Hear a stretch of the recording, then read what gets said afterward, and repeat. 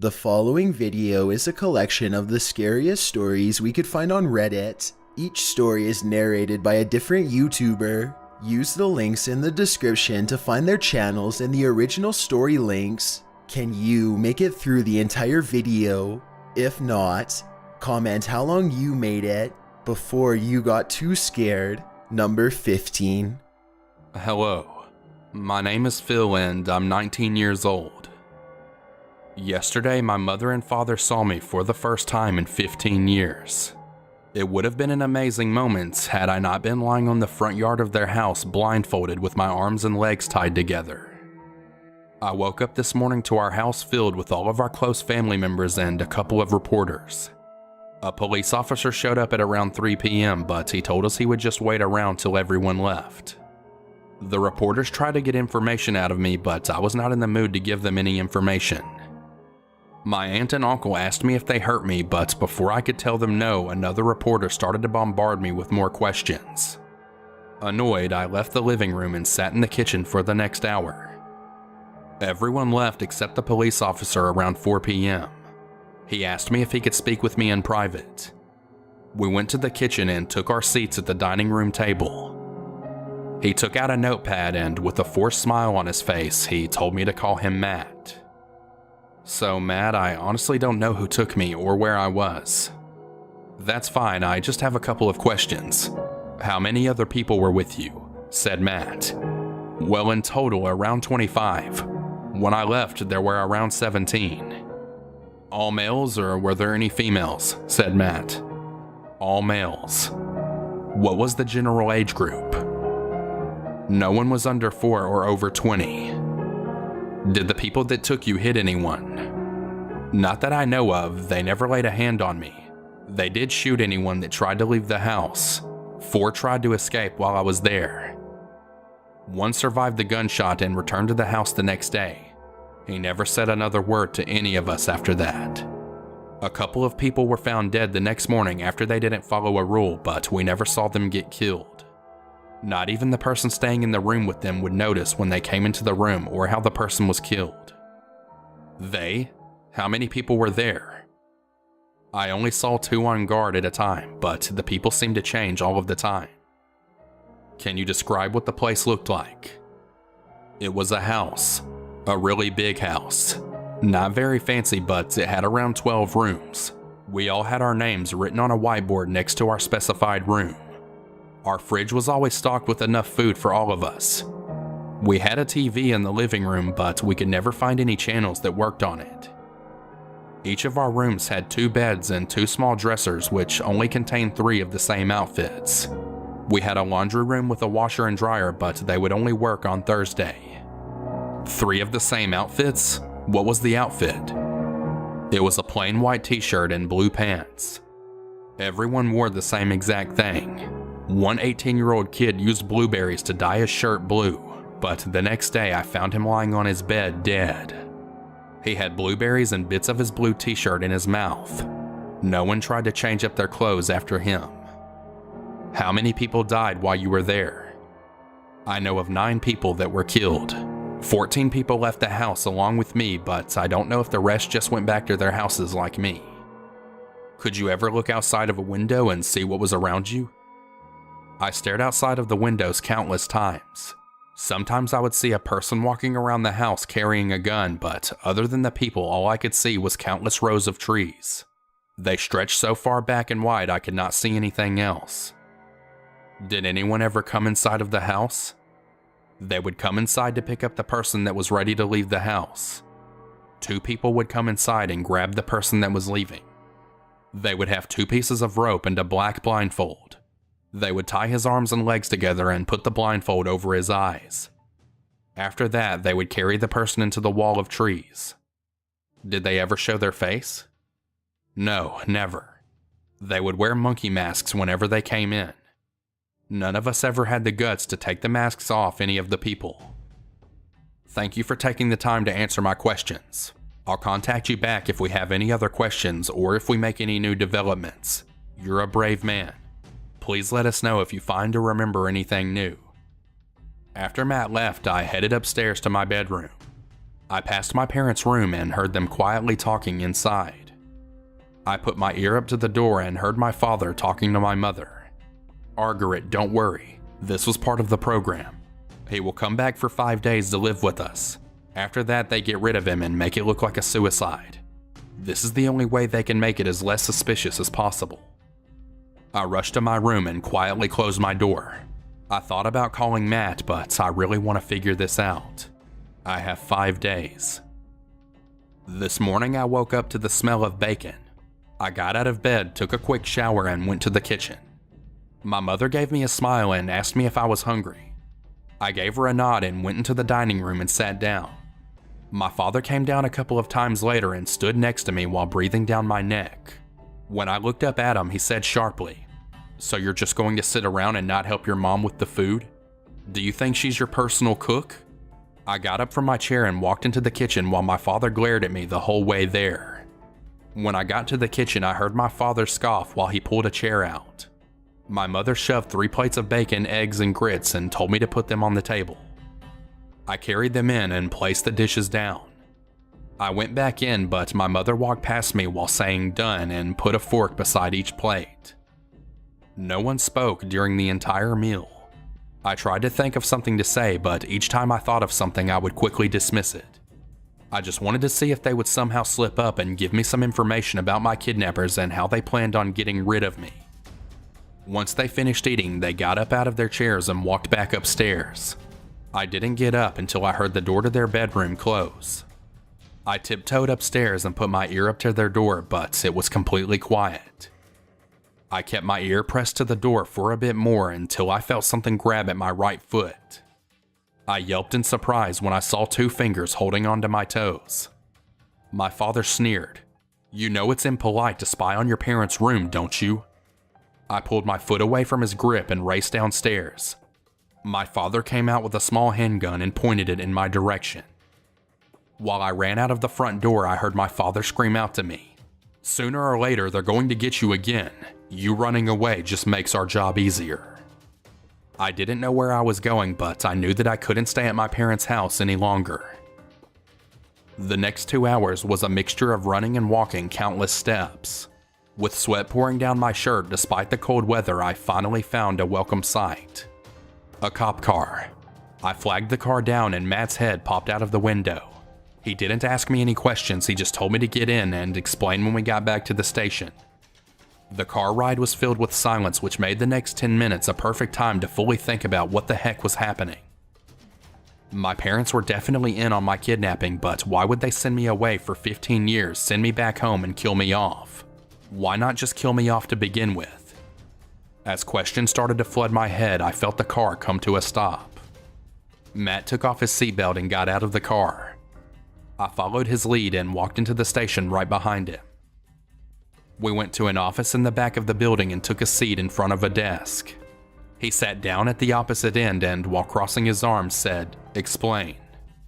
I took a deep breath and told him all about my parents' conversation the night before. How they talked about my kidnappers will get rid of me. Then I told him about the odd breakfast and almost getting shot down by my father when he found out I was trying to eavesdrop on them. He could tell that I was still shaking from the incident, so he asked me if my father said anything at all while he had the gun in his hands. After calming myself down, I told him that he told me sooner or later they were going to find me, and also that having me run away was just helping them out. Matt wrote down a couple of things from his notepad and asked me if I wanted a coffee or some water. I told him a glass of water would be fine. As he got up and started to head out of the room, I asked him if he could get an investigator or detective or anyone that can figure this out for me. With eyes filled with pity, he told me that since we were a small town, it would take some time to get anyone else down here. He gave me a little pat on my shoulder and walked out the door. He was gone for what seemed like hours. It started as just an annoyance, but it quickly elevated to panic.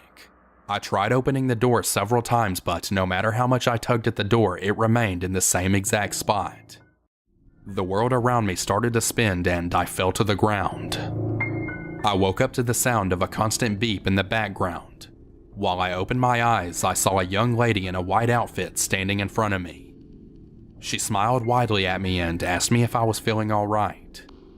No, I really wasn't. The sight of her made me freak out. I started to tear at whatever was around me. I grabbed at the pole with my IV attached to it and launched it at her. She managed to avoid getting hit by the pole and pain exploded in my right wrist.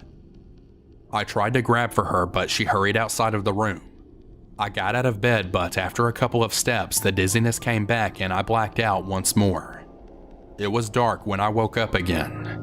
I saw gauze and tape around my right wrist and the IV was now attached to my left wrist.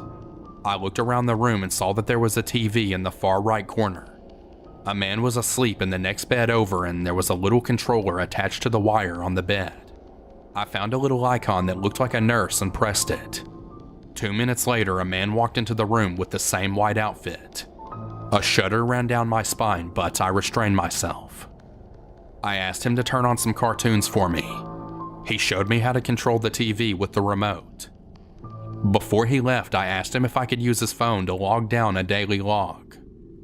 He hesitated for a second but handed it to me and told me that I have 2 hours with it before his shift is over. I was repositioning my pillow when I saw an envelope under my pillow. The letter M was written on the front of the envelope. I opened the envelope and took a photo of when I was 4 out. On the back there was a little note for me. "You're only alive because I'm a cop. I wanted to kill you as soon as I talked to you for the first time, but we already have people that will do that for us. Show this letter to anyone if you want. They won't listen. You're the kid that just came back home after being missing for 15 years. The crazy and unstable kid. It's my word against yours, bud." I'm logging to you from the nurse's phone, but as I got to the middle of this log, I had the feeling of being watched. I looked out of the window and saw my parents and Matt staring through the window of my room. When my eyes met Matt, he mouthed the words, "Stay." Without Matt, who can I trust now? 2 hours after my last log, I handed the phone back to the nurse and told him about a couple of people staring at me through the window. He looked out the window and turned back around with an annoyed look on his face. With a condescending tone, he said, "It's really not funny to joke around about things like that." Confused, I looked out the window and saw that no one was there. They were just there when I checked a couple of minutes ago. Where the hell did they go? I knew it would be pointless to try and convince him, so I just told him that I was tired and mistook reflections with people outside. He nodded his head and walked out of the room. It was now around 11 p.m. and I could not fall asleep. I turned on the TV and flipped through the channels, but nothing really interested me. My stomach started to growl, so I pressed the button with the nurse on it and waited around. 5 minutes later, a lady walked in and asked, "Do you need something?" I told her I was hungry and she left without saying a word to me back. 20 minutes later, she came back in with a couple of carrots and ranch. I looked at the plate with obvious disappointment and asked if they had anything else. I stared down at my plate for a couple of seconds after I asked her, and when I looked back up, she was gripping onto the side of my bed with both of her hands. Her knuckles started to become white and her breathing started to get heavier. With as much venom as she could muster, she said to me, "Listen to me, you little shit. I don't want you to eat. I want you to starve. You understand me? Eat the carrots or go hungry. I don't care. Just don't press that button again and go to sleep." She stormed out of the room and I sat there confused and worried. I put the plate of carrots and ranch on the side table. I started to get comfortable on my bed when I noticed a pair of eyes looking at me through the window.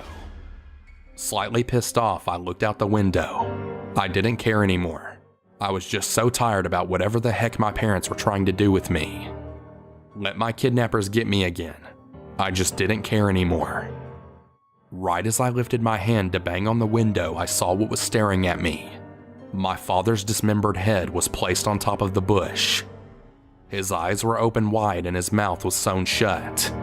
Matt was laying on the ground next to the bush with his stomach torn open, and my mother had 2 bones sticking out of her chest and head. Right as I was about to start screaming, I felt someone covering my mouth with tape. I tried to twist around, but the person holding me was far too strong. I struggled as a cloth bag was placed over my head and I flailed around as much as I could while my arms and legs were getting tied together. The person picked me up and at a very fast speed. I heard him rushing out the doors and the cold air instantly hit me.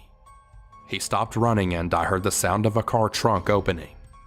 I tried screaming through the tape, but I knew there was no way anyone could hear me. I was thrown down and the person closed the trunk door. I heard 2 doors open and shut, and a couple of seconds later I felt the car peeling out. I knew for a fact that I was going to die. There was nothing I could do. I tried to get as comfortable as I could, but the trunk was far too small. Every single minute I felt the trunk get smaller and smaller until I couldn't move my body at all. Having a bag over my head and only being able to breathe through my nose made me feel like I was truly trapped and helpless. I just wanted to die. I wanted to give up, but even that option had been taken away from me. That is when I decided to start throwing my body against anything that was in my way. I started to gain more and more space until the car came to a stop. The sound of a child's laugh brought a wave of fear across my body.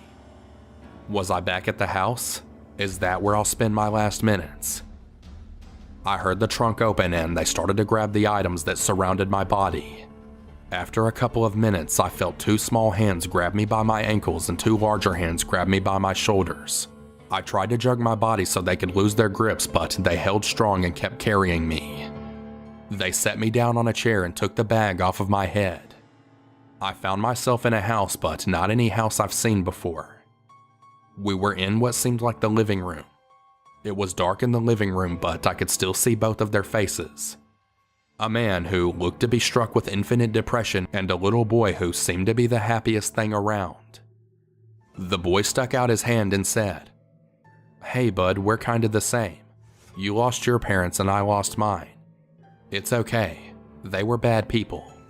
By the way, your mom didn't taste as good as your dad, so I didn't really want to finish off your mom, but your dad is kinda still with us." The man put his hand up to the boy and stared at me for a bit before saying, "I don't know what kind of trouble you're in, but be calm. We were told to help you, so we did." I wanted to be calm, I really did, but after what the boy said, how did they expect me to be calm? I tried to think of a way to ask a question that won't set the boy off on me. Once I thought of one, I took a deep breath and asked, "So why the killing or the eating? I know they were evil, but why them and not anyone else? Why did you take me instead of just leaving me there?" The man sighed and glared at the boy. He shrunk down in his seat and muttered, "I was just trying to help." The man looked back at me and said, "We'll kill because that's what we were told to do. Sometimes we don't kill, but most times we do." The boy has developed taste through his parents. They did the same thing we do now, but they started to lose control with hunger and started killing innocent people. I don't know why they chose your parents and the cop. I really don't. They told me to take you, so we did.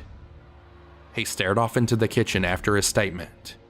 After thinking about his answer, I only had one more question. They? Who's they?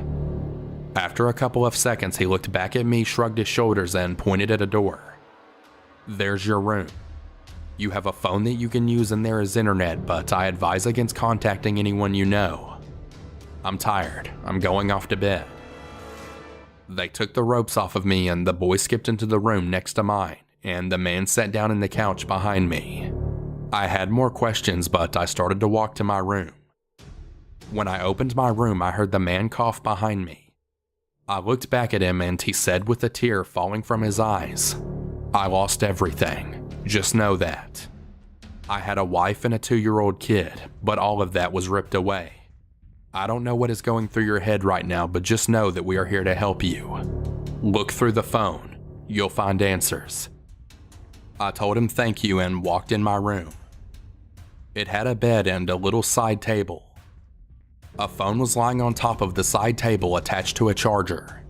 I took it off the charger and looked around the phone till I found the button to power it on. There were only 2 icons on the screen.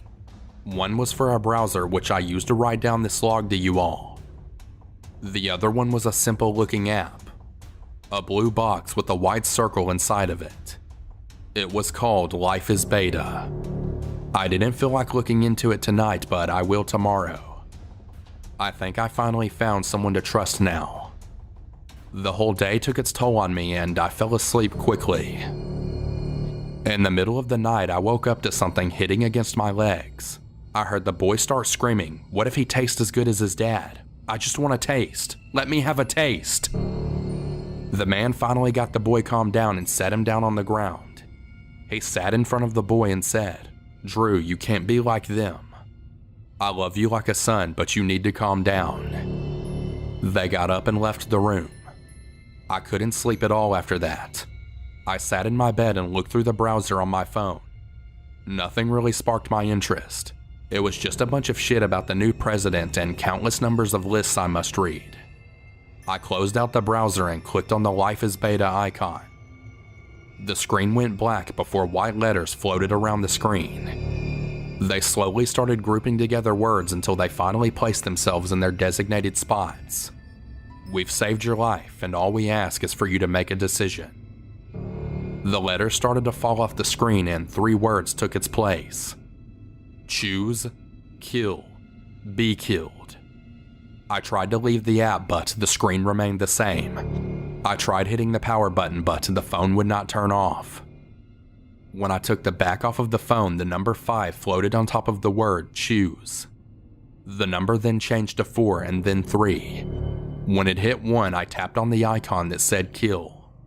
The app closed down and I turned the phone off.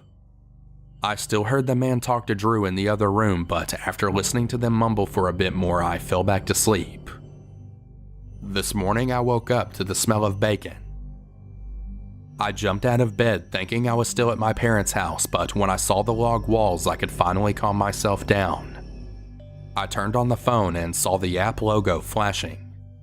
When I clicked on it, I saw a character that looked exactly like me floating in the middle of the screen. He was flashing, so I tapped on him and the phone went black for a second, and then showed the character sitting in an identical bed as me.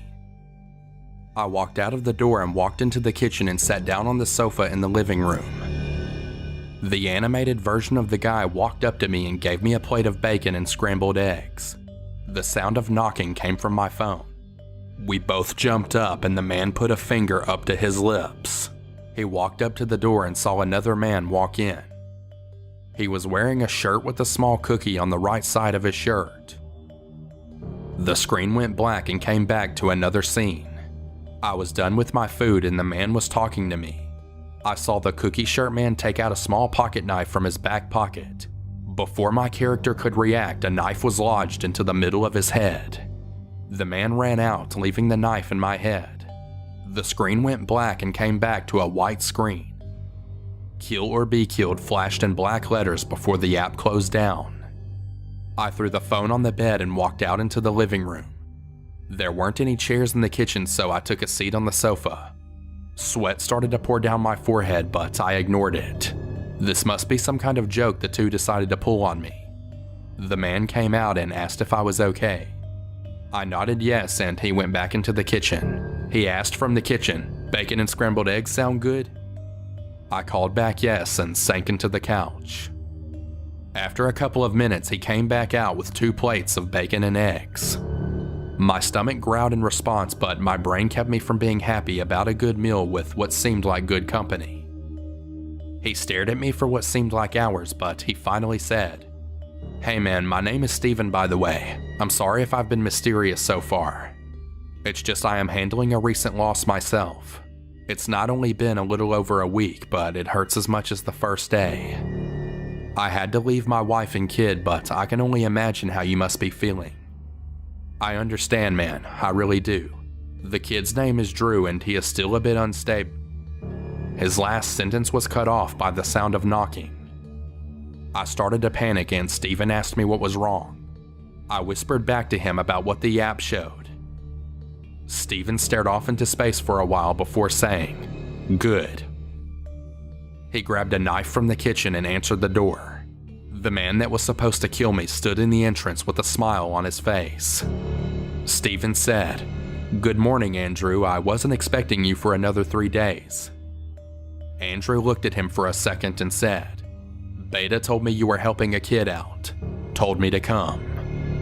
Andrew started walking towards me and Steven crept behind him for a couple of paces before jamming the knife in Andrew's back.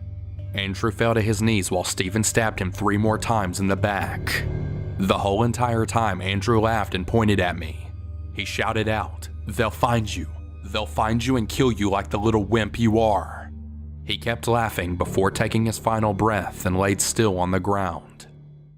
I heard the sound of little footsteps behind me and I looked back to see Drew grinning ear to ear. He shouted with joy, "Oh, you did it! He's dead! I can't wait to see how he tastes." My mama and daddy told me that he must be sweet from all the cookies he made and ate. Steven responded with, "No time, we need to get out of here now." Beta told me that we need to leave by 8 and it's already 7:45. Drew started to whine but followed us to Steven's car. When we were all seated in the car, Steven started speaking. "We have 1 hour.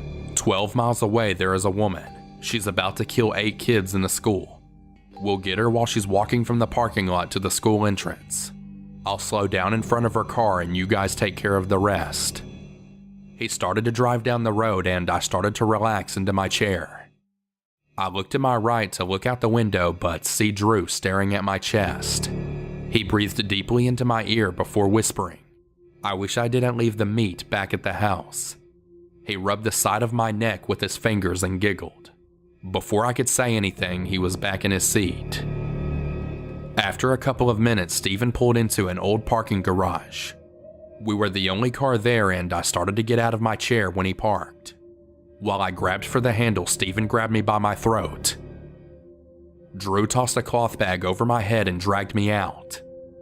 I landed on hard concrete. I grunted and started to scream. Drew laughed and then said, "Screaming won't help. There is no one around. You chose to be killed and that's what we're here to do." They took the bag off of my face and found Drew's face incredibly close to mine. He smiled before slapping me lightly on my face. Steven looked like he was about to cry, but he managed to contain his emotions. He took out a gun from the back of his pants. He said he was sorry before putting the gun up to my forehead. I didn't want to sob or plead for my life, but I couldn't think of a different way to react.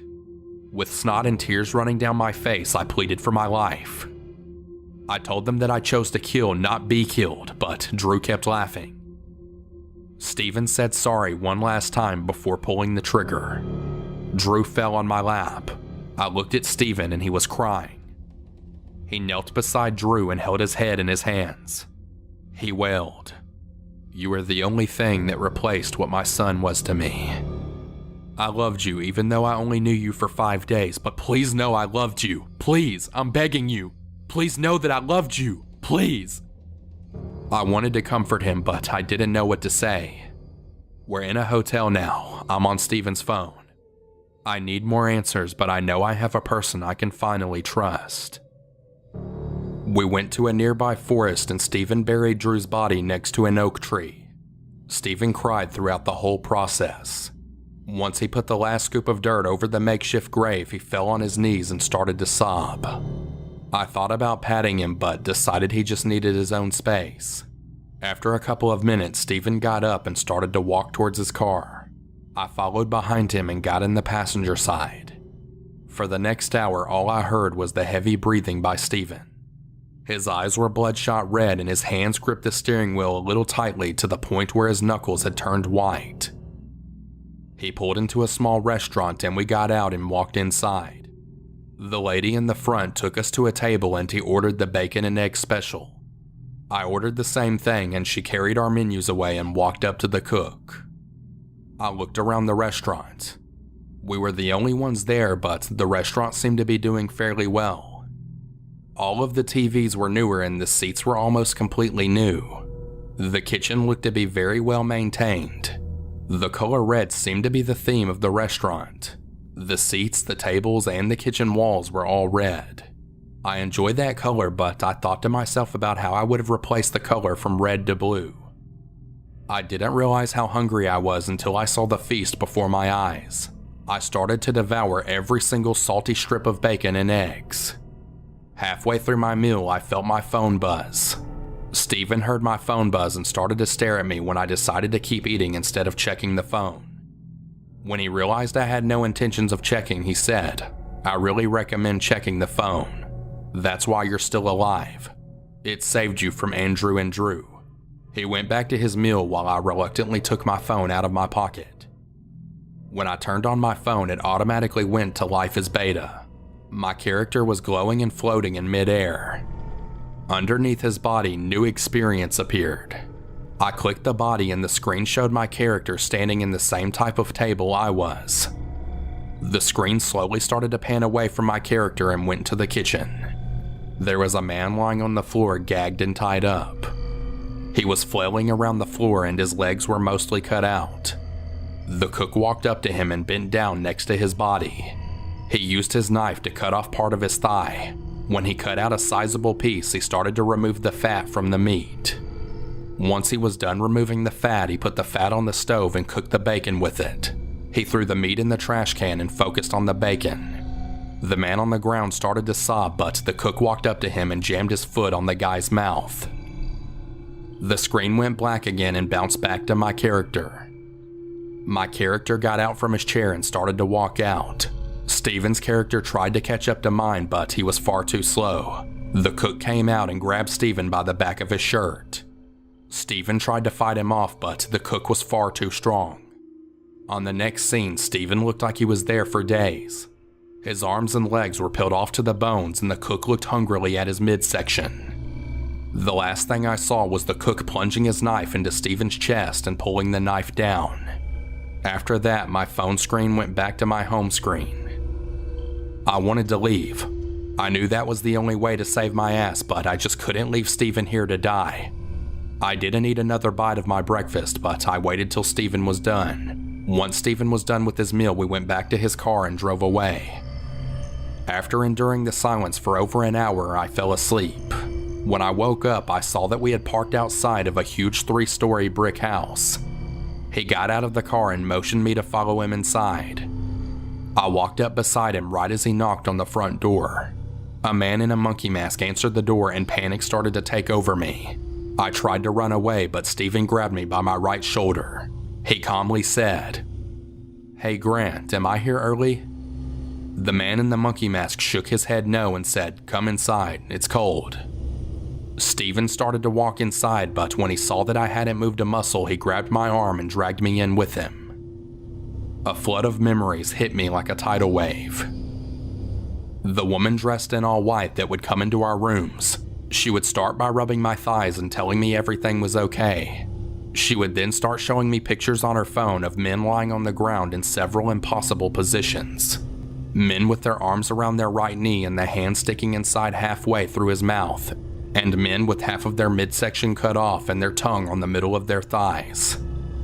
One guy that would come into our house with a knife in his hand. He would say, "Are you the one?" before finding the right boy and plunging the knife into his chest. They gave us schooling every week, but on Wednesdays they would tell us the best way to end a person's life. In the middle of my thoughts, Steven grabbed his pocket knife out of his back pocket and plunged it into Grant's neck. As Grant started to cough up blood, Steven tossed me his keys and shouted, "Go!" I didn't want to leave him there. I really didn't. In the last couple of days, he was the only one that I have grown to trust. The only one that I have felt was actually family. He had taken down 4 people before getting stabbed dozens of times by 3 other people. I knew I couldn't help him. I knew that the only person I have loved is now dead. I ran to his car and started up his engine. I watched him while he drove his car, but no matter how long I watched him drive, I managed to wreck his car within the first 10 minutes I drove it.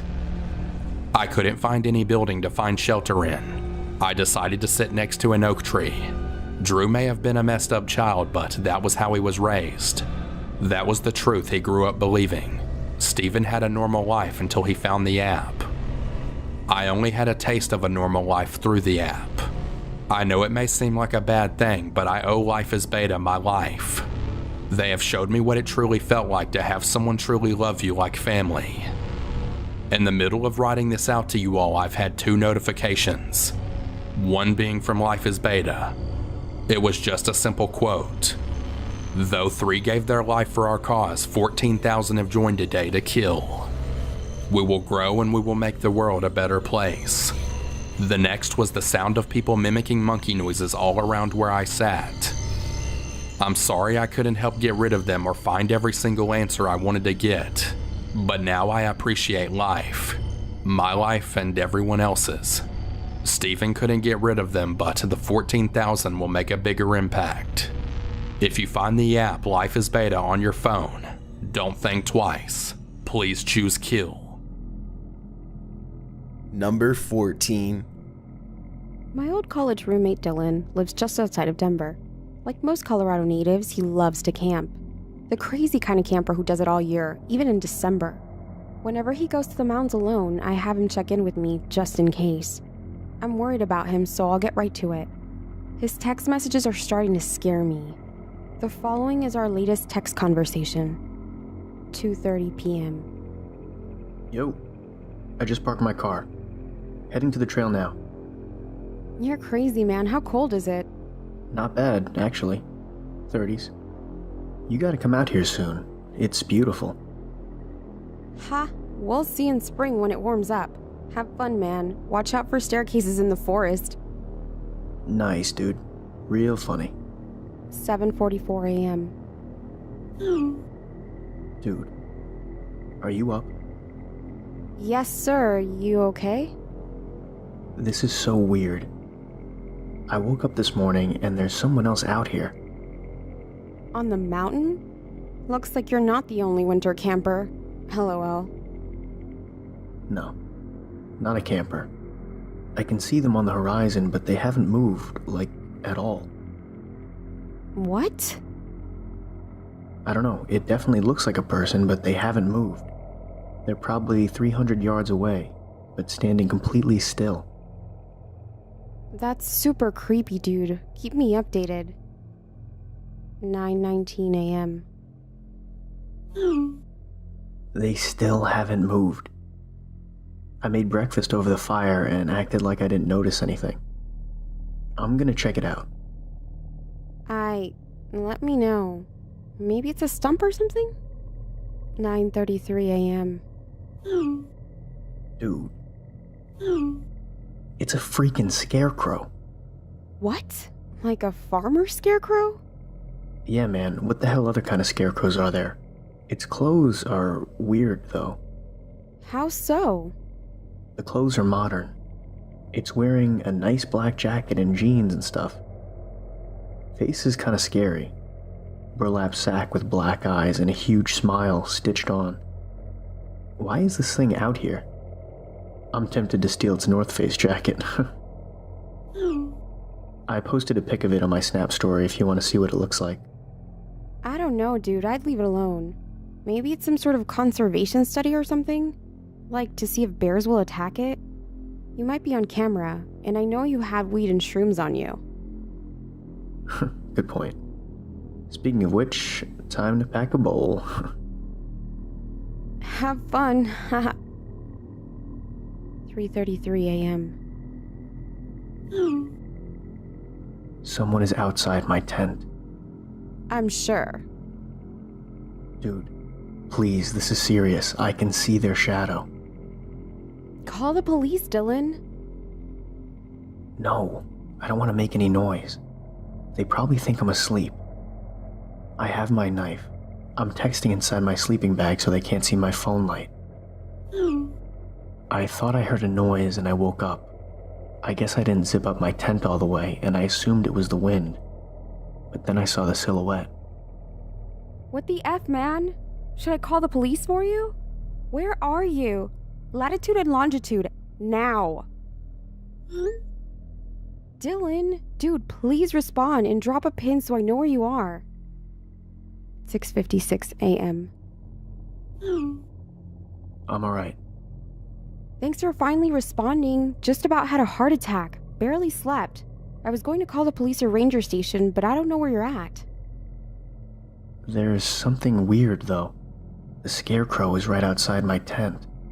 Someone put it there last night while I was asleep. That's the shadow I saw. I don't like this at all. Go home, man. Seriously. That's messed up, even if it is a joke. I'm about 4 miles from my car. I'll text you when I get back to it. Also, I forgot to mention something. What? My hat was on top of the scarecrow this morning. Someone must have gone into my tent last night while I was asleep and put my hat on its head.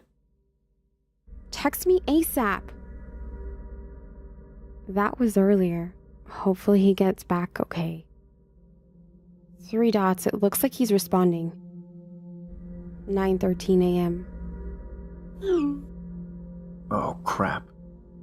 Someone slashed my tires. And there's another scarecrow by my car. I've been working with the Denver Park Rangers and police. They're not telling me anything. They said that they have the situation under control. I am not convinced. Here's my last conversation with Dylan. 9:25 a.m.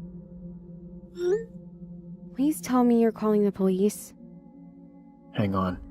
I'm gonna see how bad a shape the car is in, and yes, I'm calling them. Alright, let me know ASAP. 11:45 a.m. What's going on? 12:30 p.m. We'll text later. Not safe. Dylan, please let me know what's going on. 2:15 p.m. Alright, I have a second to catch you up.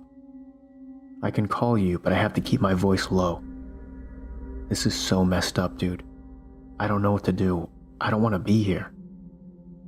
Also, my iPhone is dying and I'm gonna have to switch over to the crappy flip phone I use for work. WTF, dude, what do you mean by not safe? So I went to try to start my car to get a quick charge on my iPhone and see how bad the tires were. The engine wouldn't even turn over. The scarecrow was standing right in front of my car, like a foot away. It smelled so bad, dude. Like rotting meat. I called the police and told them about the car, and that I was stuck. They transferred me to the ranger station to explain where I was for assistance. That's when it got weird. What do you mean? The ranger seemed pretty lax about it at first, like, "Where are you? Stay calm, we'll send help, just stay where you are," etc. Monotone voice like he's used to it. Then I mentioned the scarecrow, and the ranger was different. Different? He became really serious and panicked. Here's how it went. Did you say scarecrow? Yes, sir. I need you to be very clear and very honest, son. What exactly did it look like? I described the one back at camp wearing my hat. And you said there's one by your car now. Yeah, it smells terrible. What is this one wearing? Nothing. Just burlap and cloth. This one's face is frowning. Wait. It looks like something is on its chest. It has a piece of paper pinned to it. Anything else? Yeah, something is written on the paper. Son, I need you to listen to me very clearly. Okay. I have some bad news. I'm in my truck now, and I was headed your way. The bridge leading into your trail is partially collapsed and impassable. We're not sure how it happened, but we have emergency crews working on it now. I need you to start moving this instant. Right now, you are at the north side of the mountain, and I need you to go down to the south face. That's where we'll meet. Do you have a compass and map? Yes, sir. Good. Alright, here's the exact point to meet. That's the exact point where I will meet you. Do not stay where you are. Get away from your car. Most importantly, do not hang around any of those scarecrows. Do you understand me? If you see any more, I want you to run as fast as you can away from it. Clear? I will. Trust me. I need you to keep moving. What's going on? Am I in danger? What does the scarecrow have to do with anything? Listen, just keep moving while the sun is up, and make as little noise as possible. Are you wearing bright clothing? No, I'm not. I have a dark brown coat and gray pants. Good. Try and stay out of plain sight as much as possible. Move quickly, and call me if you see or hear anything unnatural. Unnatural? You'll know, but only make phone calls if absolutely necessary. When night falls, stay warm and hidden. No fires. If you hear anything in the night, do not run. Stay as still and quiet as possible. Wait, will you tell me what I should be looking for? Get moving south, now. Wait, Then he just hung up. Where are you now? Moving south.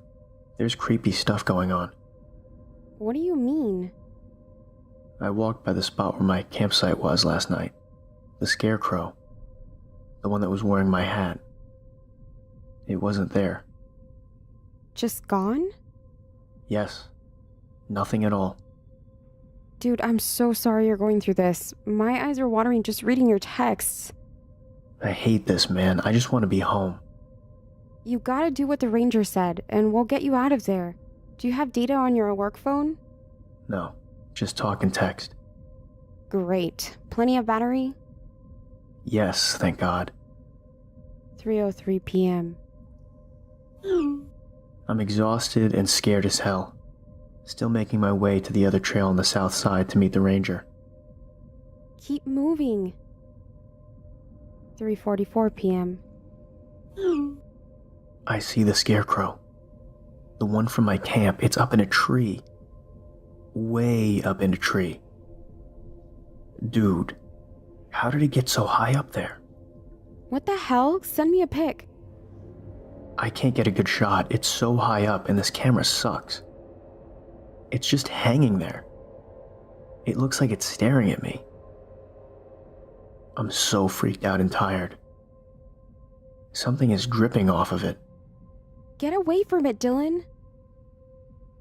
4:17 p.m. The sun's about to set. I'm gonna find a place to sleep. Dylan, you never told me what was on that note. The one that was pinned to the scarecrow. By the car. 4:32 p.m. Oh yeah, you're right. It said, "Are you scared yet?" Who the hell do you think is doing this? Dylan? 7:01 p.m. Dylan? Are you okay?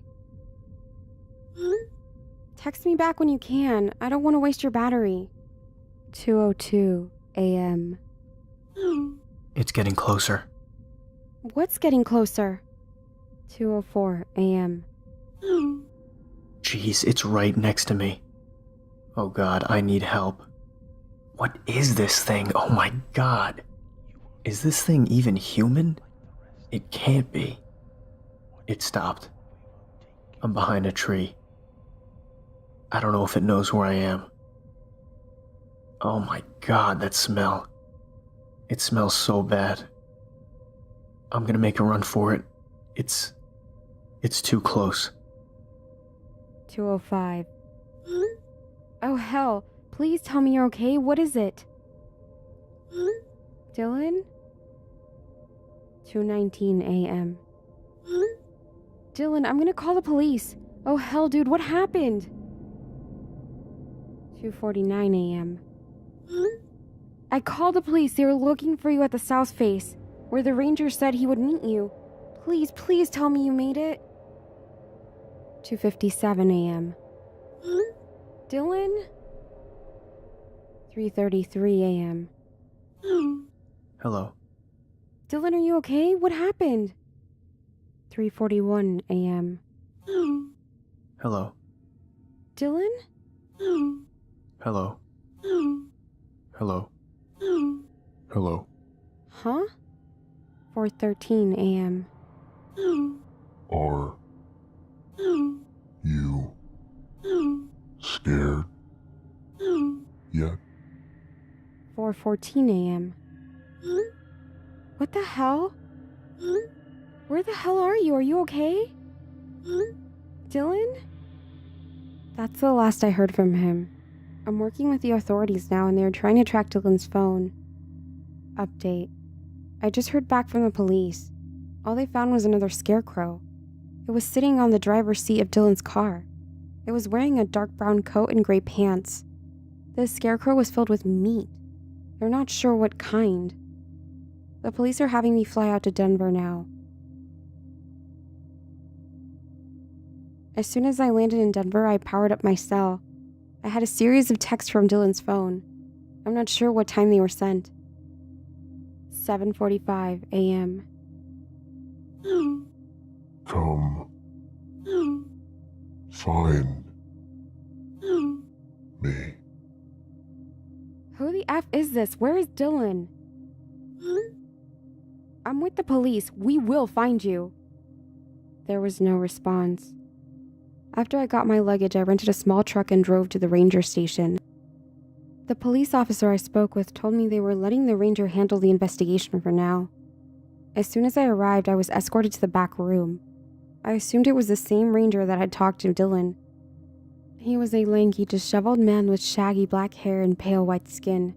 He reeked of smoke and looked like he hadn't slept in years. I sat down across from him.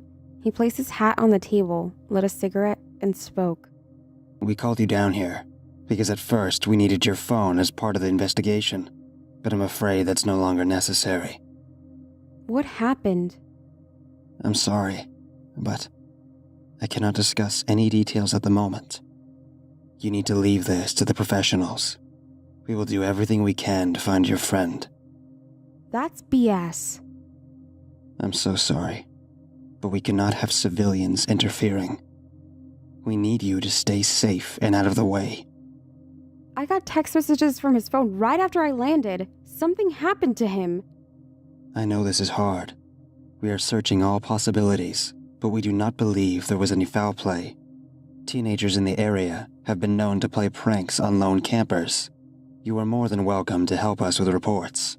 I know how hard it is to lose a friend. Oh, and these teenagers slash tires and steal phones to send violent threats too? Effing do something. You even told Dylan that he was in danger. I promise. We are working night and day. I think the best thing to do is stay off the trails and be there for his family and... I couldn't even let him finish his sentence. I was too upset. I stormed out and he didn't attempt to stop me. I know that was all BS. What was he trying to keep from me? I had text evidence that Dylan was being followed by someone or something. I'm going to figure this out. I went to the only place I was familiar with in the area, Dylan's apartment. I still remembered his door code from the last time I had visited. The apartment was eerily quiet. I was overcome with feelings of fear and sadness. As soon as I saw a picture of Dylan in the kitchen, I couldn't help it. I had to cry. After a few moments, I collected myself, opened the fridge, and pulled out a beer. I needed to sit and think. As I got up to throw away the empty beer bottle, I saw something in Dylan's kitchen, his Colorado map. I had forgotten all about it. Dylan used this large topographical map to keep track of all the places he'd trekked. The map was riddled with black thumbtacks and a few white ones. Dylan's method was simple: black thumbtacks for the areas he had already explored, and white for his upcoming adventures. I wrote the coordinates on the white markers. I searched through Dylan's apartment and collected the remaining camping gear. I grabbed a wooden baseball bat from his closet as well. I knew where to go. I loaded the truck, tossing the supplies in the truck bed, and headed to the mountain. It was a long drive. Eventually, I passed the old bridge on the way. I didn't notice any sign of recent construction. 10 minutes later, I pulled up next to Dylan's car. It was eerie to see yellow tape wrapped around the body of his white sedan. It made the situation all too real. As soon as I parked the pickup, I dropped a pin on my phone. After what seemed like an eternity of hiking, I reached the point of the map where Dylan had marked, and I got to work setting up camp. I was running out of daylight. I constructed my tent and placed a sleeping bag inside. As soon as night fell, I lit a large fire and quietly snuck away from camp. I took cover in the trees about 100 yards away. I posted up beneath a large tree, cracked open an energy drink, and kept my eyes glued on the tent. 11:13 p.m. Nothing. I thought I heard a few footsteps rustling in the leaves, but I chalked it up to wildlife. 12:02 a.m. It was quieter. Still nothing. 1:10 a.m. Oh hell! I yelled as I jumped. I almost had a heart attack. 3 deer walked by me. I had started to nod off, and they woke me up. 2:23 a.m.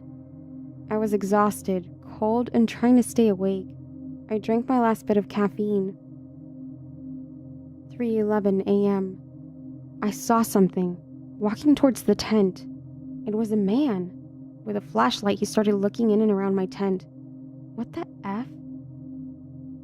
3:13 a.m. He noticed no one was in the tent and started shining the flashlight around the woods. He didn't see me. 3:19 a.m. He started leaving and headed south. I followed. I took off my boots so I could walk quietly, threw on a couple more pairs of wool socks and kept my distance. 4:01 a.m. I continued to follow, taking countless turns in the dark.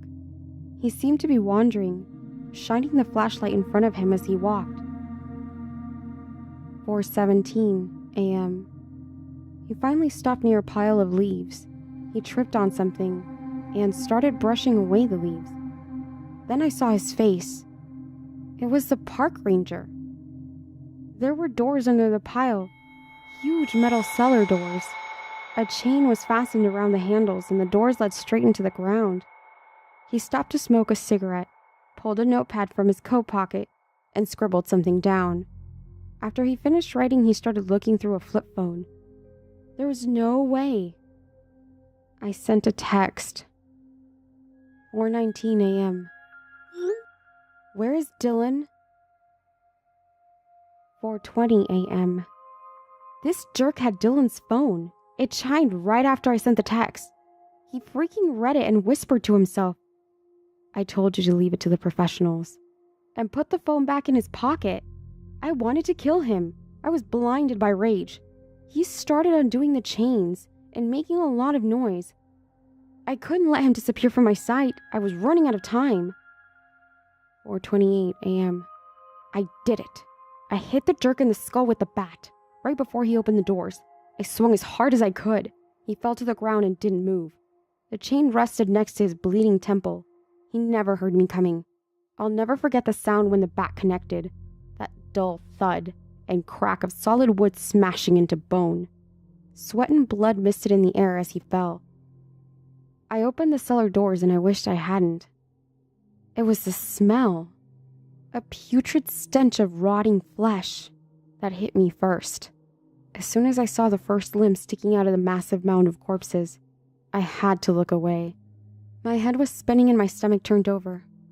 I ran. I was mortified by what I had just seen. 6:48 a.m. I got back to Dylan's apartment. I was still sweating and breathing heavily as I bought a plane ticket for the next flight home. I decided the best plan was to call the police when I landed. I just wanted to go home. My heart was pounding. 8:58 a.m. Red and blue lights flashed outside as a police car pulled up to Dylan's door. I had to try and keep my cool. I spoke with the officer. I felt like I was going to vomit.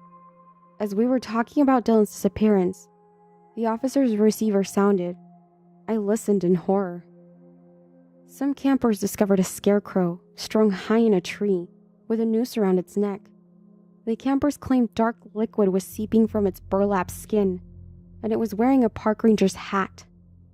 My thoughts began to race. I made a huge mistake. The ranger was just investigating a lead which led him to the cellar.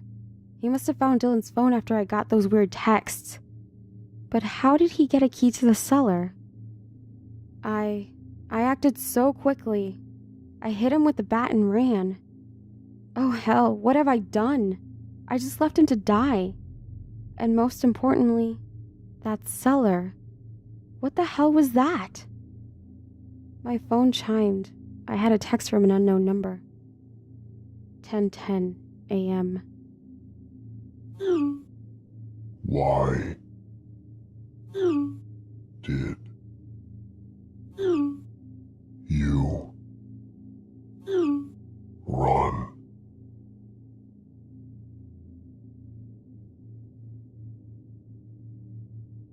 Number 13.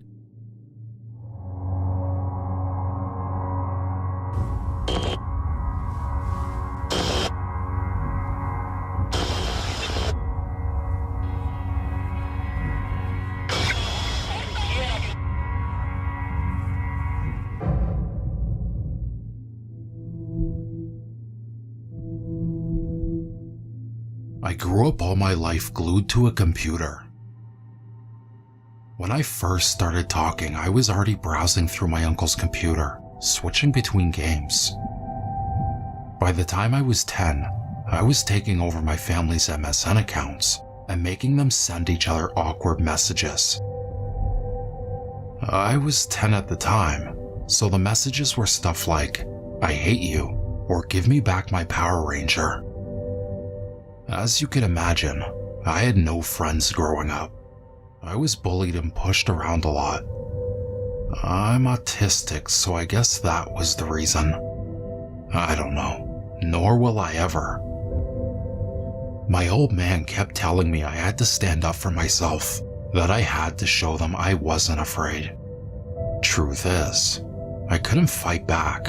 I tried, but my punches were weak and my kicks would tickle. I spent the best part of 6 years thinking the only way I could fight back was by physically fighting them. Little did I know that the world I grew up in, the virtual world, was about to become a second life for everyone.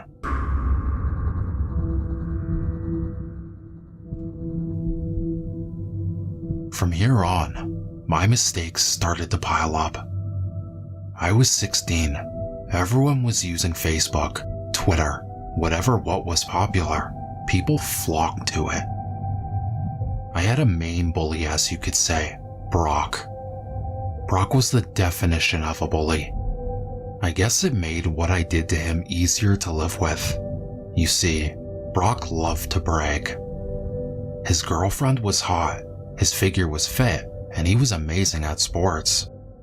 His only downside was he was completely dumb, and he hated anyone that excelled academically. Surprise, surprise, I was the smart one. I guess that was the upside to my autism. He hated that, and proceeded to make my life a living hell. I tried fighting back again using my weak body, forgetting my strongest weapon was my mind. So one day while I was browsing Facebook, I came across Brock as a suggested friend. He was now in my world, and suddenly, something clicked. I created a burn account, jazzed it up and made it look legit. I added Brock as a friend and proceeded to find out as much as I could about him. I found his girlfriend as well, and I also sent her a friend request. I then sent Brock an email from Facebook claiming his account had been compromised and to download a PDF file with all the security measures updated. What a complete fool. I had access to his laptop and proceeded to find everything there was to know about him. I knew so much that at any point in time, I could tell you where he was, what he was doing, and who he was doing it with. I also had his laptop camera send me images every so often, just so I knew what he was up to. When his girlfriend came over, I was ready. I booted up my online dating application and started sending messages to Brock. "Hey baby, can't wait to see you tomorrow. Last week was a blast." I won't go into so much detail, but due to the fact that I knew what he was up to, it was easy to convince his girlfriend that his online babe was real. I didn't stop there. I downloaded on his laptop as much gay porn as I could find. At a time where homosexuality wasn't as accepted as it is today, you could imagine how his parents reacted to his fun drive. He didn't come back to school since then. My guess is he moved out of town. I don't know. I didn't care to look anymore. To me, that was a small victory, and I relished in it. Now, I wish I would have stopped there. Oh God, I wish I stopped there. You see, I was addicted. That feeling of justice being served by my hands was one I loved and wanted more. Due to those desires, I eventually started to target criminals, the type that use the dark web to hide and spread their filth. For 4 straight years, I was a pain in their life. Pedophiles, rapists, heavy drug dealers, you name it. If they were online, I was making their lives a living hell. I thought I was being smart. I thought I was hiding myself pretty well. But man, something was following me every step of the way, and it would soon tell me. I woke up one morning as any normal day. I booted up my desktop and browsed Reddit. The usual was on. Guys complaining that something was overpowered, something was underpowered, the game designers weren't listening, and the usual morning chuckle. That's when I heard a ping. The Facebook Messenger notification sound. Funny. I didn't open Facebook yet. Maybe I did and I forgot. It was odd, but not enough to sound any major alarms. A message from someone I don't know, and it read, "Hey Danny, what's the weather like in Japan?" What the hell? Weather in Japan? I'm on the other side of the world. The name read James Puckerson. On my other monitor, I started to go through his profile, trying to find any mutual friends. You know, someone I met in a party or something. I then responded with, "Sunny, I hope. Anyone who knows me knows I hate rain." I kept looking, but nothing of interest pops up. James then replies, "Oh, a funny guy. Tell me, Danny, do you enjoy playing games?" At this point, I think he's referring to video games. Yeah, dude. What do you have in mind? League of Legends? Dota? I don't mind. Oh, Danny. I didn't mean one of those childish games. I mean a real game. You know, the type that involves putting one's life on the line. I let out a chuckle. Someone probably hacked my Facebook account and is now trolling me. This isn't a joke, Danny. I take these games extremely seriously. Okay, what? How did he know I laughed? Did he guess? There's no way he can see me. My camera isn't even plugged in, and how could he have gotten into my apartment? My Facebook profile had a fake address on it, and I never used my real address for anything, not even Amazon or eBay. This has to be a joke. I then wrote, "Sure dude, I'm bored anyways." I was buying time to try to find out where this creep was. I scoured everywhere trying to find any small clue to latch onto. That's when I found something, kept going, and looked into it more, eventually leading up to an address. When I looked at the address, I completely froze. It was my address. I was the only one living there, but somehow this creep was using my address as a cover. Another message. "I see you've gone extremely pale, Danny. What's the matter? Don't believe in ghosts?" I couldn't move. This guy could see me. He knew every move I was making, and I didn't know what to do. Do I run away and burn everything down? Fry my hard drives and shred my motherboard? What is going on here? Ring ring, Danny. Ring ring. My phone starts to ring, but it isn't James. The caller ID read, "Mum." I immediately picked up the phone. I did, however, hesitate to speak. I can't show my mom I'm afraid of something. She'd worry way too much, so I try to act cool. Hey Mom, is everything alright? What I heard next made me drop my phone in horror. It made me realize that this was real, and this wasn't a joke. A voice, obviously modulated to hide the identity of the caller, but the threat was real, and I knew who it was. Hey Danny, what's the weather like in Japan?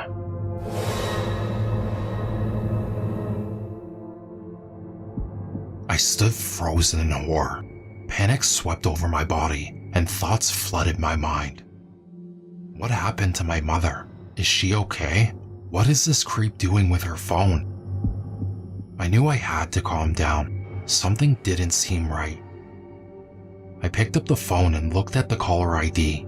It just said Mum, no number. How could I be so stupid? He was just masking his caller ID. Must be to throw me off balance. I'll play along. There must be something I'm missing. What are you doing with my mom's phone? Where is she? Is she okay? A laugh came from the other end. A deep, disgusting laugh. I decided to record the call. Maybe I can play around with the recording and find this caller's real voice. It may not be much, but this creep knows where I live and probably who my parents are. That's when he starts talking. Oh, Danny. The safety of your mother depends on the outcome of our little game. I told you one life is on the line, but I should have elaborated and said it shouldn't necessarily be the player's life. So, are you ready to play? At this point, I had a thought. How can James see me? I have no cameras connected to the Wi-Fi. My desktop camera is disconnected, and I ripped out my laptop camera when I got the damn thing. Another option would be he broke into my apartment and installed cameras when I was out. But why would he risk getting caught like that? I may have cameras at home and catch him doing it. No, he must be using one of my devices. It doesn't seem like I have a choice, James. So let's play. We've all watched those horror movies. These games weren't exactly a Mario Kart sort of level. Suddenly I knew. I wanted to throw myself from my apartment for how stupid I'd been. In my hand, I held the single device that had a camera and was connected to my Wi-Fi. My phone. I didn't want to jump to the conclusion that that was the only camera that was being used, so I decided to test it. Before I do anything though, he then begins to speak. Well, Danny, I must say, you've got some balls. Most guys would have started to cry or beg me to stop. This will most certainly be fun.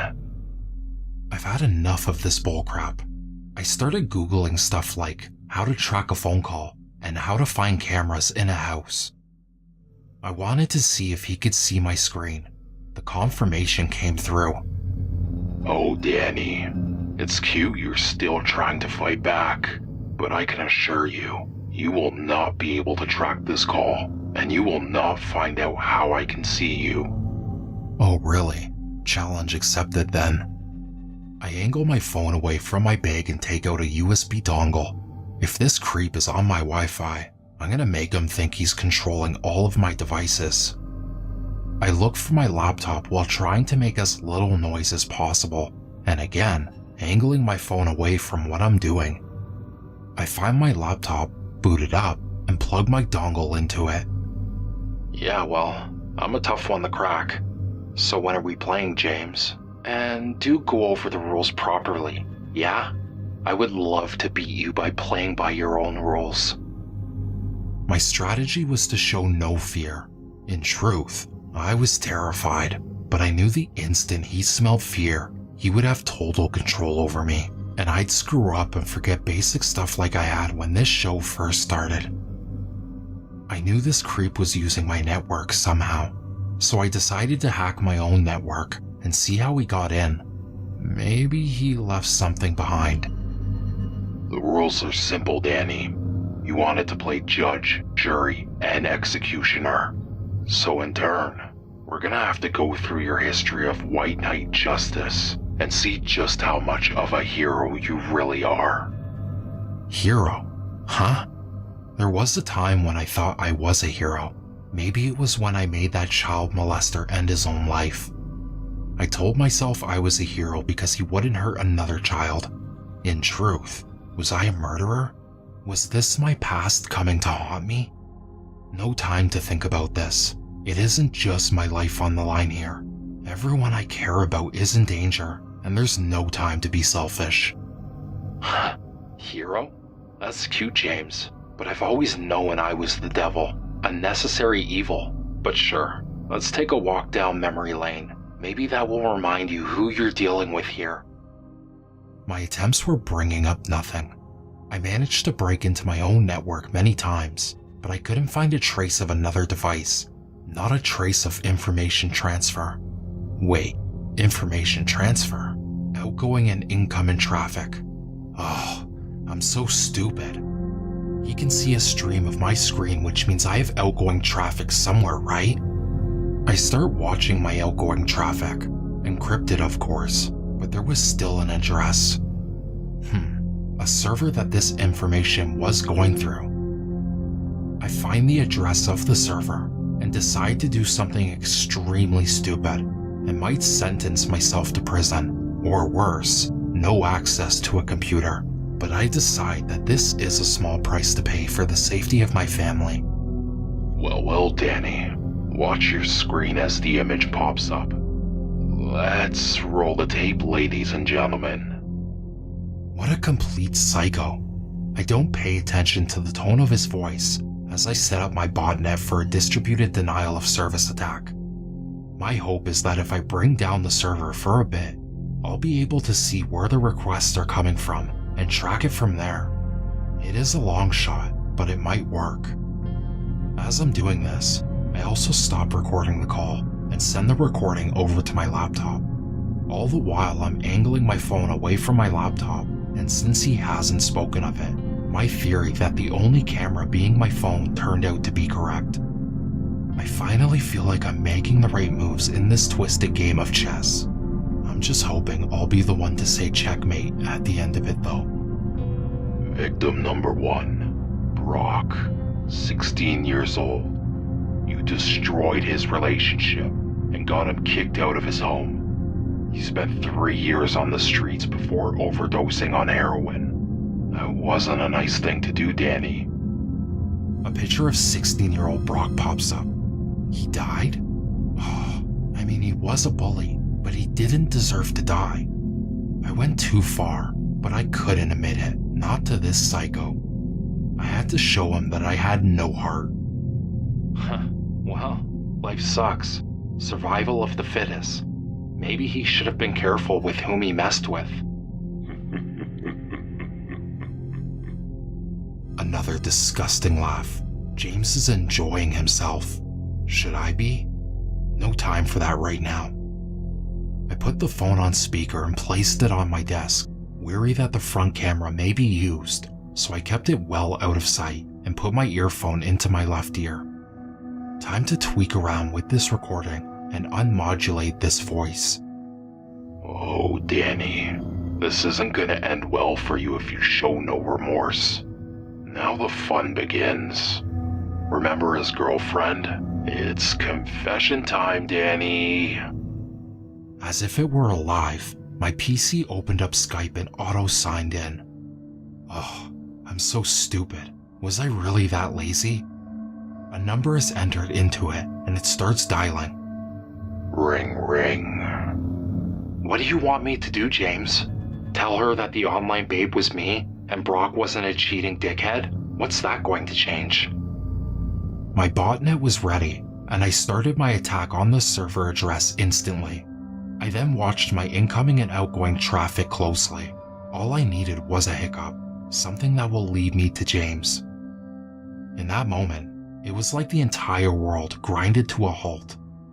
In that moment, it wouldn't matter to me if the moon was crashing down onto Earth to end all life as we knew it. All that mattered was this stream of information. I could hear the second hand of my watch ticking. There, a clue. Phew, I was starting to lose hope. I start working on it. Did James notice? I'd imagine his connection to my network might have dropped since I saw a request ping, but nothing going back. Was he too busy trying to guilt trip me that he got cocky and didn't notice? My Skype was still ringing. Was she going to pick up? Hello? A girl's voice. She sounds kinda cute actually. Is James hooking us up? Okay. Wrong time for jokes here. James speaks to me. Go on, Danny. Answer her. Tell her your name and what you did to Brock. I decided to play along. It's true he didn't call me from my mom's number, but that doesn't mean he still can't hurt her. Liz? It's Daniel Kurt. We went to school together with Brock. There was a pause. I can't imagine how awkward this must be for her. I didn't have the time to care though.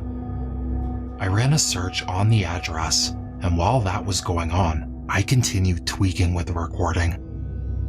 Danny? That loony kid that used to get beaten up all the time? Ah, what a cow. I had to fight back the urge to show and educate her on what autism is. Whatever though, it's not my concern. At least breaking this news to her won't be as painful to me as I thought. Yeah, that's me, the loony kid. Anyways, so listen, I don't suppose you remember Brock Leland? You kinda slept with him at that time. Maybe not the best choice of words. Yeah, I remember him. I heard he died from a drug overdose. Makes me feel horrible breaking up with him. Another pause. Why? How do I say this? This is a confession. If she takes this to the police, I'm screwed. I wonder if there's any chance I have getting away with this. I was 16 though. Does it even matter? I read somewhere that crimes committed before 18 aren't dealt with anymore. I mean, I was just a kid. To hell with this.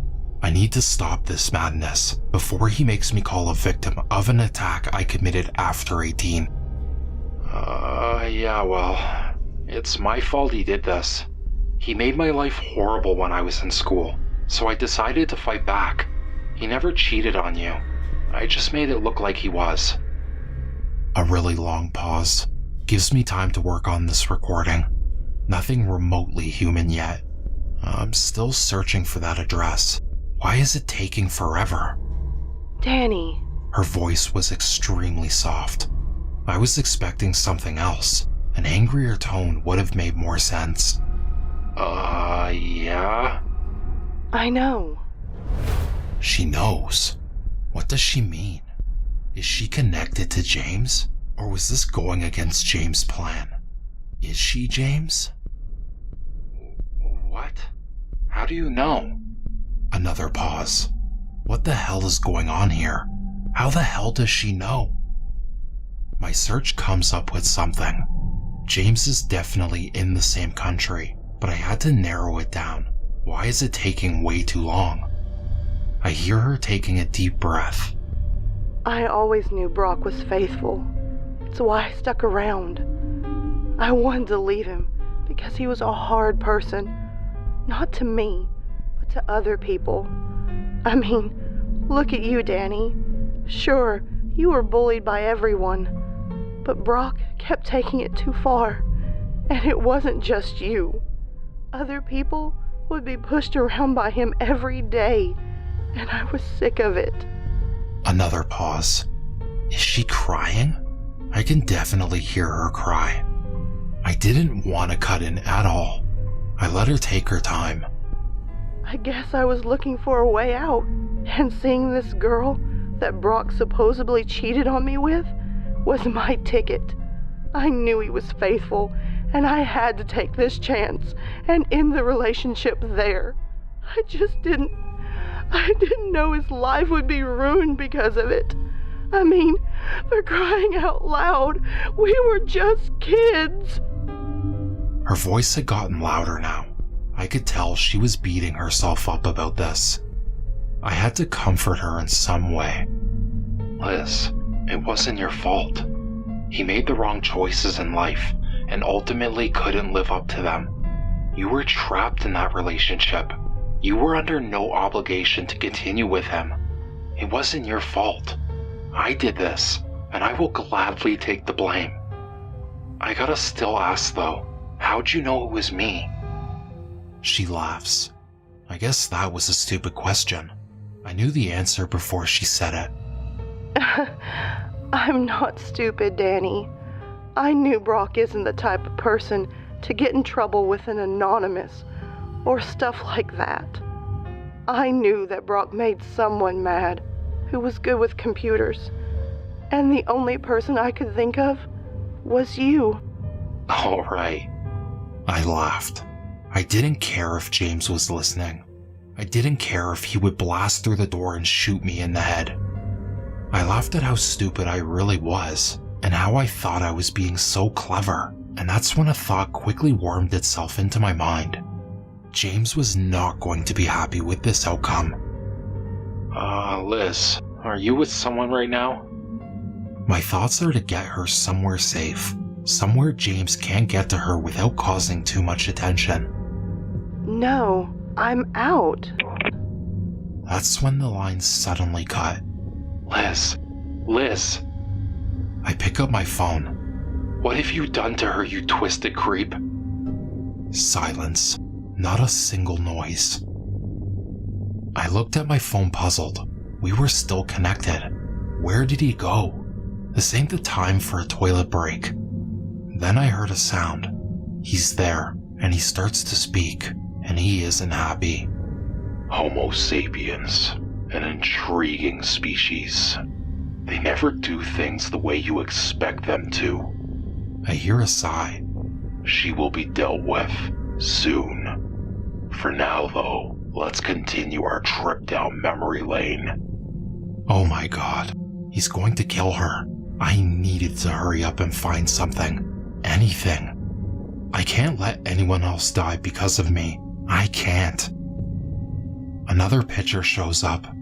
The child molester that I scared and ended up taking his own life. What sort of justice was James looking for here, if any at all? I start to panic. Why is he making me do all of this? Surely he knows I did these attacks. He has the evidence. Why not just turn it over to the police? That's all the more reason to find this creep. Jordan Fisher, age 36. You masqueraded as all the children he molested and caused him to take his own life. Now, you might think this is an act of heroism, but if so, why haven't you told anyone about your heroic act, Danny? He was mocking me. His continued talk of heroism disgusted me.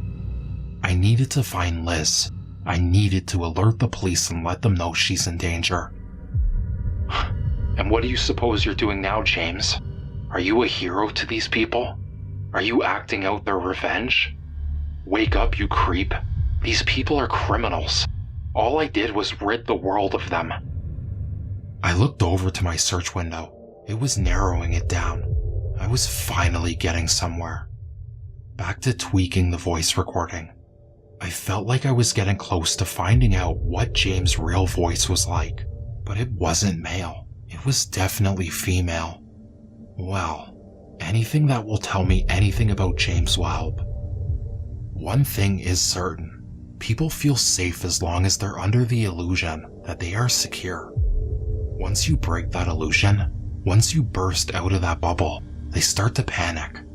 And one thing you can be certain of, people that panic screw up everything. It's human nature, I guess.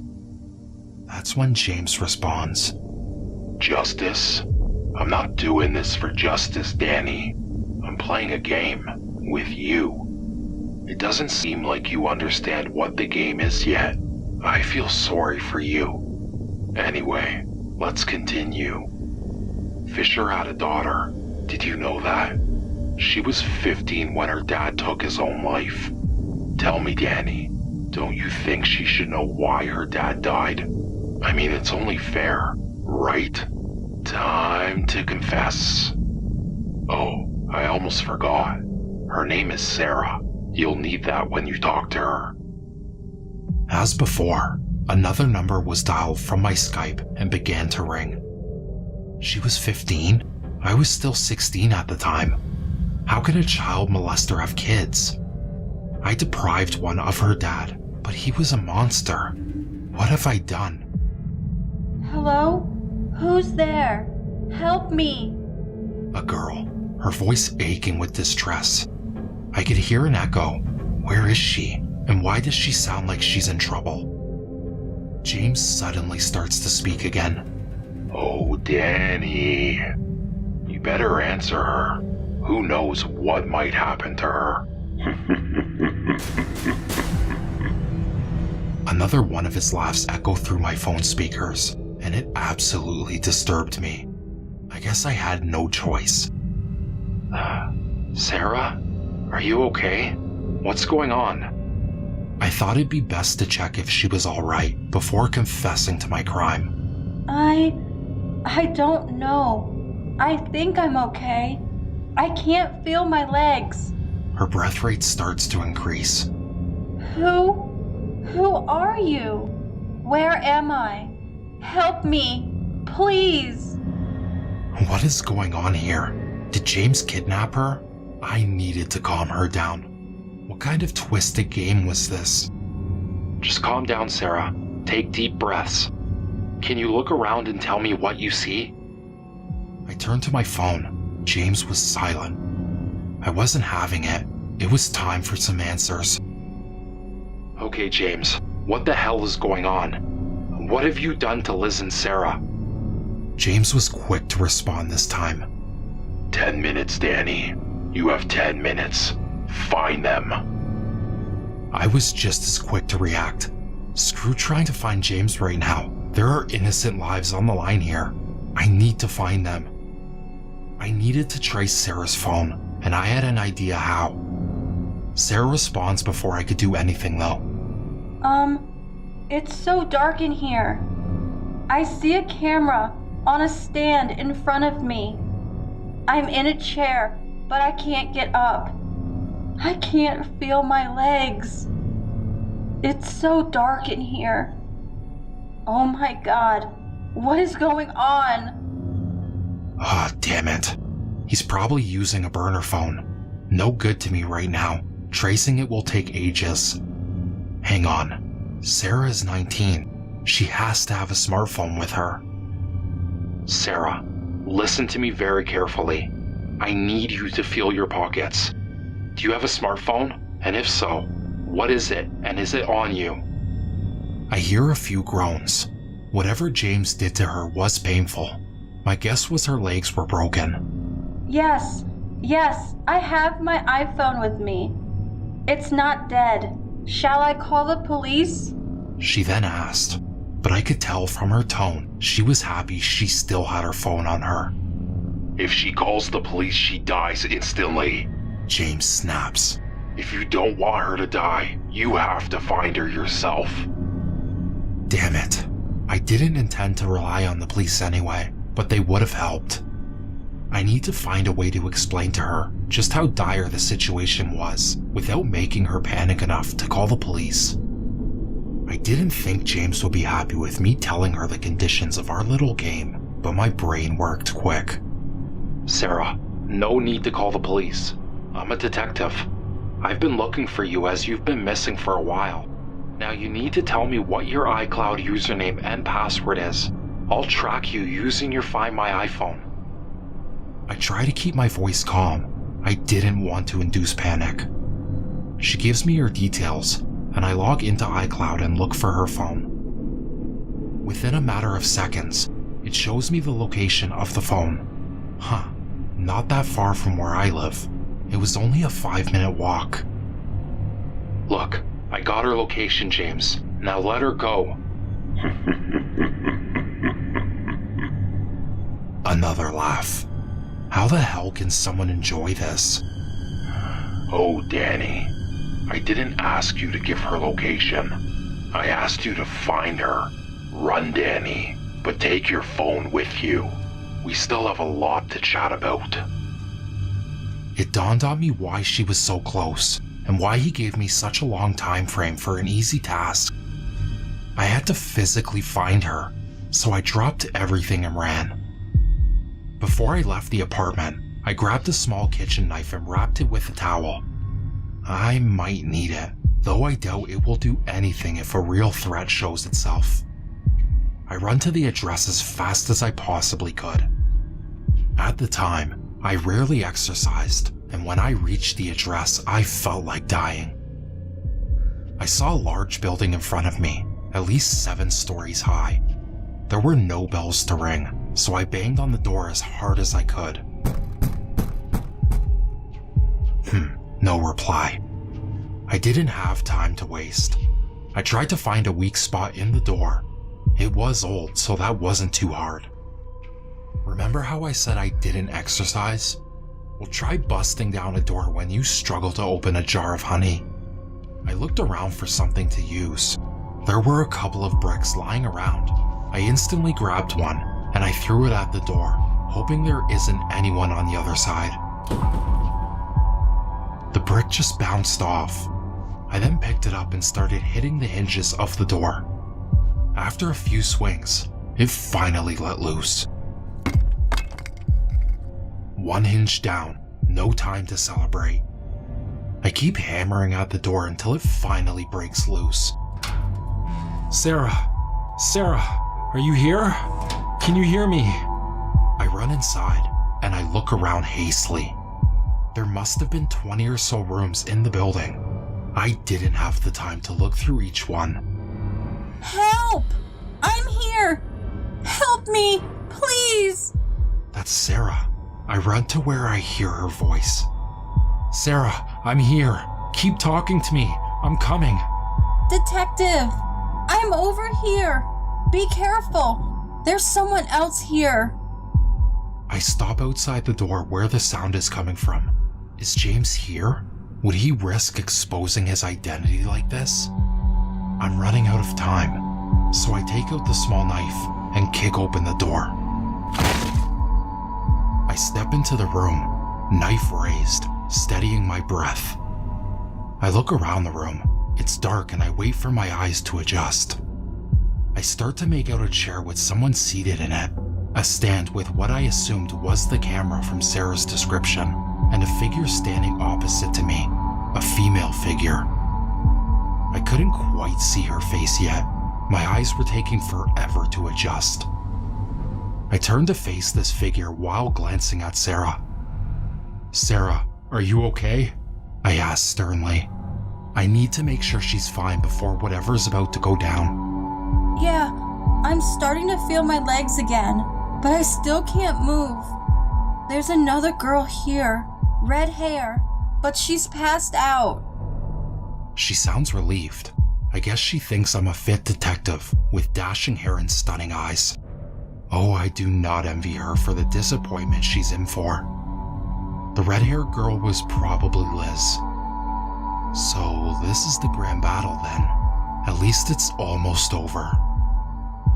Just as I'm about to address the figure, who I could only assume was James, I hear a familiar voice coming from her. Hey, Danny. I freeze. That voice. It can't be. No, it's impossible. But the more I thought about it, the more it made sense, but it also terrified me. Who was the one person I kept no secrets with? Who was the one person that knew everything I had ever done? Who was the one person that had access to my address, PC, apartment, phone, everything I owned? Who was the one person I shared my heart with? My one true love. Angela? I whispered softly. The thought that my girlfriend, my heart and soul had done this, completely crushed me. I felt tears rolling down my face. Of course, it all made sense. This supreme hacker never did any hacking at all. She had installed cameras in my apartment because she was always there. She knew I didn't have any of my own. She had her address spoofed as my own because, well, she knew what it was. She added James to my Facebook account because she had my login details for Facebook.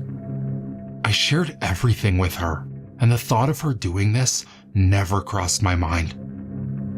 Why? Why are you doing this? What are you doing? I don't understand. What did I ever do to you? I'm speaking through tears, and I can barely string together a sentence. My eyes start to adjust and I see her. Angela. Is she crying as well? Or am I hallucinating? No, those are definitely tears. Is she really James? Or did James threaten her to do this? Ta-da! She sings through tears. Are you proud of me yet, Danny? Did you enjoy our little game? At this point, I'm angry, confused, and tired. Why? I screamed. The tears don't stop. Instead, they increase with intensity. Why are you doing this? Why are you hurting innocent people? Why are you hurting me? I've only ever loved you and cared for you. Why? She laughs. Her laugh is fake, I can tell, but she still laughs. Why? She says in a mocking tone. Don't you know why, Danny? Don't you know why your lovely girlfriend is doing this? Danny, did you not find it odd that I didn't introduce you to my parents? Ever? I did find that odd. She was always reluctant on telling me who her parents were. But I didn't mind. I loved her for her, not for her parents. I'm searching for answers. Then it hits me. Her dad must have been a victim of one of my many attacks, and I confessed it all to her. But still, if he was a victim to an attack from me, he must have been a criminal. Why is she doing this? Oh, it seems like you understand. My dad was David Jessington. You know, the drug dealer you put behind bars. I loved you, Danny. I still do. But when my dad was arrested, he made me swear to make whoever did this to him pay. I tried, and I looked for whoever did. But after a year, I gave up. Then, I met you and fell in love. I thought we could live our lives forever together. Then you had to tell me that you wanted there to be no secrets between us. You had to tell me everything you've ever done, including getting my dad arrested. She takes a breath and wipes away her tears, then continues. I spent weeks fighting with myself internally. I tried to forget that I was in love with the man responsible for me not being able to see my father. I tried, but I couldn't. Eventually, I went and visited my dad. I asked him if I still had to make the one who did this to him pay, even if it was someone I loved deeply. I pleaded with him to forgive me, but he looked at me and told me that if I had the power to avenge him and didn't, he'd disown me as a daughter and never forgive me. Her tears had returned, and she started to stutter as she spoke. Danny, I love you. I always will, but I swore to my dad. And if he ever finds out I let you go, he'd kill me. At least, if I make it look like I made you pay, he'll let you go. I don't care if I'm arrested. I don't care if you hate me forever. I love you, Danny, and that's why I'm doing this. My heart ached. I felt her pain. I felt her struggle. I wanted more than anything to just hug her and tell her it'll all be okay. I dropped my knife and started walking towards her. I didn't care if she killed me. I didn't care if the whole world was against me. I loved her, and I wanted to fight for her. With every step I took towards her, my heart began to flutter. It was like I was falling in love with her again. But she kept crying and raised her knife toward me. Danny, stop. Please stop. I don't want to do this. I can't let you get close to me again. Please, Danny, stop. She realized I didn't care if I died. That's when she raised the knife to her neck. I stopped and stared at her eyes, her beautiful, hurting eyes. Please, Danny. I don't want to hurt you anymore. I can't do this anymore. Please stop. I run to her as she's about to drive the knife into her neck. I hold the blade with my bare hand. Blood starts dripping from the fresh wounds, but I don't care. I stare into her eyes and softly whisper, I love you, Angela. I always have and I always will. I don't care who your dad is. I don't care if the whole world is on his side. I will fight for you. I will die for you. Stop this madness. Let's face this world together. She continues to cry and drops the knife as I lean in to kiss her. I hear sirens in the background. Someone must have seen me breaking into the building and alerted the police, but I didn't care. I was in my own world, with the other half of my heart. What happened next was a blur. First it was the police, Then it was the ambulance. Angela and I were arrested, but thanks to the witness reports by Liz and Sarah, I was released immediately. I attended Angela's hearing, and she looked happy to see me there. Her sentence wasn't too long, less than her father's, but I didn't care. I promised I'd fight with her until the end, and I meant every word. I keep visiting her every time I get the chance, each visit with a new gift, each visit with more stories to tell each other. She'll be out in one day, and I will always be there for her. Once she comes out, we will move away. I'm working hard, taking every shift I can, earning every penny I can. I won't ever hack again. I won't ever take justice into my own hands, because even though I have helped someone, I have also hurt another, and maybe they deserve it. Maybe what I did was right, but I am not justice. I have no right to claim to be. I have made some mistakes in the past, and maybe James was my justice. For now, though, I know what I must do, and I have my heart set on the path I have chosen. Maybe I made the wrong decision. Maybe I should have let her die and continued my vigilante run. Maybe there's no place far enough for us to run where her father can't find us. But I don't care. My fight isn't over. It has only just begun.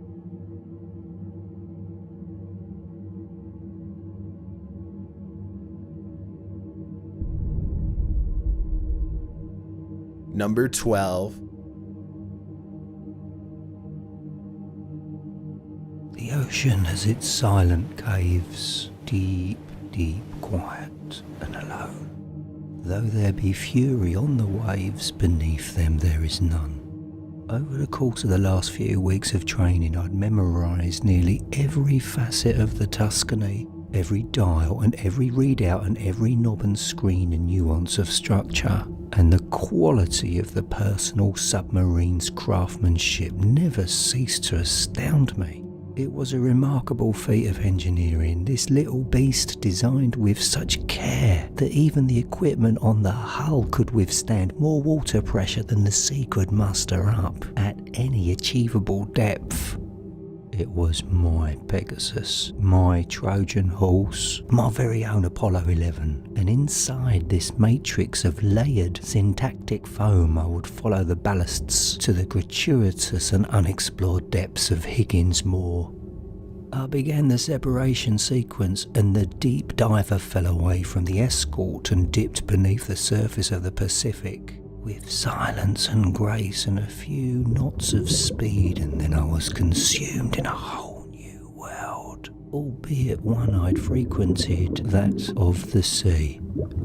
Schools of fish swam on by me, and when their cloud passed through a sunbeam it glinted silver, and beneath them swam rays that rolled their wings to the beat of the current, and out in the rocks crawled the crustaceans. But I had an appointment to keep, and the oxygen tank was a demanding clock. So I dove right on past the old reef and out into the open waters where the seabed couldn't be seen for many, many miles yet. The Moor, Rubin had said, 50,000 feet below the surface, Booker. 50,000, do you know what that means? Means it's a whole hell of a lot deeper down than the Challenger Abyss. He nodded at that. Are you ready to make history? Was I? I thought I was. I'd prepared for this lonely dive and nothing else for some years now. It was the culmination of a lifetime of work and study in the field, and so tight was its grip on my mind that I often dreamt of it in my sleep, of what I'd find at the bottom and what would it mean, and what monstrous things might take offence to my presence there. No, I shoved that thought aside. Tuscany was all the protection I needed in that regard. It offered technology on the bleeding edge in lieu of a heavy hull, and that was enough to withstand enough water pressure to crush bones beneath skin and inches of steel. What animal had jaws more powerful than the ocean itself at fathom? So I hit the thrusters and down I went, like a bullet to the pitch. I eyed the depth meter as much as I did the sea. 100 feet, 200. Sharks and turtles and uncountable fish swept past me. 300 feet, 500 feet, 700, 1,000, 1,250. The inversed height of the Empire State Building, 1,500, 16. The water began to blur and grain up and darken as the sunlight struggled to push on through. 2,025, 3,032. Where the light no longer shines. And soon all the light I had to spill were the lights of the Tuscany. I continued the descent for hours. The pressure meter ticked up in spasmic bursts, but up it went, up, up, up, soon ticking past the point where the weight of the sea would have crushed the steel of another vessel. 1 mile down, 1.6, where even sperm whales hit their lowest dive. I could now claim with confidence that no mammal on Earth was as deep down at that very moment as myself, and I still dove 2 miles. 2.1, 2.2. The water was as black as space now, except for where the lights of the Tuscany pierced through it, and the thickness of the fluid made it look like ink or oil or some kind of alien sludge that smeared up against the reinforced windows and slimed its way across the hull. Things were tight down, despite the vastness of it all, yet still I dove. 13,000 feet. The abyssal zone. Pressure stands at 11,000 psi. I saw an angler float by and it was startled by the sheer volume widespread by the Tuscany that dwarfed its own bioluminescent glow. It swam away and I dove further. 15,000 feet, 3 miles, 3.1. Now things get interesting. Mankind has visited these depths almost infrequently enough to count the expeditions on a single pair of hands. I was now ranked among the illustrious few explorers, and although I wasn't the first to hit these marks, I'd hit the deepest one yet before this journey was over. I was determined and I was capable, so I checked the depth chart. 16,281.4 feet, nearly halfway to the world record. The Tuscany continued its dive, 20,000 feet down. The Hadal zone pressure here is 1,100 times what it is at the surface, 22,000 feet, 29,000. The height of Mount Everest, 30.5, 31, the same distance from the surface as a commercial airliner at the peak of its flight. The Challenger Deep, what had previously been the lowest recorded place on the seabed, sat at roughly 36,000 feet below the surface, and to the best accounts life existed there but only sparsely, and the pressure is unspeakable. But I was going somewhere vastly deeper even than that. All we know is we found a canyon, Reuben had said. Dwarfs the Grand, sitting dead centre in the Pacific seabed, about 1,200 kilometres west of Hawaii, and another 900 south, and near as we can figure some 50,000 feet straight on down. And now I'm at 36,000 feet. I was now tied for the world record. No human being in recorded history had been as deep below the surface as I was at that very moment. 37, 37.3, 37.9, 38, 38.5.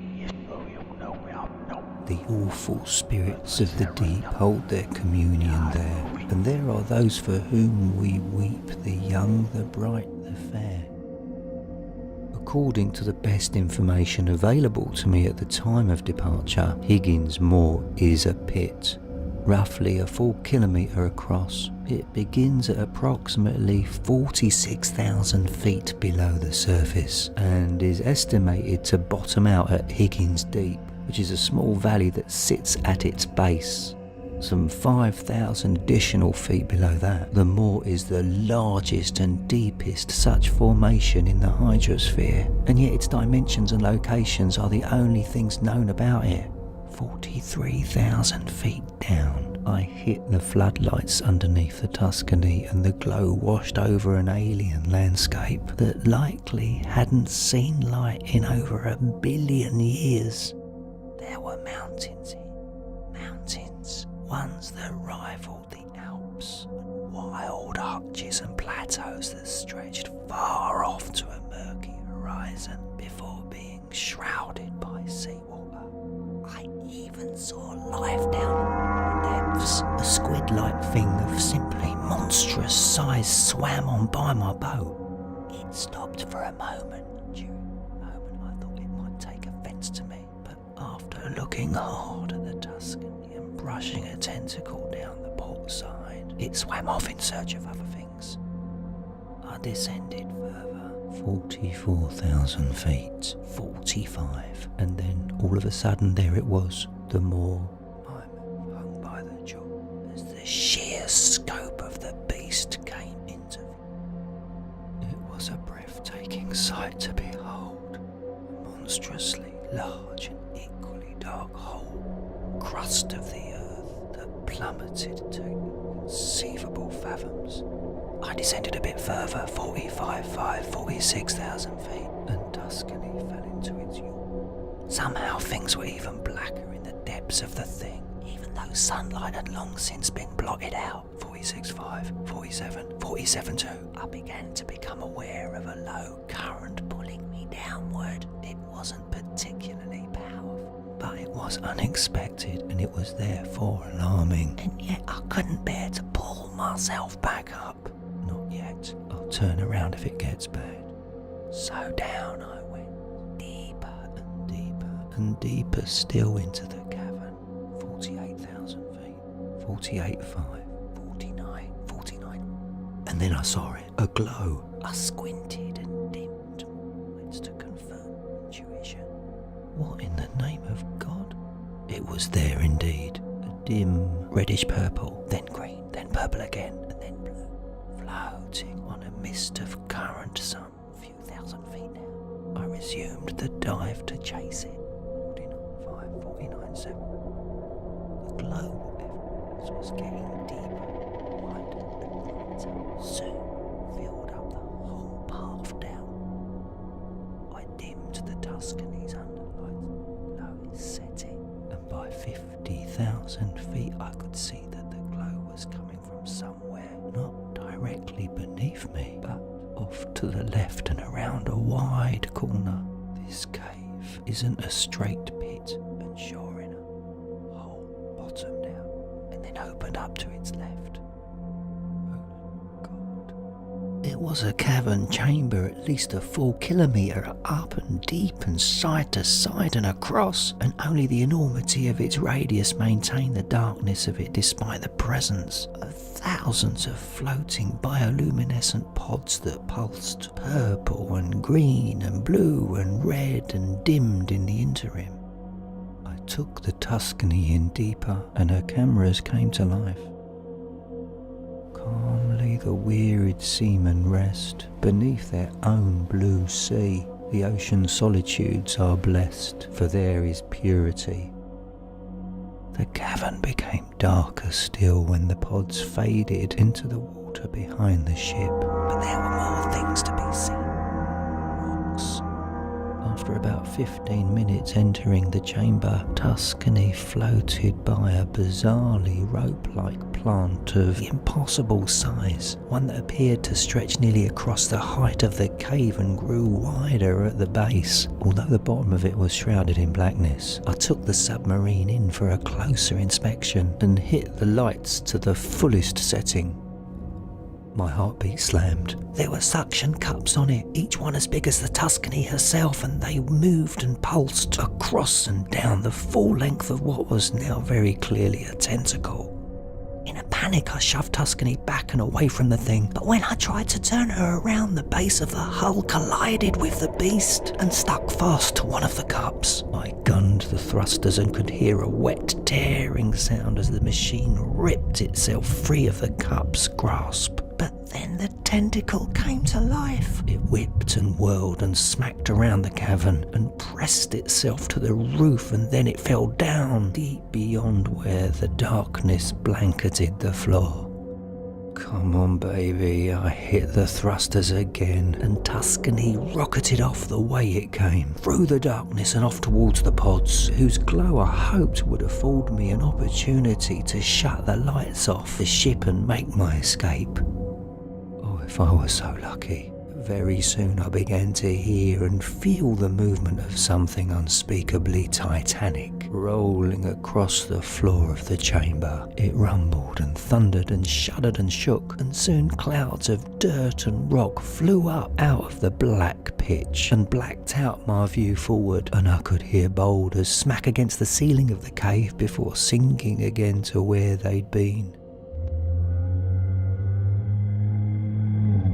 Oh my God, the sound had erupted across the entire breadth of the cave at once.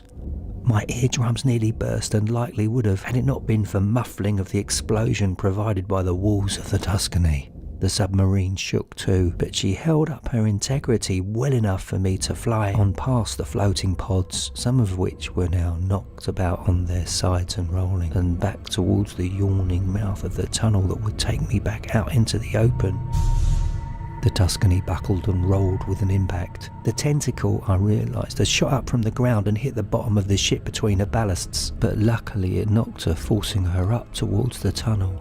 I rolled Tuscany with the hit and managed to regain some control when I boosted the thrusters into the turn and up again, now back into the moor.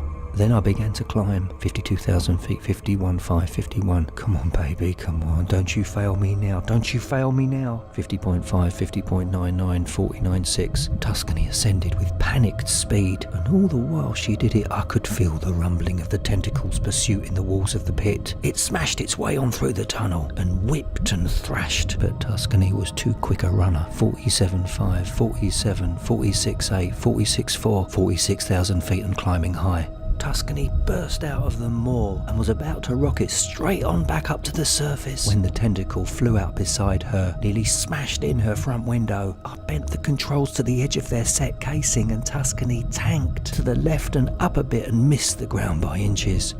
As I struggled to remount the climb, I hit the lights again to navigate the labyrinth of rocks. But in the light of the ship I saw it. These weren't rocks after all. They were other ships. Massive vessels, Imperial warships from ages past, bent and crooked and broken at the bottom of the sea, pulled down here by whatever it was that now threw its back into my devouring. The tentacles smashed along behind me, main masts and battlements and flat decks and rusted iron and wooden boat hulls were splintered up and tossed into the winds of the sea, never again to reconvene. I took Tuscany through this nautical graveyard with far too much speed for my safety. Under ship towers we went, and through cannon mounts and past the blades of dead engines and around upended rudders. The cacophony of my flight and the destructive path set by my hunter awoke the life in the place. Fish washed out of holes and cabins and captain's quarters and deep deck stair flights and soon joined me in my effort to escape. But it seemed there was no escape to be found here. The entire ground for countless miles shook and rumbled with seismic force. It was thunderously loud, and it picked up speed and violence with time. Tuscany finally flew up to miss a splintered crow's nest atop of the mast by less than a foot, and finally used that directed momentum to put away distance between the seabed and herself with as many knots of speed as her thrusters would allow without bursting from the effort. The depth chart began to rise. 45.9, 45.2, 45,000 feet, 44.8. Come on. The water itself seemed to shift with the sound, and then, out of nowhere, Tuscany was no longer the only thing spilling light into the abyss. An orange glow flashed across the sea and for an instant illuminated nearly the entirety of its vastness, and it blinked and then flicked on again and stayed active. I shut off Tuscany's lights to preserve every molecule of power for the ascent. 44.2, 44, 47.3. Beside me in the glow I could make out other creatures retreating too. ones of spectacular size, again, that mankind had never catalogued and that I, sadly, would not have the time to study. There were city bus-sized manta ray-shaped things wrapped up in clouded wisps of transparent jelly, and even squid the size of a building, all flying upwards in a mass panic. I led the charge. 43-1, 42-8, 42-3, 42. I looked behind me and down through the rear window. The moor had moved. It was alive. God almighty. I was in the Leviathan's throat. I was in its throat. I saw its tentacled tongue lash out of the moor and collect enough fish to feed a small town. Tuscany rocketed ever upwards as the Leviathan whipped even larger tentacles behind it and gained speed with the force of a hurricane.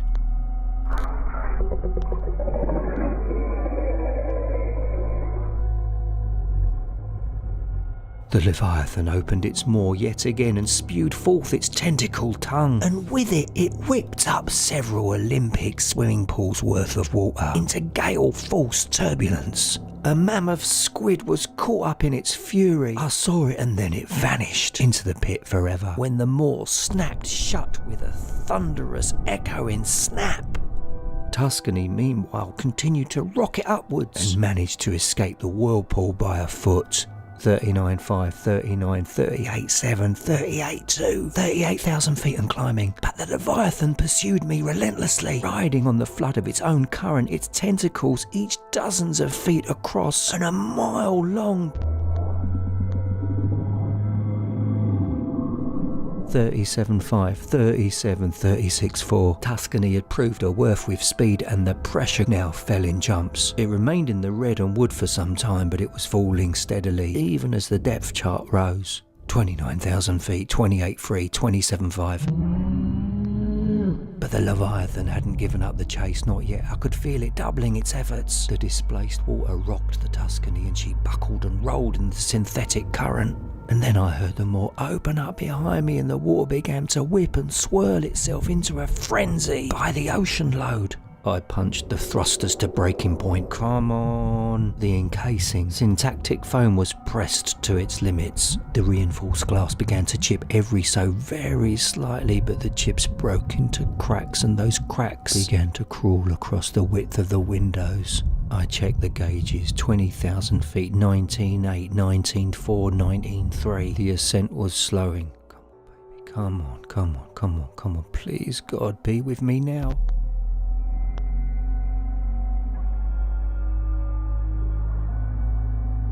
In the orange glow of the Leviathan's eyes, I could see how quickly the water was slipping by Tuscany and getting swept up into the chaos. The submarine began to sway port to starboard and shudder and shake. 17,000, 16,9, 16,3, 16,1, 16,000. I watched the gauge with a nauseating desperation. 59.5, 59.2. Oh, I could feel her slowing to a crawl. Come on, come on, come on. 59.25, 59.4, 59.6. And that was it. Tuscany was caught. And no sooner did the depth chart begin to slip, then did I feel the whole submarine lose all sense of control and tumble backwards and around. I was thrown out of my seat and smacked my nose against the roof of the pilot sphere. Blood exploded, and it drenched my shirt and sprayed the glass and the entirety of the control set. I grabbed my face and began to apply pressure to slow the blood loss, but Tuscany again flipped ballast over ballast to starboard in the whirlpool and spilled me into the hatch ladder. I felt my shoulder dislocate and my kneecap smack into the bottom rung. My head swam and still Tuscany tumbled backwards. The cracks on the windows spread faster. 16.3, 16.4. I could smell the inside of the moor through the hull of the ship, but then all at once and not a moment too soon, I got an idea. It wasn't a good one, but hell, it was better than nothing. I managed to limp and tumble my way to the controls and grip the handles as the ship rolled. Wait for it, wait for it, wait. Now, The sound of the roar was so close, every last control surface in the sphere rattled in its case. My eardrums rattled too, but then I flared up the thrusters again, full blast and at an angle, and the Tuscany shuddered and flipped and shook and with fortune fell straight out of the vortex with inches to spare. I felt the edge of the Leviathan's maw graze the starboard side, and the impact again sent me into the roof while the ship rolled end over, end again. I smacked my ribs on a dip and fell back down into the sea head first, and then out onto the floor. I managed to right myself with my good arm and get my bearings. I was free, but only just. The Tuscany banked and tumbled again and rolled slower now in the absence of the whirlpool's flood current, but not yet in control of its pull. I tried to steer away, but it was useless. The ship flipped around the back of the Leviathan's titanic maw and up over its head as the beast flew on by underneath me like a freight train. And for the first time since catching the monster's eye, I began to fully appreciate the magnitude of its size. Its back was an endless, snake-like and sharp-finned spine, the size of a minor mountain range, and only quick manoeuvring moved Tuscany away from the jagged back fins that chugged upwards towards me and sliced open the sea itself. They missed me by feet, and the blast of the current they swept up sent the submarine reeling backwards, off a bit further and into relative safety. I quickly dimmed the lights to their lowest setting and caught my breath as the full form of the Leviathan washed on past me. It stretched far away into the abyss below for well over a mile, and dragging away behind it were thousands upon thousands of tentacles, a forest of the things, each the size of a 6-lane highway and tipped with razor-sharp hooks and a flurry of wing fins. It took a full 3 minutes for the beast to pass me by fully, and then it curved around in the other direction and swam off in search of other things to devour.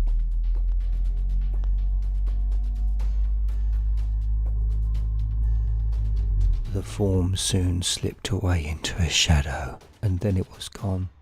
I surfaced hours later, having allowing the battered Tuscany to take its time with the journey. She was solely responsible for my escape. A marvel of engineering indeed. Once I did break the surface, I dispersed a distress beacon and then promptly collapsed with exhaustion. Evidently, I was picked up by the Coast Guard some hours after that, a few hundred miles southwest of Hawaii, and pulled from the near wreckage of my submarine and taken to a hospital on the mainland. It was there that I woke up a full day later. As I recovered, I heard some isolated chatter of tremendous seismic activity near where I'd been, and how the whole ocean floor had changed and moved and shifted form, but I couldn't care less. I told the bastards what I knew. And on top of that, they have the Tuscany and they have all the recorded evidence. And you, listening now, have the narrated account. What everyone does with this information now is entirely up to them. All I know is that I won't be doing any more diving anytime soon. I've come to a realisation that mankind has more than enough space to expand throughout and live upon and thrive in above and near the surface, and on land and in the skies, and soon hopefully out there amongst the stars. But there are things in the sea that hold ownership of the deep, and perhaps it's best to leave it that way, for all our sakes.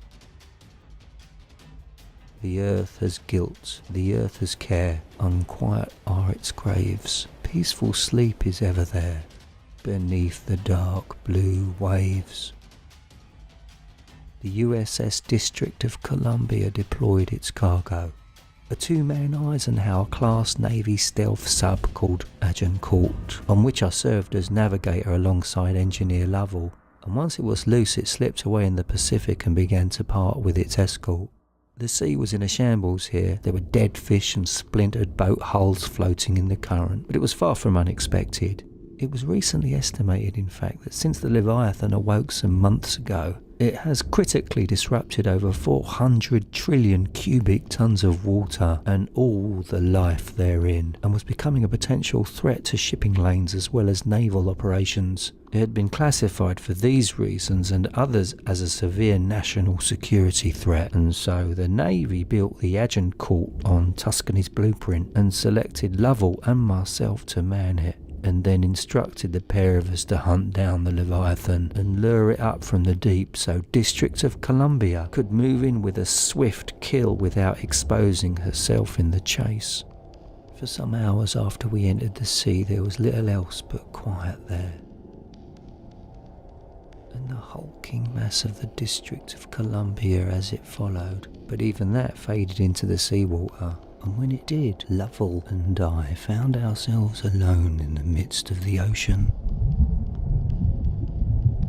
He descended the hatch ladder from the operations centre and joined me for a moment in the sphere. So Latner, you're the nav. How do you plan on finding this thing in the middle of the ocean? Then I told him I'm already tracking it. You see that? I pointed up at a corridor of seawater that was moving north and that carried on for miles. We'd been following it for some time, and then he said, "Didn't realise there was a draft that big out here." "There wasn't," I said, "until earlier this morning. That Leviathan swam on down this way a few hours ago, and it left this as a little present for the two of us." "Well then, we'll be sure to thank it. How much longer before we see the damn thing?" "Not long. Look at those fish." I nodded toward a school of the things. "You ever see anything like that? They're swimming towards us for a reason. Closer we get, more we'll see. Just wait." And we did. What started as an isolated school of fish soon became several, and then the nautical retreat boiled over in scale and number into a mammoth, seething cloud of life, all whirled up into a frenzy and pushing desperately south against the riptide.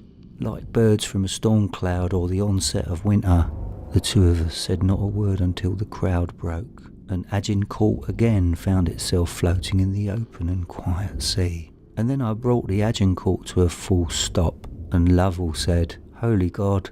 Ahead of us and not more than 2 miles off was a titanic mass of shadow, unmoving and so breathtakingly huge that not even all of its edges could be fully seen.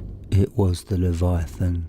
Blue whales and dinosaurs themselves paled in comparison to this monstrous mountainous thing, and as Lovell and I sat and stared at it, it made its first move. A turn away into the depths behind it, followed by a sharp dive. In doing so, of course, the silhouette of its full form came into view, and the sight of it stole the breath right from our lungs. We couldn't have said a word at that moment, even if we'd known the words to say.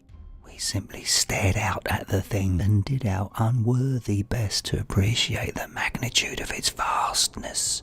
It was as long as they said it was, an enormous slithering serpent thing whose tail broke into 1,000 other tails that drifted and curled and dragged lazily behind it and fell deep away into the blackness. But seeing it in person was altogether a new experience.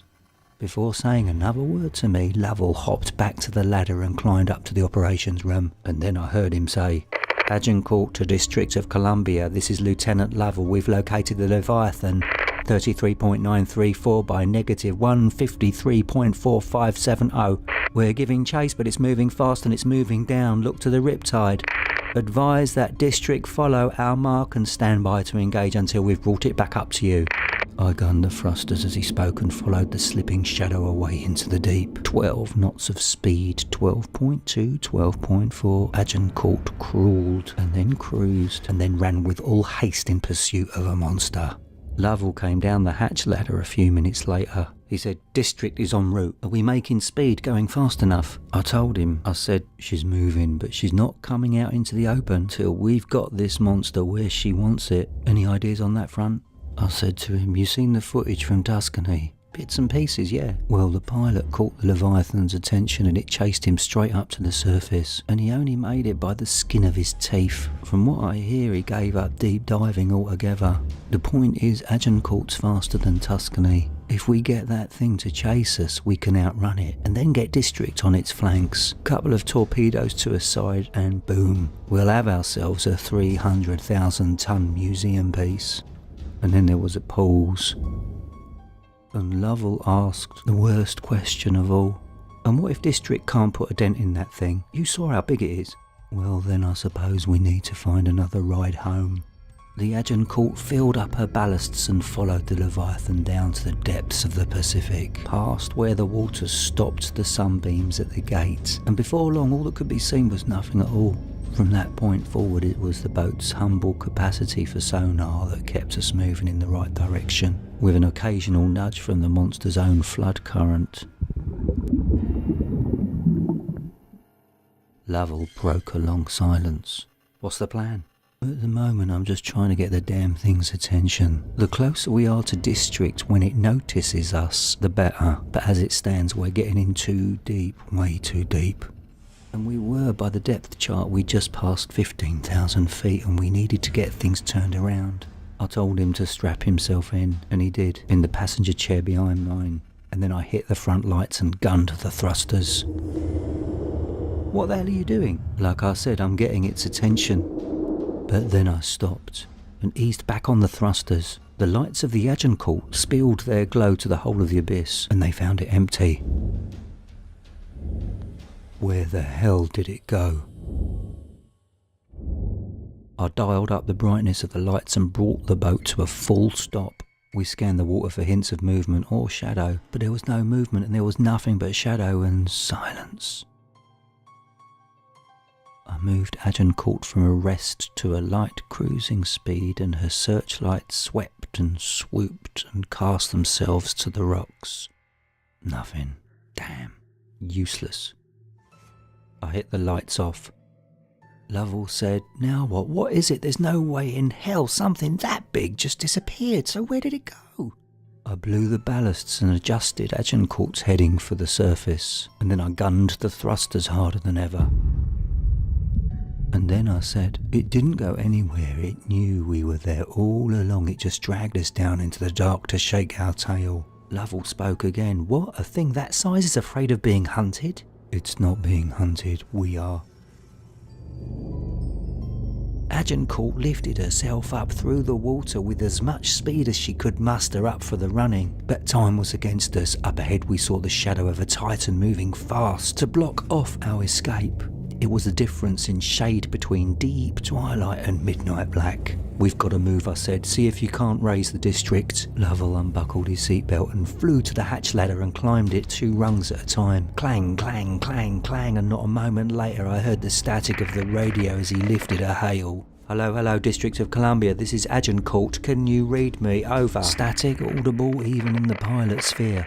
The sheer bulk of the Leviathan was blocking the signal. I told him to keep trying to raise the escort. "I'm going to get out from under this thing and clear the way." Hello, District of Columbia, this is Lieutenant Lovell of the Agincourt. Can you read me? Over." Agincourt banked hard over to her starboard flank and I allotted her all speed for the escape. 17 knots flat, 17.3, 17.5, 17.7. I looked up. The Leviathan's shadow bathed the whole of the seabed in its mass. Still, we ran. Hello, District of Columbia, this is the USS Agincourt. Can you hear me? Over. 19 knots, 19.2, 19.4. Agincourt was moving faster than most vessels already, and yet the shadow above us had not struggled at all to keep us within perimeter. So big was its source. 21 knots. District of Columbia, this is Agincourt. Can you read me? Over. Respond. Still nothing. 21.9, 22.2. I looked up again. The shadow was murky and ill-defined, but I could make out the monstrous alien forest of its mighty tentacles, which wrapped and curled and spread out in all directions in the absence of movement. It looked like a black star seen through a bent lens of time, but it was slipping back behind us. Agincourt was more than a match for speed. Hello, District of Columbia, this is Lieutenant Lovell of the Agincourt. Can you read? Still, I heard static, but there were bursts of clearer sound too, just barely over the threshold of audibility. We were getting into the clear and quickly. 25 knots, 25.3, almost too quickly. Hello, District of Columbia. This is Agincourt. Do you read over? Can you hear me? I looked up and back over my shoulder. 25-8, 25-9, 26 knots. Oh no, the Leviathan wasn't pursuing us after all. It was moving back up. I fired up all of Agincourt's lights and thrusters and blew her ballasts. We began to climb. Lovell, any luck on the radio? None yet, why? Leviathan's not moving after us, it's going up. Good, District will hit it when it gets close then. It's not going to get close, it's going to come up right underneath the boat. Sub won't be able to use its armament at that range. There was a pause. 23 knots now. We lost speed when we moved up.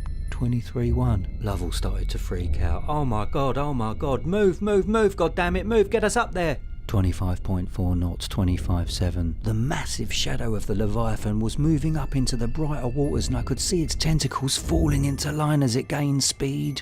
Hello, District of Columbia, this is Agincourt. Can you read me? Over, respond. 27.3 knots, 3,000 feet below the surface, 2,000 roughly to District's test depth. Agincourt continued her climb and gradually as she did the waters began to brighten. The pressure gauge began to fall and the Leviathan, now swimming fast far above and to the left of us, came closer into view. Only then did I understand fully District of Columbia stood no chance even in an unfair fight. This beast was unstoppable. Hello, District of Columbia, this is Agincourt. Can you read me? Over. Hello, District of Columbia, this is Agincourt. Can you read me? Over. 1,500 feet to the escort's test depth. Hello, Agincourt. Is District Columbia here? Reading. Over. We're moving. Then Lovell responded. Listen to me, Ensign. We're telling you we do not have the Leviathan in tow. I repeat, we do not have the Leviathan in tow.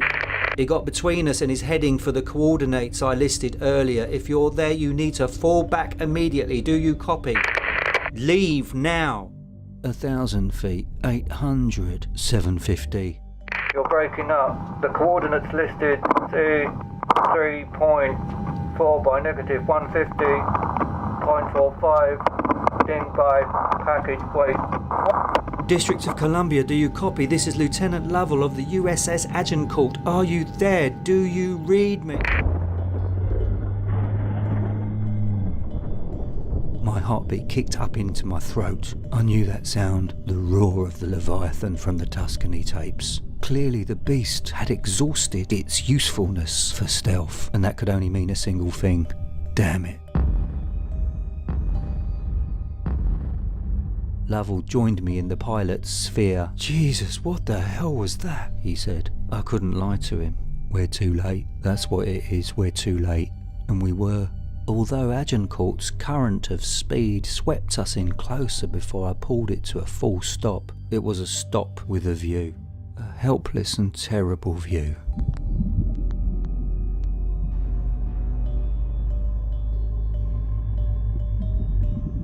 We saw the mountainous back of the Leviathan and its great maw covered with a shield wall of its withering tentacles, absorbing a series of torpedo charges from the escort sub. It discharged a flurry of Mark 48s from the pods. Those torpedoes left on rockets and detonated in waves. And for a fleeting moment I thought it might be enough, if properly targeted, to turn back the Leviathan or wound the damn thing or something. But the beast took the hits and only crawled forward, and before long the sub had only its ballistic arsenal, nothing appropriate for a fight like this. It began to throw its whole effort to a retreat, but an Ohio class is a hulking mammoth. 2 football fields in length and nearly 19,000 long tons of metal and rivets. The District of Columbia was doomed. District is dust. The final torpedo in the Columbia's armament cache was launched. It sped through the water and trailed a skipping, sputtering wake, and hit a tentacle and exploded tremendously but fruitlessly upon it. And then after a moment of silence, the Leviathan unravelled itself and its tentacles blocked out the last of the sunbeams at dusk. and they swirled and curled and wrapped their vastness around the hulk of the district. The vessel was gone.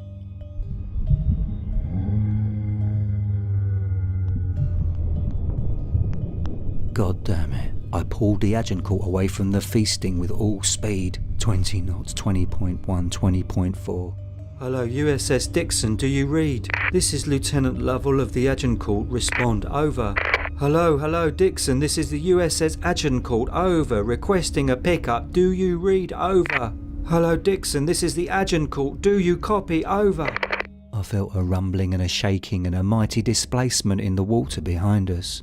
Agincourt buckled and rolled. I looked behind me. Oh God. The Leviathan had finished its meal and was turning around. God almighty, there it was. The Moor. It was big. Hideously, monstrously, impossibly big. A yawning canyon and a mouth all the same. What the hell is this thing? Hello, Agincourt. This is the USS Dixon responding to request for pickup. What's your heading?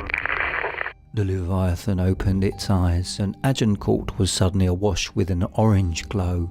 And then I said, Lovell, cancel pickup. Tell Dixon to get itself to safety. We'll try to shake this thing and rendezvous. The Leviathan's tentacles flew into form behind it as it gave chase. Help us, please, please, Jesus. Lovell continued. Dixon, do you copy, over? Loud and clear, Agincourt. Listen to me, we are currently heading northwest with all speed. The USS District of Columbia has been destroyed. We are... I'm sorry, say again, over. The Columbia is gone? Affirmative, the Leviathan has destroyed the USS District of Columbia. We are now... I gunned Agincourt's thrusters for all they were worth. They groaned and protested, but they did their job, if only just. 30 knots now, 30.2, 30.3. Even if the ocean itself seemed to be draining into the thing's mouth by the lake load. Come on, baby, come on, come on, come on. Agincourt, this is the Dixon actual. Confirmed destruction of District of Columbia, over. Yes, sir, the Leviathan took everything District had to throw at it, sir, and then it just ate the ship. We've located your beacon, Agincourt. The destroyer group is moving into rescue and engage. When we reached 33 knots, my heart stopped. Lovell continued. Dixon, are you there? Captain Gilsey, do not engage, sir. Do not. I promise you, sir, there is nothing short of a nuke that can stop this thing. Get that destroyer group to safety and we will meet you there. Negative, Agincourt. You brought the thing into the open. We'll handle it from here. Gilsey out. Agincourt flew admirably, but from the sound and from its own effort, it rumbled and it shook and it swam against the might of the current. We're now at 34.7, 35. Come on, baby. Come on, baby. Dixon, this is Agincourt requesting you disengage immediately. Respond, goddammit. The Leviathan was gaining. Whether or not that meant it was moving swift or simply dragging the sea itself to its yawn was unclear and irrelevant. All I knew and all I cared to reverse was the fact that the Agincourt was failing. Despite a mighty effort to put distance between herself and her hunter, it was a race against time and all the odds. And it was a race we were losing. 36 knots, 36.1. Dixon, this is Agincourt. Answer me, you crazy psychopaths. Disengage. Every dial and needle and stick and lever rattled in their sets, and my eardrums shook, and upstairs I could hear Lovell screaming in rage and pounding the side of the control desk with a wrench. 37 knots, 37.3. The closer the Leviathan got, the more speed we needed just to keep ourselves alive. It was like being caught by pull of gravity on the edge of an event horizon. I began to see the shadow of the Moor creep over the ship. Agincourt was nearly at capacity now, 39 knots, and it wasn't enough. The water rushed into the Moor and Agincourt went with it, tumbling helplessly and desperately, and with its thrusters flaring with all their strength. The force of the explosion, from an anti-submarine ship-to-ship missile undoubtedly, expanded through the sea and seemed to set the whole ocean ablaze. The Dixon had arrived. Another explosion went off and it shook our ship to the core, and the Leviathan rerouted its course for the surface with demonic speed. Behind us, by not more than a few hundred feet, we felt its mass as it moved. Undersea waves were unleashed, enveloped and consumed the Agincourt again and sent her tumbling ballast to ballast and left her nearly belly up in the water before she rolled around again. The explosions were getting closer. I said, "Lovell, do they know we're down here?" "I don't know, they might have lost our beacon with the radio signal, which means they think we're dead." There was a mighty flash of light, and then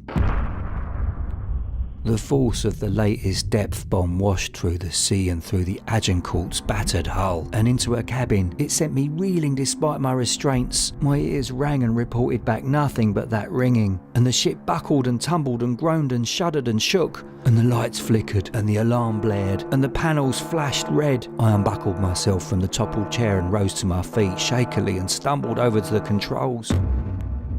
The explosions were no further off than before the last one, but my ears struggled now to report them properly. Everything was muffled, everything swam, my head, my vision. I kept fumbling over the controls, dials and readouts, and panels were in their off state. I tried boosting the thrusters and heard only the click-click-clicking sound of the control in its set. I could hear my own heart more than the battle. And gradually the shock began to fade, and when it did, it gave way to something worse. Fear. I was worried about Lovell. I ran from the control set to the hatch ladder and looked up. A droplet of water hit me in the eye, then another and another, and I started to climb.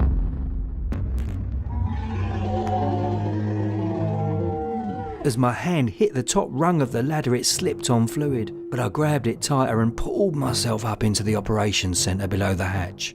Lovell? Of course there was no response.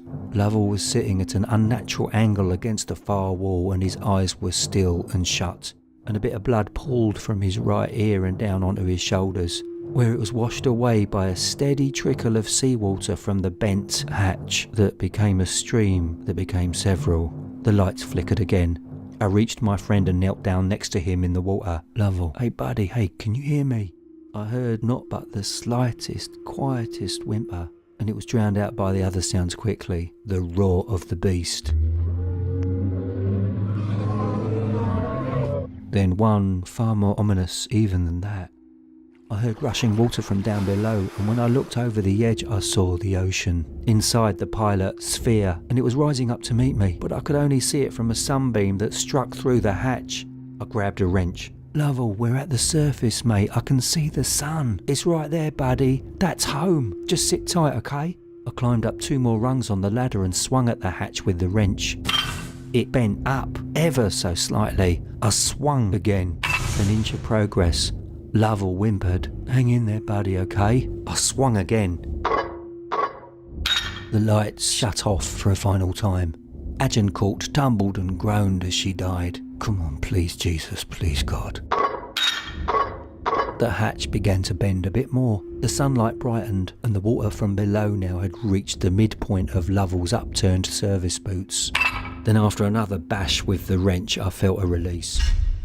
Got it. I had forced a hole in the hatch big enough to put a hand through, but then the water dumped inside at twice the rate of the surge from below. I turned my head and slid down the ladder and stumbled back as it began to pull up. Then I looked up through the hole, and only once did I realise the mistake. We weren't at the surface. We were merely close to it.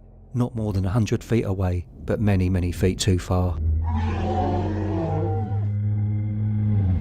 Water flooded the operations room from both ends and washed me up against the wall next to Lovell.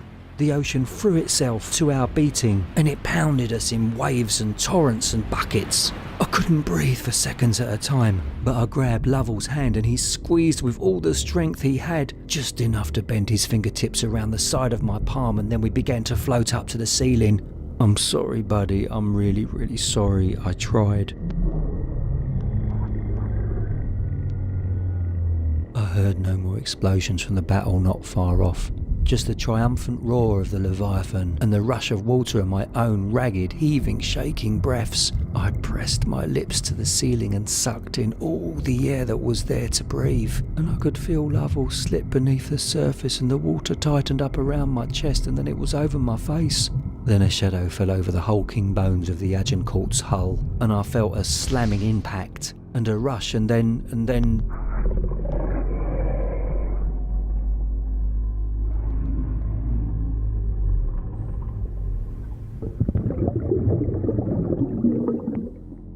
I opened my eyes up. They hurt, and I didn't know where I was. I didn't know when it was. I knew nothing at all, in fact, but I heard footsteps. I saw a shadow, and then I felt something grab my shoulders and hoist me up. A bucket's worth of seawater fell from my shirt, hair and face. You're okay, Lieutenant Latner, is it? Okay, come here, it's okay, we're going to get you out of here, okay? Ensign, tell the engineer we got a survivor. I managed to say something like, Lovell, is he, I don't remember, I can't. I started crying, and then I started to slip. Hey, I'm losing him. And then everything went black. I woke up in a hospital bed for more than a day. I was delirious, but once I came to, I was able to recall my story for a report. From what I was told, the following had happened. The Dixon had been destroyed, lost, with all hands, along with its escort, and of course the District of Columbia. All told, the Navy lost more than 700 good men in the operation. Among them was a lieutenant named David Scott Lovell, in the deadliest day in the history of the Navy at peacetime. But I learned something else as well. Based on the impact mark alongside the Agincourt's wrecked hull, it is evident that after feasting on the Dixon, the Leviathan hit Agincourt and knocked her clear to the surface, where another ship found her rolling in the surf with a broken hatch. The Navy will undoubtedly make an effort to cover this story up and explain away their losses as some disastrous training failure. But I'll have no part of that, nor any further efforts to hunt down that Leviathan. No, this story needs to be told for those men lost and for Lovell, surely, and for you. Like the pilot of Tuscany before me, I've accepted the fact that that thing down there should not be disturbed, and neither should its home. For the love of God himself, for all our sakes, do not venture far into the deep, deep pit of the wild Pacific.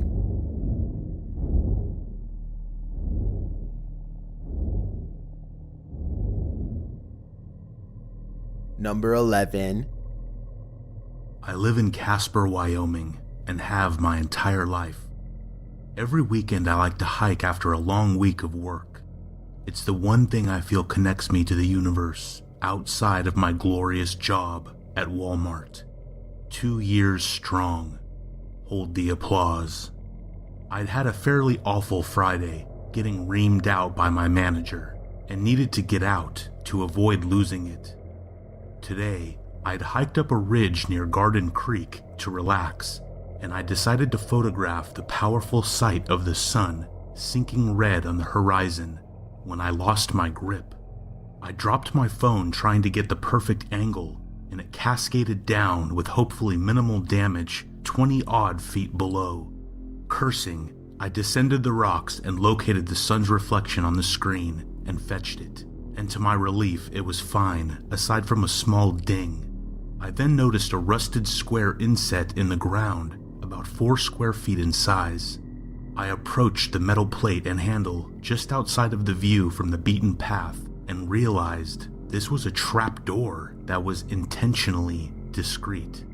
I did what any guy with nothing particularly exciting going on in his life would do and opened the hatch, revealing a set of rungs descending into blackness. I took a deep breath and gripped the metal bars and began my descent. I first thought this was a fallout shelter as I held my LED flashlight strap in my teeth as I climbed down. There had been no label for what this led to, but someone could have easily stolen the sign at any point, since post-apocalyptic came back in style. The echoes in the darkness were spread out, and I soon realized that the chamber I was entering below was absolutely massive. Eventually, after 20 meters of descending that ladder, I was on the ground and I shined the circular beam of the flashlight around in absolute amazement. This was a massive facility, seemingly unused for decades, from the telltale orange, red, and brown pattern of the floor rug that shouted late 70s. The gaudy green desks confirmed this, on which sat TRS-80 Model 2 computers with their large floppy disk drives and coffee mugs with Cooper font, with phrases like, "Disco is dead," and cassettes of Rush and other gems from around 40 years ago. It was a time warp, and I was ecstatic to have discovered the place, albeit a bit creeped out by the dark, cavernous space lit solely by the cold beam of my flashlight. There was paperwork stacked neatly in and out trays, rotary phones, and even a few beanbag chairs near the wood-paneled walls. I walked through the massive circular space, noticing double doors on a wall, and continued through, my eyes wide in amazement. Past those doors was the longest hallway I'd ever seen. I could just make out the end, the light of the LEDs barely able to penetrate the thick darkness. There appeared to be over 100 tall, steel doors lining the walls of the corridor, each locked and containing a small slot for perhaps food and another to allow looking inward. A shiver climbed my spine as I stared at the heavy locks on the doors, and it was then I caught the faint scent of decay. I raised the beam to the slit and peeked into the first chamber on the left, peering in as my neck hairs raised in fear at what I was seeing. A thin, naked man was standing there, facing away from the sliver of the window, unmoving. His skin looked almost glossy, reflecting the flashlight in an eerie glow. At first, I assumed him long dead, somehow frozen in place, but his hairless head twitched slightly as if disturbed by the light, and I fell backwards in shock, covering my mouth with my hand. My mind raced to understand, but questions sprouted endlessly. I saw a slip of yellowed, brittle paper glued to the door that read 01-AR, and then noticed all of the doors were numbered as well. I peeked in another window and saw a long, empty chamber with what looked like a moving, oily substance slowly climbing the walls. I blinked in disbelief. It was like a living liquid moving against the push of gravity. I actually bit my hand to assure I wasn't dreaming, feeling pain swell in confirmation. I peeked through another window and shouted as a horrific spiral of teeth, similar to a lamprey's, slammed against the plexiglass slit. I stared in revulsion and disbelief. Whatever the thing in there was had to be over 2 feet in diameter, its dozens of sharp teeth twirling against the plexiglass. My mind began to spin as I noticed one of the chambers further in looked to be missing a door, before realizing it was open. It was then I heard the slam echoing from the large chamber I'd came from. From that entrance hatch, something was coming down the ladder with the echoing clicks of the steel rungs. I ran down the hall past ungodly nightmares locked behind steel doors. The beam of my flashlight illuminated horrible things in those window slits. Teeth, fangs, claws, stretched limbs, and bubbling forms. Things that should not exist. Things that dug into the part of my brain that controls logic and rational thought with strong fingers, ripping it to shreds as I ran down the endless hall.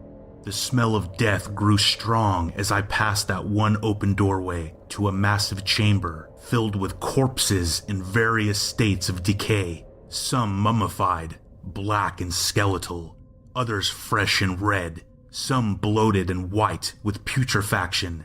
I coughed bile and finally came to another set of doors and burst through. There were files, cabinets and lockers, giant reels of magnetic tape lined on wood paneling on the walls. It seemed to be a sort of archive, and I saw a desk to hide under and dove beneath, clutching my knees. Whoever or whatever is now in that hall is getting closer, and I'm praying I can hush my breathing when whatever is coming arrives. All I can do now is sit in the consuming blackness of this room and wait. Staggered steps approached, each accompanied by a loud, dragging sound. I sat under the desk in darkness, breathing as slowly and quietly as my panicked body would allow. My clenched hands on my knees tightened as the metal bang from the door bar being pushed forward rang out inside of the black room I hid in from that hall. The dragging sound approached in my direction, no longer accompanied by steps due to the carpeting. The sound grew closer and closer towards me, and I braced myself when a heavy slam rang out directly in front of me. A few seconds later, the double doors clacked again, and I heard some footsteps in the hall. I sat on the carpeted floor of the chamber containing reels and cabinets, shivering in the complete darkness. Whatever had entered had either left discreetly or was now directly in front of me, and just when I was deliberating crawling out or making a run for it, my phone vibrated and lit up. As I removed my phone to quickly silence it, the dim light of the screen illuminated the space under the desk and just outside of that chair gap. The horrific face staring in at me. There were two bulging eyes under a massive, bloody hole filled with teeth, and I was about to scream at the thing before realizing it was an upside-down human head. Something had dragged a man's corpse in here and slammed him down on the desk directly across from mine, so his head was hanging in my line of sight. I caught my breath, realizing whatever brought the body here was likely returning soon.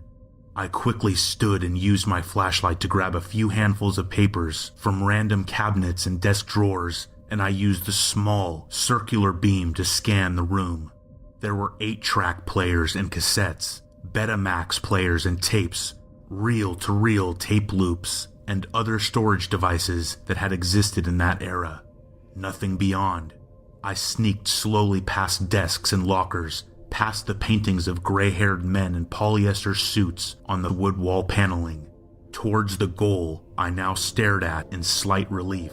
Those two double doors on the opposite end of the room. The realization that there may be another exit brought the optimistic concept of escape back into my mind, and I made my way over in silent steps. I clenched my jaws as I opened the other set of doors as quietly as possible. Another hallway of roughly 100 doors stretched down the dark length of the passage. It was as if the entire massive space was mirrored. This facility was absolutely gargantuan. I looked down the long hall with heavy steel doors, knowing that nightmarish things likely were inside of each of these chambers. I took a moment to shine my light on the papers I'd scavenged from the archives of the previous room, and I read, slack-jawed in both amazement and confusion.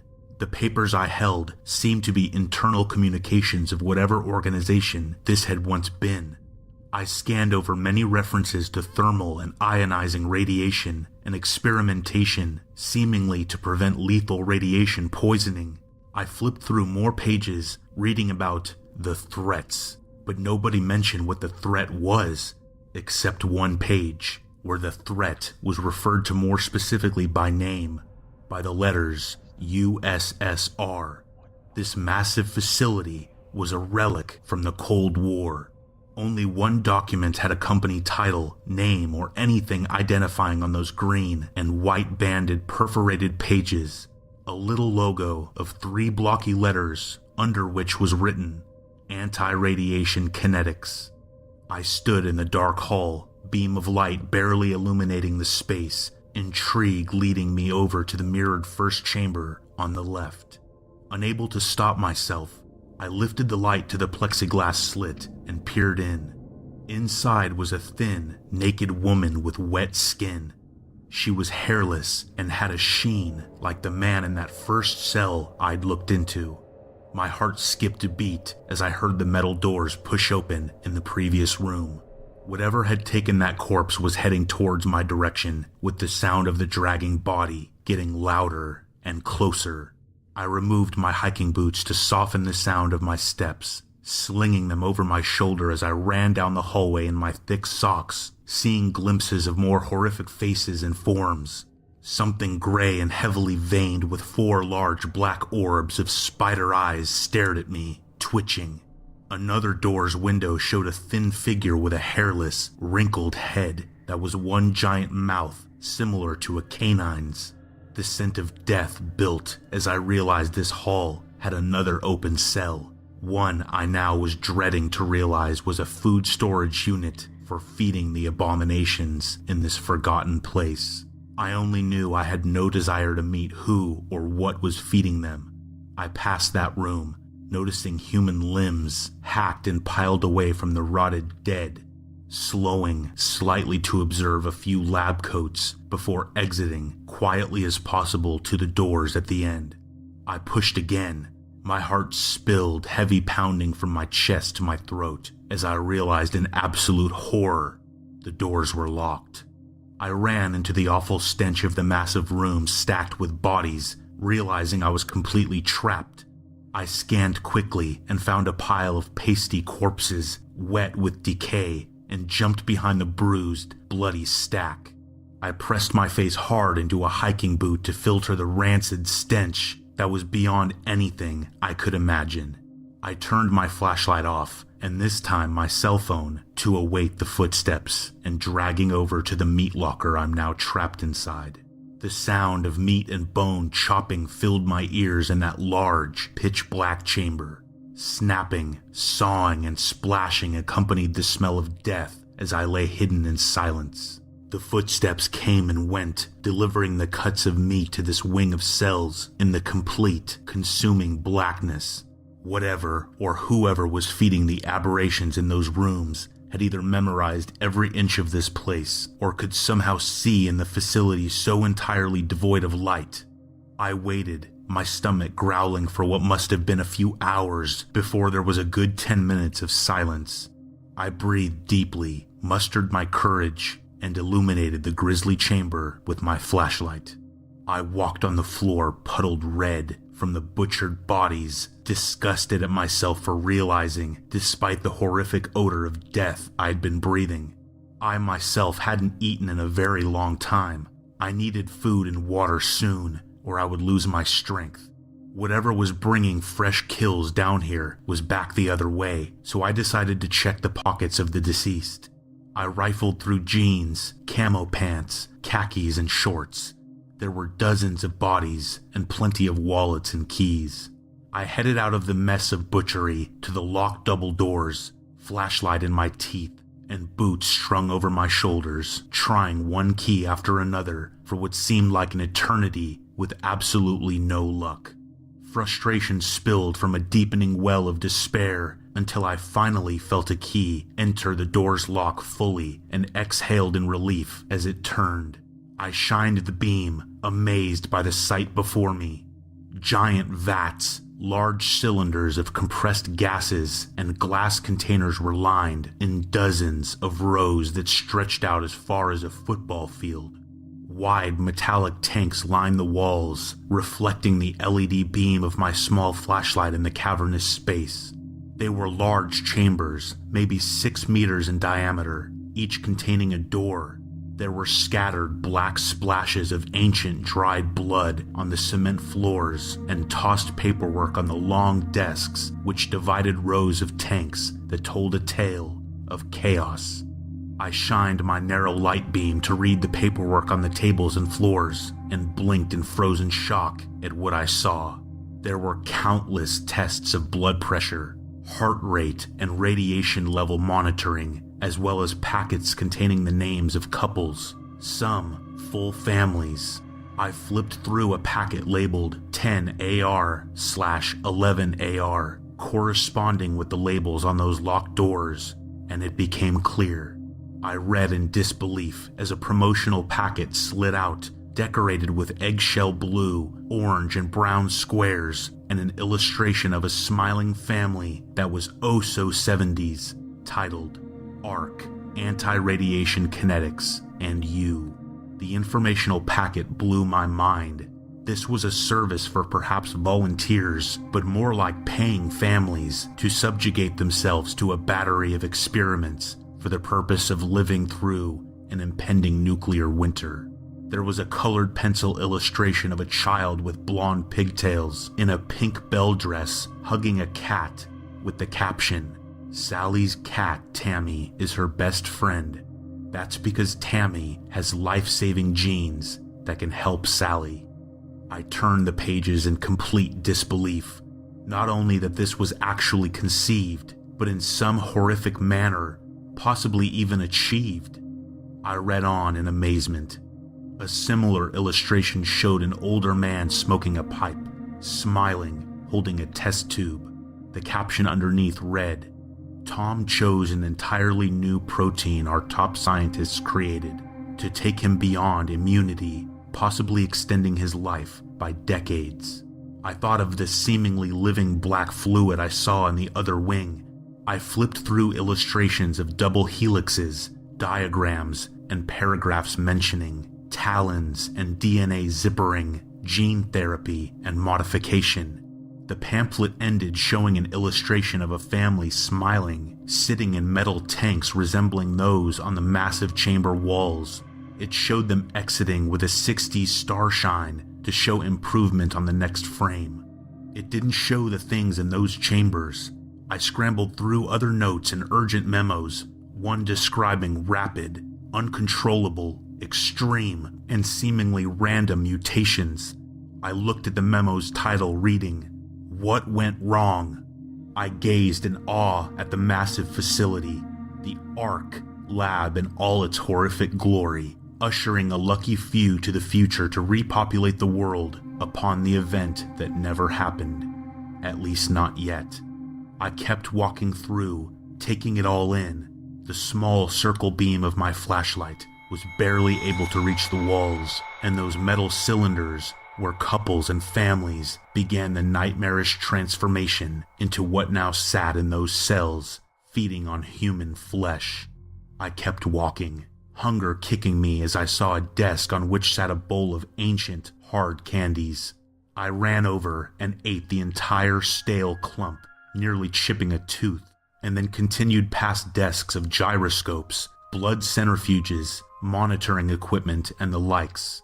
I froze upon hearing keys jingling and a press of the metal bar, and I heard the door behind me open. I heard footsteps slap the floor in pursuit as I ran. I realized I had no idea where I was running to. I was stuck. I was about to die. I was about to end up on that pile in the other room. My brain screamed, "Run!" And I ran. I made it to the other side of the giant room, to another door made of wood with a knob and chipped screw holes. My pursuer was nearly upon me as I tried the door, twisting the knob and pushing it open. I entered and slammed the door behind me, scrambling my hands on the brass knob and luckily finding a lock, which I turned hastily. Pounding shook the door on which I leaned, low to the ground. I shined the light to find a nicely decorated lobby, quaint and ornamented with rounded furniture with peg legs in the usually quirky colors of the 70s, far more sinister lit by that single beam of my flashlight. I saw more pamphlets and plastic holders on the desk and finally realized this was where their journey began, greeted by a heavily hairsprayed receptionist. Most importantly, I saw the glowing orange ring on the elevator door's frame. The wooden door I'd entered from was clearly not going to hold what had discovered my presence for long, so I ran to the elevator, mashing the glowing button. I hadn't even considered the fact that this facility had power, but I realized this could have been my end, had it not. I entered the dim yellow light of the elevator, hearing music and a jingling of keys from outside the door I'd come from. Jazz flute heavy elevator music played on speakers as my pursuer entered through the wooden lobby door with wide eyes, reaching out to me with open hands. A normal-looking man, aside from his milky white eyes, perhaps in his mid-60s, ran into the room screaming just as the doors began to close. I slammed the button and watched as the door shut in the nick of time. I breathed deeply and slid to the floor and sat to put my hiking boots back on, exhausted. I finally registered his muffled voice and what he was screaming. "They're loose down there." From higher and farther away, the elevator was moving, not up, but down, An instrumental version of a 70s song I vaguely recognized fuzzed from the speaker in the elevator as it descended. I stood on the handrail and tried to open the locked ceiling hatch I'd read only existed in older cars. Shaking it and hitting the lock in vain, there was soon a muffled sniffing, then scratching from the hatch. Then the creak of metal bending, and a small black triangle began to appear from its corner. The triangle grew in size to reveal long, malformed teeth in the gap. Something powerful was prying the hatch open. I rushed to the front of the elevator car and pounded the open door button as sweat beaded my forehead. The music crackled before squealing with a deafening screech of feedback. That noise stopped that thing's act of ripping open the car like a sardine can, and it seemed to retreat. My palms squeezed over my ears, and I slid to the floor until the sound stopped and a staticky voice spoke to me over the dated speaker system. "Listen, you are in very serious danger," the voice spoke. As I looked up to see long fingers like articulated drumsticks emerge from the shadow, I watched helplessly as they reached from the black opening and returned to prying the roof hatch open. I yelled for help, asking for the man to make the noise that seemed to repel the thing, but it was clear the speaker was merely that. A speaker. There was no phone or any intercom device, just open, close, and the two doors. I was trying to figure out how to make a last-ditch makeshift weapon. The elevator stopped and the doors slid open. I looked out in utter confusion, trying to understand what I was looking at. There was a road separating two rows of housing that extended into the space under an eerie, domed ceiling that was painted and lit like a sky. More rows of housing units and streets continued to my right. It was like an overly exaggerated nuclear family suburb with actual white picket fences and AstroTurf lawns. All of the small houses were Easter egg colors, throwback ranch homes from a different era. I walked out of the elevator, feeling the bounce of the black rubber street beneath my boots, and I hurried to the first house, peering in the windows. It was dimly lit, but appeared to be vacant, and I rushed in the door, which was unlocked, twisting the lock as I heard the metal clang of that thing from the elevator roof landing on the floor of the car. I kept as silent as possible as the long, horrid shadow of the thing walked by the window to my side. My back was to the door, and I stared at the overlapping colored ovals of the wallpaper that opened to a small kitchen. I then noticed the mirror on the wall that revealed a view of the outside window behind me, and I finally saw that thing from the elevator. It was horrific, tall and bony, with multiple rows of elongated human teeth spilling out over each other from a massive gummy mouth under wide, white eyes. The nose was a small bump above two flaring black slits on the jagged-cheeked face.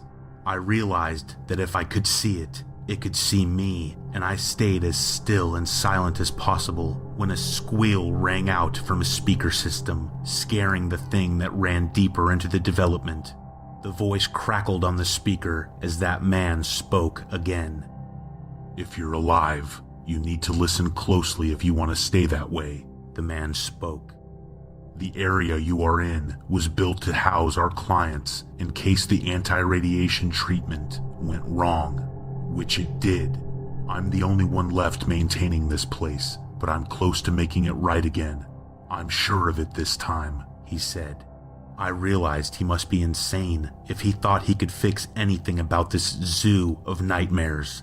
I crept on the olive green shag carpet towards the kitchen as silently as possible. I was getting farther from the door, but could still hear him on the announcement speakers of the enormous fallout shelter. I looked out the kitchen window that was fixed to the massive outer chamber wall. It was like a cutout display that emulated depth, with a layered set of photos of rolling hills and trees. I shook my head and reached down to open the kitchen drawers, removing a steak knife I found inside. "Use the maintenance hatch labeled A13, just a bit forward to the left. You really shouldn't have unlocked that door, the voice said gravely. I gripped the knife and slowly walked to the window looking out to the street, seeing some emaciated form climb out the window of one of the houses.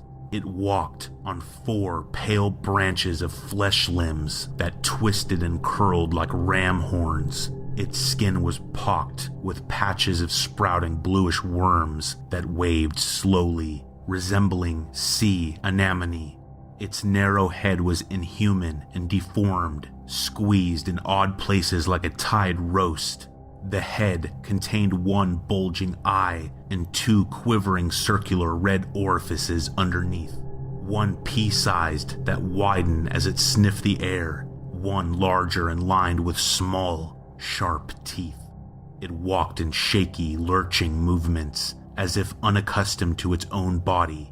I almost felt sorry for whoever that had once been, until I saw it heave and vomit a red splash of bones to the astroturf grass it stood on. It raised its head and choked up a deep bark of sorts, pacing in twitchy, awkward steps.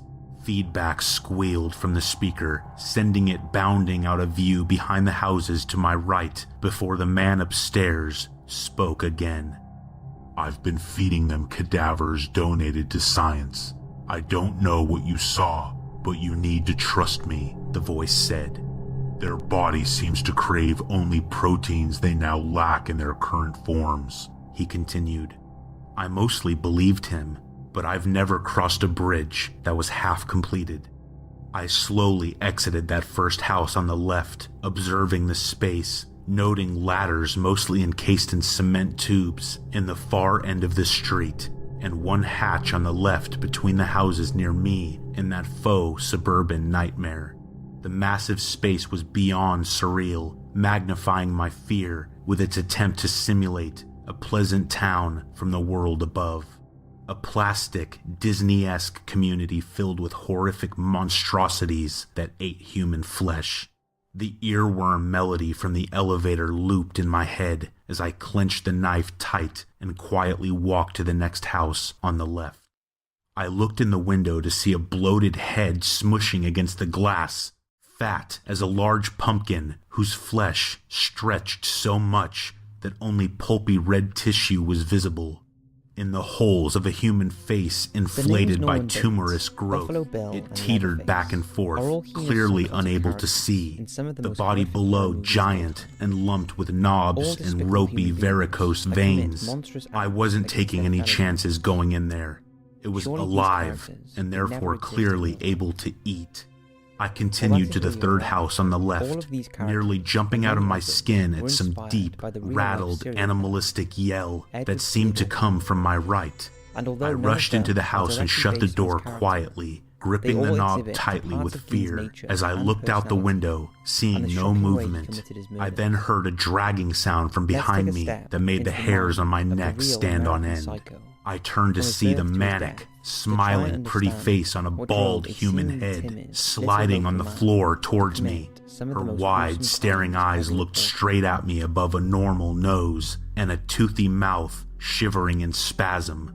Its body dragging behind was a long tube of flesh lined with dozens of small, trudging legs resembling those of a human baby. As it slowly emerged from the kitchen, I held out my knife and opened the door as quickly as possible. That thing's mouth stretched open as it charged at me, the skin on its face peeling back entirely from the mouth as a large muzzle of tooth-filled gums snapped forward like a goblin shark's attack. I barely slipped out the front door, but those lunging jaws banged against it too loudly.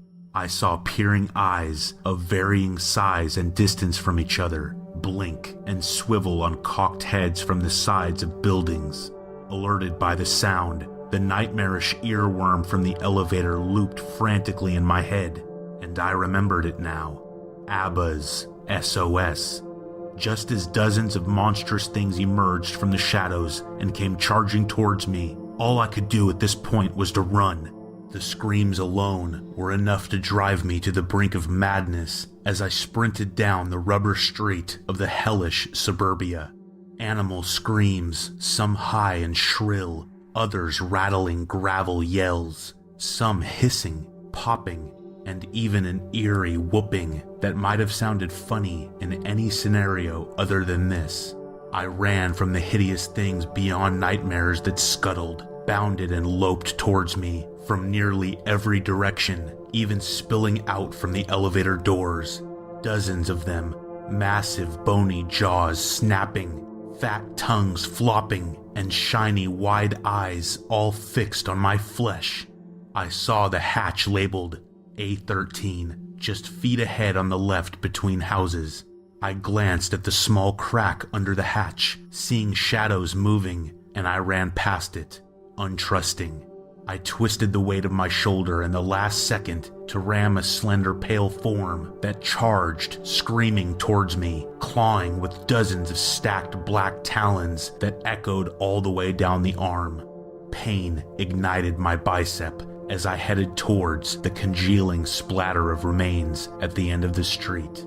Above it was a concrete tube which housed the steel rungs of a ladder. My feet slammed the rubber road as I sprinted, and as I ran, I felt my lower legs sliced and licked and stung by the pursuing horde right behind me.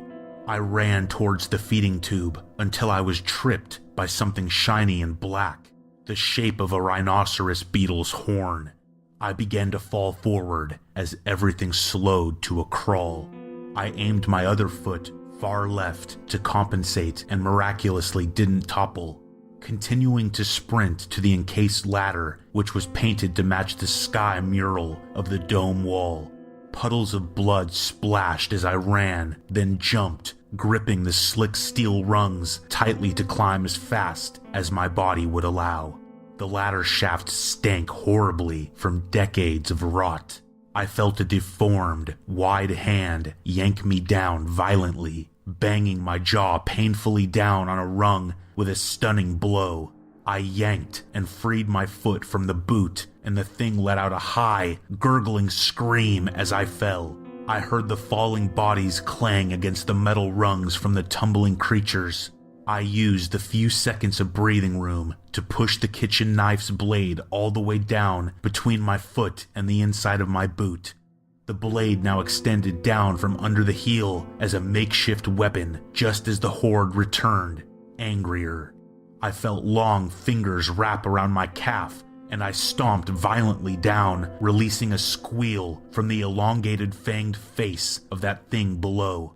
There were dozens of them, screaming things with too many black orbs of eyes and gnashing jaws.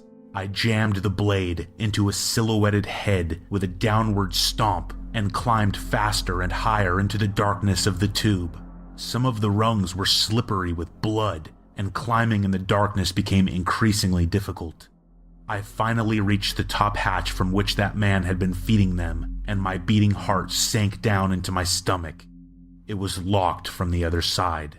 The feedback squeal from the speakers blared, not from above, but just below me to the right, repelling the pursuing monstrosities a bit away from me once more as the voice on the system continued. I'm so sorry. You know I can't let you leave, knowing what you know. All our work would be completely destroyed for nothing. Followed by another feedback squeal as the speaker cut out. The slobbering, howling sounds of the horde below entered the ladder well once more, echoing demented screams through the narrow space as they closed in. I stepped down a few rungs to the source of the speaker sound and reached over in the blackness and felt a large sliding grate that seemed to be the source of the voice. There was one on my left as well, and neither had locks.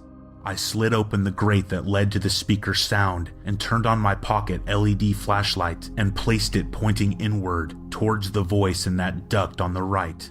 I realized that the passage might lead to that blind madman on the speaker. I slid the left one open and climbed quickly inside, removing the steak knife from my boot and using it to lift up and close the sliding vent cover behind me. I crawled away slowly and silently in the darkness as I heard scuttling, then screams through the access ladder well that had been repurposed as a food hatch. I listened with a slight feeling of vengeance as the man's screams wailed through the blackness of the space as those things devoured him alive.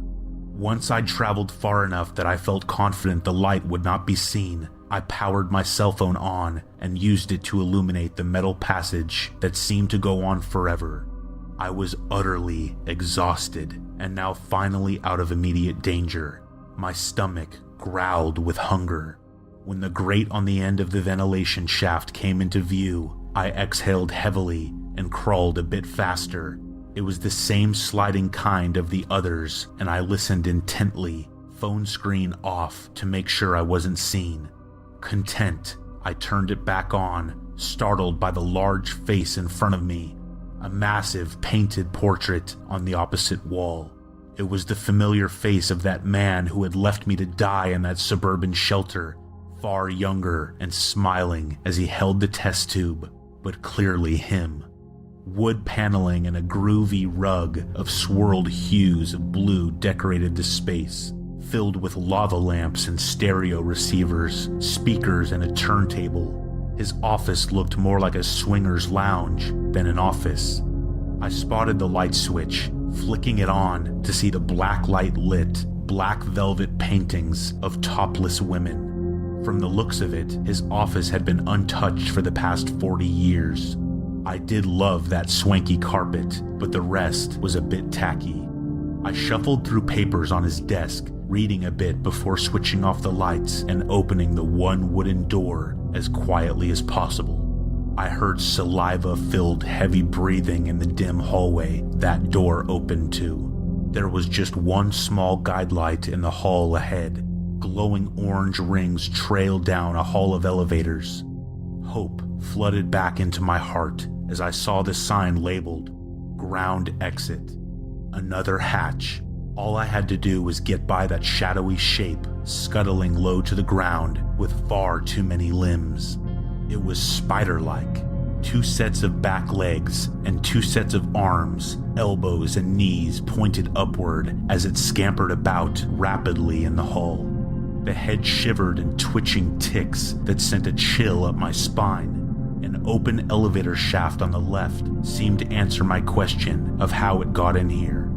I was starving and headed back to quietly search the lab of Gabe Reverton, the name on the metal plate on his kidney-shaped desk.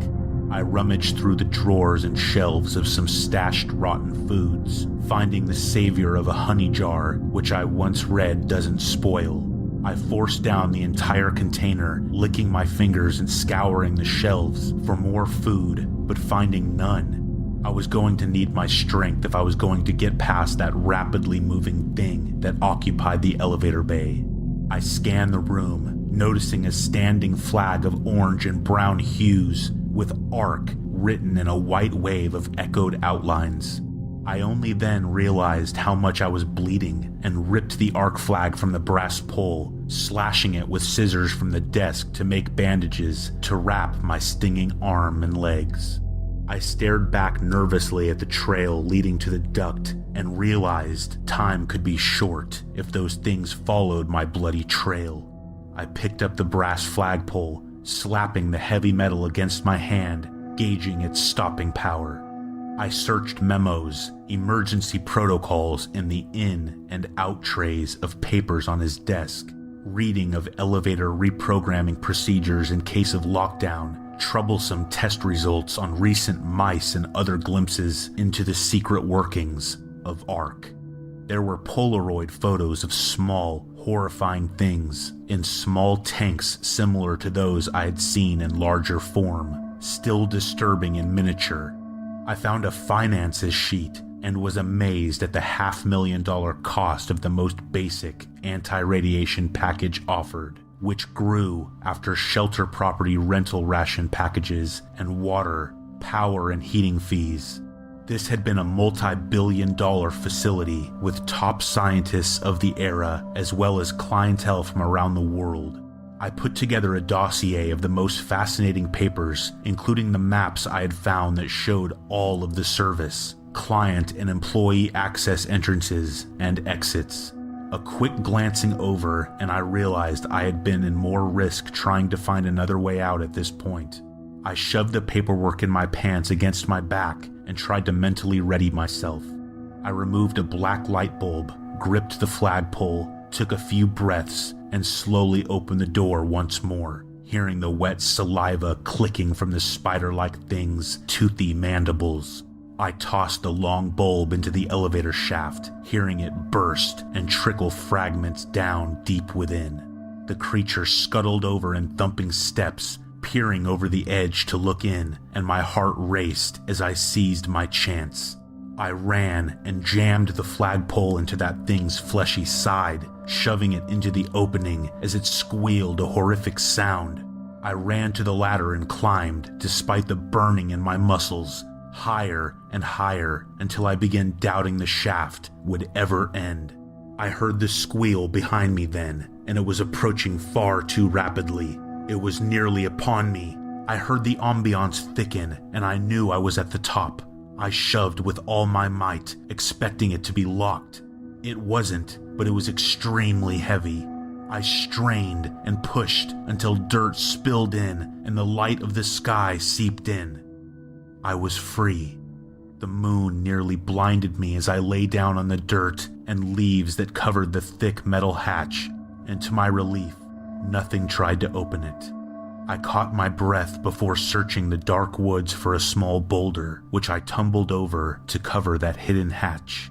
I turned on my phone's flashlight and breathed deep the fall air, crisp and refreshing after the horrors from below. I gazed with teary eyes at the moonlit trees, the gradients of autumn leaves warming the scene with tranquility, just above those unimaginable horrors below.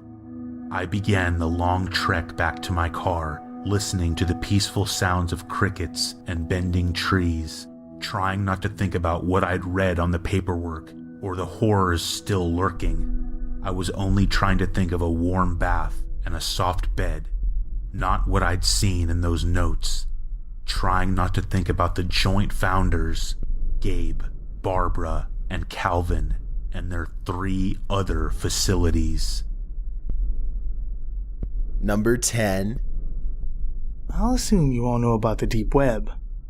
Well, what you've heard is true. It's not a great place.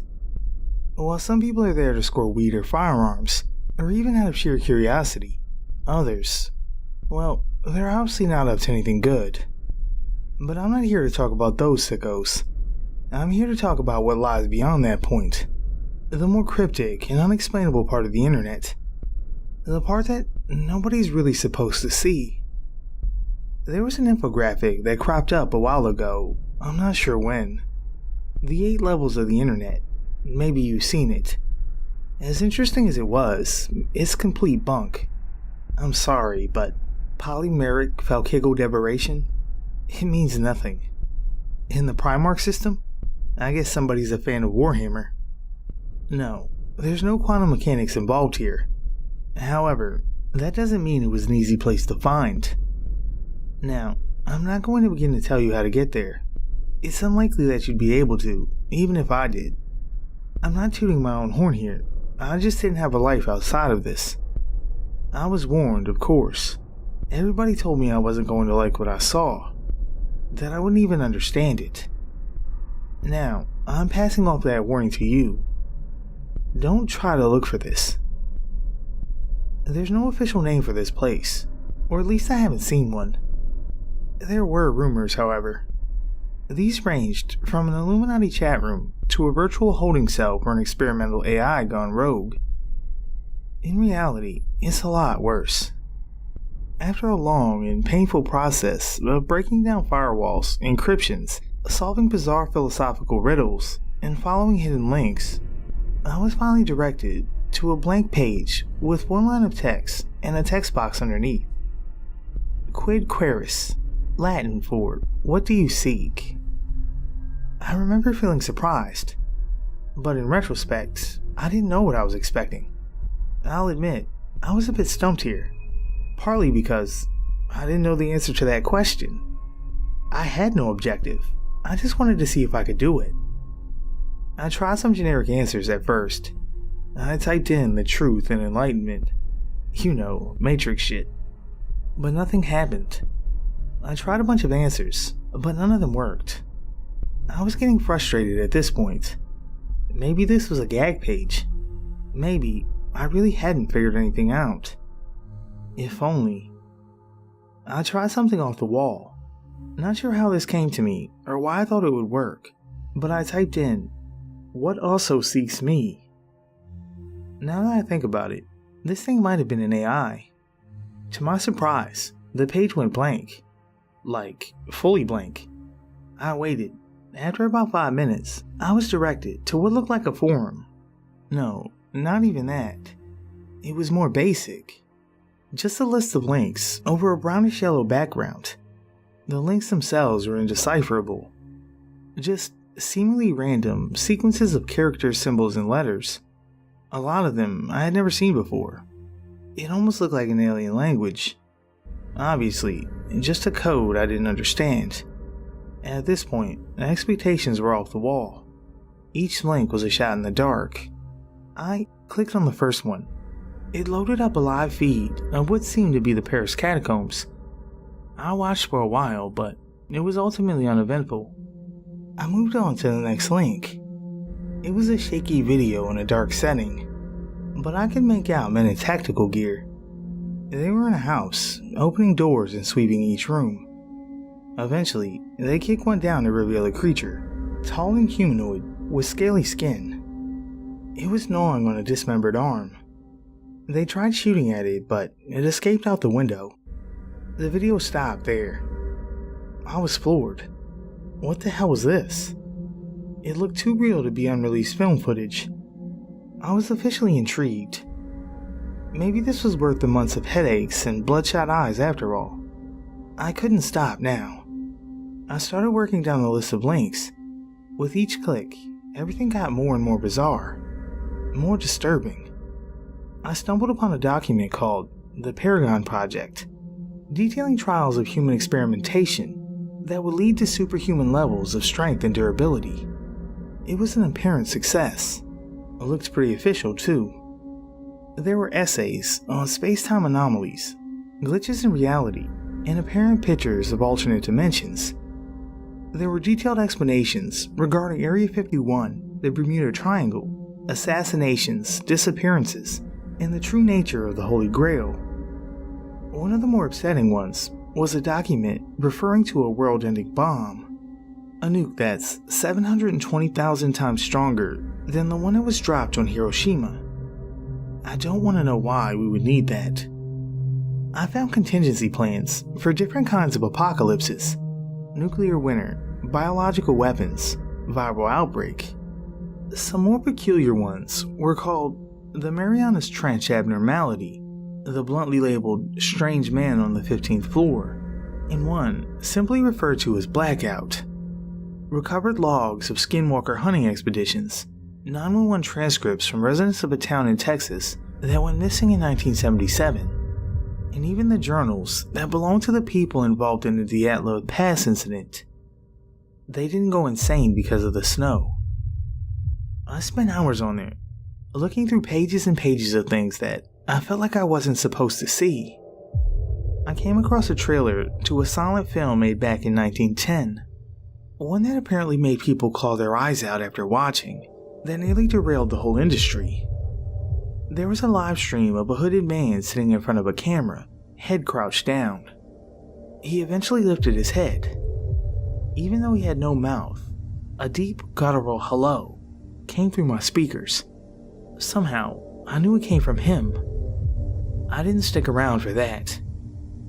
There were obscure sets of step-by-step guides that involved things like cutting off your own limbs and sewing on corpses, performing religious incantations in the middle of the Siberian forest, and going to coordinates that apparently housed captive fallen angels. It was unclear what any of these were supposed to achieve. There was also a 20-second long clip titled The Futility of Living. I didn't watch it. That's when I realized there was no way even the highest form of organized government had full control of this. one of the scariest things about this whole experience was that I didn't find an end to the list, no matter how far I scrolled down. I think I had a meltdown and passed out eventually, because I woke up on my floor in the middle of the night. I looked at my computer screen to see looped helicopter footage of a massive crab-like creature tearing apart a coastal island. I clicked off of it. I just sat there for the longest time. I couldn't comprehend what I was seeing, and I don't think I really wanted to. Now, I'm not really sure why I kept going. My brain was screaming for me to take my computer out to the lawn and smash it into pieces. But I didn't. I noticed something I hadn't before. A small message at the bottom left-hand corner of the screen. I don't know if it was always there or not. It was hard to read, so I had to squint. More Latin. It translated into, "Are you satisfied?" There were two options underneath it, yes and no. Now, I knew the answer to this question. Hell no, I wasn't satisfied. I was horrified. Scarred for life. But I should have clicked on yes.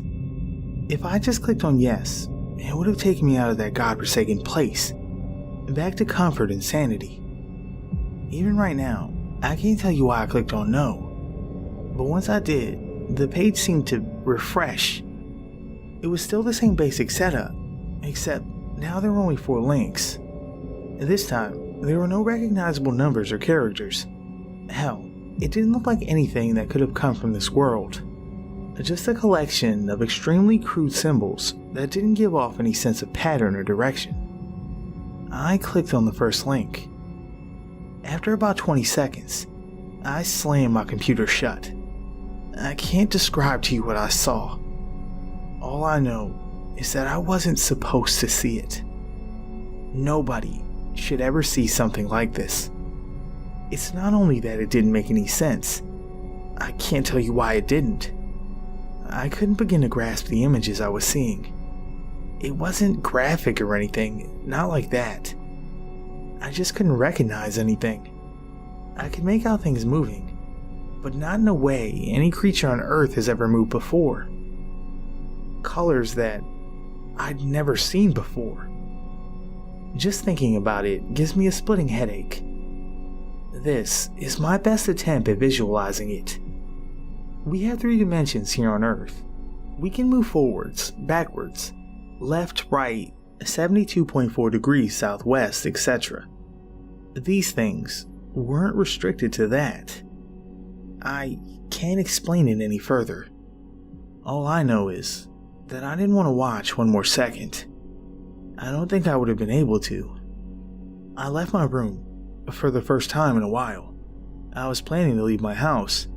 I needed fresh air. To take a walk or something. Hell, I was thinking about running a marathon in the middle of the night, just to get my mind off that shit for a few hours. I was putting on my jacket when I heard a knock at the door.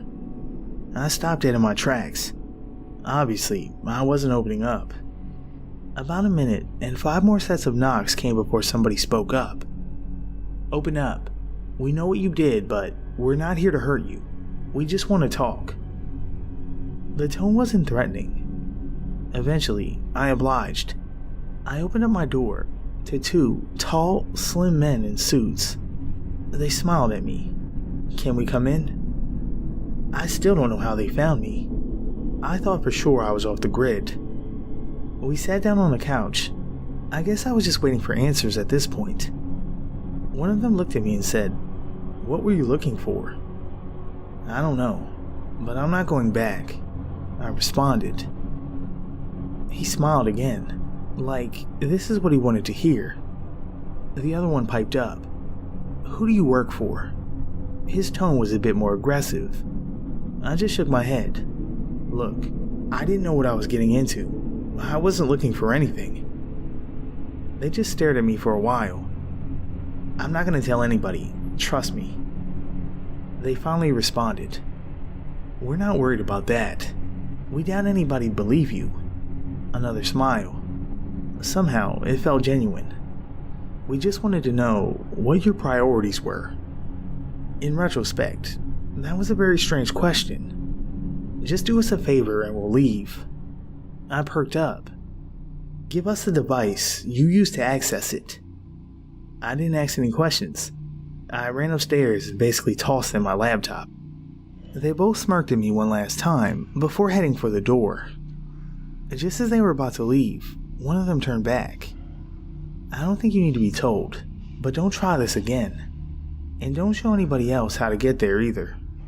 We'll know. I didn't ask who they were. I'm not sure I would have wanted to know. It's been a week now. I don't go on the internet so much anymore. After this, I'm going to try and forget.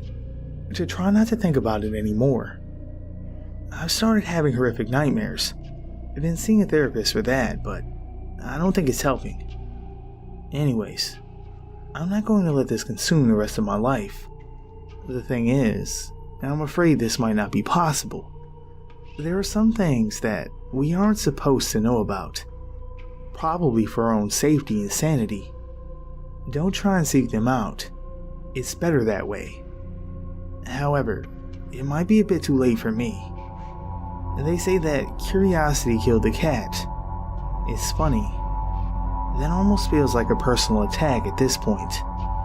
I haven't forgotten about that night. I mean, it's not just something you can stop thinking about. What the hell was the last thing I saw? The strange thing is, it never even comes up in my nightmares. It's always the other stuff. I swear, I can see that dude with no mouth every time I close my eyes. But maybe it's not so weird. My brain couldn't comprehend it the first time, so how could my subconscious produce a recreation? Shit. I don't want to think about it anymore. But I can't. You see, my problems aren't just in my head anymore. I thought I was done with this shit after the Men in Black paid me a visit. I thought it was over. In retrospect, that was just wishful thinking. No, it was delusional. After what I saw, I guess it doesn't work like that. I guess the world just isn't that simple. Here's what's been happening. Wednesday. It's been 3 days since I've gone back to work, and I think I'm being followed. No, I'm sure I am. The thing is, the first time I didn't really notice. Whoever the hell they are, they've been using different vehicles. Always the same routine. After work, I get into my car and start driving home. Another vehicle always tails me until I turn into my driveway. And then, they just drive past. Now, if it happens once, whatever. But 3 times? Under normal circumstances, I could call it a coincidence, but for obvious reasons, I can't do that right now. I'm not really sure what the hell they want. Maybe they're just trying to monitor me. God, I hope that's all they're trying to do. If that's the case, I'll just lay low and ride it out. Just give them what they want. Thursday. This time, I tried to get a glimpse of them in my rear view. The windows were tinted. Great. Again, I pulled into my driveway, and they kept going. Now, I know I said I was just going to ride it out, but this kind of shit really does take a toll on you. I don't want to deal with whatever the hell this is anymore. I swear, they're following closer and closer each time. Friday. I did something different today. I took public transit instead of driving. I never needed to drink more in my life, so I went to a bar after work. I guess this was more of an experiment, to see how closely they've been tracking me. If they're bothered by the waiting, then they can go fuck themselves. I'm still living my life. Although, I couldn't keep my eyes off the windows the whole time I was in there. After getting sufficiently wasted, I flagged a cab down, and, surprise surprise, there they were, right behind us. But here's what I didn't expect. It was the same car from yesterday. Looks like they gave up on the Incognito Act. I'm not sure how to feel about that. Damn it, something else has changed. They didn't just keep driving this time. After the cab dropped me off, I turned around to see that damn car parked half a block away from my house.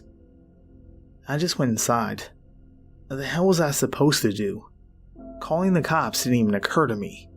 But to be honest, I don't think that would have helped. It's been 3 hours now, and they're still there. I haven't been watching them the whole time, so I don't know whether or not they're actually in the car. Not fun to think about. There's no way in hell I'm sleeping tonight. It's about 2 a.m. now. I just got a text message from a private number. Here's what it said. Leave your house. Don't use the front door. They're still there. Come to the all-night diner about 5 blocks away. Don't think about driving. They'll know. Be quick. They're coming in soon. Don't get followed. Leave your lights on. I froze after reading this. They're coming in. For what? Who the hell's texting me? Now, I don't know what you would have done in this situation, but I took the warning. I was paranoid as hell at this point. Buzzed and tired, I put on a jacket and went out my back door. I also took a backpack with my other laptop in it. I'm not sure why, but I felt like I needed to. I waited for a second before I climbed my own fence. When I was sure nobody had noticed, I started heading towards the diner. After about 40 minutes, I finally got there. It would have been shorter, but I pretty much ducked into the bushes every time a car passed. I scanned the patrons, a table of drunk college kids, a few truckers, and a dude in a hoodie typing away on a computer in the back. He didn't look threatening. Actually, he was pretty scrawny. I made an educated guess. I walked up to his table and sat down. He looked up at me. Hi. What do you want? You texted me. There was a brief pause. I got worried for a second. Was it not him? But he broke the silence. Right. They follow you? No, I don't think so. He nodded. All right. And then he laughed. Like, this was supposed to be funny. Man, you screwed up, didn't you? Hard to disagree with that. What were you doing anyways? What were you trying to find? Nothing, I swear. I just did it for the hell of it, I guess. He just stared at me in amused disbelief. Oh, well that's fucking lame. It would have been cool if you were a spy or something. He chuckled again. Look, who are you? How did you know they were after me? Who are they, anyways? I pelted him with questions. Alright, settle down there. I'm not going to tell you who they are. I don't know either. But I will tell you, they don't have good intentions. Fantastic, I thought. Well, how do you know about them? He paused. They came after me. 1 second I'm reading about demons on the moon. The next, I'm getting my door kicked down. This was months ago. I skipped town. I was confused. Wait, what do you mean? They tried to kill me, dude. I couldn't believe this. And you were just viewing the links? That was it? You teach other people how to get there or something? He raised his eyebrow. No, why do you ask? I was floored. They didn't do that to me. They just came by, took my laptop, and gave me a warning. Now it was his turn to look shocked. Really? He seemed to think about something for a while. He then proceeded to ask me what they look like. Just men in suits, I responded. What did they ask you? Was his follow-up question. Again, I just told him. But then, I remembered the last thing they said to me. They also asked me what my priorities were. Weird-ass question. His face went blank for a second. Yeah, strange, ain't it? What followed was an uncomfortable silence. I finally asked him the thing that had been on my mind ever since that night. That page with just the 4 links. What the hell is that supposed to be? He raised his eyebrow and told me he didn't know what I was talking about. This is where things got strange. After I gave him a rough explanation of what I had saw, his expression changed completely, and I could make out a sudden flare in his demeanor. What did you type at that prompt? He asked me. What also seeks me? I answered. I was thoroughly confused at this point. Isn't that what you did as well? He just shook his head. No. He then shut his laptop and stood up. Well, where the hell are you going? I inquired. We've been here too long. Look, I know you have questions, but I can't answer them for you. And just like that, he was gone. What was I going to do? Stop him? I still have no idea who the hell the guy is. The only thing I got out of him was his name, Jackson, and even that's probably fake. I'm tired as hell and still a little bit drunk. I left the diner and tried to stay hidden as I looked for a nearby motel. Obviously, this wasn't fun. Sitting in some sketchy motel at 4:30 a.m. I can barely keep my eyes open, but I also can't help but look over my shoulder every second I'm awake. This is the pinnacle of shitty situations. I guess I'll try and get some sleep. Nothing else I can do. I'll figure it out in the morning. Saturday. Well, I guess it's been Saturday for a while actually. It's 8 a.m. now. I barely got any sleep. I have this creeping, ominous feeling in my gut that something just isn't right. I turned on the TV. Anything to clear my mind for a bit. What I saw next did the opposite of that. It was a news report. A man strangled to death in a KFC bathroom. But the person murdered was one of the guys that came to my house and took my computer that night. No suspects. I just stared at the screen for the longest time. What the hell was going on? My phone suddenly buzzed. A different message from a private number. This is what it said. Go to the swimming pool on 5th Street. In the men's locker room, go to locker 128. The combination is 122733. Further instructions are in there. Do so before this text gets intercepted. Don't bring your phone. Of course, how stupid was I? My phone was still on me. Surely, whoever was after me would have been able to track it. This never even crossed my mind. Out of curiosity, I peeked outside my window. Sure enough, the car that's been following me was now parked right there. Luckily for me, I caught my first glimpse of the driver and passenger getting out. They were both wearing gloves and one was holding a briefcase. They're walking toward the entrance now. After I've emailed this to myself and a friend, I'm going to need to think quick. I've already dropped my phone in the toilet, and I'm going to need to get rid of this laptop next. But people need to know that this happened. If you hear from me again, it looks like I found a way out of this. What a goddamn shit show this has been. I'm currently on a plane, headed to Scottsdale, Arizona. I haven't actually been out of the state in 6 years. I thought I would eventually, just didn't expect it to be under these circumstances. Anyways, let me back up a bit first. This is what happened. Right after I disposed of the laptop, I heard my lock being tampered with. Somebody was trying to pick it. Now, I've never been great under pressure, so you can imagine how I was feeling. But the human mind is an interesting thing. When you think you're at the end of the line, your will to live really ramps up. The balcony, I thought. That's the only way out of this. Without hesitation, I ran out and climbed over it. Fortunately, I was on the 2nd floor, so I didn't break my legs. Now came a decision. Run or hide. Both didn't seem too promising. Shit, I thought. I was panicking. That's when I spotted Salvation. A cab parked on the other side of the lot. I bolted for it. I tapped on the window, startling the driver. "Mr. Horvat?" he asked. Well, no it wasn't, but I nodded anyways. "You said 8:40, didn't you?" He looked at me in confusion. "Finished early, let's go." There was anxiousness in my voice, but I tried to hide it. Last thing I needed was for this guy to think I was a lunatic and drive off.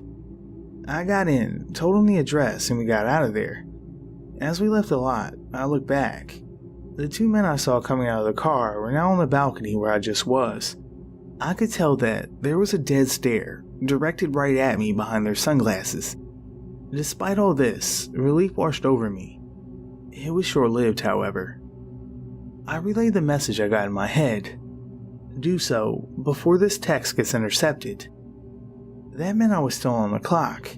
If they don't know where I'm headed yet, they will soon. We finally got to the place about 15 minutes later. As soon as I got in, I rushed into the locker room. It was mostly empty, and I kept repeating the combination in my head. This was the only thing I had. I didn't really care about getting answers before, but it seemed like I had no choice now. I finally found the locker. Don't know why this guy chose such a massive place. 12 left, 27 right, 33 left. I swung it open. Sitting there was an older BlackBerry model in an envelope. I picked it up to find a plane ticket, $2,000 in cash, and a sticky note. The words, "check phone, password snake tracks," were scrawled across it. I obliged and booted up the ancient device. I remember being slightly amused. I always begged my parents for one of these when I was a kid. This was a far cry from that. I took a quick look through the phone. It was mostly blank. And no apps downloaded, no pictures, nothing. There was only one contact, bluntly named "Call Me." So I did. After just one ring, a voice answered. There was a sense of tentativeness in his tone. Somehow, it sounded familiar. "Who is this?" Well, how the hell was I supposed to answer this? Should I say my name? "I got your message," I finally responded. There was a brief pause. His response caught me off guard. "What's your religious affiliation?" His tone had gotten a lot more aggressive. Why the hell was he asking me this? I thought. I didn't have enough energy to question him though. "Raised Protestant, but now agnostic, I guess," was my answer. He seemed to breathe a quick sigh of relief, and then he cut the line. Well, shit, is this guy nuts or something? My thoughts were interrupted as I got a message. He'd sent me an address and a room number. "Meet me" was the only other thing he'd typed. I looked at it for a second, and before coming to my senses, I'm an idiot. I should have just taken the stuff and bolted. I heard the door to the locker room swing open. Then, footsteps coming toward where I was. Sprinting, actually. I flipped shit. I shoved the stuff into my pockets and started looking for a way out. Again, there was really only one option here. I started making a break for the pool entrance. As I ran, fucking gunshots started ringing out behind me. I could tell they were using silencers. But boy, that doesn't do a whole lot when you're only 40 feet away. I suddenly felt a sharp pain in my side. I saw a bullet penetrate a locker right up ahead. God, that didn't miss by much. I ran faster than I thought I was ever able to. I almost slipped into the damn pool as I stumbled out. The lifeguard shouted after me as I burst out the emergency exit. I couldn't stop there. I hurried along, making turns every minute, looking over my shoulder the whole time. It's a good thing I was downtown. I blended into the sea of people easily.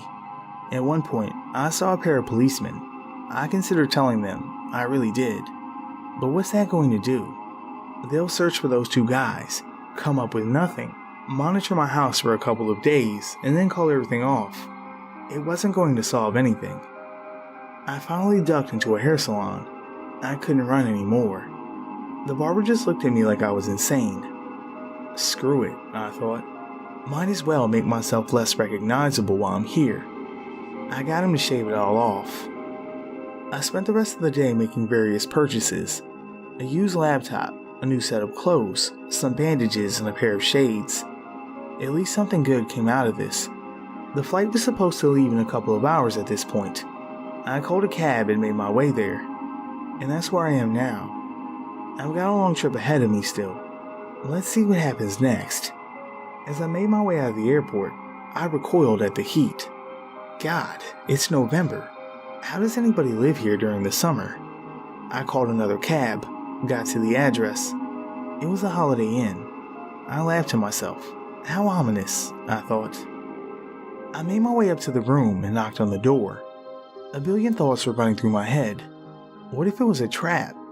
I actually thought about just running away for a second, but I realized that wouldn't accomplish shit. After about a minute, the door opened. A wave of surprise washed over me, but in retrospect, this is exactly who I should have been expecting. It was the other guy that came to my house that night. The one that didn't get strangled. He didn't look great, however. He had a black eye and a busted lip, and just looked tired in general. He looked me over before gesturing me in. He had a slight limp as he walked. Nice haircut, he muttered softly. He sat down on the bed, and I sat on the couch across from him. There was a long silence. The whole time, he just stared at the ground. To be honest, I didn't know what to say, so I said nothing. He finally spoke up. Might as well let you know what's going on. He then proceeded to let it all out. About 4 years ago, there was an incident in the Paris catacombs. I got chills after hearing this. 4 teenagers decided it would be a good idea to wander off during a tour. I guess they got lost or something, cause they weren't there at the end. The police pretty much swept everywhere, no sign of them. Eventually, the government decided to set up infrared cameras all around the place, just to see what would turn up. One day, one of the cameras picked up movement. Nobody anticipated what they were going to see next. It was hell manifested. An abomination of writhing limbs somehow stuck together squirmed across the screen. There were 4 human heads stuck to the top of this thing. You can guess who they were. I was beyond speechless. I thought about that video of the catacombs. Glad I didn't stick around for the grand reveal. He continued. They decided to send elite forces down there to exterminate it. Apparently, it took out 12 men before they put it down. Now, the question was what they were going to do with the video. They couldn't just get rid of it, but they didn't want anybody to see it either. And this was around the time the whole Snowden thing was going on, so they didn't feel comfortable with just using government servers. So this is where the website you saw comes into play. They got the most seasoned technical experts they had to bury it somewhere deep in the internet. And I'm talking about as deep as they could go. Nobody was supposed to know about it. Nobody was supposed to find it. And nobody was even supposed to know what to look for. I racked my brain over this. Sure, I knew my way around, but there was no way in hell that I was on par with government experts. So how did I find it? He continued, and it worked well for a while. They made a pact with governments worldwide. Anything they deemed unfit for public knowledge went onto that site. There were even precautions. For every real thing on there, they posted 4 fake ones, for the select few that actually managed to find it. Wait, what? I couldn't believe this. He just chuckled. Yeah, most of that stuff you saw was bullshit. Most. The videos are harder to fake. I didn't know how to feel about this. I was slightly relieved, I guess. Just slightly. He kept on. The logic behind this was that once people found these things, they'd look further into them. However, since they were fabricated, nothing would come up and the page would be disregarded. Just a gag site. At least, that was the idea. What about the people that started looking into the real things? He sighed. Look, nobody would have given a shit if they just started spouting it off to their friends or on the internet. People would think they're crazy. It's the damn people that just have to go and find the proof. The ones that plan to publicize it. Yeah, they get silenced. I was about to say something. I think he noticed, because he cut me off. Look, don't put that moralistic shit on me. They didn't have to do it. It was their choice. They were committing a crime. Do you really think public knowledge about any of these things would help anybody? No, it wouldn't. Sometimes, ignorance is bliss, alright? To be honest, I had to agree. But here's where things really went to shit. He went on. Before, there would be maybe 2 breaches a month. And then it skyrocketed up to 20. And then 50. They looked into it. Apparently, there were rumors circulating around the deep and dark web. A rumor about a page that held secrets that nobody was supposed to see. They decided to find out how easy it really was to access this place by just reading forums and shit. It took the experts about 20 minutes to find it, just by solving weird fucking riddles, and then following these concealed links that would spawn from them. And then, there was the final prompt. What do you seek? You've seen it, no? I nodded. Apparently, there's a lot of different answers that could work. Anyways, it didn't make any sense.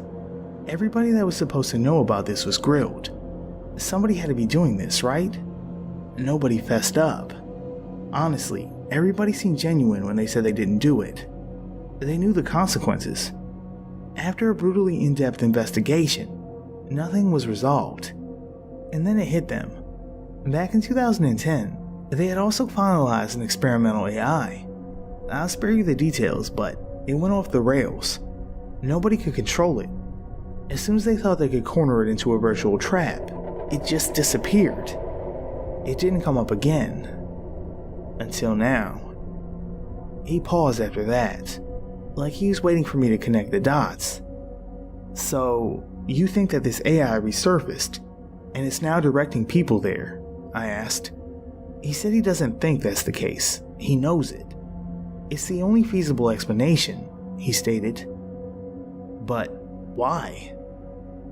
I don't know, he responded. I was starting to get a hunch now about why this was happening to me. These people, they aren't after me because I saw those links, are they? He just nodded. It's what I saw after. And you think this AI has something to do with it? Another nod. Well, what did I see? He took a second before speaking. I couldn't tell you. There's some things that I don't even know about. All I can tell you is that there are some groups, some people out there, beyond any government, that are after this kind of stuff. This forbidden knowledge. And somehow, they know that you've seen it, and they want to know what you know. And they came after you as well, I asked. Yeah, they know we talked to you. A wave of guilt came over me. Did I get that guy killed? However, that guilt quickly turned into frustration. Well, what the hell am I supposed to know? I don't know what the hell I saw. A dry chuckle came out of him. Well, they don't care, do they? They'll jump at anything. And who do you work for? The government? I finally asked. The question had been on my mind since I got here. Sort of, was all he responded with. He got up, taking out a pair of car keys. We gotta figure this out. We gotta go. Go where? I asked. Vegas. In any other situation, I would have been ecstatic. We went outside, and he led me to an older beat-up sedan. Inconspicuous, he said with a smile. I could tell he was just trying to lighten the mood. The drive was long and arduous. We barely spoke. My brain was fried at this point, so I didn't bother asking more questions. I did remember one peculiar conversation we had, though. Listen, if anything happens to me, there should be a file on the BlackBerry named Contingency. Everything you need to know will be there. I remember feeling flustered. What? What could happen to you? I responded. I don't know, just in case, I guess. Don't lose that phone. In reality, I knew there were a lot of things that could happen. I just didn't want to admit it. He woke me up when we arrived at McCarran. I was confused. You have plane tickets? Don't need them, he responded. He got out of the car and I followed him. And what happened next was strange. He just walked past everyone. The check-in, security, everybody. They didn't even pay attention to him. Not to me either. That's when I started to wonder who the hell this guy really was. As we walked past the various stores and restaurants set up near departures, he took a sharp turn. I stumbled, keeping up. He walked towards an unassuming door set up right between two shops. He swung it open and I followed. He walked down a bunch of corridors, turning every so often. Various men in suits passed us, but didn't seem to acknowledge our presence. We finally got to another door. This one required a keycard. He took one out and scanned it. I didn't realize how huge this place really was until I thought about it after. We must have passed at least 15 other hallways. Anyway, the door opened up to what looked like a long flight of stairs. We trekked down for about 5 minutes before we got to what looked like another terminal. Now, it didn't look futuristic or anything, just a regular damn terminal. Surely, there's no planes taking off here, I asked. He said I was right. That's when I noticed the train tracks. Now we wait. And he sat down on a bench. Well, great. I'd given up trying to piece this together in my head, so I didn't even bother asking what this place was. Let's just see what happens, I thought. But as I'd soon find out, things are just not that simple these days. I spotted a washroom sign toward the back, and I headed for it. As I was washing my hands after finishing up, I noticed what looked like a card stuck in the side of the mirror. I plucked it out and looked at it. It was standard issue business card size, just plain white with black text. But here's what it said. From far and wide we search for meaning. As seconds pass since the time of weaning, our destiny is sealed, we'll face the wraith. We don't need hope, we have our faith. We will not stop until we're dust. All for God, in whom we trust. Creepy, I thought, and then I turned it over. In big bold letters was FOTLG. No idea what that's supposed to mean. However, in that moment, I felt that something just wasn't right. It's that creeping sensation you get when something just feels off. I needed to tell him, whoever the hell he is, about this. I opened the door, and he was gone. I searched around the terminal for a bit, but he was nowhere to be found. Hell, there was nobody else here. The place started rumbling slightly. The train was coming. Well, I sure as hell wasn't getting on it by myself. I looked around a bit more before I heard footsteps coming down the stairs. Great, I thought, he's back. Then I realized it wasn't just one pair of steps. There were multiple. Instead of seeing a familiar face, I was greeted with 4 of what I assumed to be men. I couldn't tell because their faces were covered with burlap sacks that had eye holes carved out, kind of like the one Scarecrow wears in Batman Begins. The only difference was a symbol that seemed to be spray painted on where the forehead should be. It was simple, a vertical semicircle with angular arrows going through it. As I recall, the rest of their getup was normal, just plain street clothes. I was frozen, and then I realized that one of them had liquid dripping off his glove. Dark liquid. The next few moments were a blur. I remember the train pulling up, and those guys starting to run toward me. I started bolting for the train. It was a weird one. Only one section and one set of doors. I don't think I saw a driver. As I ran up to it, the doors opened automatically. I remember frantically looking for a shut button, but there wasn't one. I just stared in horror as those freaks got closer and closer. As they got within about 10 meters, I closed my eyes and just prayed for the best. I opened them when I heard kicking and banging at the door. It wasn't opening up for them. I watched their crazed eyes follow me as the train started moving. I was safe, but only for now. I turned on the phone again and took a thorough look through it. Sure enough, the text file he mentioned was there. Guess I'll read it soon, after I'm done with this. Now, I don't know where I'm going, and I don't know what's waiting for me there. My head is pounding. All I know is that I should have just stayed on Google. I'm not so sure what to think anymore. I mean, it's not like anything was clear-cut before, but the world just continues to make less and less sense. I opened up the contingency file. This is what it contained. Failsafe. Agent incapacitated. Alias Jack Rust. Identity redacted. Custom message. Hello there. If you're reading this, I suppose I'm out of commission. A shame, I guess. I'm going to assume that we've at least made it to the terminal. Here's what you need to do. Get on the train. Do so as soon as it comes. There's only a 10-second window where it'll open for anybody.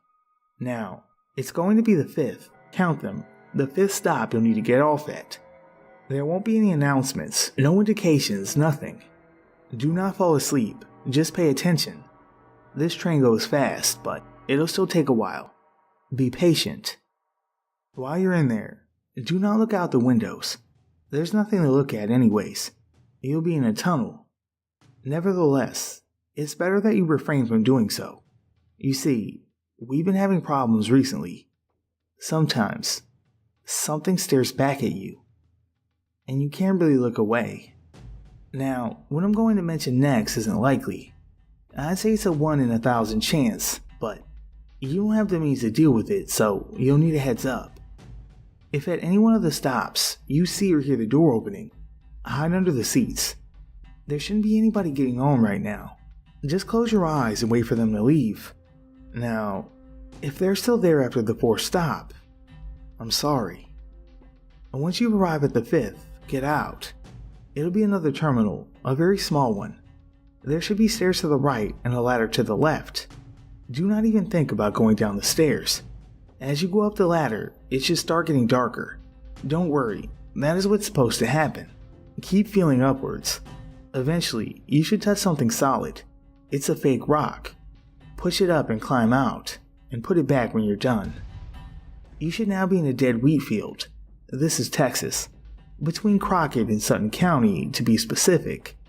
Start looking around. There should be a small abandoned farmhouse visible a few miles in the distance. Go towards it. Once you've gone in, look for a basement. The place isn't big, you should find it easy enough. Once you have, go down there. Now, the lights don't work, so it'll be dark. Turn the brightness up on your phone if you have to. You should be looking for a big red door. There's only one, so if you think you found it, you have. There's going to be a numerical set of buttons right by the handle. The password is 5325678. Now, this next part's a doozy. Not that you have to do anything crazy, it's just what I'm about to tell you. You see, the reason these people knew where to find you was because they went through us first. We've been monitoring you ever since you started getting closer to finding that page. I didn't tell you because, well, why would I? Apparently, there was a mole informant in our midst. We believe he was a member of a cult that we thought went defunct a while ago. The faction of the Lost Gods. That's what they call themselves. I won't go into detail on them here. All I will tell you is that they would go to the ends of the earth to find what you saw that day. That's their one and only objective. They aren't the only group seeking this. However, they're the only ones that we're worried about. I guess once they started hearing about those riddles, they thought that this thing was trying to communicate with somebody. With them. Trying to lead them there. But this is the part that didn't make any sense. The thing that had stumped all of us. You were never supposed to see what you did. It wasn't supposed to be there. We have no clue why it was. One of the strangest things was that nobody had even created the page that it popped up on. We don't know how you found it. You were the first person that saw it since we took it off the site. This is where things got hairy for us. As soon as the informant noticed this, he called in a raid on our Texas headquarters. That's the one you're going to. It was a massacre. They stole our equipment and started tracking you down themselves. Luckily for me, I wasn't there for that. I was already on my way to you. Now, we don't work for the government, we just work with them. But these politicians, they have a real antiquated code of ethics. A real antiquated idea of how to fix things. You see, these cult members aren't so easy to find. If they were, they would have been neutralized a long time ago.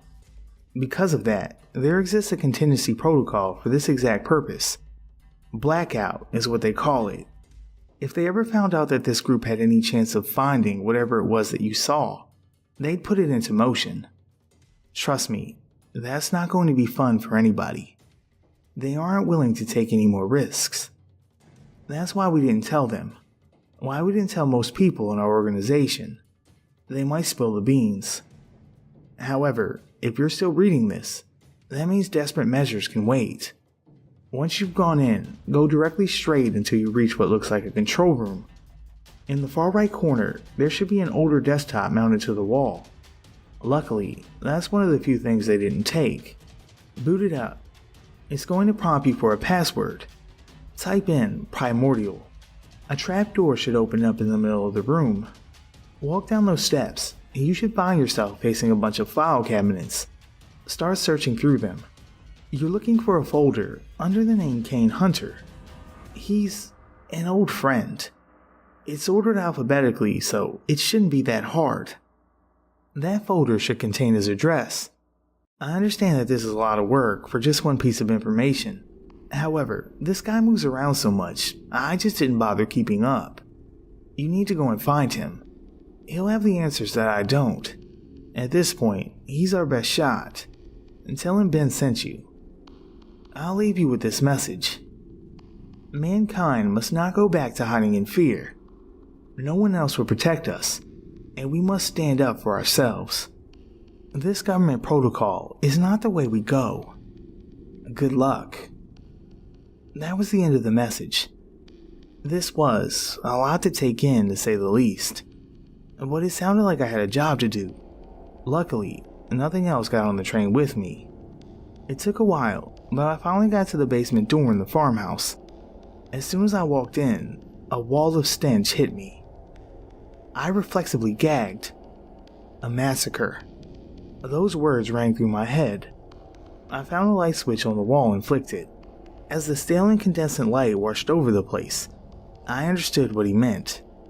It was a massacre indeed, and nobody was there to clean it up. Holding my breath, I stepped over the decaying, uniformed corpses. As much as I would try to avoid looking at them, I couldn't stop myself from glancing down every so often. I was about to pass out once I reached the control room. I followed the instructions and found the folder. As soon as I did, I got the hell out of there. Once I was back outside, I read through it.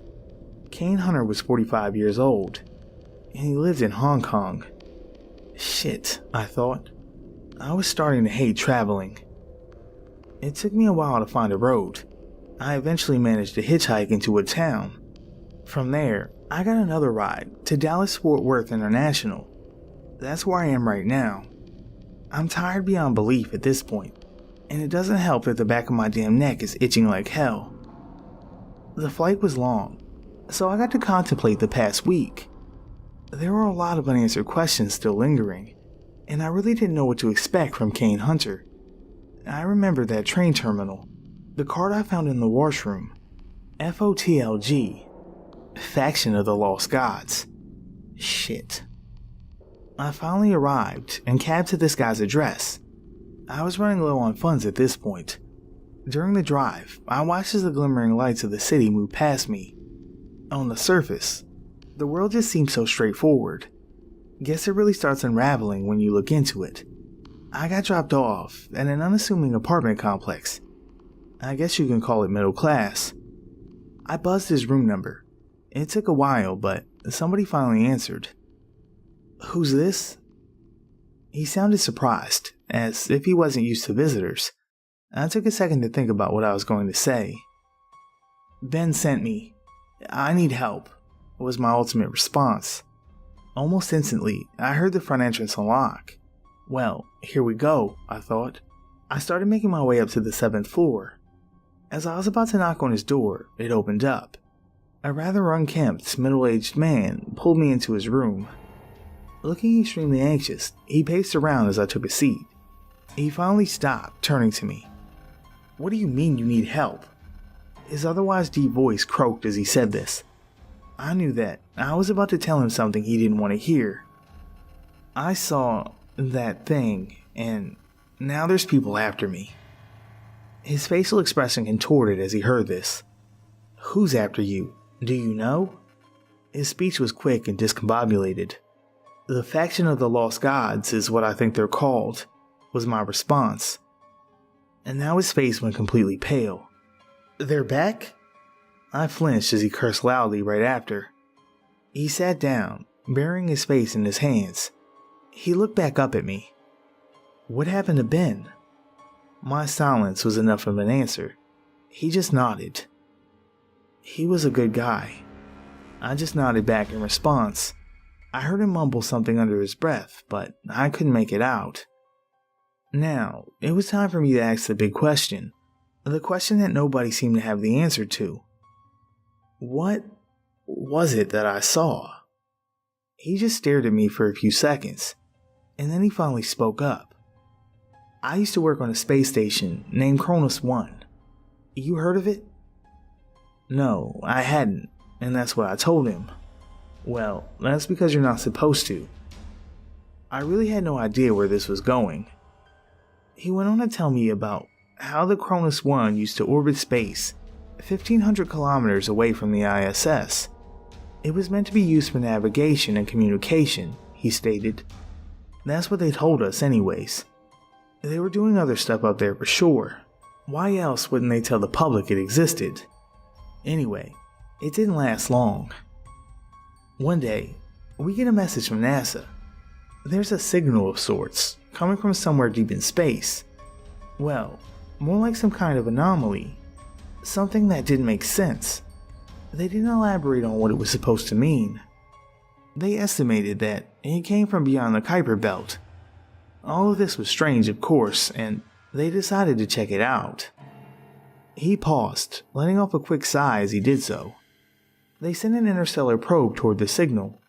It was estimated to reach there in about 9 years, and it just so happens that about 9 years later, I'm back up in space after taking a hiatus on Earth. While there, we get another message. The probe had reached where the signal had approximately been emanating from. They were going to transmit a feed for us to watch. I raised my eyebrow. He just chuckled at my confusion. Yeah, we've come a lot farther in terms of space technology than the public is led to believe. At this point, I don't think you should be surprised. Anyway, everybody's crowded around the monitors, waiting to see what the hell the probe picked up. Keep in mind that there were only 10 people in the room at the time. It was too tight to fit more, so we were going to be the first ones aboard who would see it. The transmission eventually blinked onto the screen. He stopped, rubbing his temple as he did so. It almost seemed like it hurt him to think about. Everything went by quick. It only took a few seconds for the screaming to start. And people were banging their damn heads on the floors and walls. It was chaos. Everybody lost their minds after seeing what was on that monitor. The only reason I survived was because I didn't actually get a glimpse of it. I was still in the bathroom when the transmission came through. I got out as soon as I heard the commotion. I still passed out though. Guess I'm not so good with blood. All I remember before hitting the floor was seeing a lone person still glued to the screen. He was the only one watching at this point.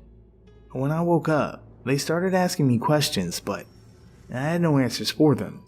I didn't see it. Wait, so what was the cause of death for them? I asked. Suicide. Mostly blunt force, he responded. Everybody in that room found a way to kill themselves. What the hell? I thought. Was this really what I had seen as well? So, what happened to the other guy? The guy that you said was still watching. He passed out as well, but only for a minute. After that, he said he was fine, never even really brought it up. When they asked him about what he'd seen, he just shrugged and said he didn't know what they were talking about. I knew him actually. His name was Blake. He'd always been a strange guy. There was another pause. I kept trying to work this out in my head. Kane kept going, but that wasn't the end of his story. I perked up. He got fired soon after. He seemed to just stop caring about anything that was going on around him. He'd make these strange, dark outbursts every so often, and it would scare the hell out of everybody he worked with. He was going insane. After his last day, he went off the grid. His family, the few friends he had, none of them knew where he went or where he was going. There were no traces of him anywhere. But, unbeknownst to everybody, he was going around the country, recruiting people into some cult that he created. You can guess what it was called. It didn't take long for me to put it together. The Faction of the Lost Gods. That's right, he continued. He'd even written and released a manifesto, explaining why this was necessary. He'd go on about how there was something inherently wrong with the inner workings of our external world, and that we weren't even supposed to exist. Apparently, our system was corrupted, whatever the hell that's supposed to mean. He was batshit. Or maybe it was what he'd seen that made him that way. He went on to explain how Blake had been looking for something the whole time he'd been recruiting members. He'd been looking for the probe footage. You see, that probe is still there, transmitting whatever the hell that thing is, to a feed that only the government had access to. I'll assume you've seen the site where all this sensitive knowledge goes. I nodded. I wouldn't be here if I didn't. At first, that's where they stuffed it. According to them, A few hackers banging their heads on keyboards every now and then wasn't that big of a deal. But after what had happened on Cronus, almost nobody dared to look at it. The few who tried, well, you know the story. But here's where things got incomprehensibly fucked. What I'm about to tell you, almost nobody knows about. This includes 99% of government agents. He took out a cigarette carton and lit one up. He took a long, heavy drag before continuing. After about 6 months, I went back to the Cronus. They offered me a severance package to just retire and keep my mouth shut, but I decided against it. I was too cocky, and I tried to pretend like what I saw didn't affect me. That shit was a mistake. He ashed a cigarette and lit another one. It was a routine workday. We were finishing up some maintenance when we heard a deep humming sound coming from somewhere outside the station. It wasn't like anything we'd ever heard before. Even now, I can't replicate what it sounded like in my head. It was just strange. A bunch of people started staring out the window just to see what was happening. I didn't join in. After that probe footage, my curious side pretty much disappeared. However, what happened next? It made me question what kind of universe we really live in. I was eating lunch in the mess hall when I heard a commotion coming from the hallways. I would have checked it out, but that's when the screaming started. It wasn't normal. Honestly, it didn't sound like anything that a human being should have been able to produce. And I remember looking at everybody else in the room. They weren't moving. We were all on the same page. A couple of guys actually barricaded the entrance with chairs. However, we couldn't keep our eyes off of it.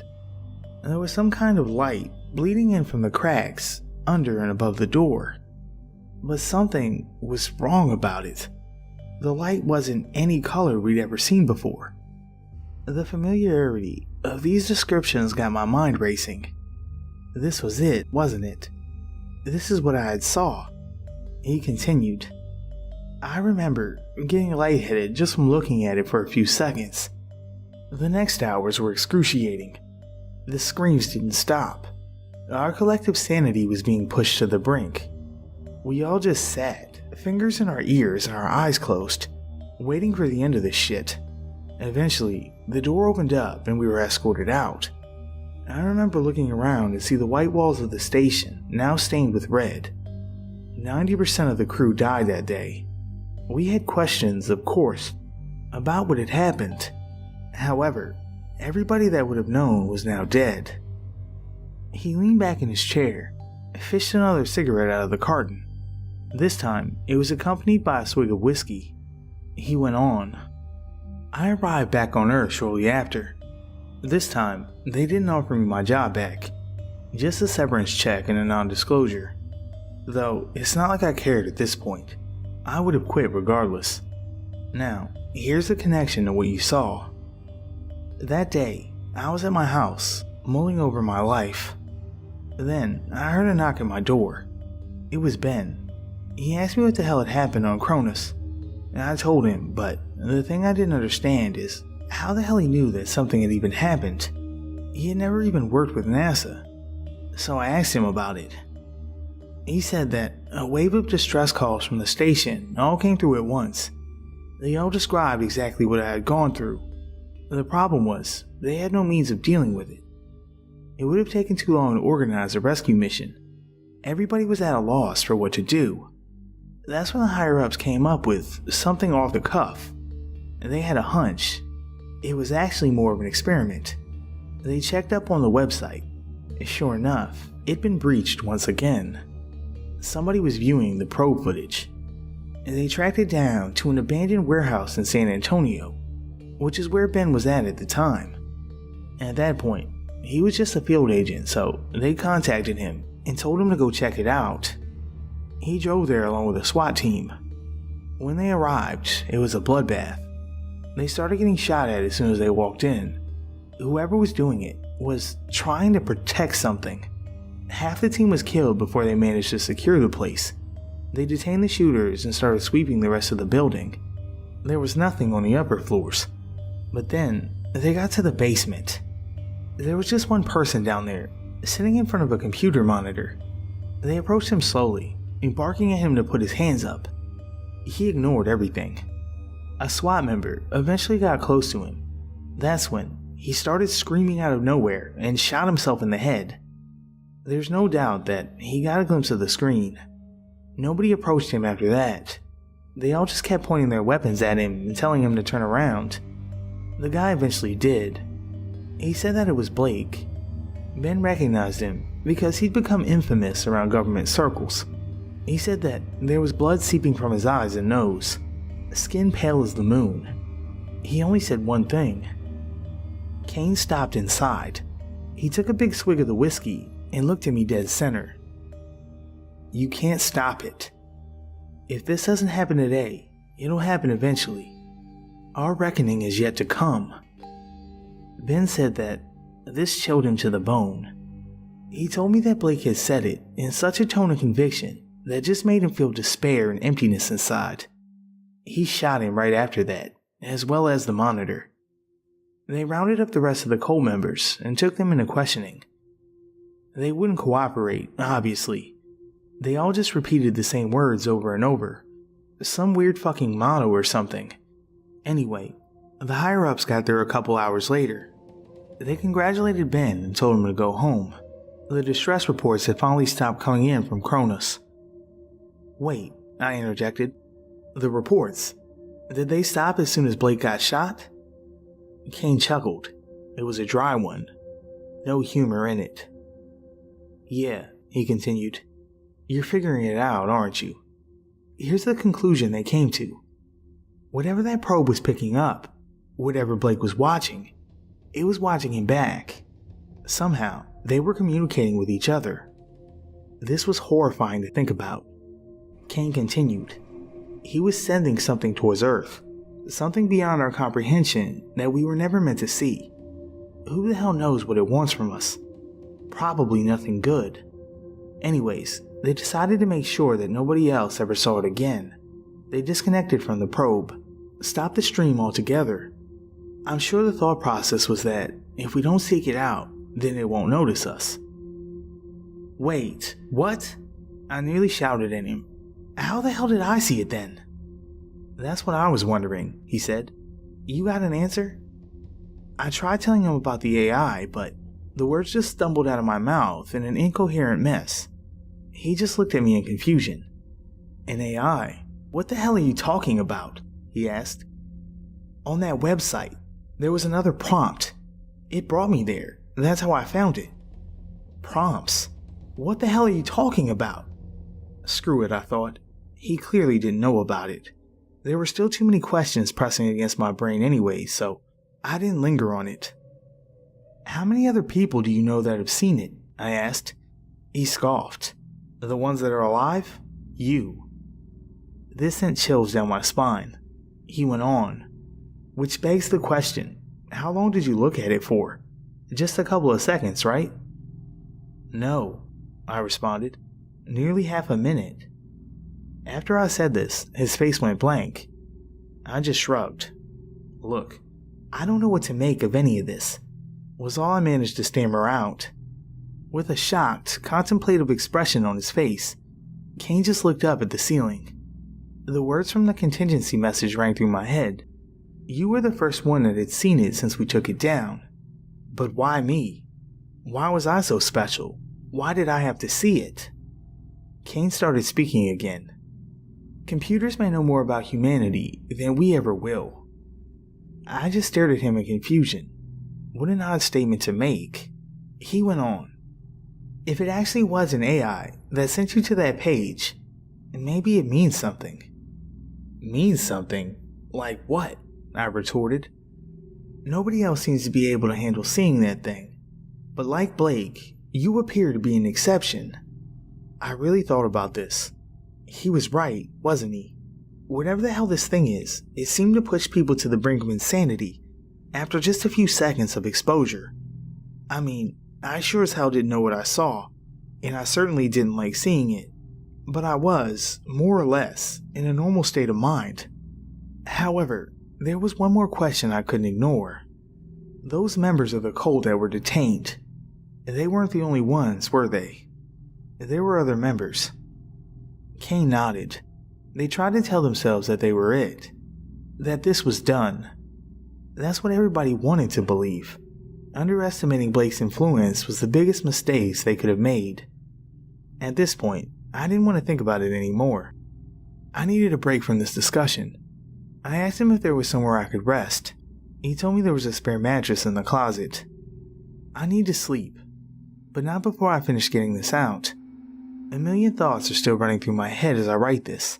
Ben said that this guy was our best shot, but nothing's been resolved. Hell, what was he supposed to do? Maybe this blackout contingency was necessary. If everything I've heard is true, it might be the only option. God, this itch on the back of my neck is killing me. Anyways, it looks like I'm going to have to make a decision soon. Edit. And Kane and I just heard somebody try and open the door. He took a look through the peephole and told me there were people with weird masks on standing outside. This is not good. You know how they say that time flies when you're having fun? Well, that also applies when you think you're about to be smoked. It didn't take long for them to break down the door. The thing is, jumping out the windows wasn't an option here. I tried opening a vent in the washroom, but they were already inside the apartment. I remember seeing Kane fish a pistol out of a kitchen cabinet before getting bodied by some behemoth of a man. This all happened in what felt like seconds. The last thing I saw before I blacked out was the butt of a rifle coming towards my face. I awoke sometime later, face down, on a dusty floor in a dim, empty room. My head was pounding. I wasn't restrained, but there was nowhere to go. One door leading out, and it was deadbolted. I turned my head to see Kane pacing on the other side. Look, I didn't leave them here. I tried to reason with him. He looked pissed. Oh, I don't doubt that, he responded. Not on purpose, at least. They know that I can't help them. They would have tried a while ago. He followed it up with a sigh. This is fucked. I turned away from him and started feeling around the walls. I was under the delusion that there would be some secret way out. A delusion it was.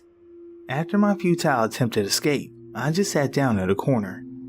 There was no good ending to this. Kane seemed to read my mind because he chimed in. You can't tell them how to get there. He looked at me again. This time, his demeanor was dead serious. You can't let that thing loose over here. That's not an option. Initially, I was annoyed. He was asking me to take what was surely torture and then death. But then I thought about it. This was bigger than me. There was no way out of it. The door suddenly swung open. About 5 people stepped in, all sporting those damn bags over their heads.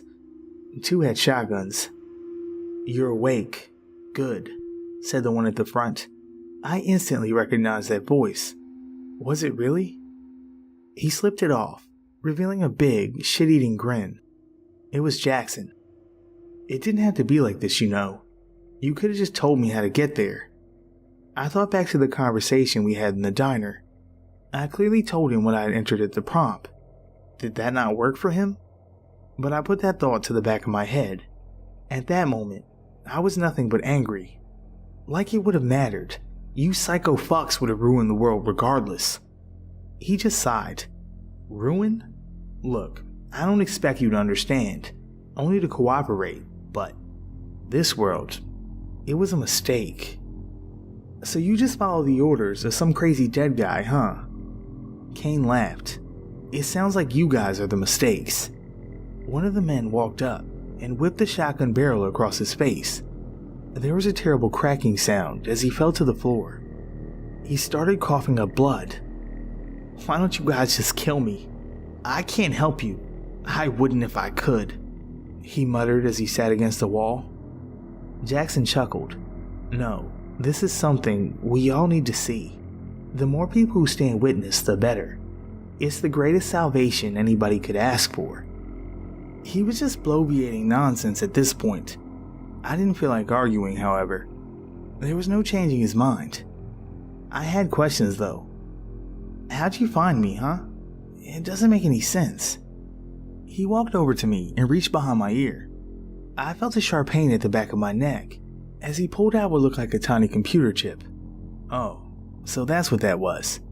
I just let out an exasperated sigh. Funny enough, this wasn't our doing, he said as he flicked it away. What the hell are you talking about? I spat at him. But then I thought about it. When those guys were shooting at me in the locker room, I swear, I felt something hit my neck. But in the moment, you just don't care. Jackson smiled as he saw the horror on my face. We can thank those guys for that. It's just a shame that they won't be here to see it. Everybody always resists. Only the lucky ones truly get it. I recalled Ben's message. A lot of groups are after this, but we're only afraid of one. Who were they? I asked him. Don't know, he replied. It never mattered anyway. I was reliving the whole journey in my head at this point, thinking about where I messed up. How'd you get to the terminal? You needed a key card. Jackson pulled one out of his pocket. Oh yeah, I forgot. They killed everybody who had one. I was beyond frustrated at this point. Not even just at him. At this whole damn situation. This thing that you want to send over here, do you even know what it is? He paused for a second. A look of pure contemplation was plastered over his face. I'll tell you what Blake told me. It's not for us to know. We don't belong here. And every second we remain, the universe deteriorates. We need to correct this. It's funny, these guys actually thought they were after something good. Blind faith, huh? I retorted. You guys are pathetic. Jackson scrunched his nose at this, his expression contorted into one of pure rage. That's enough. He gestured to the two men standing behind him. They started dragging me out of the room. As we left, I could hear Kane screaming at me, screaming that I couldn't give in. I tried wrestling the shotgun away, but it was a pathetic attempt. There was nothing I could do. They tossed me into another room. This time, it was larger. I guess the rest of the cult was also in there, because about 15 people stood, lining the perimeter of the room, all with those bags over their heads. There was also a computer set up in the middle, with wires running everywhere. They forced me into a chair in front of it and strapped my legs down. Go ahead, Jackson's voice echoed from behind me. Everybody's waiting. I refused at first. I really did. But I guess that's what they were expecting. First came the waterboarding. I don't know if you've experienced it, but it definitely wasn't pleasant. However, it also wasn't enough. What came next almost was, though. One of the men took out a butterfly knife and started slicing my pinky toe off. Slowly. He did this over the course of what felt like an hour. Then came the salt. It was pain that transcended anything I've ever felt before. He finally finished up by cauterizing it. You have 9 more. Jackson's voice oozed from behind me. You can end this any time. You can die the way you're supposed to. Hearing him say this just gave me more motivation to tell him to fuck off. But I'll admit it, I was nearing my breaking point. The next part was excruciating beyond belief. They started scraping the skin off my shoulder. It wouldn't have been that bad if it wasn't for the boiling water they poured on it afterwards. Okay, alright, I finally blurted out. They stopped and started applying some cream to the burn. It was pure ecstasy. I heard Jackson breathe out what sounded like a sigh of relief. Smart guy. This was all a ruse, however. I just needed a break for a second.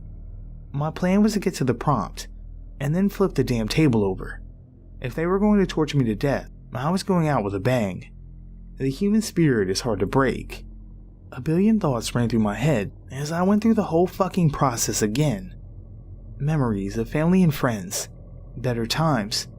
I solved those riddles and encryptions until that damn question popped up again. Quid queris? I was about to enact my spree of destruction when I noticed something. Something small in the corner of the monitor. It was hard to read, so I had to squint. It was text. Just 2 words. In English this time. Don't worry. I just stared at it for a second. What the hell was it supposed to mean? That's when I came to a realization. I recalled what Ben had told Kane. It was only Blake sitting at that computer in the basement. He was the only one watching. Everybody who saw this thing went insane and killed themselves. Somehow, the AI also knew this. I smiled to myself. I felt somebody poke at my back. Don't tell me you changed your mind. We can change it back. Jackson's voice rang out. Don't worry, I responded. I answered the prompt question. What also seeks me? The familiar list of links soon appeared in front of me. I started scrolling down, clicking on various links until a familiar question appeared in the corner. I clicked yes, and just like that, there they were, the 4 links. I leaned back in the chair. Well, there it is. The first link's the one you're looking for. I watched as they gathered around me. Is this the first time you're going to see it? I asked. I could see Jackson nodding out of the corner of my vision. Blake did make one mistake. He thought that we weren't ready. We were always ready. They unstrapped me from the chair. Jackson put his hand on my shoulder in appreciation. You don't know this, but you just did something good. Spare me, I responded. Is Ben still alive? I needed to know. Jackson nodded. Well, where is he? Why does it matter at this point? I just want to tell him to brace himself. I owe him that, at least. Jackson sighed. He took out a piece of paper with an address and postal code scribbled onto it and handed it to me. Good luck with that. He gestured to a couple of our members. Follow him out, in case he lied again. They obliged. I could barely hold in my grin as they walked me out. They closed the door behind them and trained their shotguns on me. There was only one thing I could do at this point. I just waited, listening intently. There were a few muffled voices before silence. I started counting. 1, 2, 3, 4. And then came the screams. Even though I was expecting it, I still flinched. Kane was right. Those sounds should not have come out of a human being. The 2 guys guarding me flipped shit. One of them ran inside, and the other stumbled on his feet. He was looking back and forth between me and the room, so I disarmed him easily and shot out his kneecaps. I guess he hit his head pretty hard on the floor because he went limp. That's when the cacophony of gunshots started ringing out from inside the room. It lasted for about 10 seconds and was followed by silence. With a shotgun in hand, I walked inside. The bodies were lying haphazardly scattered across the room. Pieces of the burlap sacks that they were wearing were now stuck to the blood-stained walls. The monitor was face down on the floor, shards of screen everywhere. There was only one squirming figure left. It was Jackson. Guess he really was dedicated to this. He was muttering something incomprehensible as he snaked his way toward a stray pistol. I thought about finishing the job for him, but that'd just be putting him out of his misery. Instead, I went around the room and took the clips and shells out of every weapon. He gave me one last look before I left. His skin was paler than snow, arms and legs trembling. His expression was a mix of shock, dismay, and confusion. It looked as if he was pleading for something. I just flipped him off and closed the door behind me. This is what he wanted, wasn't it? I walked down to the room where Kane still was. I'd picked up the keys from one of the bodies. And at this point, the cream on my shoulder as well as the adrenaline was wearing off. A wave of pain hit me at once. I stumbled a bit before I got to the door and unlocked it. Kane jumped when I walked in. He seemed relieved at first, and then horrified. Did you? The words faltered out of his mouth. I just shook my head. He exhaled in solace. He wanted to take a quick peek inside the room before we left, just to make sure. Jackson was still in there, twitching violently in the corner, facing away from us. That was the last I ever saw of him. This would be a pleasant surprise for somebody, Kane said, before closing the door. We got out of there after that. It turns out we were in the basement of some abandoned factory outside city limits. We hitchhiked back into town. We got back to Kane's apartment, where he decided to buy me a plane ticket back. It's the least I can do, he stated. So, where to?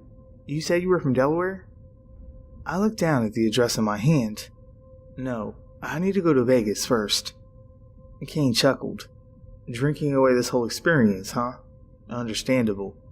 He started booking the ticket. Do you want to see him? I asked as he was finishing up. He raised an eyebrow. See who? Ben.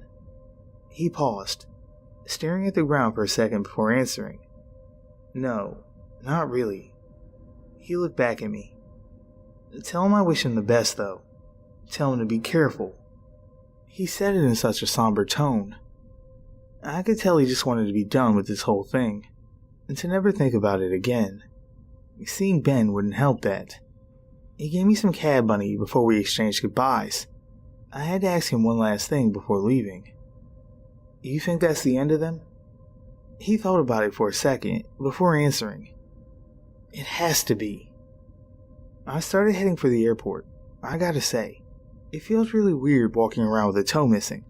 I'll get used to it though, I suppose. Once in Vegas, I took another cab to the address. It was a rundown house in the middle of a sketchy neighborhood. I hurried in and started searching. I must have looked through the entire place before hearing a soft groaning from the basement. I hurried down there and started yelling Ben's name. The groaning got louder. It was coming from a room in the back. I tried the handle. It was locked. I eventually just kicked it down. Dust blasted me in the face as I walked inside. Ben was lying there, on a dirty mattress in the middle of the room. He had bruises all over his face and looked like he hadn't eaten in days. There were packets of instant ramen strewn all over the floor. He turned over to look at me and smiled. I knew you could do it, he uttered out. I looked around the room. There was a small television set smashed onto the floor. Yeah, they wanted me to watch it on the news. He grinned again, like hell I was. I picked him up and let him out of there. It's alright, I'm good, he said as he stabilized himself. Once we were outside, he took a deep breath. God, I don't even want to think about what I caught in that dusty ass room. I laughed. This shit was finally over, I thought. Ben got himself checked and patched up. I also got my shoulder looked at. We ended up hitting the slots, going to a seafood buffet and karaoke bar after. It was the best time I've had in a while. I was getting ready to leave the morning after. Ben said that he had work to catch up on. Truth be told, so did I. I mean, it's not like my job would be waiting for me when I got back. You never actually told me who you work for or what you do, I said to him as we were getting ready to leave the hotel. He chuckled. Yeah, that was on purpose. Oh, come on. After all this and you're still keeping it a secret? I gave him a casual nudge. After all this and you still want to know more? He pushed me back. It was my turn to chuckle. Touché. The cab ride to McCarran was quiet. So was the walk to the terminal.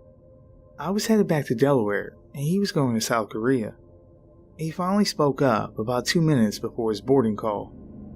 I like to think that I do my best to try and protect the world from the strange shit that dwells within it, to try and secure the stuff out there that humanity should never see, to put them away in containment forever. He slapped my back before getting up to leave. Keep in touch, yeah? You know how to find me. And just like that, he was gone. I waited about 30 more minutes before my flight was ready to go. I slept like a baby the whole time I was in the air. When I actually got to my house, there was police tape surrounding it. I knocked on my neighbor's door to ask her what had happened. I mean, I already knew, but I had to feign some kind of ignorance. She seemed surprised when she opened up for me.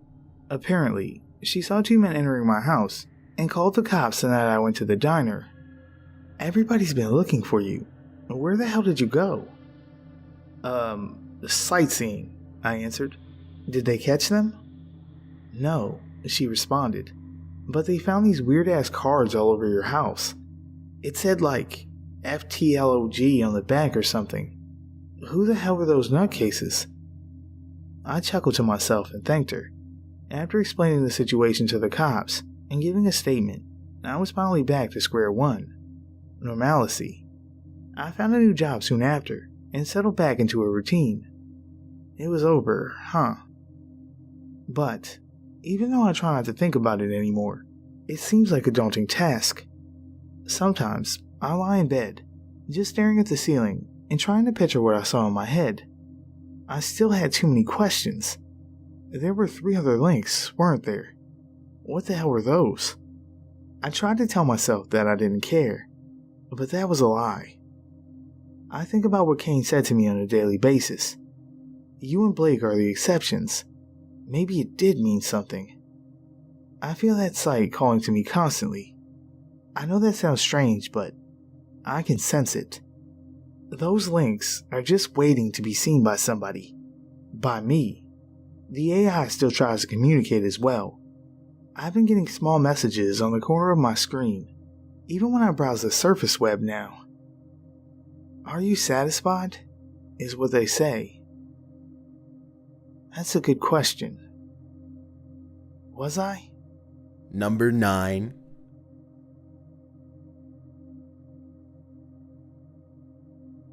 Whatever you do, please just listen. All that's important is that I keep typing, relaying as much information as possible. If this happens to you at any point in the future, it's absolutely essential that you know what I'm about to say, because then you may be able to stop it if it leaves here. 19 minutes and 50 seconds left. Let's make the time count. Here's my story. Red Pier, Alaska. It's where I live at the moment, and where at least 60 others do as well, along with about 140 tourists. Most of them are gone now, but that's besides the point. It's totally isolated from any other town on the map. There's a reason you've never heard of it. If you look up a map on Google Earth, you'll find an empty square of ocean where our island is located.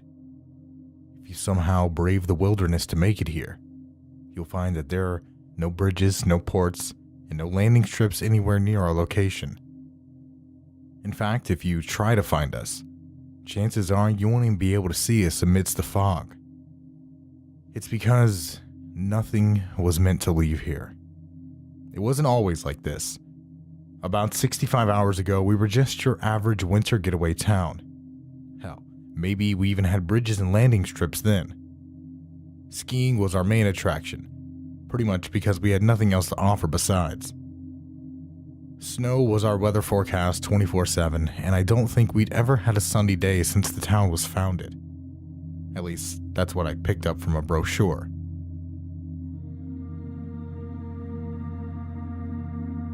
Christ, what I'd give to see a sun now. I don't even know what one looks like anymore. I know what it is. It's like it just comes as natural knowledge, the concept of it, but I can't pair it with any relatable senses. It's as if you're trying to draw a scene from a book. You can never know what it really looks like in the author's head. Except here, it always feels like something's missing. I'm going to be honest. I don't know why I'm here in Red Pier. I don't know who I am. I don't know what I do for a living. I don't know if anyone else knows I'm stranded. All I know at the moment, in fact, the only thing I know for sure, is that 2 days ago at 2:09 p.m., everything went black. This is what I've been able to piece together from CCTV footage. Everything was normal leading up to the event, with important-looking men and women leisurely walking around town, stopping in shops for some souvenir trinkets. Any semblance of light that managed to permeate the thick cloud layer vanished in a matter of seconds. It went from day to night, in the blink of an eye. The power lines running from the only power plant on the island went out instantaneously. Every light source, save for the lights in the hearts of the ski lodges, had been extinguished. Naturally, the worst-case scenario was assumed. Everyone was trying to contact family and ask if anyone else was experiencing the blackout. The town council tried to ring up the weather bureau to find out what could be causing it, but all the phone signals were dead. Worse still, the emergency spotlights wouldn't come on. We were now totally isolated, even more than before. Frantically, people declared that there could only be an absolutely massive storm incoming. Seeing no other explanation, the town went into lockdown. The tourists all lodged inside the cabins, boarding up the windows and sealing the doors in preparation for the worst. But nothing happened for 2 hours. The sky stayed black, the power stayed off, and the doors stayed shut. Everyone was huddled inside, crouching in absolute silence at the anticipation of whatever event was to befall the quiet town. Eventually, the council issued an announcement over the loudspeaker, saying that they were still trying to figure out what was happening, and that everyone should remain indoors until further notice. And that, as far as I can gather, is when the first wipe came. At 4:09 p.m. exactly, in the span of less than a second, the following occurred. The power came back on across the town. All at once, the TV sets turned back on, the lights flickered back into life, and the spotlights began sweeping across the snow-covered streets. The sky lit up in a brilliant flash, similar to lightning, but stretching across the entire island and coming from no apparent source. What does real lightning even look like? I only know what it is from the snowboard designs in the tourist center. I imagine it's terrifying. And every single person on the island, including me, blinked simultaneously in a single fluid motion. Then everything went black again. We woke up, looked around, and realized nothing. We couldn't realize anything because we had lost all ability to process information. We had lost all ability to do anything. I remember not remembering. My mind was just empty. Imagine. No, don't imagine. That's exactly it. Just try not imagining, not thinking, not being able to connect any of your senses to your surroundings. That's how it felt. Or would have if we had the ability to perceive what we were feeling. There was panic at first, if you could call it that. People flailing all over the floor, men and women feeling around their heads as if trying to clutch at their unconscious minds. Soon after people had gotten a grip on what was there, it didn't take long for fighting to break out. It was total chaos. That's when the abductions started. We don't know exactly what happened. Most of us couldn't register it. Among the crowds of frenzied people, one or two would have shining, writhing tentacles composed of light slowly creep out of his or her orifices, like vines growing through the cracks of a wall. Again, this is a concept I only know from one of the framed pictures in the lobby. In the CCTV footage, you can hear the confused moans and screams of the people slowly being drowned out by a much louder, penetrating shriek. A terrifying whine of white noise created from the combined agony of all the people who had no ability to feel or even understand anything besides.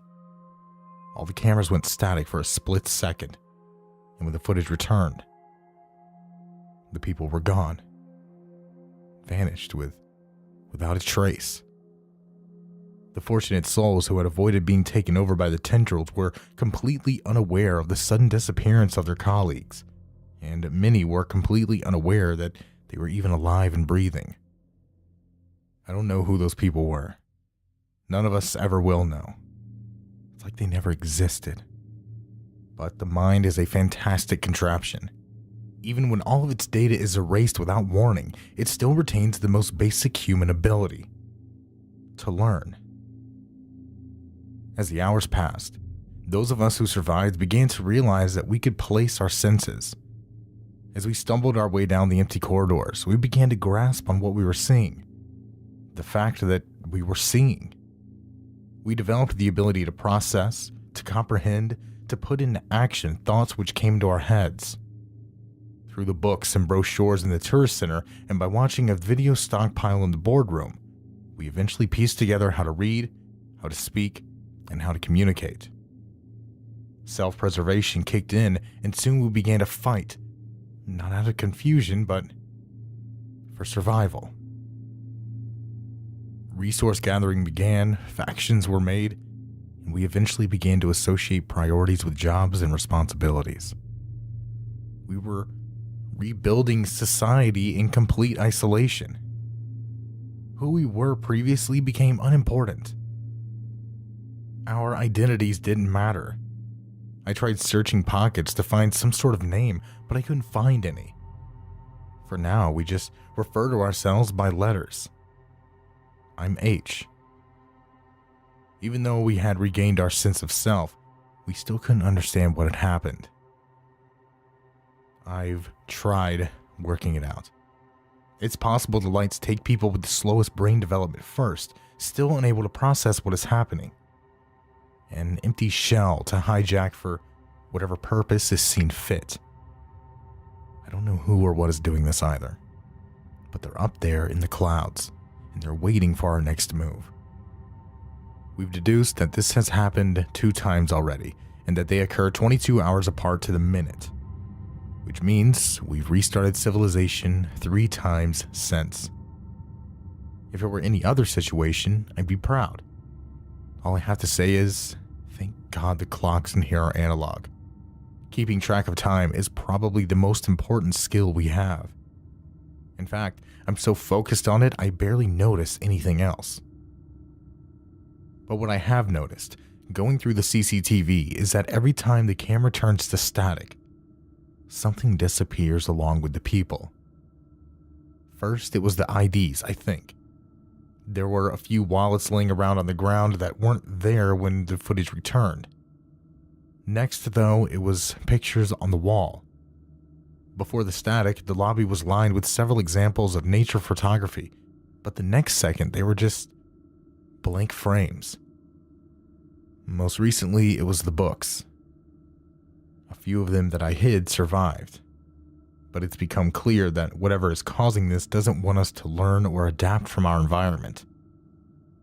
It wants to abduct us quietly before we have any free will to say otherwise. Well, I for one am not giving in, and that's why I'm telling you this now. It doesn't matter if you don't believe me. This isn't for you. I need to have something physical to remember what happened after the next wipe comes. The next wipe. 1 minute and 7 seconds. Okay. Listen, please, whatever you do, don't come looking for us. They will find you. You can't escape from here. Trust me, we've tried. The waters are too cold to swim in for even a minute before hypothermia sets in. At least 3 men have died trying. What worries me the most is that we could be next to vanish along with the people. I'm using a laptop I found for this right now, and it doesn't have much battery left.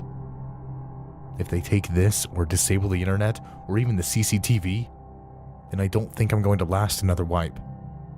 I don't even know if sending this will work. If the council couldn't reach anymore, then it's unlikely this will. 13 seconds left. I'm hitting submit now. Wish me luck. It's me again. Whoever I am. I went by the name H before, so I guess that's my identity now. I'm still regaining control of my brain at the moment, so forgive me if my thoughts seem a little cluttered. From the looks of my previous post, it seems I'm lucky to be alive. How I managed to evade the abduction is beyond me. I assume then there were a lot more people left than there are now. All that's left is a group of 8 of us. 5 women, 3 men, including me. All corresponding to letters, which were already written on our arms when we regained consciousness. I guess we decided to write out our identities before the most recent wipe. That was smart. Not because we all know who we are. It's so we know who's missing. It's just A, C, D, F, H, which is me, K, and P left. We still haven't figured out what's going on here. It hasn't been that long since the wipe, and we still can't fully remember things. All our nerves feel numb, and my muscles often break into wild spasms. I remember coming to in front of this laptop, totally confused and disoriented, making whatever sound I could to let the world know that I was there. From what little details I can recall, I just felt alone. Without knowing it or knowing anything, the concept of isolation It got to me. Mere existence was not enough. I needed to know I existed. It's a comfort we all take for granted, I guess. Well, I think it's time I updated you on my scenario here in Red Pier. In my other post, I said that there was CCTV somewhere in the building. I've looked everywhere, but I can't find any terminal or even any cameras to interact with. The only explanation I have is that whatever's doing this to us has taken them, like before with the books. This means that I'm going to have to pay a lot more attention to my surroundings because the camera were the only things that truly showed us what happened. We still had the books I stowed away, the tourism films, some rations, and most importantly the clocks. Nothing else is of much use. Eventually this post will be the only evidence we have left. Until they take away the laptop, which I've made sure to keep on my person at all times. I don't think they're able to knock out the internet entirely, considering that my first post went through, thank God. So let's make these hours count. Again. Here's a list of my surroundings for next time, assuming there will be one. There are 3 books, 2 novels, 1 encyclopedia, inside the armchair cushion on the ground floor. The tourist videos are always in A's backpack. There is at least 1 clock observable from any one place in the building. If I can't see any, it's safe to assume they've been taken. The laptop is inside my shirt, tied up at the bottom so it doesn't fall. That way, it'll be the hardest to get to if I don't get abducted first. If I do, then it comes with me, assuming I'm still alive. The visitor records are still inside the reception desk at the front, but it's been barricaded off. I'm sitting here in the lobby with the others. I don't know if any of the other factions have survived, but since we were the largest, I think it's unlikely. We've been making trips outside periodically to gather supplies from other buildings. A, D, and K are out there now. Meanwhile, the rest of us are throwing what furniture is left into the fire so we can stay warm. The heat shut off with the lights, and E is already suffering from hypothermia. I don't think she can hold on much longer. It's only going to get harder. I find myself reading over the last post again, trying to picture everything I mentioned that I can't remember anymore. I talked about a snowboard, but none of us have found any boards or skis across the town. Maybe they took those too. The worst thing is reading about how the others were taken. They all exhibit Without the footage, I keep trying to picture those tendrils of light, but and the shocking I way he can't. committed his murders. I said it myself. Let's take a step into the I mind can't know of the real original American scene looked psychopath like if it's only written from his in birth words. to his death, to try It's and terrifying to know how you're what going to drove a die, seemingly timid, and little yet local man not know what it commit is that's some going of to the most kill you, gruesome or even what it crimes looks ever like. reported. That said, I don't even know if the people who were abducted are dead. But I really can't imagine any situation could be better than death. In fact, I can't imagine much of anything anymore. Every time there's a wipe, I think we lose a little bit of ourselves inside our subconscious. My memory is getting more and more fuzzy as time goes by, and I'm having trouble remembering where I've hidden my rations this time around. Whatever's doing this has powers we can't possibly comprehend. The ability to manipulate the inner workings of the brain. A few of us have been talking this out, trying to theorize what's happening. Here's what we know so far. They've left some of us alive. This can mean one of 2 things. A, their powers are limited, which could explain why the abductions only happen every 22 hours. B, they're fully aware we're alive down here and they're doing this on purpose. Maybe it's some sort of sick, twisted experiment to find out God knows what. I hate to think any more down this route. They never take more than 2 collected pieces of evidence in every wipe, in a seemingly random pattern, which means we have to have backup ways of relearning. We can never know how many people are taking each wipe since we can't remember their existences in the first place.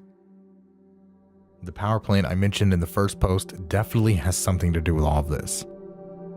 While on one of his supply runs, C noticed that although the town's power is shut off, the power plant is still running. He says that he could fairly hear the whining of the turbine rotors as they churned through the water. It's entirely possible that if scenario A is correct, the limitations are due to the power it takes to transmit the signal. We will find a way to fight this. It's all we've been able to come up with while we can still think. We have multiple copies of this list with a few of our people in case one gets taken. Abduction is an inevitability at this point, and we know we're fighting in vain against something that will ultimately claim us. But if we don't fight, we'd be giving in out of cowardice. And that's not how humanity works. I've come this far, rebuilt civilization, isolated on this island 5 times now. If there's anything I've learned, it's that our species' greatest strength is its will to keep going. Our will in general. The will to continue on, even when the situation is in total disarray. The will to persist in the face of annihilation. The will to adapt to any conditions if it means living for just one more day, to see the light of an intangible sun one last time before falling into the darkness. I look back on myself sometimes and wonder if any of this is worth it. If we should just give in now and dive headfirst into the current. It's a feeling I've gotten used to over the time I've been aware. All of us here have it at some point. And we're here to tell ourselves that yes, it is worth it, that our consciousness is a right worth fighting for. It's not just a basic right. It's a basic human right. The more I look at this, the more I question whether the cause of this is actually human. I don't know how any person could live with seeing their own kind pushed to the brink of sanity in this way. I want to think that it's something inhuman, and yet that thought scares me even more. Well, D and K just came back. They said they checked out the area near the power plant. They said they saw lights coming from inside. Lights. The thought of bathing in the warm glow of an incandescent bulb is enough to make me cry. They say we should plan an excursion to investigate the source in the next few hours. I'll fill you in when the time comes. I should be able to provide updates now that I have time. We're going to make it through this. We will. We have to. Update number 1. I don't know how this happened, but A has vanished. None of us remember who she was, what she looked like. I can only assume she was a female because I mentioned it above that there were 5 women, and now there are only 4. D and K said they went out alone as a pair, with nobody else. I'm starting to get really paranoid now.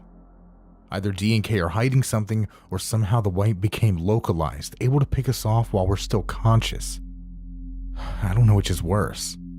This is especially bad, considering A apparently had the videos on her, which means we've lost another piece of evidence. Those were the only things teaching us how to speak. I'm worried that if we survive the next wipe, we'll lose all ability to communicate vocally. Anyway, I've told everyone to keep a close eye on D and K.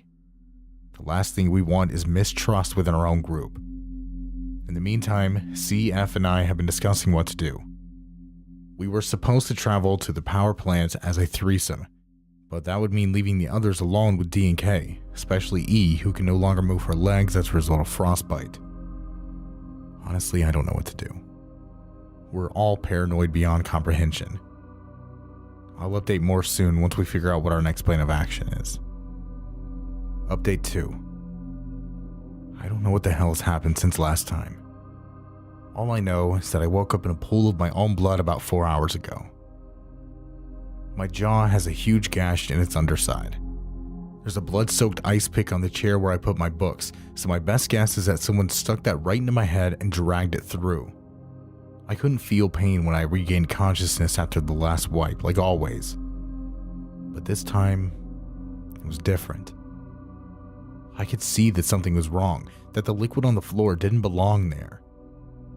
I was aware that my life force was slowly draining, oozing out of my body in steady streams. I just stared as my own blood poured from my mouth and wound, collecting on the floor and being bathed in what remained of the firelight. I don't think I've ever felt such fear before. As for everyone else, when I came to, I found F dead on the floor with her skull crashed in. The way she was lying, it looked like she was trying to crawl towards the fire to experience the sensation of warmth through one last time as her senses slowly faded away. I don't blame them. It's what I would have done too. E is the only one without visible wounds on her corpse. It seems she died of hypothermia long before this wipe, like I said above. But D and K are gone. There's no sign they were ever here or they even existed. I don't know if it was them that did this. I really hope it wasn't, but it's unlikely that the cause of this thing would try and hurt us physically instead of just wiping us off the face of the island. If it was them, then we have a big problem. I so badly want to say that they fled into the snow after committing all this, but both C and I know that this would have left footprints. There aren't any outside either exit, which means they're still in the building. Or they've been taken too. Why the hell would they do this? Did they kill A as well? I don't think we have the time to ponder about that. C is motioning us to head out as soon as we can. Oh, by the way, they took the clocks, and the books I had in the chair, and the documents, as if things couldn't get any worse. I've read and reread my above posts to try and get a better understanding of what our situation is, but at this point my mind is so fuzzy that I can barely retain any information anymore without giving myself a headache. C's complaining of these problems too. Oh my god, I think I just heard something from the upper floors. I'll update as soon as I can. I believe that we're going to get through this. All we need to do is pack up our rations and deal with the potential murderers loose in this building. I almost don't want to stop typing. Even though I can't see any of you, I feel so much more comfortable telling all of this, knowing that someone else knows. I can't describe this feeling. I don't think anyone really experiences true longing until their lives are pushed to the brink. I'm sorry I can't reply to your comments as quickly as I want to, but trust me, I want more than anything right now. But, no, that was definitely a noise. Screw it, I'm going up there with this ice pick. C's nodding in agreement. Wish me luck. Again.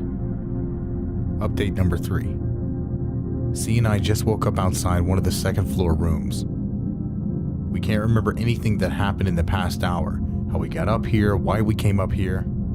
There's a door in front of us that's been split off its hinges, and inside is an empty room with no windows. We took a quick look inside, but it's empty.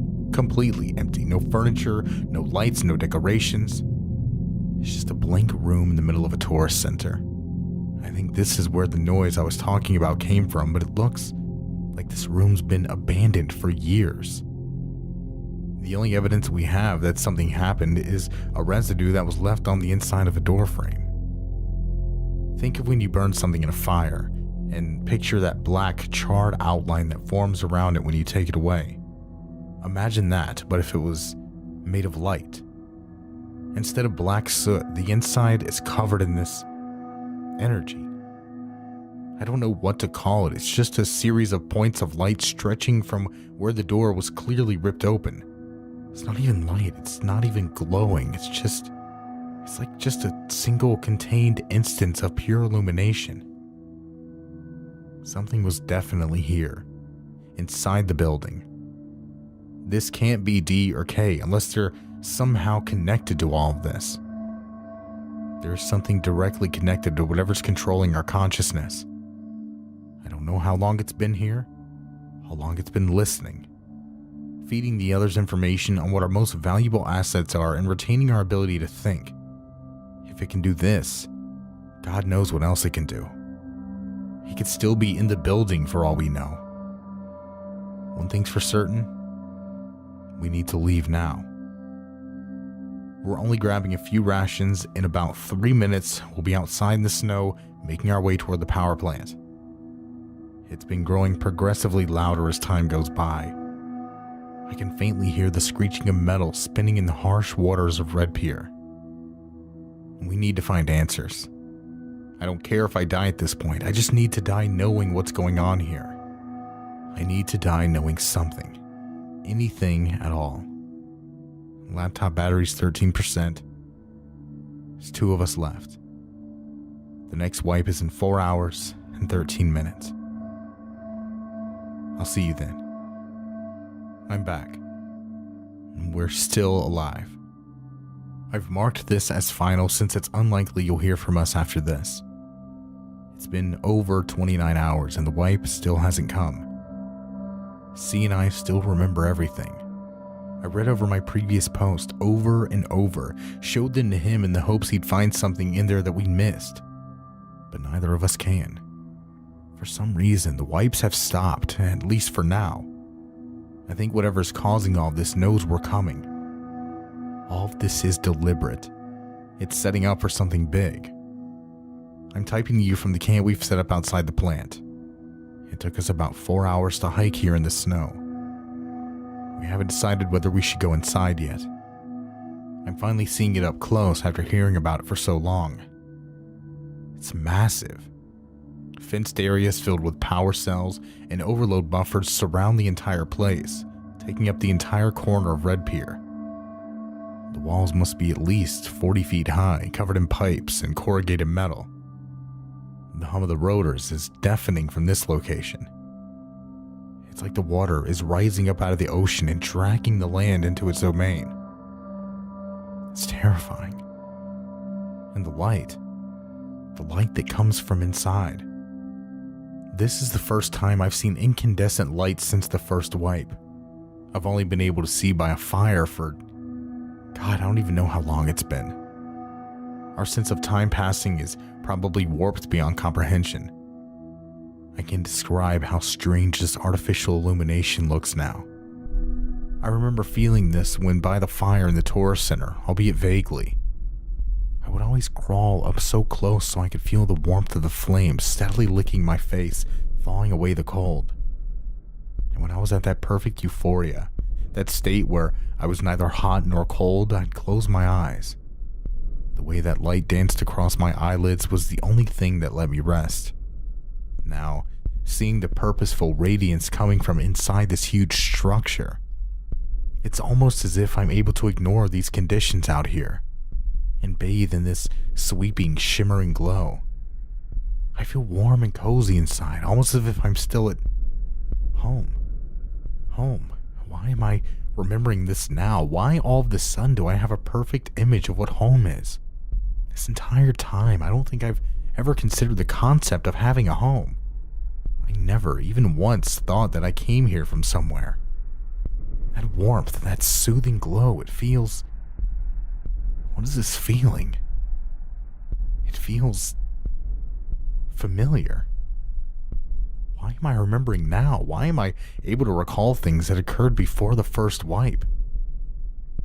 I'm in the air. The clouds are rushing past my face. I see the beautiful sky wrapping across an endless plain. I'm on some sort of vehicle. A plane. This has to be a plane. I'm connecting my thoughts. There's another man sitting next to me. His legs are crossed over the bench seat and he's looking at me and smiling. He's dressed in a coat and a woolen cap. His face is... it's just a blur. In fact, everything's a blur now. What's happening to me? What is this memory? C just slapped me across the face. He says I've been sitting frozen in front of the laptop for about 2 minutes. The battery just reached 10%. My ears just popped with the sudden rush of cold air coming from the resort town in the distance. The piercing screech of the turbines isn't helping. We're going inside, I've decided. Yes, see, we're doing it right now. Don't worry. I'll update you as we move forward. I need to find out what's causing all of this. I need to remember. Update number 1. We're inside. The whole place is filled with this brilliant, pervasive light. It seems to be coming from no specific source. It's just filling up the entire place. It feels wonderful. It feels wrong. I don't know how, but I feel like I'm not supposed to be experiencing this.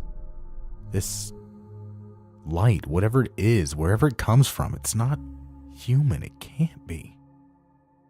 It's like before, with the residue on the door. The light doesn't seem to reflect off anything. It's like a solid object, a mass. I'm seeing my memories again. The man from the previous flashback is there by the fire.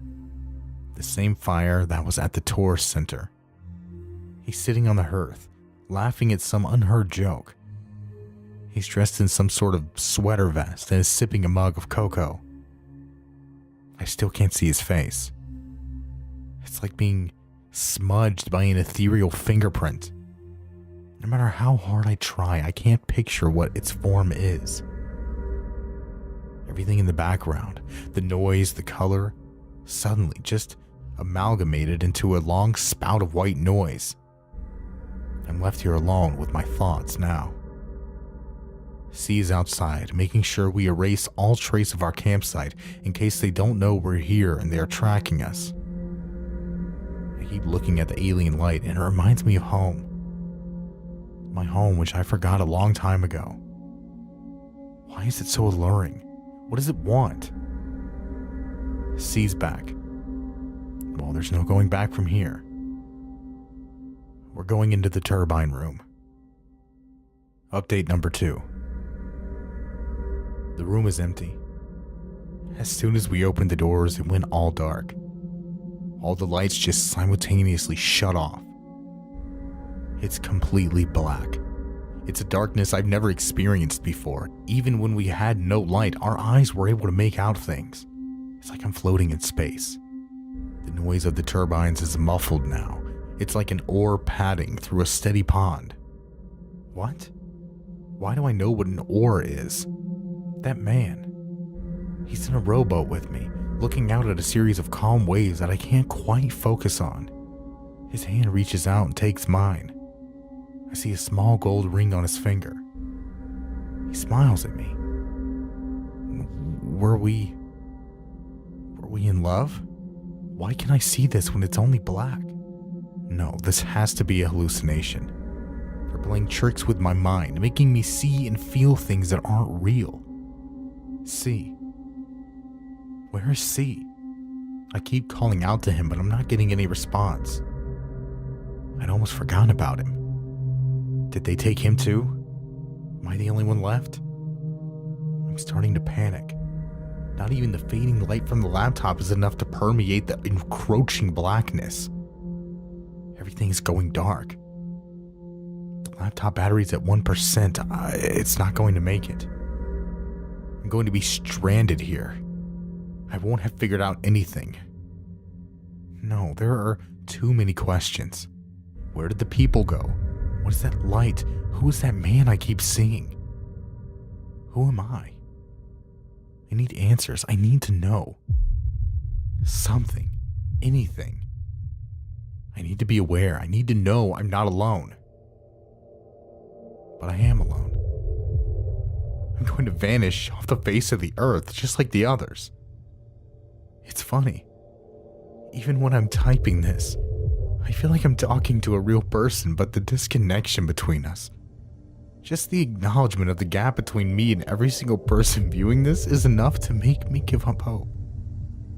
Hello? Is anyone there? I need to know if someone hears me. Not just acknowledges me, but hears me. I need to know. Final update.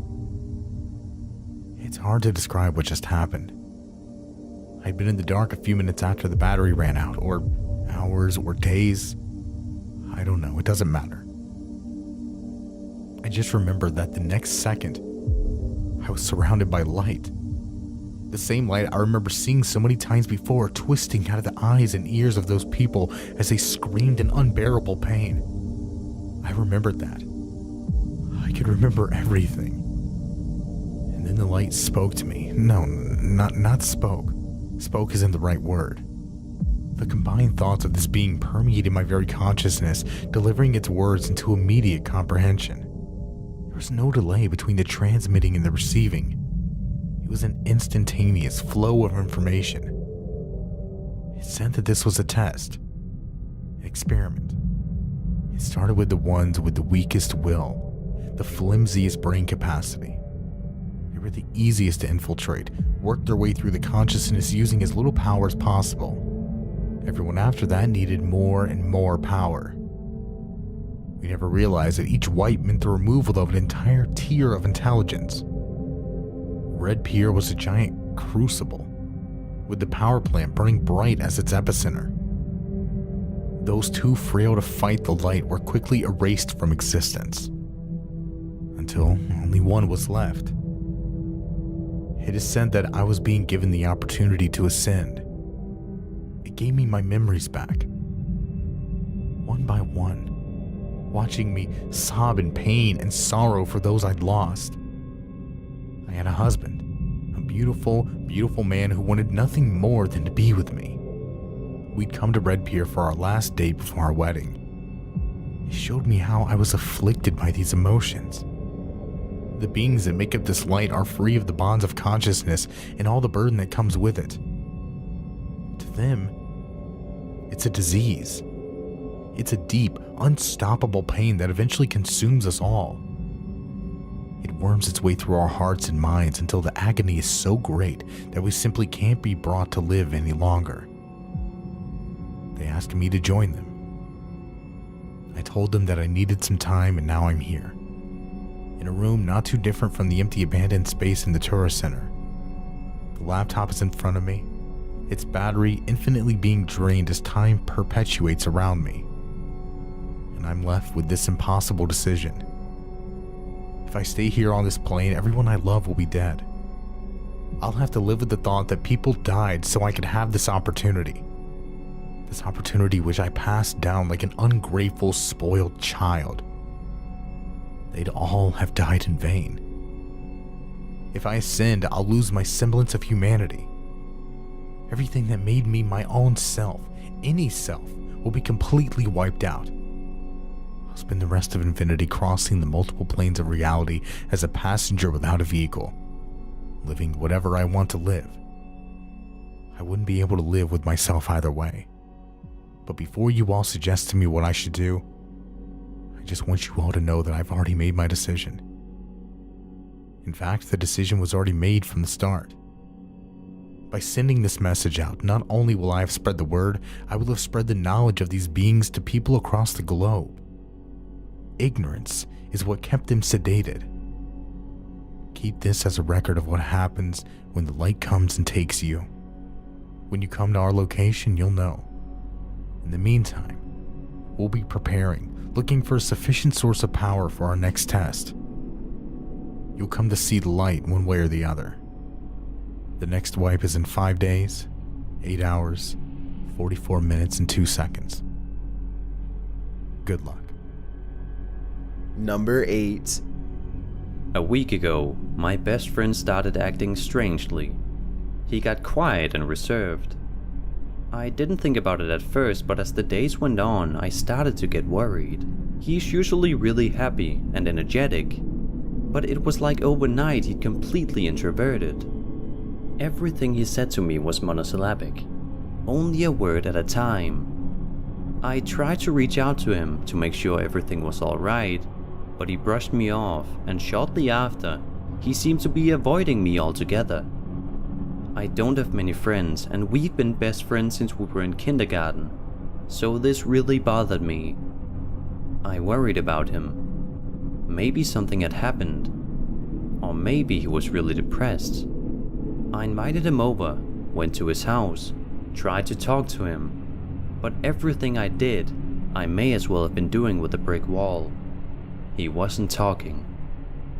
I told his parents eventually, and they shared my concern, but gave me a piece of information he hadn't shared with me.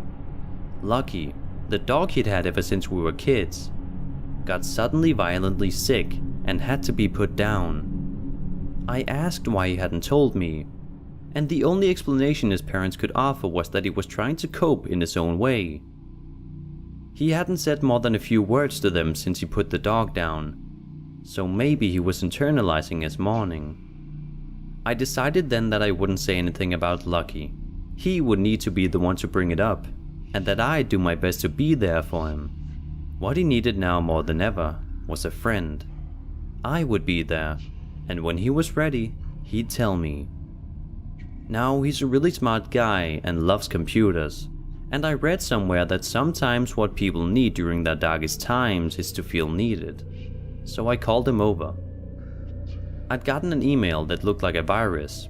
It was just a garbled mess of numbers and letters and symbols that could have been Hebrew for all I was concerned. I wasn't really worried about it. I've got some decent virus protection, but I asked him to come check it out anyway.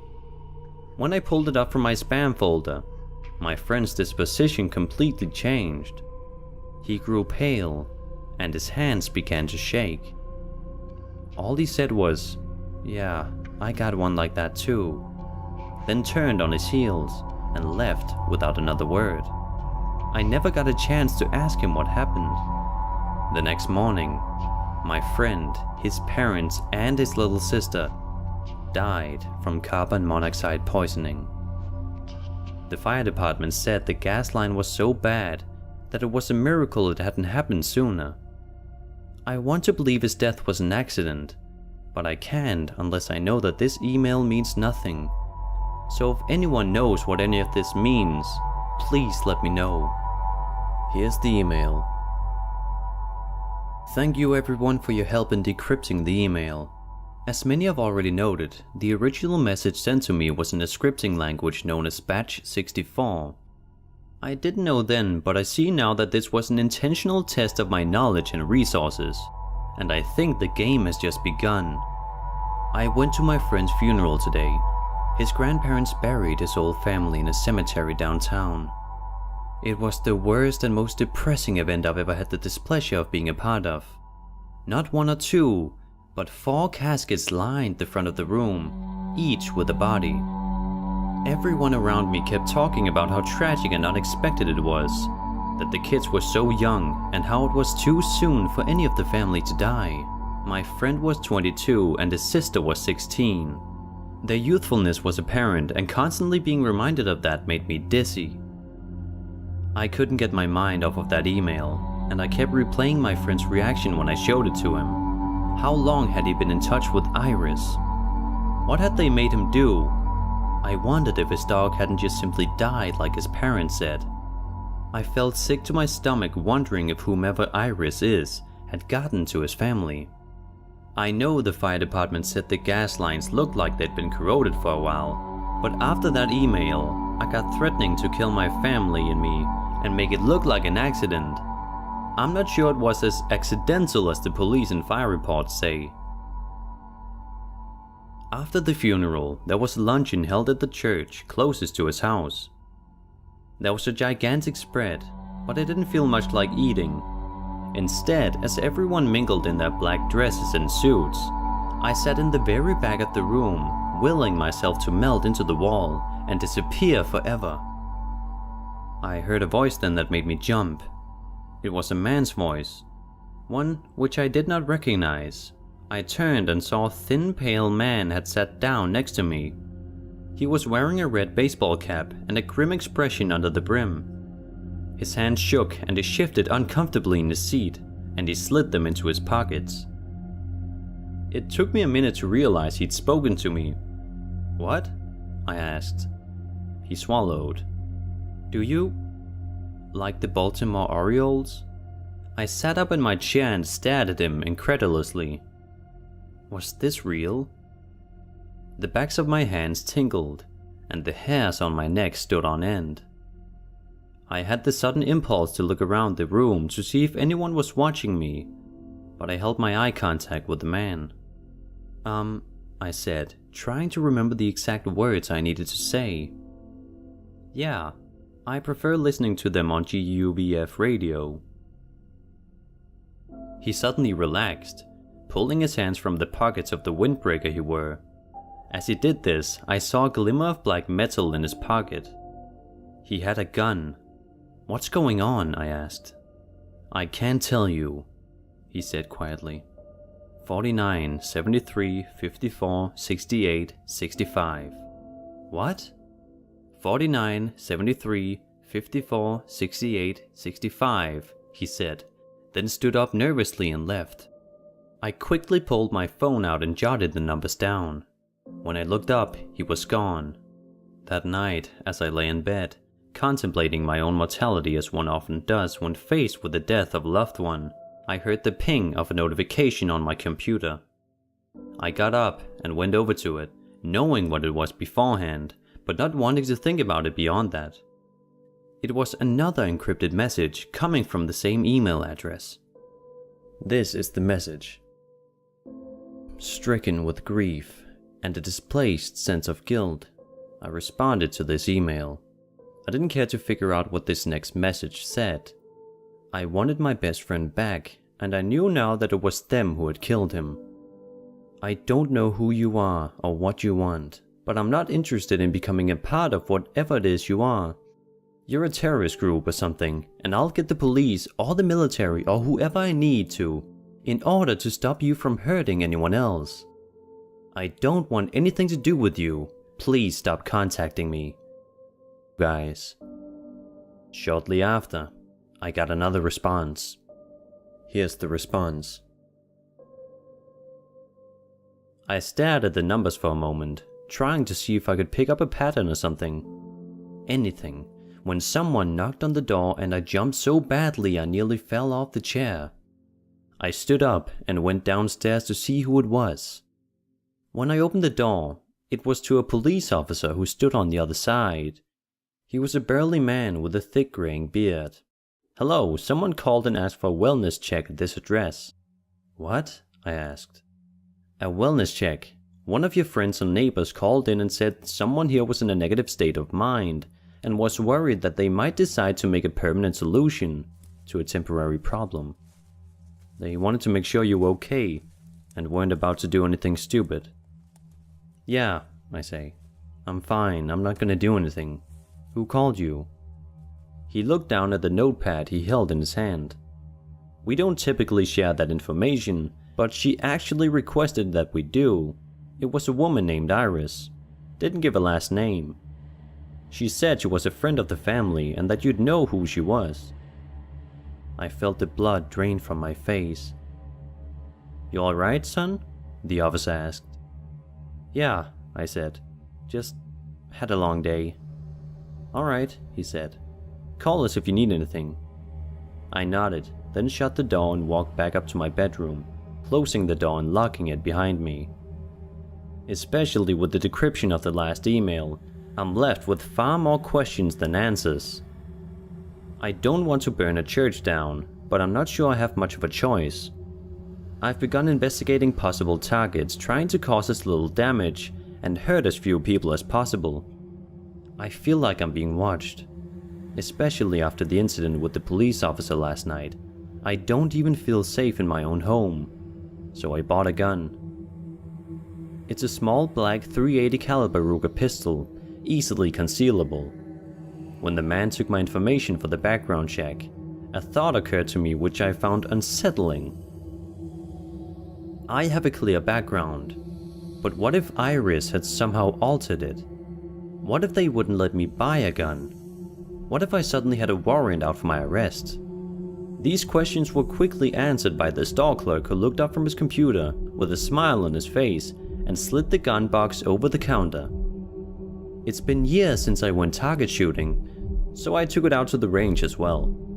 My spread was all over the target, but I at least hit the target 10 out of 12 times, at 10 meters, which I think is more than enough to bring a person down, if that's what it came to. I take the gun everywhere I go now, just in case. Before I do anything drastic, I wanted to find out everything there was to know about these Iris people. Unsurprisingly, Google was of no help. I thought about inquiring in some of the online chat rooms, but with these Reddit posts as popular as they have ever been, I figure it would be a waste of time, of which I now feel I have little. If nobody on Reddit has heard of Iris, it may as well not exist. Except it does. As I sat on my computer, flipping through tabs and trying to find what I could, I opened the tab containing the original email, the one I showed my friend, and got a brilliant idea. I drove down to my friend's house. The police had removed the caution tape shortly after the initial investigation, so there was nothing barring my entrance onto the property. The problem at hand then was how to get in. I searched for a minute for a key under the usual spots. Rocks, planter boxes, lawn ornaments, but found nothing. Not wanting to leave empty-handed, and knowing that most if not all the neighbors were at work, I made my way to the backyard. I found a spade in the shed and carried it to the closest window. I smashed it once and only cracked the glass. This wasn't as easy as the movies made it look. My second swing went home and the window shattered, pebbling and skittering across the kitchen floor. I climbed through, scratching my palms and arms, and was in. Walking through my friend's house felt like trying to walk through a swimming pool filled with peanut butter. Every step was an immense effort, and the air was thick with death. After what felt like a lifetime, I made it up to my friend's room. Everything was a mess, exactly as he'd left it. Standing there felt like, at any moment, he could walk around the corner and yell, "Gotcha!" But that wasn't going to happen. I'd seen him in the casket, watched as it was lowered into the ground, and I needed to remember that. His computer sat on the desk in the far corner of the room. I unplugged it from the monitor, keyboard and mouse and carried it out. I could have sat down to explore it, but I didn't want to spend any more time in that house than I needed to. Back in my house with his computer booted up and running, I began to look for anything that may have anything to do with the iris. I'd known for years what his computer password was, but I worried that if I came across any other password protection, I'd hit a wall. Naturally, I started with his email account. He uses the auto-login feature offered by Google Chrome, so I didn't have to worry about getting lucky guessing his password. His email account was completely empty. No sent message, no saved messages, nothing. Except for a single open message in his inbox, dated for January 6th, 2018. All it had was this. I quickly forwarded the email to myself, thinking it odd that this was the first of the emails I'd ever seen with a subject line. As I began to search through files, I heard the ping of an incoming message. I clicked back over to the email and saw a new one. I opened it up and all I saw was this. I forwarded that to myself as well. Not even a second later, I heard a loud pow sound. It was almost like the sound a blaster makes in Star Wars, and it was as loud as if someone had let off a firecracker near my face. The computer screen suddenly went black. With my ears still ringing, I investigated the sound, which had come from the computer. I went to take off the side panel and noticed that a few paper clips, which had been sitting on my desk, only inches away from the computer's tower, were clinging to the panel. I removed the side of the computer and saw what looked like a large black canister. It had two terminals sticking out of it like a battery, and from those terminals protruded two copper wires, which were coiled together around 3 pieces of rebar. I tried to start the computer again, but it only gave me a black screen. Whatever evidence I could have gotten from it was gone. I did some research and found a ghost town a couple counties over. I didn't want to do anything too close to home, so about an hour drive away seemed perfect. With a couple gallons of gasoline, I drove out to this abandoned town. It was dark and I could hear coyotes in the distance, adding all too much to the creepy ambiance. I drove around looking for a church, realizing as I did so that I hadn't even verified if there even was one in the town, but hoping more than anything to get this done and out of the way as quickly as possible. When I finally found the church, sitting at the end of a dirt road like a lone gravestone in a barren cemetery, I was filled with both relief and nervous anticipation. I was about to burn a church down. True, this had been abandoned for a long time now, but this was still a very prosecutable crime. I stepped out of my car and went to the trunk, where I'd stored 2 full canisters of gasoline. The gas cans felt as if they were filled with lead as I carried them to the door of the church, which hung ajar on one hinge and had a pentagram painted across it with black paint. I stepped inside and set one of the gas cans down so I could pull out the pen light from my pocket. The church was covered in graffiti and the corners were filled with beer cans, liquor bottles, needles, and condoms. The smell of human excrement, rat feces, marijuana, and other things which I couldn't identify filled my nose and mouth, making me gag, and gave me a new appreciation for the tolerable scent of gasoline, which filled the cab of my car as I drove over here. I was dizzy as I walked down the center aisle to the pulpit and opened my first gas can. I poured it over the top and down the front, thankful for the spicy scent of gasoline, and hoping that the wood would catch, instead of the flames just burning out after the gas was gone. It was cracked and broken in parts, so I thought it would. I emptied the gas can on the first few pews, then went for the second one. I poured the gasoline on the remaining pews, then dumped the rest in a giant puddle in the center aisle. My shoes slopped around in the liquid as I did this, and I knew that the smell would follow me like a ghost for at least the next few days. I went back to my car and got the pieces of rope I'd cut before leaving my house. I've seen too many YouTube videos of rednecks messing with the gasoline to try to light it like they do in the movies. I wanted to keep my eyebrows where they were and preferred not having to go to a hospital to explain exactly why I smelled like gas and was covered in third-degree burns. I had 2 pieces of rope. One was tied to the pulpit, hanging down well away from the gas, and the other was left on the ground with one end in the large puddle of gas, and the other end close to the exit. When I was satisfied with my makeshift wicks, I lit the tips of the rope on fire with the lighter, then bolted out of the church. I backed my car away and waited. I don't know what exactly I was expecting. Maybe some Mission Impossible type explosion where the windows shatter and the doors are blown off their hinges, but nothing of the sort happened. I almost thought that I'd f***ed up somehow with the makeshift wigs when I finally saw the light of fire flickering within the church. And I knew that I'd finished what I came to do. I shifted my car into drive and went to push the gas when I noticed a small business card sitting on the passenger seat. I picked it up. It was white and completely blank except for a series of 6 numbers, 576179. I looked around in the backseat, stepped out of my car and examined the night. That card wasn't there when I pulled up to the church, which meant someone had put it there only minutes ago. As I shone the light of my flashlight out into the dark night, I saw nothing but the shadows of trees dancing like devils in light of the growing conflagration. The next couple days were quiet. I got no emails, received no phone calls, nor was I contacted by any more strangers. I was honestly beginning to let myself think it was over, or maybe even part of some sick joke that had gone too far. I was wrong.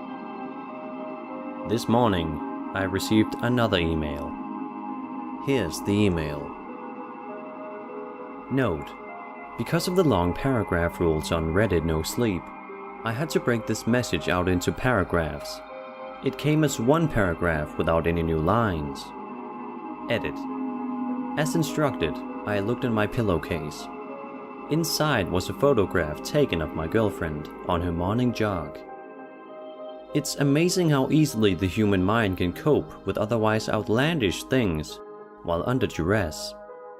It's hard to imagine hacking off your own arm, yet Aaron Ralston did just that when he was trapped in the side of a mountain.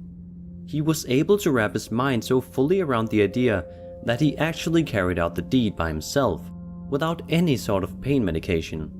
When faced with life and death, our instinct chooses life every time. I called my girlfriend and she didn't answer. I went down to her apartment, but she wasn't there. I'm worried that they have her, and I know they'll kill her if they need to. I have to do what they tell me if I want to see her again, or if I want to even survive myself. I have to get a human finger. Armed with a pair of bolt cutters and a sour stomach, I went to the only place I knew I could get a finger without torturing someone, the morgue.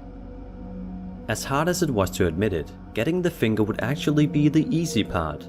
The hard part would be getting to the finger, or to the body moreover. Usually places like city morgues have layers of security to prevent people like me from getting in. Badges and locked door in the very least. I considered a funeral home instead, but I couldn't imagine getting in without being outed. Hospitals have hundreds of staff members, funeral homes may have a dozen or so. An unfamiliar face would be easily spotted. I bought a set of mint green scrubs from the medical supply store. I've had to go to the hospital several times in my life, and I know that the majority of the staff wears that particular color. As I entered the hospital, I was dizzy with anxiety. I swallowed hard and reminded myself that confidence will get most people in anywhere. I needed to act like I belonged there, and not like I was only there to cut off some poor guy's finger. I saw the directory posted on the wall behind the main desk and found the morgue. It was downstairs, of course.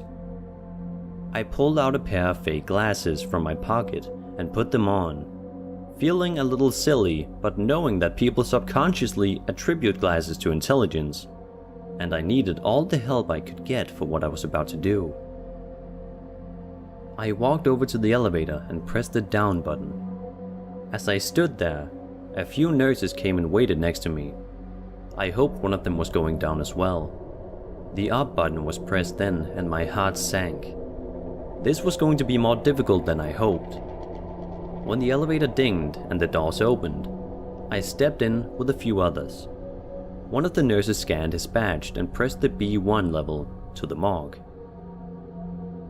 I put my hands in my pockets, hoping to look nonchalant as I tried to conceal the copious amount of sweat which was building up in my palms. The elevator doors opened and I followed the man out. The walls were all white, except for a series of colored lines which showed the way to go. The red line labeled Examination traced the path down the hall and to the right. I followed it. The man I'd ridden the elevator with went the other way. I came to a glass door then and was unsurprised to find it locked. A black box on the doorframe told me I needed a badge to get in, or I needed someone else to open the door. On the other side of the door, a woman sat at a desk on the far side of the room. She was transcribing something from paper to a computer and looked very intent on doing so. I took a deep breath and knocked on the door. She looked up and I waved awkwardly. With a friendly, albeit somewhat annoyed smile, she stood up from her chair, crossed the room and opened the door. "Forgot my badge," I said, then thanked her for letting me in. "Who are you?" she asked. My pulse quickened.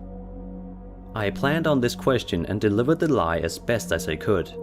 "Alex Bailey," I told her, supplying a fake name, amalgamized from my friends in high school. "I'm a new intern." She frowned. "I wasn't told about any interns coming in today.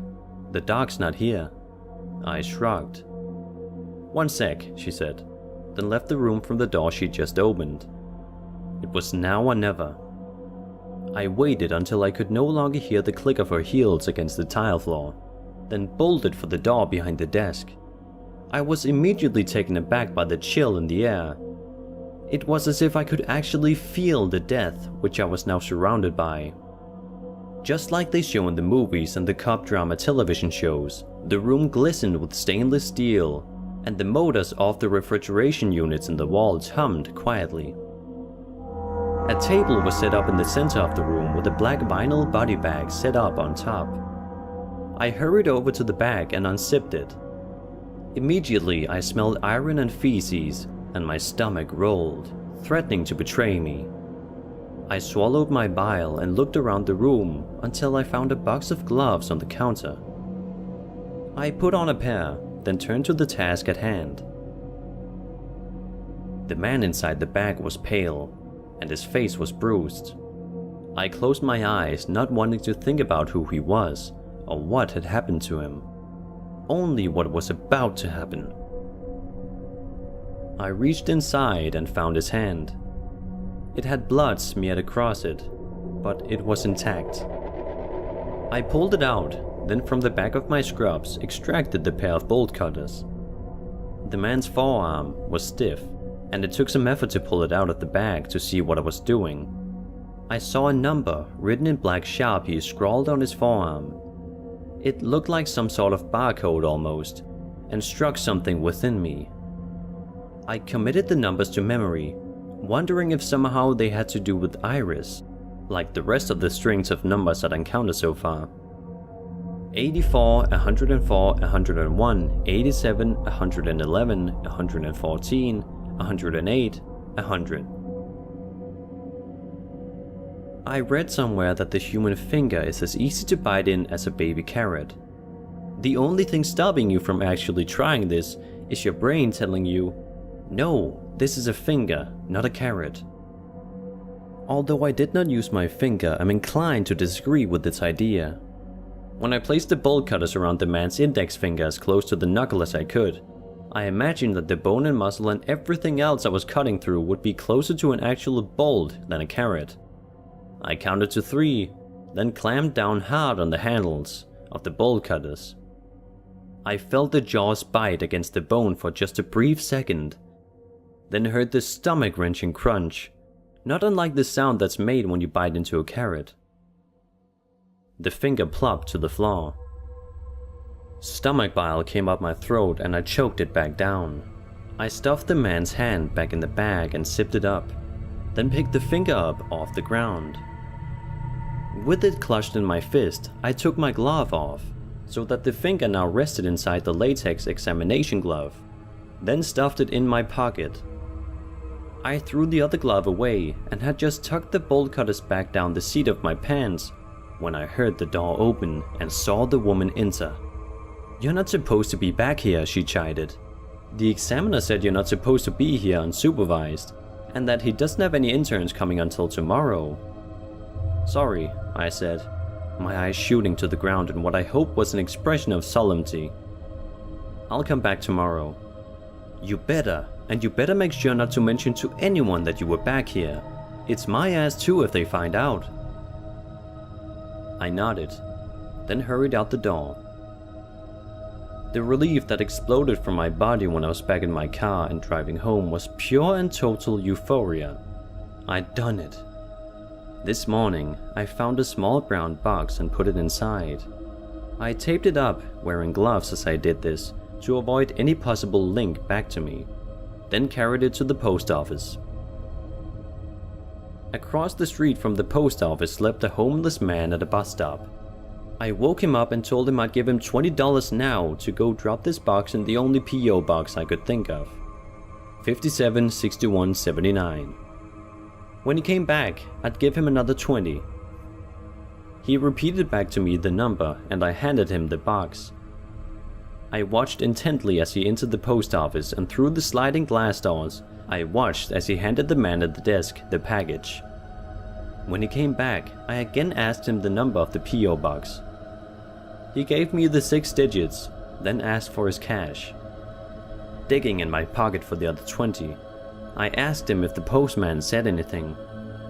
He said he just wrote down the number, then popped it in the mail slot.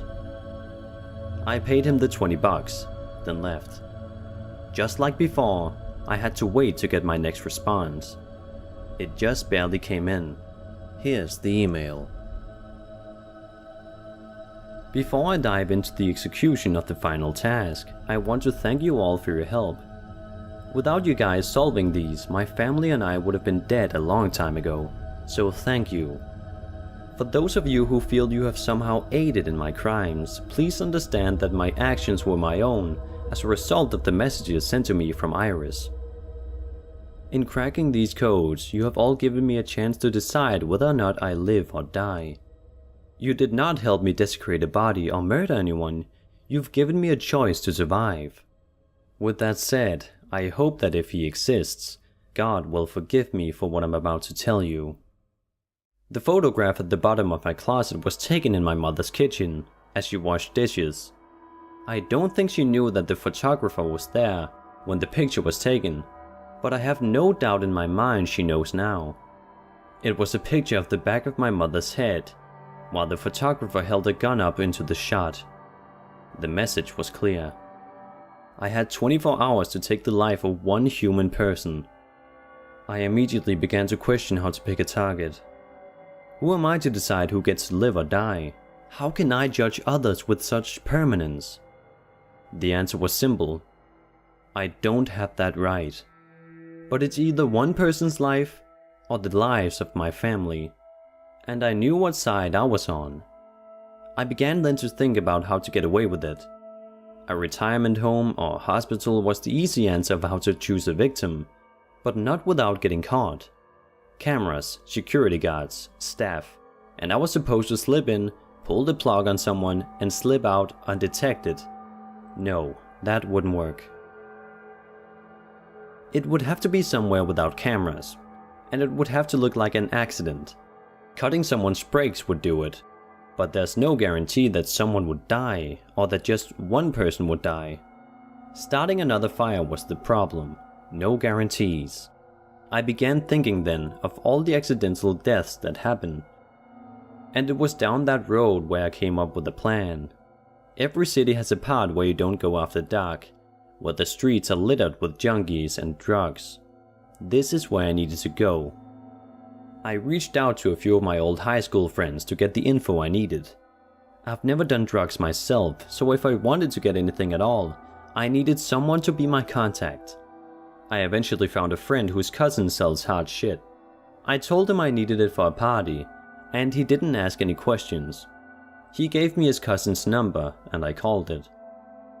I went to the bathroom in a 7-Eleven and did as I was told, hiding 100 cash in the ceiling tile. An hour later, I returned and found 5 plastic bags filled with powder and a syringe. The weight of the drugs in my pocket combined with knowing what I was about to do next felt like an elephant on my chest. I couldn't breathe. I reminded myself what was at stake and kept going with the plan. I'll admit, I had to Google how to do this next part. In my car, I emptied all 5 bags into a large metal spoon, then mixed the powder with a little water. With my lighter, I cooked the mixture until it bubbled. Then I added a ball of cotton to the top. I let the cotton soak into the solution, then inserted the syringe and sucked all the liquid I could from the cotton. Now all I needed was a victim. I drove around looking for the right person, hoping to maybe find someone passed out in the gutter, whom I could quickly inject and be done with it. But no such luck befell me. Plan B was going to be harder, but effective. I drove around until I found the right woman. One dressed just a little too scantily for this weather, and one with visible track marks on her legs and arms. I pulled up and asked her how much. Her response was one I didn't expect. Golf. I knew I hadn't made a mistake. I couldn't have made a mistake. How much? I asked. I've got $100. She rolled her eyes, but walked over to the curb and got inside the car. Her face reflected a lifetime of poor decisions. Her eyes were deep set, and her skin was wrinkled, and her cheeks were sunken from the amount of teeth she'd lost. In another life, she could have been pretty, maybe even beautiful, but this life had been cruel to her, and not allowed her such luxury. You got a hotel? She asked. Nah, I said. I thought we'd do it here in the car. She shrugged and I put the car into drive. She saw the needle sitting in the cup holder. What you got there? I tried to act nonchalant. Just a little fun for the evening. That's a lot just for one person, she said. She was like a dog eyeing at a steak hot off the grill. She was hungry. I offered her some and she smiled. Her teeth looked like the pickets of a fence that had been abused by a decade of harsh weather. She picked up the needle and eyed it. What is this anyway? Heroin? It's called a speedball, I said, and her eyes lit up. You really want a party? She said. Not really meaning it to sound like a question. She pulled a ribbon from her hair and tied it around her bicep with her teeth. With practiced precision, she found a vein in her arm and slid the needle into her flesh. She watched carefully as she pressed the plunger down with her thumb, careful not to give herself too much. In a moment of blind instinct, I reached out and grabbed her hand and pressed the thumb down hard, emptying the syringe into her body. She looked up at me with an expression of shock and horror as she realized what had just happened. I pulled onto the side of the road, checking first to make sure I didn't see any cameras. "Get out," I told her. "What the f?" she asked furiously. "Get out of the car," I said again.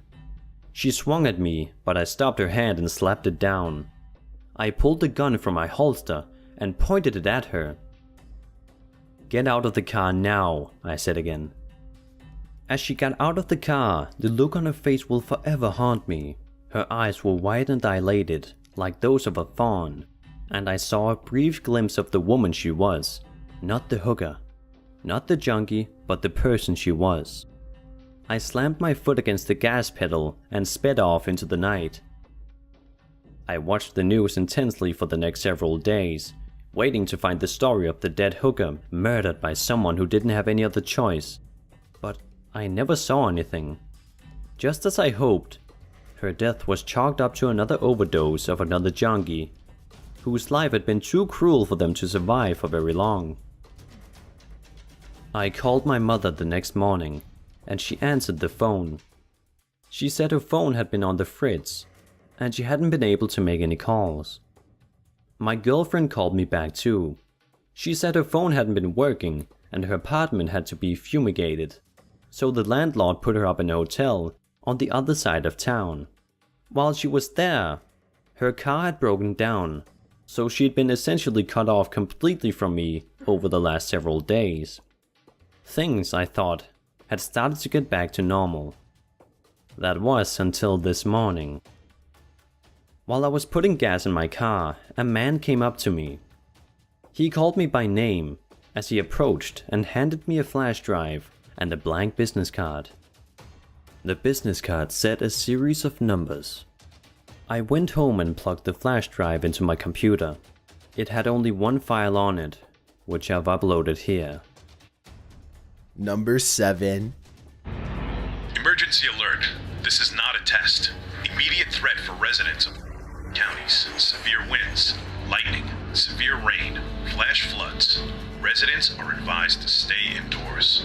Please lock or bar all entryways into your house. Restrain from using any devices that emit light or loud noise. Please enter a room with no windows. Effective indefinitely.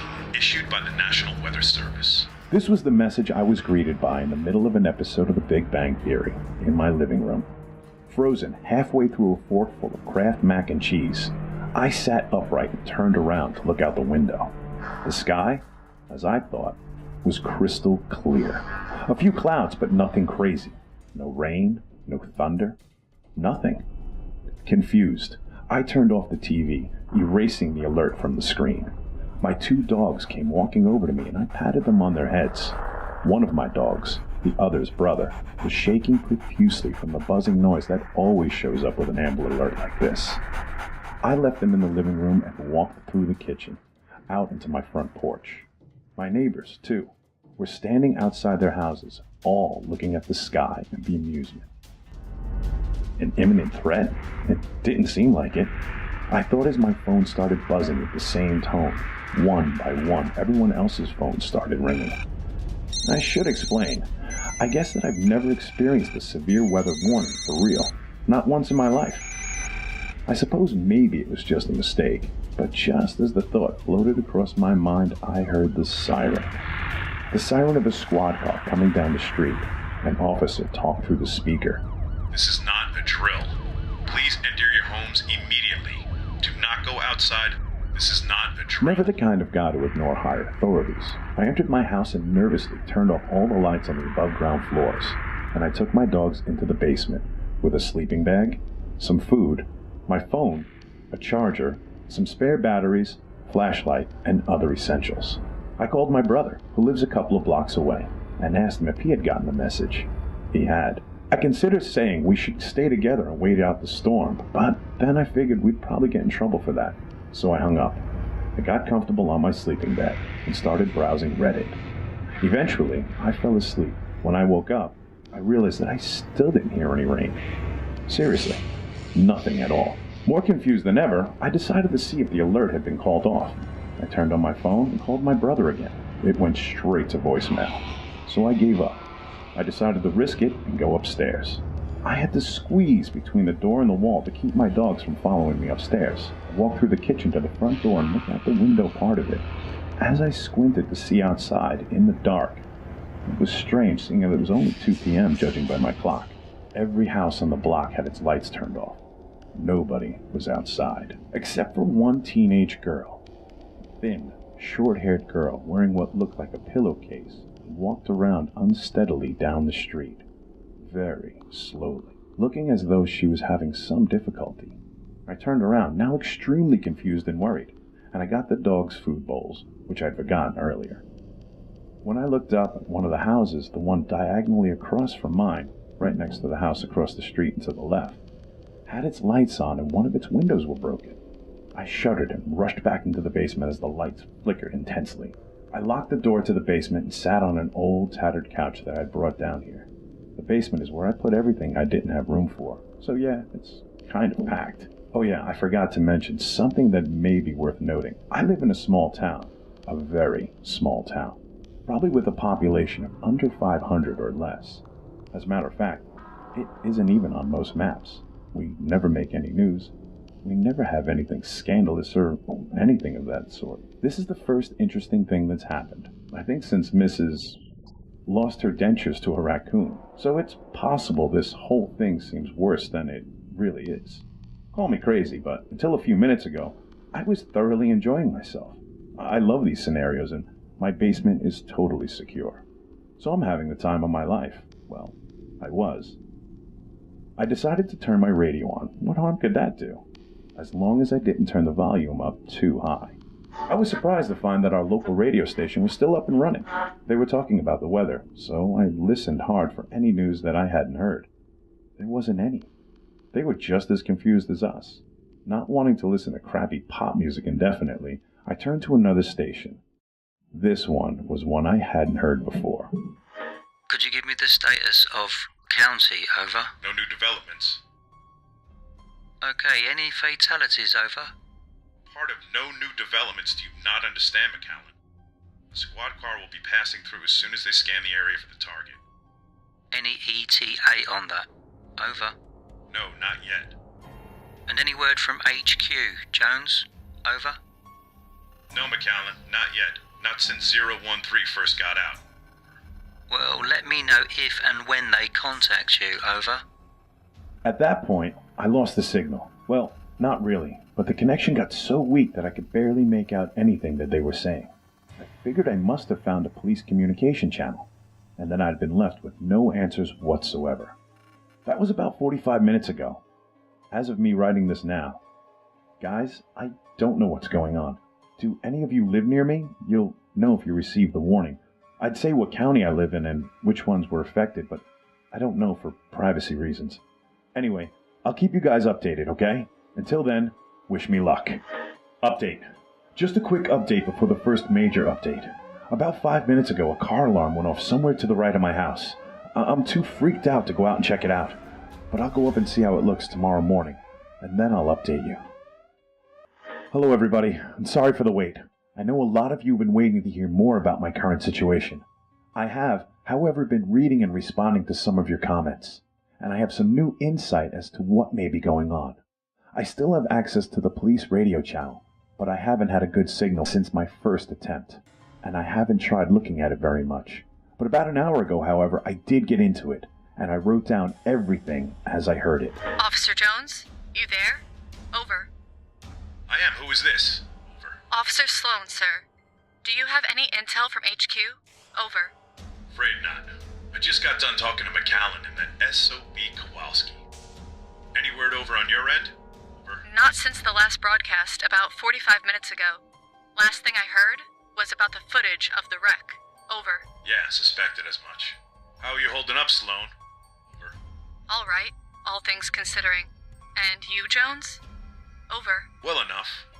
I'll tell you though, if 013 doesn't turn up fast, I might end up like poor old Officer Brown, with my brains scattered all over the ceiling. Rest his soul. Over. At this point, Jones and Sloan were silent for a good 10 seconds at least. Well, I guess I better get in touch with Kowalski. I put him in charge of examining the wreckage footage.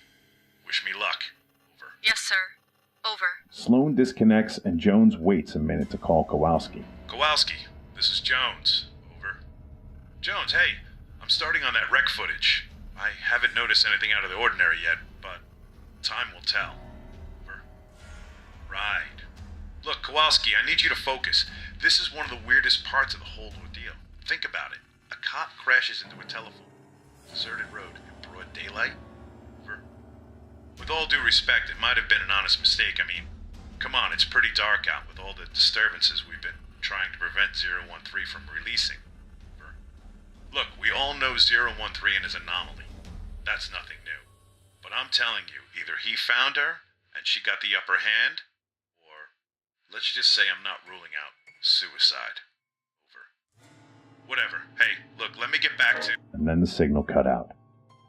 Also worth noting, the emergency broadcast I received has now been updated to say that the emergency services have been suspended indefinitely, and leaving one's house is now punishable by law. Also, I took a look at the format of the broadcast and the interface of it.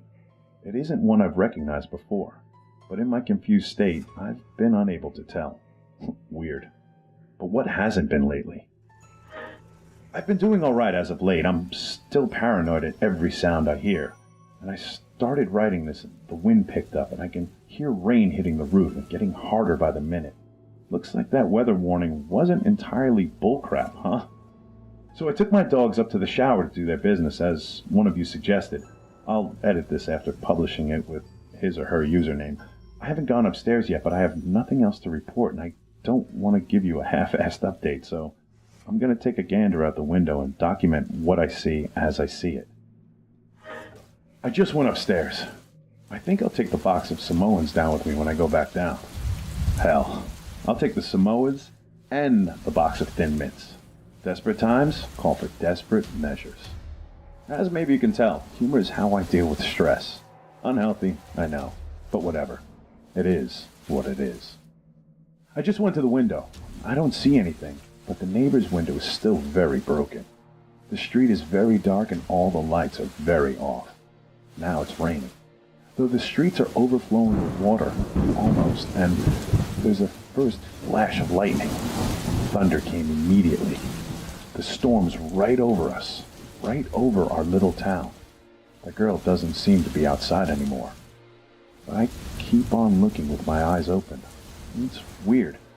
After that first lightning strike, the sky lit up everything for a few seconds. Like I said, nobody around here, including me, is very informed on the severe weather, seeing as it never comes our way. But I'm pretty sure this isn't common. Okay, what the hell, okay? The neighbor's door just opened, the one with the broken window. Nobody's there, though it must have been the wind. I hope he noticed. Come to think of it, maybe I should give him a call and see how he's doing. We used to talk sometimes.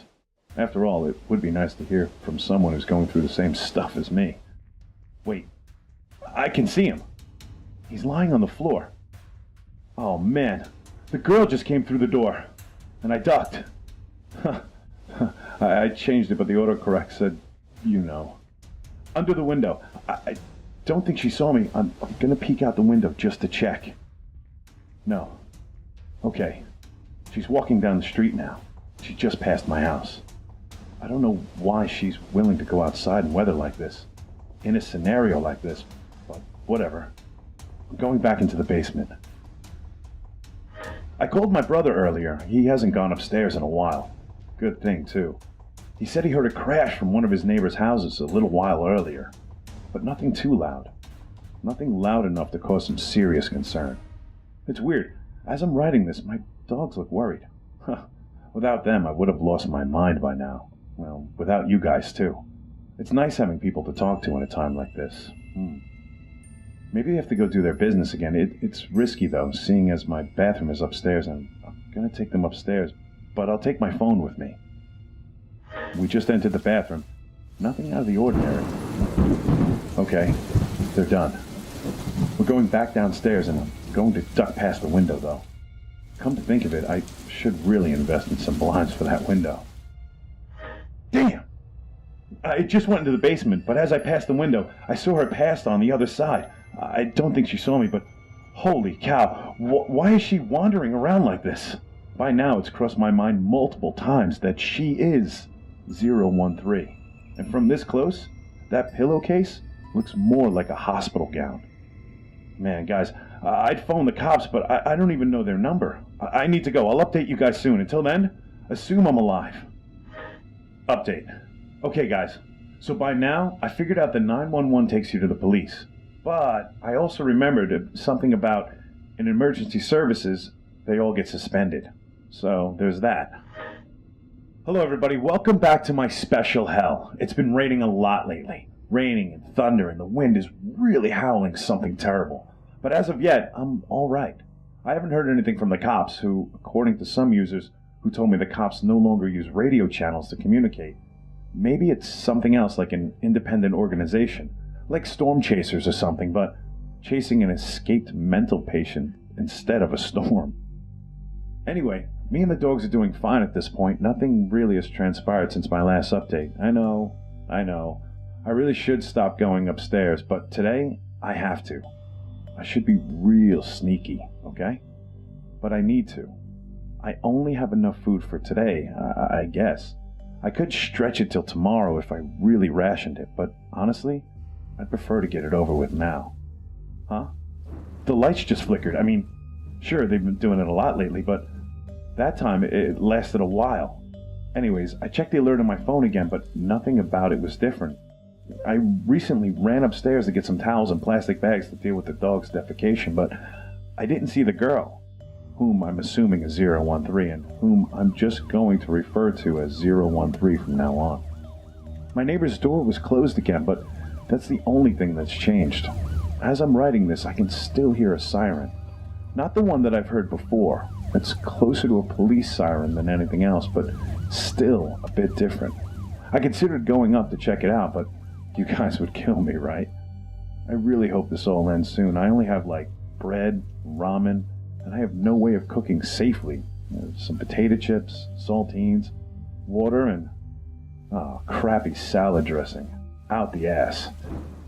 So if this goes on for 2 or 3 more days, I'll have to eat Pete or Mayabelle. I'm kidding. I'd sooner eat my own calf, by the way. I did Google my area, and there was nothing in the news about it whatsoever, which was weird. Seeing as our town was entirely off the map, I called a few of my neighbors last night, and none of them picked up. 2 went straight to voicemail. I chatted with my brother. Things are no better by him. I can't put this off any longer. I'm going upstairs to get some food. I'll take my phone with me. I just put some food in a bag and crawled past the window, and of course, when I went up there, the rain started coming down even harder, and I could hear some of my neighbors' doors opening and closing. Some shutters shook in the distance. The shutters of the windows of my living room were now open, and I guess 013 could see in if she wanted to. But no way in hell am I fixing that crap right now. Okay, I'm back downstairs, and I'm gonna try to contact the cops again. Okay, so far, I'm getting no signal. Alright, no luck. Hold on, I'm getting something, but it's really faint. Going. Check. That's my street. Okay. Careful. Ready. All times. Okay. Let me know how it goes. When. Over. That's all the legible phrases I could get before I lost the signal. But now, I know someone's coming down the street. Also, you guys told me that the cops don't actually say over at the end of each sentence group. I have 2 theories. One being that they just don't know that, and the other being that they're trying to make themselves seem like cops. So if someone unauthorized finds their channel, oops. They think that they're actually listening to the police. Now, I don't know if these people are trustworthy, or if I should be concerned about someone coming down my street, but so far, they haven't entered any houses.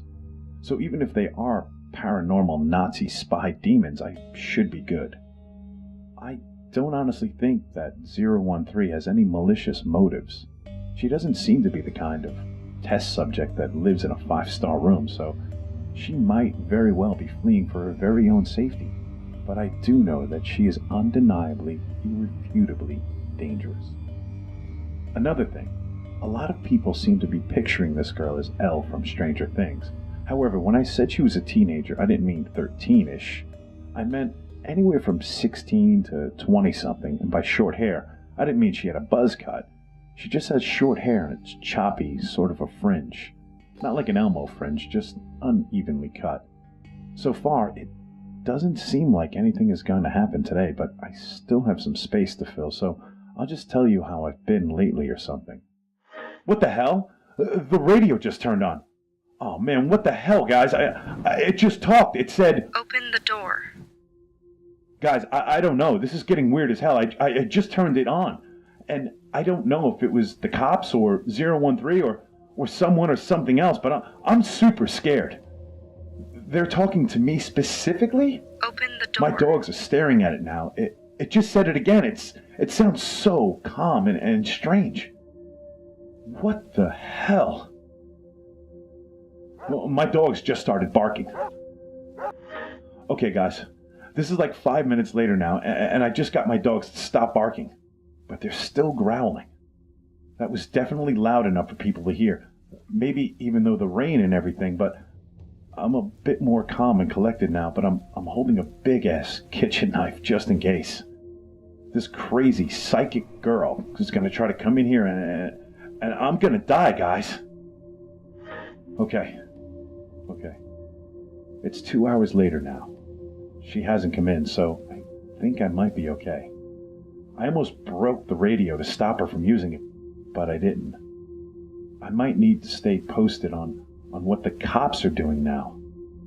But now, my power's out, and I can only use my lantern and flashlights to light up the room now.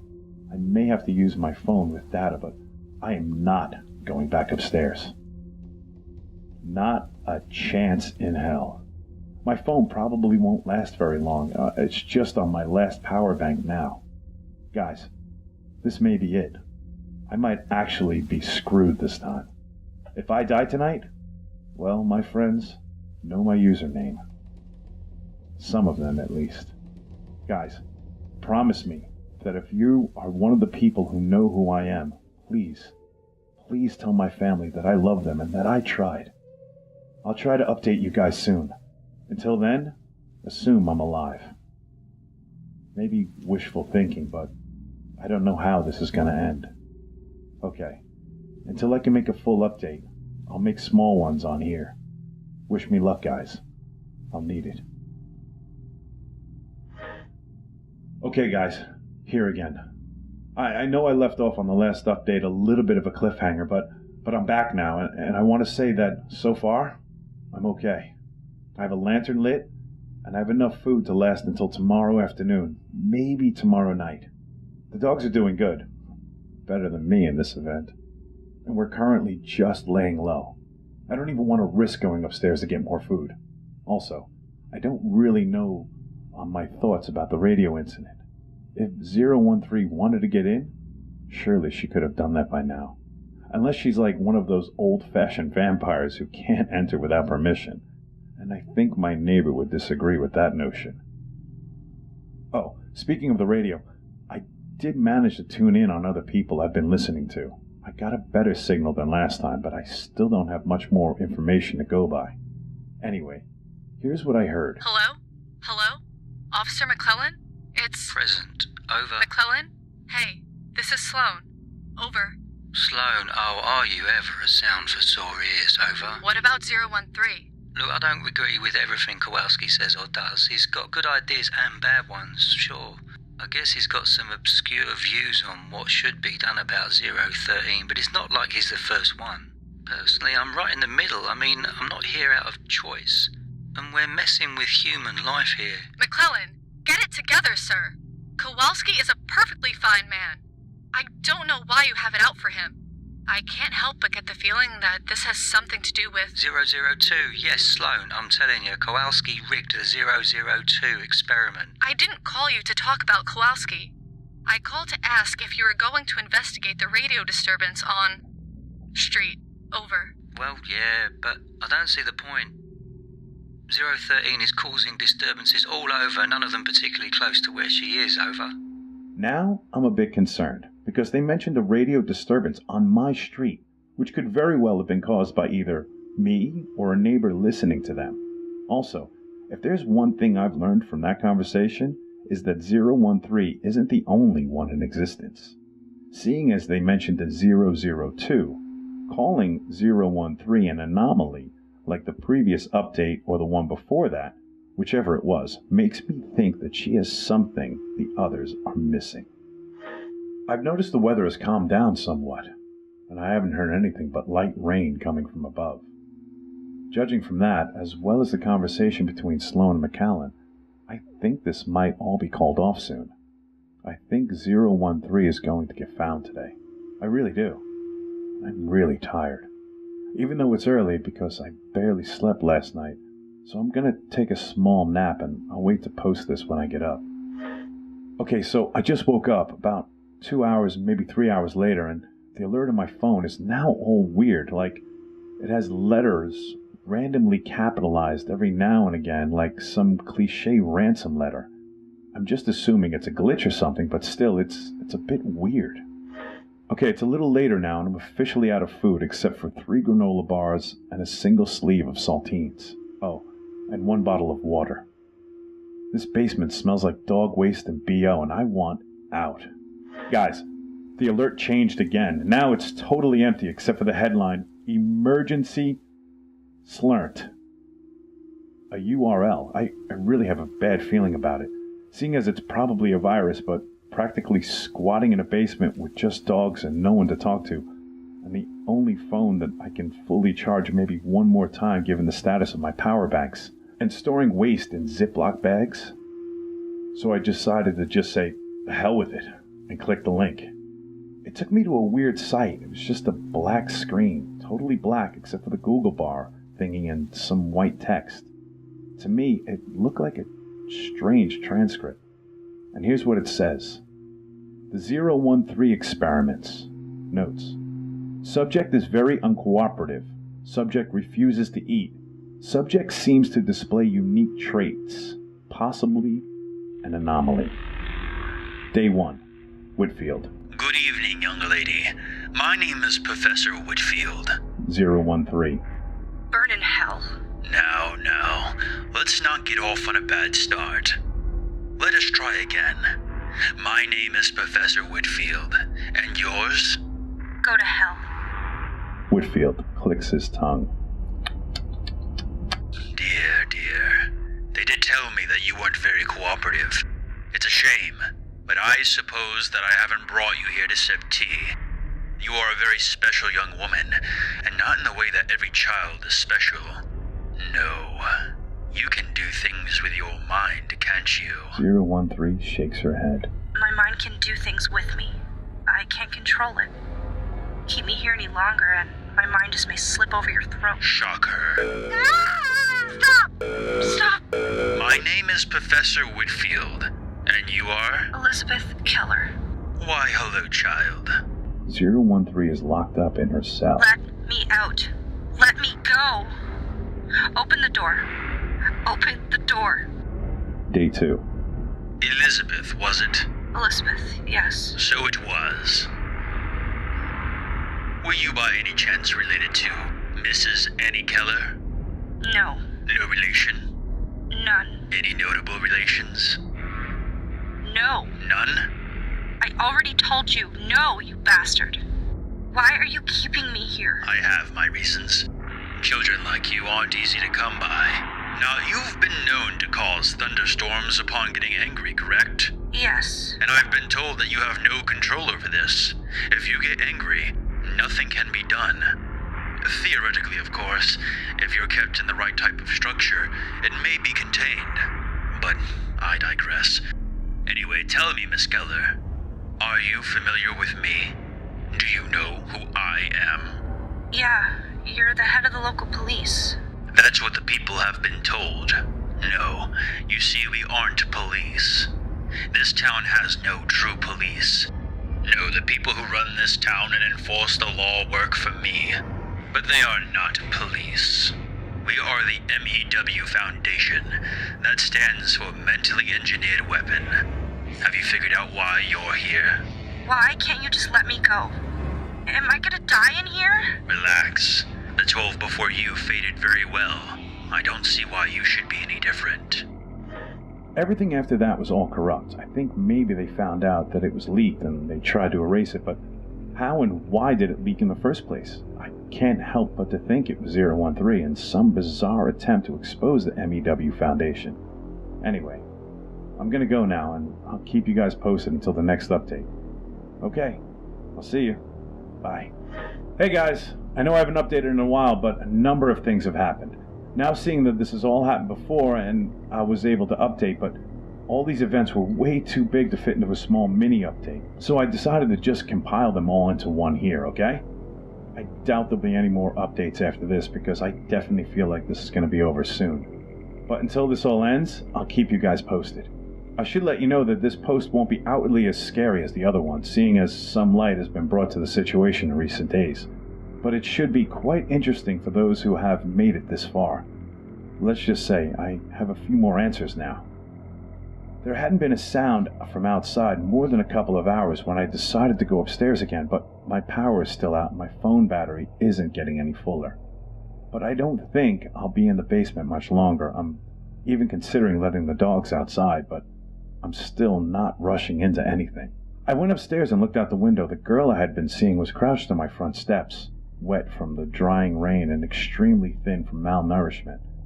I still feel a shudder travel up my spine upon seeing her, but I feel she had lost some of her ability to fill me with fear. I now know who she was, assuming I could trust the transcript from the alert message. I knocked 3 times on my front door through the glass part of the door. She looked at me, silently pleading, and I did what I've been warning me against doing the whole time. I let her in. She walked in without saying a word and walked past me and looked around. "Hungry?" I asked, and I noticed my voice was dry from barely speaking for several days. She turned to me and nodded. Knowing full well I didn't have much to spare, I opened the cabinet and took out a bag of marshmallows. She tore it open and began eating it faster than I could imagine. It's funny. I don't even like marshmallows. That's why I never took them downstairs. I filled a cup of water from the tap, and an ability I had previously forgotten I possessed. I put the water in front of her and she downed it in one gulp. "Did you change my alert message?" I asked. She nodded. "Have you been hearing what I have on the radio?" She nodded again. They aren't cops. I noticed that her voice was raspy. She probably rarely spoke. I figured. "Are you trying to run from them?" Yes. "Okay," I said. "You can stay here for now. Do you have a house?" No. I'm a dumbass, by the way. "Family?" She shook her head. I walked over to the door and closed it. "Did you kill my neighbor?" He tried to hurt me. I didn't want to. I told him to stop, but he had a shotgun. "So you went to him for help?" "Okay. How long have they been keeping you locked up?" She shrugged. It was 2014 when they got me. 2 years? Okay. I can help you. I don't know if these people work for the government or not, but if they don't, I can have them arrested or put them away for good. If they do, I don't know. Thank you. "I'm just about out of food," I said. "And I'm gonna go get some from my neighbor. He won't need it anymore where he's gone." "Okay." Okay. "Help yourself to whatever." I left my house, despite every warning I had been given, and I went across the street. I pushed open my neighbor's door and I went inside and I stepped over his body. His neck was turned at an awkward angle, and a shotgun was lying next to him.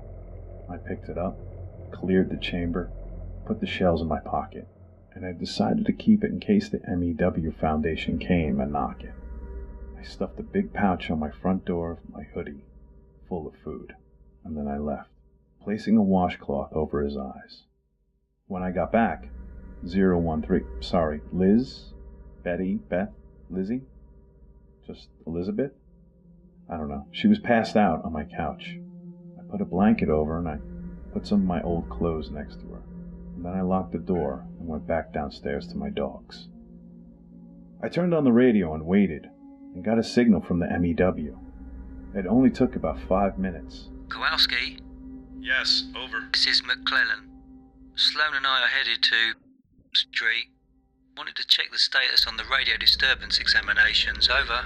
Well, where they're coming from, I want to say... Interesting, we'll be sure to pay a visit.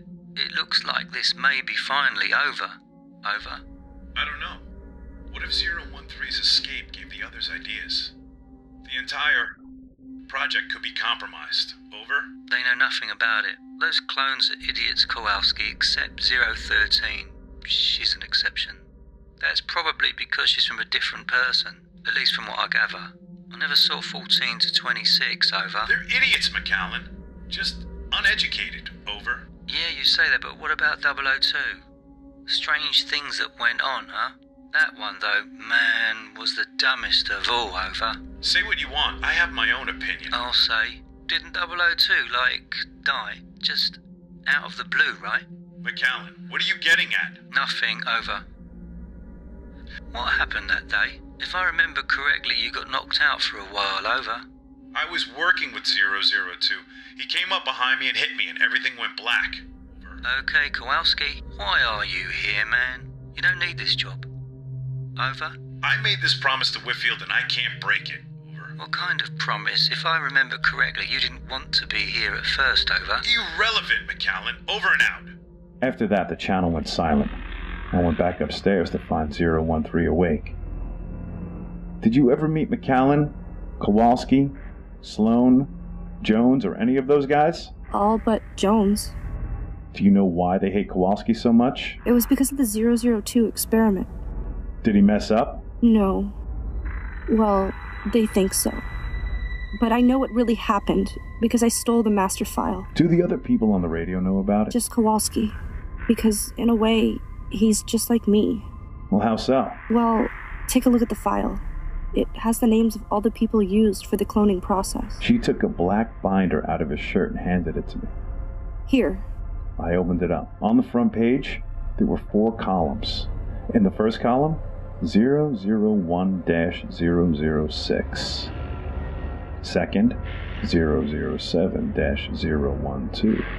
Third, 013. She was the only one not adapted from another person. Fourth, 014-026. At the top of every column was a name. Number 1, Michael Kowalski. Number 2, Sean. Number 3, Elizabeth Keller. Too late to censor this one. Number 1, Henry. Withheld out of respect, boy who drowned and was declared dead later on. Kowalski was the person used to make 001 to 006. Was? During the 002 experiment, he was attacked from behind. 002 killed him and assumed his job, his life, his everything. He said the dead one was him, 002, and not the original. I said so, but no one believes me. And I didn't care. Why would I? Kowalski's almost as dangerous as me, but I think he's like-minded. Are you okay? I gulped. My name is Sean. As of now, we're waiting on the edge for McCullen and Sloan to arrive. Me holding a shotgun in hand, and Elizabeth holding her powers in her mind. Until next time, wish us luck. Assume we're alive. Update. Upon further studying of the book, I found the names of everyone in this town as pending cloned subjects. Apparently, in this town, they must take samples of your blood at birth or something. We're all ready to be cloned, but only a few already have. Liz and I have been talking. She knows it, and I know it. This can't work forever. The people at MEW will never stop looking for her until she's found. Sure, I could take care of McCullen, Sloan, Jones, Kowalski if necessary, but I'm certainly have more manpower, and who knows, the other experiments might not be as kind as Liz. We just gave the radio another try. Nothing much, really, but we now have a time frame for the other arrival of the officers. Kowalski? Sloan here. Over. Sloan, hey! Have you and McCullen left for... yet? Over? Yes, we'll be there in about 2 hours. Over. I just left as well. I'll be there in about an hour and a half. Over. Well, tell us where you have and have not not searched when we get there. We need to shut this down. Today. Dogs are safely locked away in my basement for now, but I'm trying to convince my brother to take them to his house until things blow over. I told him about Liz being a normal person. He didn't believe me at first, but I think he's coming around. Right now she's wearing a gray hoodie of mine over my jeans and a dark red Converse shoes, and a Marvel white t-shirt with a Black Venom insignia. I don't think they'll be able to identify her without giving her a second glance. Now, a lot of you have been asking me about the gun I found across the street. I did a little research, and the closest thing I found that looked like it I found on Google were images of a Remington 870. I checked around my neighbor's house for more shells, like some of you suggested, and I found about 4 more, plus 2 more full power banks. I didn't do a very thorough check, though, because we're in a bit of a deadline right now. Okay, my brother just got back to me. He'll take the dogs. He's still confused, but he'll totally back me up if I need him when officers friendly, smiley, and joyful show up. I'm not worried about running out of shells if need be. Liz can probably make their heads explode or something like that. But I'd rather she didn't have to, because that would be real difficult to explain to the authorities. Especially when the authorities know about 013 and the ones I'm getting ready to fight. If she's to be free, either everyone in MEW must die, or she must go on the run for real. In Mexico, maybe Canada. Canada is closer, so that before Mexico, although maybe if Whitfield dies, the others will leave her alone. I don't know. It's been about 45 minutes since we listened to the radio. Kowalski should be here in 45 or so. Liz had a bright idea, too. What if we left a note for him? We found some sidewalk chalk in the basement, and we took it out to the street and wrote 002 in large white letters. When the others show up, either they can wash it off or hose it with some kind of rain or something courtesy of Liz. But I think it's a good idea. What if Kowalski wants to fight just as little as we do? 15 more minutes have passed. I'm really getting anxious. I think we should do one more sweep for supplies. Okay, so we went back in across the street and I picked up a machete and a small revolver. I put the revolver in my pocket for now. I might give it to Liz, even though I doubt she'll need it. And I put the machete on my back. I don't know why all the other neighbors are being so quiet. Should I give them a warning? I asked Liz if she killed them too. She said no. My brother showed up and got the dogs. Here, I'll give you the gist of our conversation. Holy crap, Sean! What? I asked him. You aren't enlisting in the military. You don't need an amazing arsenal, do you? Do you want one? I asked. Hell no! I'm serious, I said. You might need it. These people are going to check all the houses on the block, probably. I'm good, he said, turning to Liz. So you're the one who kept walking around outside? Yes. Well, what's going on? He asked me. Are we involved in some messed up government experiment or some crap? Well, frankly, yes, I told him. You got our back? Of course, he said. But I better not go to jail for this, buddy. Jim, just calm your ass down, I said, motioning for him to calm down. Just take the dogs to your place and maybe come back here and be ready to fight. Okay, he said, calming down slightly. Okay. Okay, hurry up, I said, and he ran into the basement to get the dogs. A few minutes later, he was pulling out of the driveway. Your brother seems nice. He's an ass, but you'll get used to it. I offered the revolver to Liz, but she said she wouldn't need it, and I agreed. I have my kitchen knife, too, in my other pocket. We all had one of those, actually. Also, I have forgotten to mention that the revolver had a full cylinder. In 5 minutes, Kowalski should be passing by. I'm really nervous now. But I should be okay. I don't think he'll be a problem. Kowalski showed up. I'm looking through the window at him. He's looking at the chalk message, and it looks like he's getting worried. Nervous. Confused. Whatever. Anyways, he just saw me. Okay, I'm back. I went outside with the shotgun in my hand, and he put his hands up. I questioned him a little. He admitted to killing the real Kowalski. Then Liz came out. We checked him. Took a handgun off of him. And I'll try to find out what kind. I took him into the basement and tied him up. He's currently sitting across from us, bound and gagged. My brother is pale as a sheet, We just kidnapped that guy, he muttered. We're probably about to kill a few more, I said, so buckle up. I noticed the insignia on his lapel, MEW, written in white against the dark gray fabric of his shirt. I decided to go wait behind my dead neighbor's house for McAllen and Sloan. Liz and my brother, Jim, I don't know why, or if I'd have said his name yet, waited at the house. They're here. They just get out of the car, but there's 4 of them.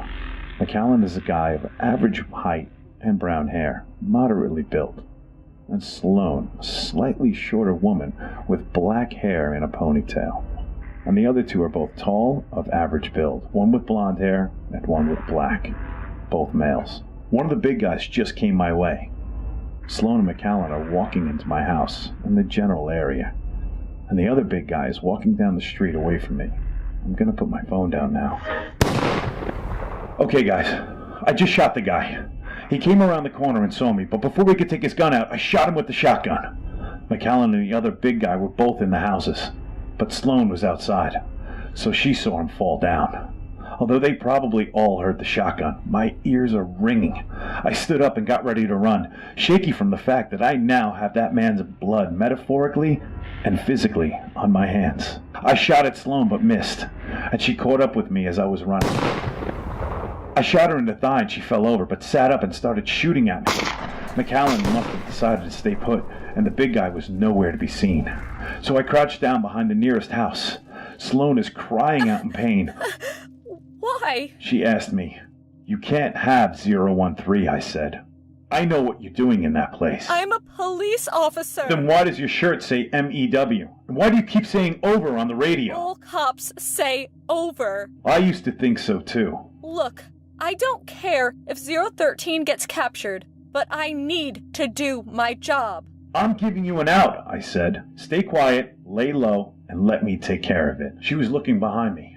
I turned around as the big guy numero dos came around the corner of the house with his gun held out. I took out my knife and stuck it in his shoulder. He fell over and I got him, stuck it right between his ribs. I don't want to do this, I said, and he fell limp. I looked over at Sloan. If you can't call them off, nothing can be done. If it's something that can be stopped, then stop it. Through her radio, I heard a voice. This is Professor Whitfield to Officer Sloan. I will be there shortly with Jones. In due time, over. I took the shotgun and I hit her with the barrel, knocked her unconscious. My head is swimming. Guys, this is the last one. For some of you, this is good news. For me, it is too. A lot has happened since the last update, which I admittedly ended quite abruptly. To make things easier, I'll pick up from where I left off. Sloan's walkie-talkie continued to crackle after she slumped over on the ground. No more words came through. I took out my phone and I called Jim. Sean, hey, what happened? I just killed 2 of them. Man, one of them is out cold, I said shakily. Man, what'd you do that for? I didn't have a choice, I said. They jumped me, man, but I don't know why I called. Look, tell Liz that Whitfield's on the way. What the hell? Just tell her. And how's Kowalski doing? All right, considering he's tied up. Okay, stay put. I'm going to see if I can find McAllen. I hung up the phone and I put it in my pocket, stumbling around the house, my eyes scanning for any sign of McAllen. Sloan? Someone called from somewhere to my left. It must be McAllen. Sloan? I remained silent and looked around for the source of his voice. Are you alright? Sloan? Hello? I sprinted across the backyard and crouched behind a bird. Sloan? Sloan? I could hear his voice getting closer. Finally, I could see him nervously inching closer to me. I stood up to move, and his eyes locked onto mine. He drew his pistol and fired. A bullet whizzed by my shoulder and I ran, cocking the shotgun and fired in McAllen's direction. I missed, and he came running at me. I cocked the gun again and fired, but only a few balls of the birdshot landed in his left arm. "Rah!" he cried, clutching his arm. Get out of here, I said. I know what you're trying to do here. Oh yeah, and what will you do about it? Kill me, kill Whitfield. Good luck with that one, pal. What did you do to Sloan? She's unconscious, I said, but alive. At least until you put down the damn gun. You'll want to talk. Drop it. I lowered my gun and he lowered his.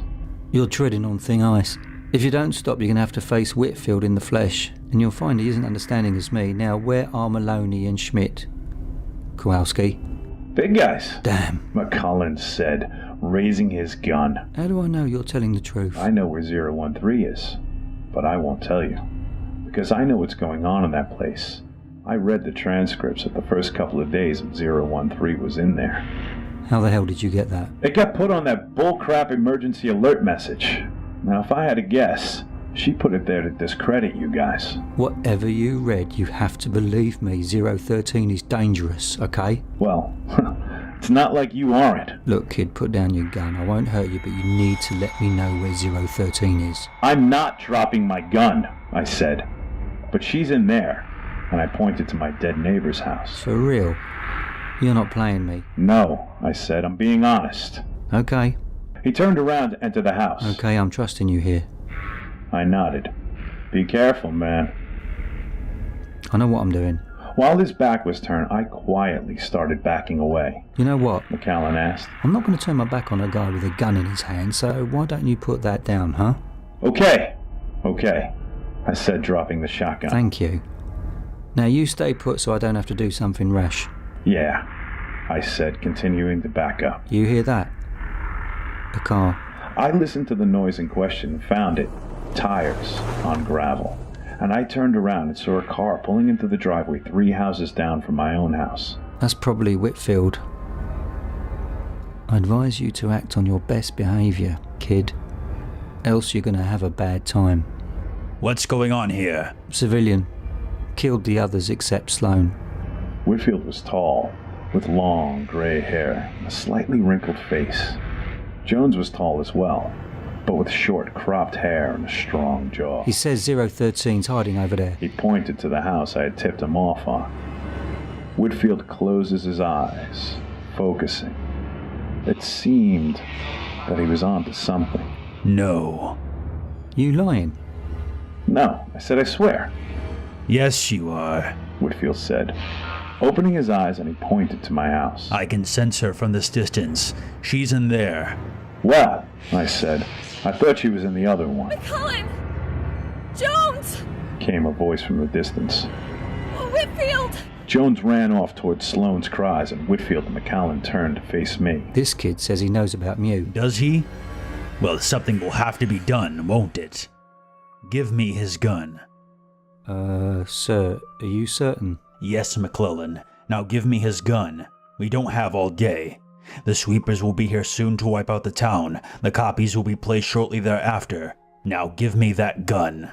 Sir, he may be of some assistance, you know, with the cloning. He knows too much to live. Pick it up and give it to me. McCullin swallowed hard and bent over to pick up the gun. He grasped it in his hands, and he stood up straight again. My living room window exploded across the street, bursting into a million tiny fragments, sending long, jagged blades of glass soaring through the air.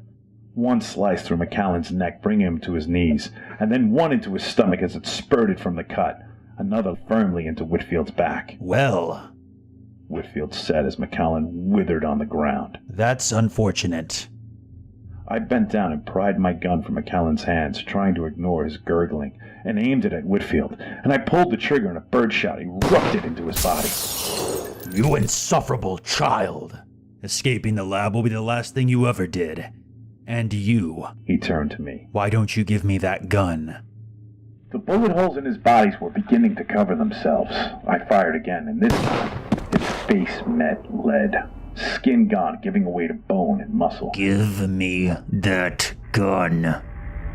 With a flick of his wrist, he beckoned the gun towards him, and it left my hands for his. Now, boy, you will meet your literal maker. He cocked the gun and prepared to fire. 013 ran out of the open doorway before the door hit the wall and reached for a telephone pole. It uprooted itself and went flying at Whitfield, and it cracked over his head, and he fell onto the ground into 2 pieces. He moved the barrel of the gun away from me and fired at 013. Liz fell to the pavement in tatters. What? Did you really think you were going to win? You along with, let me guess, your brother and a runaway freak? Please, We have more power than you could ever dream of, and you owe everything you have, ironically, to us. We are responsible for your creation, every single one of you, all using the same original entity as a base. Even I owe everything to the immeasurable 000. I reached for my kitchen knife and found it in my pocket, and I grasped it in a reverse grip and ran blindly forward. Don't you understand? And he asked, pushing me into the ground with his mind. This story has no happy ending. He took my knife and threw it over his shoulder, blood still pouring from the holes in his head. I could kill you now, but I want you to see what I mean. You will see the sweepers come through. You will see how they erase this town completely. It will be as though it never existed. And then a week or so later, the clones will take over, and nobody will know the difference. I tried to sit up, but he kicked me in the chest and sent me onto my back. Goodbye, Sean. You will not be missed. Jones, get Sloan, and let's get out of here. The deed is done. I stood up when the car was leaving the block. I limped towards my house, stepping over Liz's lifeless body and knocking on the basement door. Jim! Get the dogs! We need to leave!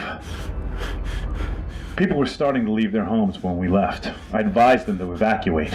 Many of them did. The others, as of me writing this, are probably mostly dead or imprisoned. We've been on the road since we left. We managed to get into the next state so far. We took the dogs and our necessary items, as well as a few small luxuries and stuff.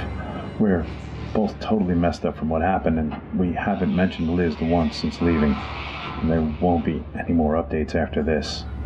This is the last one. Thank you all for staying with me through this. I know it fell apart towards the end, but it is what it is. I don't know what comes next for us, but it won't be easy. While sitting in a Wendy's parking lot and waiting for Jim to get back, I received another alert. This one was different, to say the least. Emergency alert.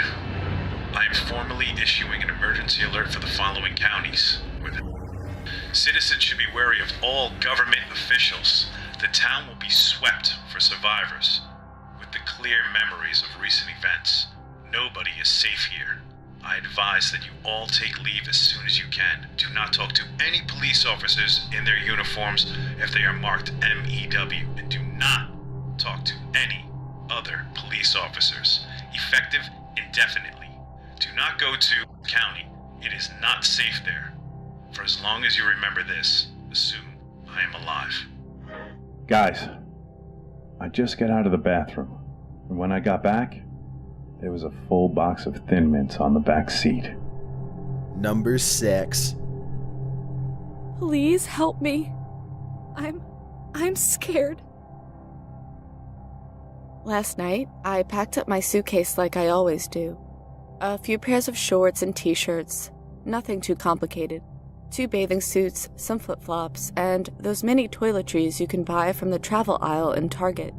My running shoes and some sports bras were included too. I love to work out, even when I'm on a vacation. It's a blessing and a curse. I slung my backpack on, packed with my iPad and a few snacks, and headed out the door. My boyfriend volunteered to chauffeur me to the airport, if not a little begrudgingly. He was a bit jealous that I was going to have a girls' weekend with my best friend. Not the fact that I was going to spend a few days with her, but that we were spending those few days in Maui. I couldn't really blame him. He dropped me off at the airport and helped me unload my suitcase. He gave me a long kiss before sending me on my way, much to the annoyance of the traffic director that was ushering everyone along. It was a slow day though, so there wasn't too much guilt in the kiss. We're young, we're in love, let us have our moment. After checking in at one of the self-service kiosks and tagging my bag, I went up to have it weighed and accepted. I was shocked when the bag came up 10 pounds overweight. Did someone slip a brick into it as a joke when I wasn't looking? I rolled the bag away to the designated repacking area and began to shuffle through the clothing articles in the bag. We were going to Hawaii, for Christ's sake. There was nothing in that bag that constituted it weighing 60 pounds. I stood dumbfounded in the middle of the repacking station, just staring at my bag. I could hoist it over my head, toss it, deadlift it, so what the hell was the matter? I re-zipped the bag and made my way to a different weighing station. This time, the bag read as 30 pounds. I noticed the lane I was previously in had closed and brushed it off as an error in the equipment. The attendant where I was now paused, her brows furrowed. Your flight has been rescheduled due to inclement weather, miss. Inclement? I just checked my flight information and the weather. Are you sure?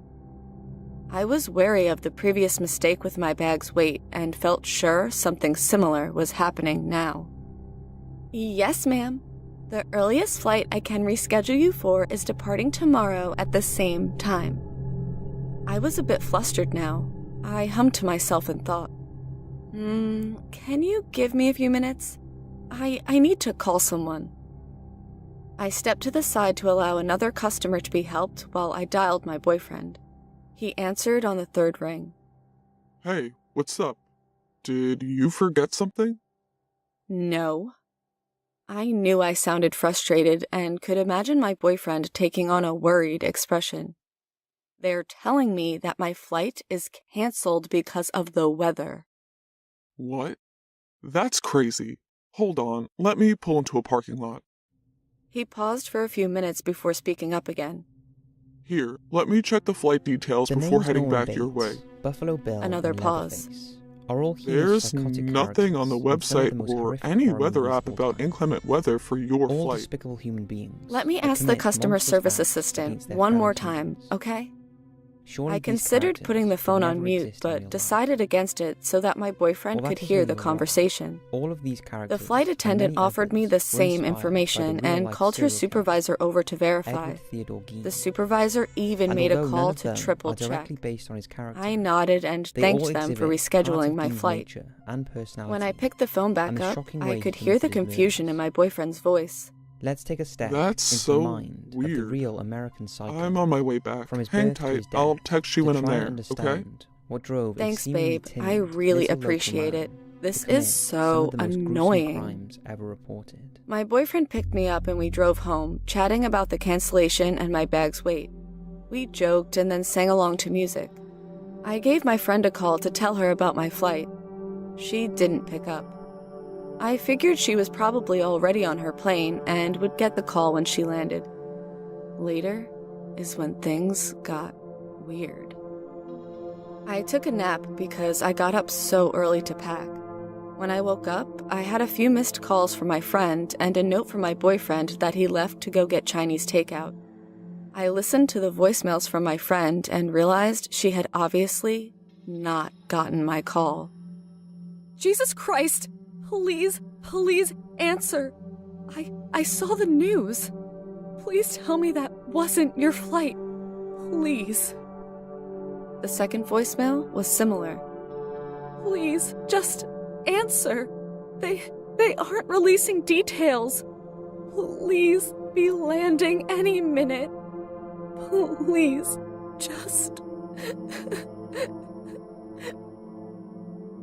The line crackled with her sobs. The third voicemail was eerie. It was silent for minutes until the very end. The voice was deep and electronic sounding. You owe us. A shiver ran up my spine and my blood froze in my veins. I turned on the TV and there it was. The flight I was supposed to be on went missing over the ocean. Gone. Vanished. My heart raced as I thought of all the recent downed planes that were never recovered. Could this really be happening? Or am I hallucinating? I'm scared. I feel paranoid, like someone is watching me. Who do I owe? What is happening to me? And why me? I can't relax. I've closed all the blinds and drawn all the curtains in my house. I triple-checked to make sure all the doors are locked and bolted. I'm hoping that all of this is a prank, but I know that it's not. I feel guilty and anxious. I just want my boyfriend to get back home so I can talk to him, so that he can verify that this isn't some messed up dream I'm having. He made it back, and I practically jumped out of my skin when I heard the front door opening. He had a bag in one hand and his car keys in the other. As soon as he stepped inside, I grabbed the food from him and tugged him into the living room, where the news coverage on my flight was being dutifully updated. He looked at the TV with his mouth gaping, and then turned to look at me like I was a ghost. He shook his head slowly before reaching out to touch me. Tears gathered in his eyes. What if you're dead, and I've gone insane? The fear contorted his face, and I was speechless. It felt like I had dove into icy water. My body was in shock. I couldn't feel my boyfriend touching me or my body shaking.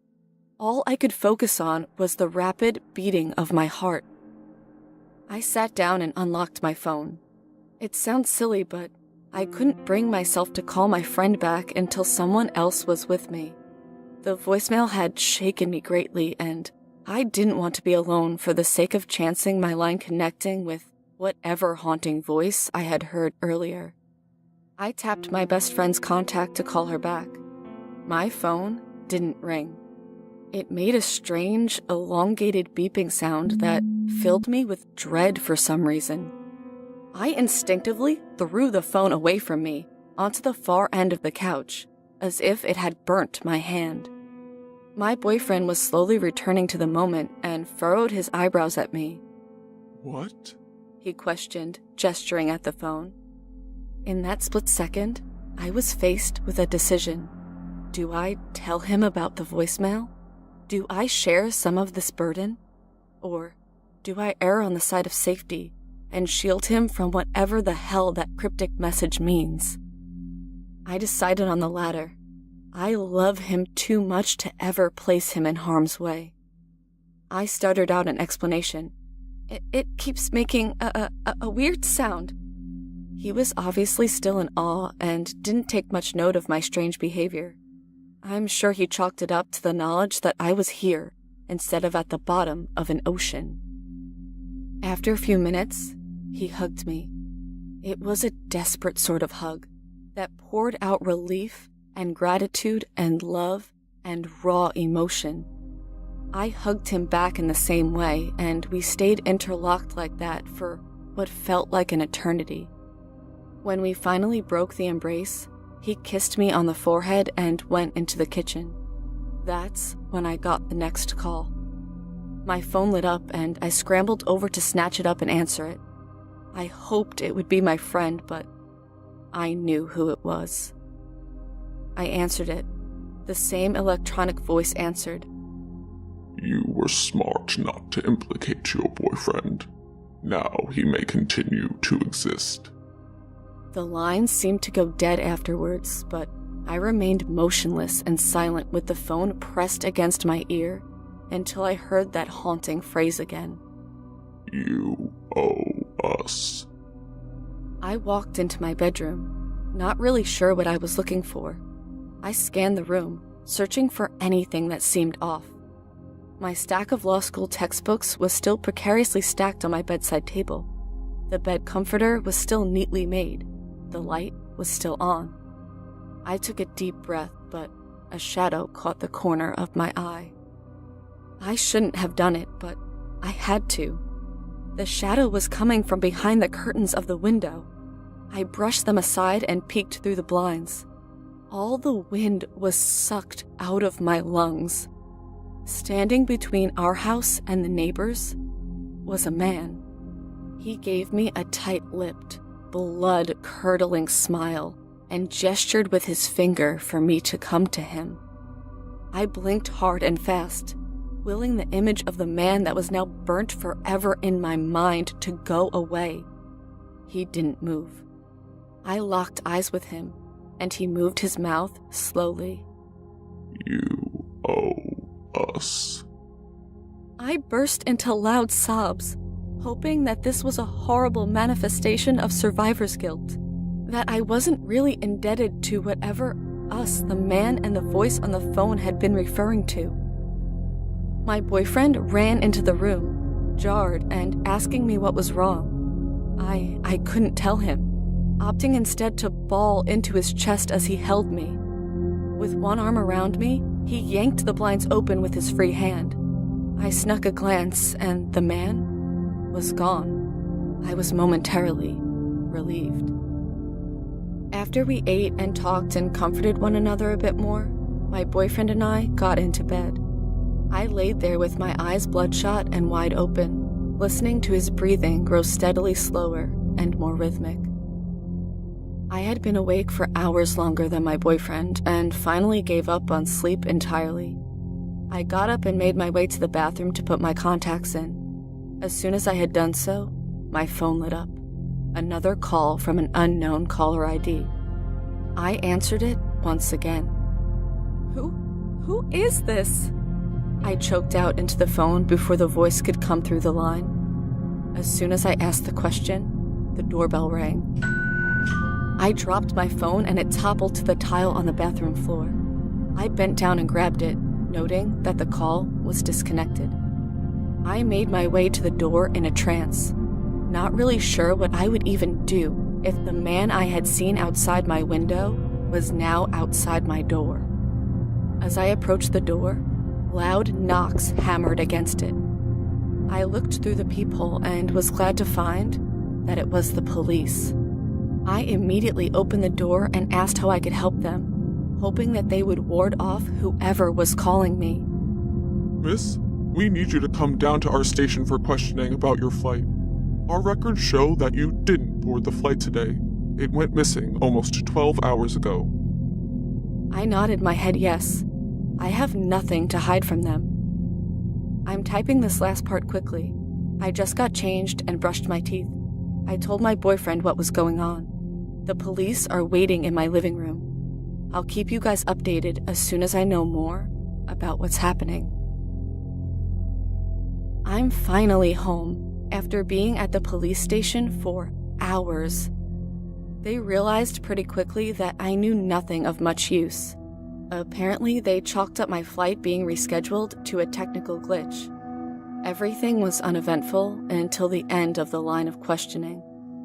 The officer I was speaking with informed me that the FBI had been called in to take over the investigation. At first, I didn't think much of this. To me, the FBI seemed like a natural step in the process of solving a possible act of terrorism. It wasn't until I left the interrogation room that I saw him, the man from outside my window. He was wearing a suit and looked important.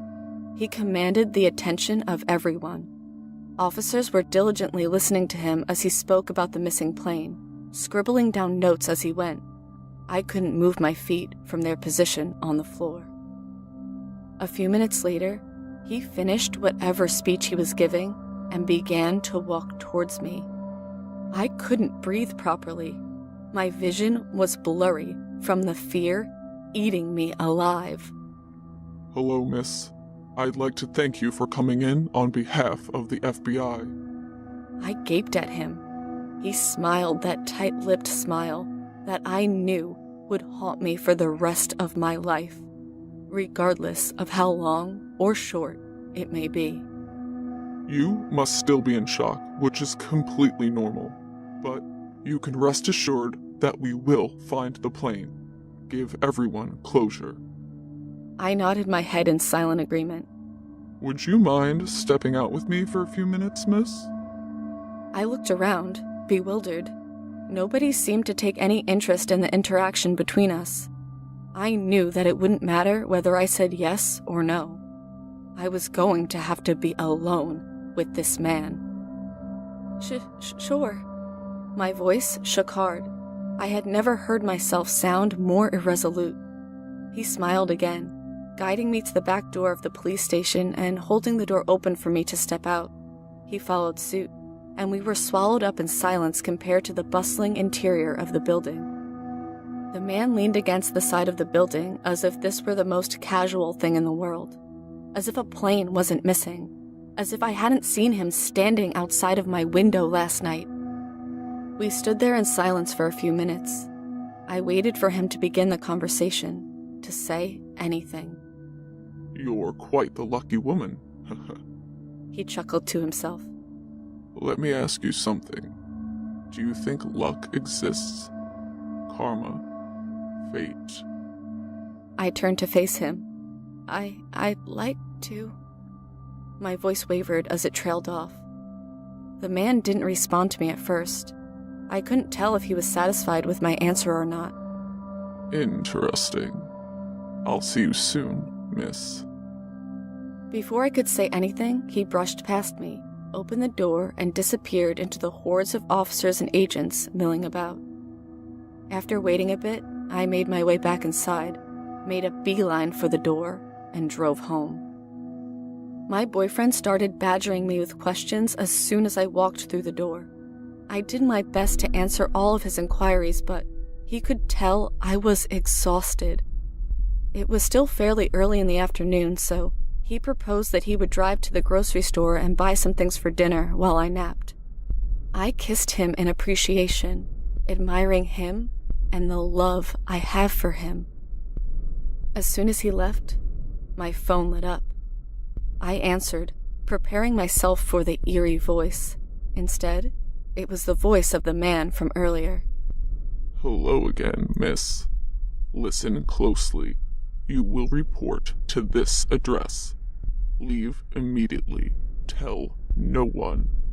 I look forward to seeing you again. Before I could manage a response, the line went dead. I steeled myself, grabbing my keys off the counter and sliding into my car. I knew I was being stupid. I also knew that this was unavoidable. Either I went, or he would come get me. When I arrived at the address he had given, I parked and tried to regain my composure. Before I could even take 30 seconds to do so, my passenger door had opened and shut, and the man from the police station was in the car with me. He told me that he was a shadow, part of the cryptocracy, that I am now indebted to them, that I will join them, I will serve them. Why me? You have potential. You can carry this weight with us. Together. He leaned over and whispered something into my ear before getting out of the car and striding away. I drove away, completely dazed.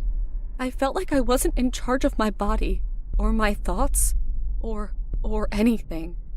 Every bit of control that I had ever believed I had was dissolving. I talked out loud to myself in an attempt to calm down, but trying to piece together my sanity was futile. It was slipping through my fingers, right in front of my eyes. I stumbled inside, blind to the world around me. My boyfriend wasn't home. I sat down on the couch and started typing this. Maybe instead, I should kill myself. I'm scared. I'm scared that I'm going to live. That I'm going to carry more burdens like this. Forever. That I am now Atlas, shouldering the knowledge of all of the messed up things in this world. My phone lit up. I answered. It was an electronic, deep voice. We will come for you soon. You have much more to learn. I thought I was insane. I thought that maybe I was suffering from schizophrenia. That maybe I have cracked under the weight of my guilt for not boarding that plane yesterday. That there's been a break somewhere deep inside of me. But it made sense. It makes sense. They run everything. They know everything.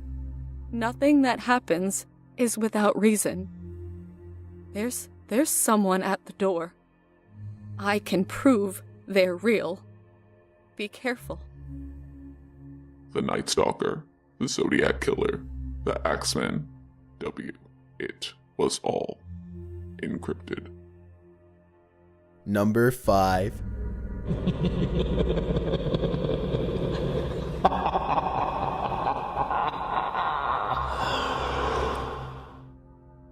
My parents were dead, to begin with. They had died a week earlier, and while I was obviously sad, it was not the crushing blow that it could have been. It's just that I was the only child, and we were distant emotionally, if not physically. They were both professors. My parents were kind, frugal, attentive, fiercely intelligent, and wholly unemotional. As the sole hire, I got everything. They had made a decent living, which means that the sum total of their financial assets was just enough to pay the inheritance tax in their home, and I moved in. I was clearing out a lot of worthless old crap, and they had a lot of worthless old crap, when I started working through a collection of books in the guest room that had been my bedroom 18 years ago.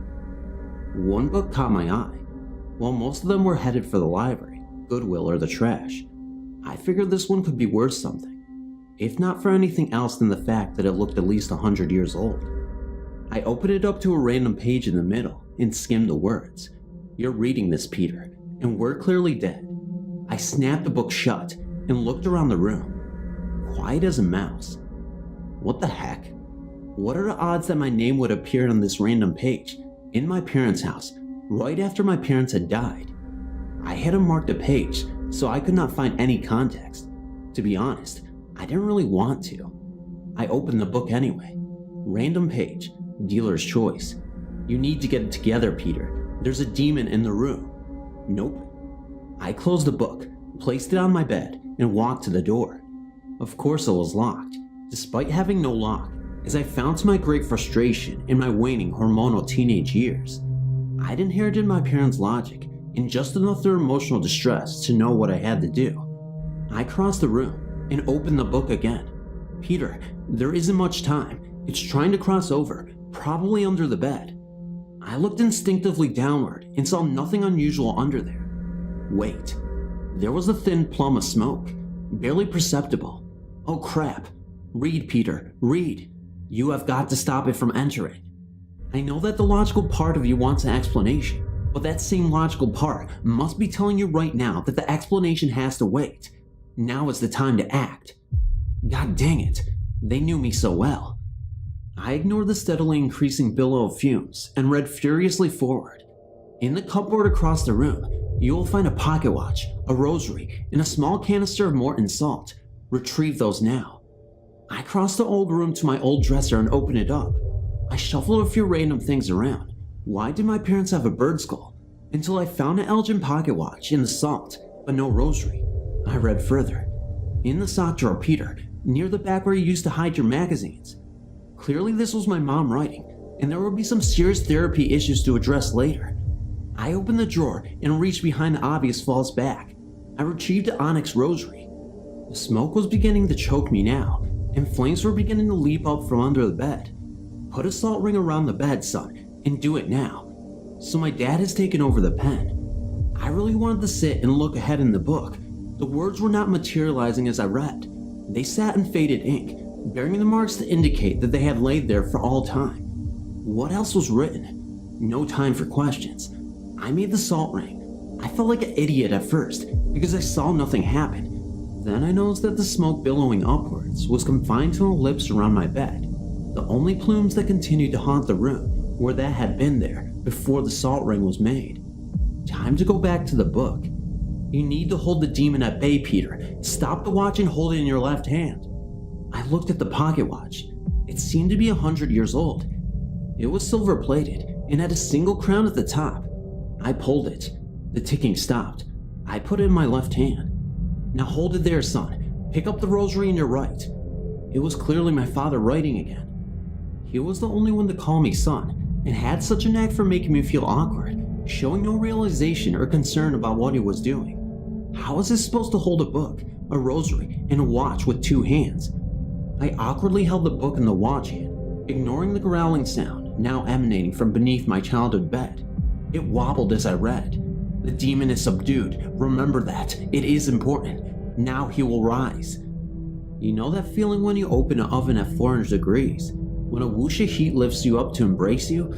Imagine that coming from your bed. I ignored the figure now standing before me. I was terrified. But if I let go one of my lifelines, fear would be all I have left. I was too scared to stop reading. I closed my eyes and counted to 5. My dad would always tell me to do that when things got especially rough. When I ran out of numbers, I ran out of options. Read or nope. Just read. With your rosary hand, reach past the flames. This will hurt. Grab the demon by the neck. Nope, nope, nope on a rope. I ran for the door. It was still locked. When I was younger, my father read me a poem called The Love Song of J. Alfred Prufrock. I didn't understand a dang word, but my parents didn't have the emotional capacity to convey disappointment, approval, or encouragement, so I have no idea if my dad was let down. Instead, he explained to me that most people are content to be minor players in the game of life, and simply don't want to be great. I said that it made no sense, and asked him why anyone would want that. He simply retorted, in his logical way, by asking me if I was the most popular kid in school, or the most athletic, or had the highest grades. When I said no to all of them, he asked if I was doing anything at all to change that fact. Again, I said no. Well, he responded to me, "If you have no ambition to be the greatest of a few hundred children, how do you ever expect to be the great in the world of adults? Isn't it because you're happier staying where you are?" A lot rushed to me at once. My parents were dead. Their stories were written and finalized. Mine would be one day too. Did I really want to leave a life where I was afraid to lose anything? What would that mean when, at the end, I lost everything? I rose to my feet, held the witch aloft, and advanced on the demon. It had the form of a man, that outline subtle yet undeniable through the flames. He looked at me and smiled. I wrapped the rosary around my fist and wrapped my fist around its neck. Crap, it burned. It gave me an inhumanly angry glare, but did not fight back, as though its hands were bound. I grasped the watch lighter. I knelt to the ground and pulled it downward. Surprisingly, I had the strength to slam it to the floor. The demon whimpered. Crap, it hurt. Ignore the pain for now, Peter. You have to open the door. The reading got bleary as tears of pain welled up in my eyes. Feel for it on the ground. I reached deeper under the bed. I was sure that my skin was melting off, but I found a handle and I yanked it upward. Wedge the handle in the space between your box spring and the edge of the bed. The book continued. Some distant part of my mind reasoned that my parents must have known about the demon portal under my bed, raising a lot of questions for another day. I pulled my hand back in pain after I had forced the open door into place, but made myself keep reading. I wanted done with this so I could writhe in agony undisturbed. Push the demon down the hole, it simply said. I looked at its yellow eyes and was confused for a moment. Then I realized that it was scared. I didn't know what I was fighting for, really, but I suddenly was aware of just how powerful I had become. I grabbed the monster's neck, shoved him in the hole, and he fell. His scream echoed on the way down. I closed the hatch. The next 5 minutes were spent in the fetal position, cradling my right hand. I did not notice until much later that the smoke had nearly dissipated. When the pain finally ebbed, but did not disappear, I examined my hand. Not a scratch on it. I opened the book again, not even bothering to look for my lost page. The pain in your hand will persist for some time, son, but it will be fine physically. The pain will be coming from another place. I suddenly remember my father limping for the last years of his life, with no explanation as to its sudden onset. My attention went back to the book. That's your cross to bear for the time being. Let it go. For now, there's work to be done. The chapter ended just like that. The next one was a chapter of an unrelated novel that was incredibly boring.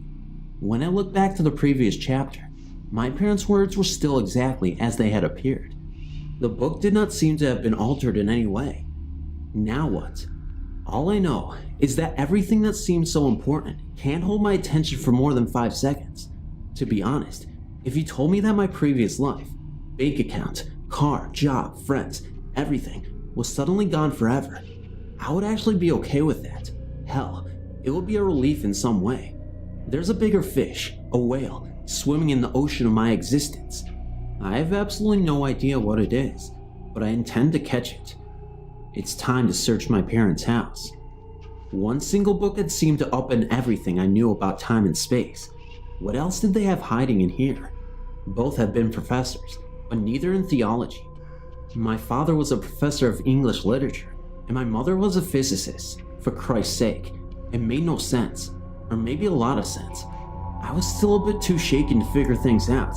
My hands still bummed like Satan's hemorrhoids. I walked absent-mindedly to the top of the stairs, sat on the first step, and started rifling through the book.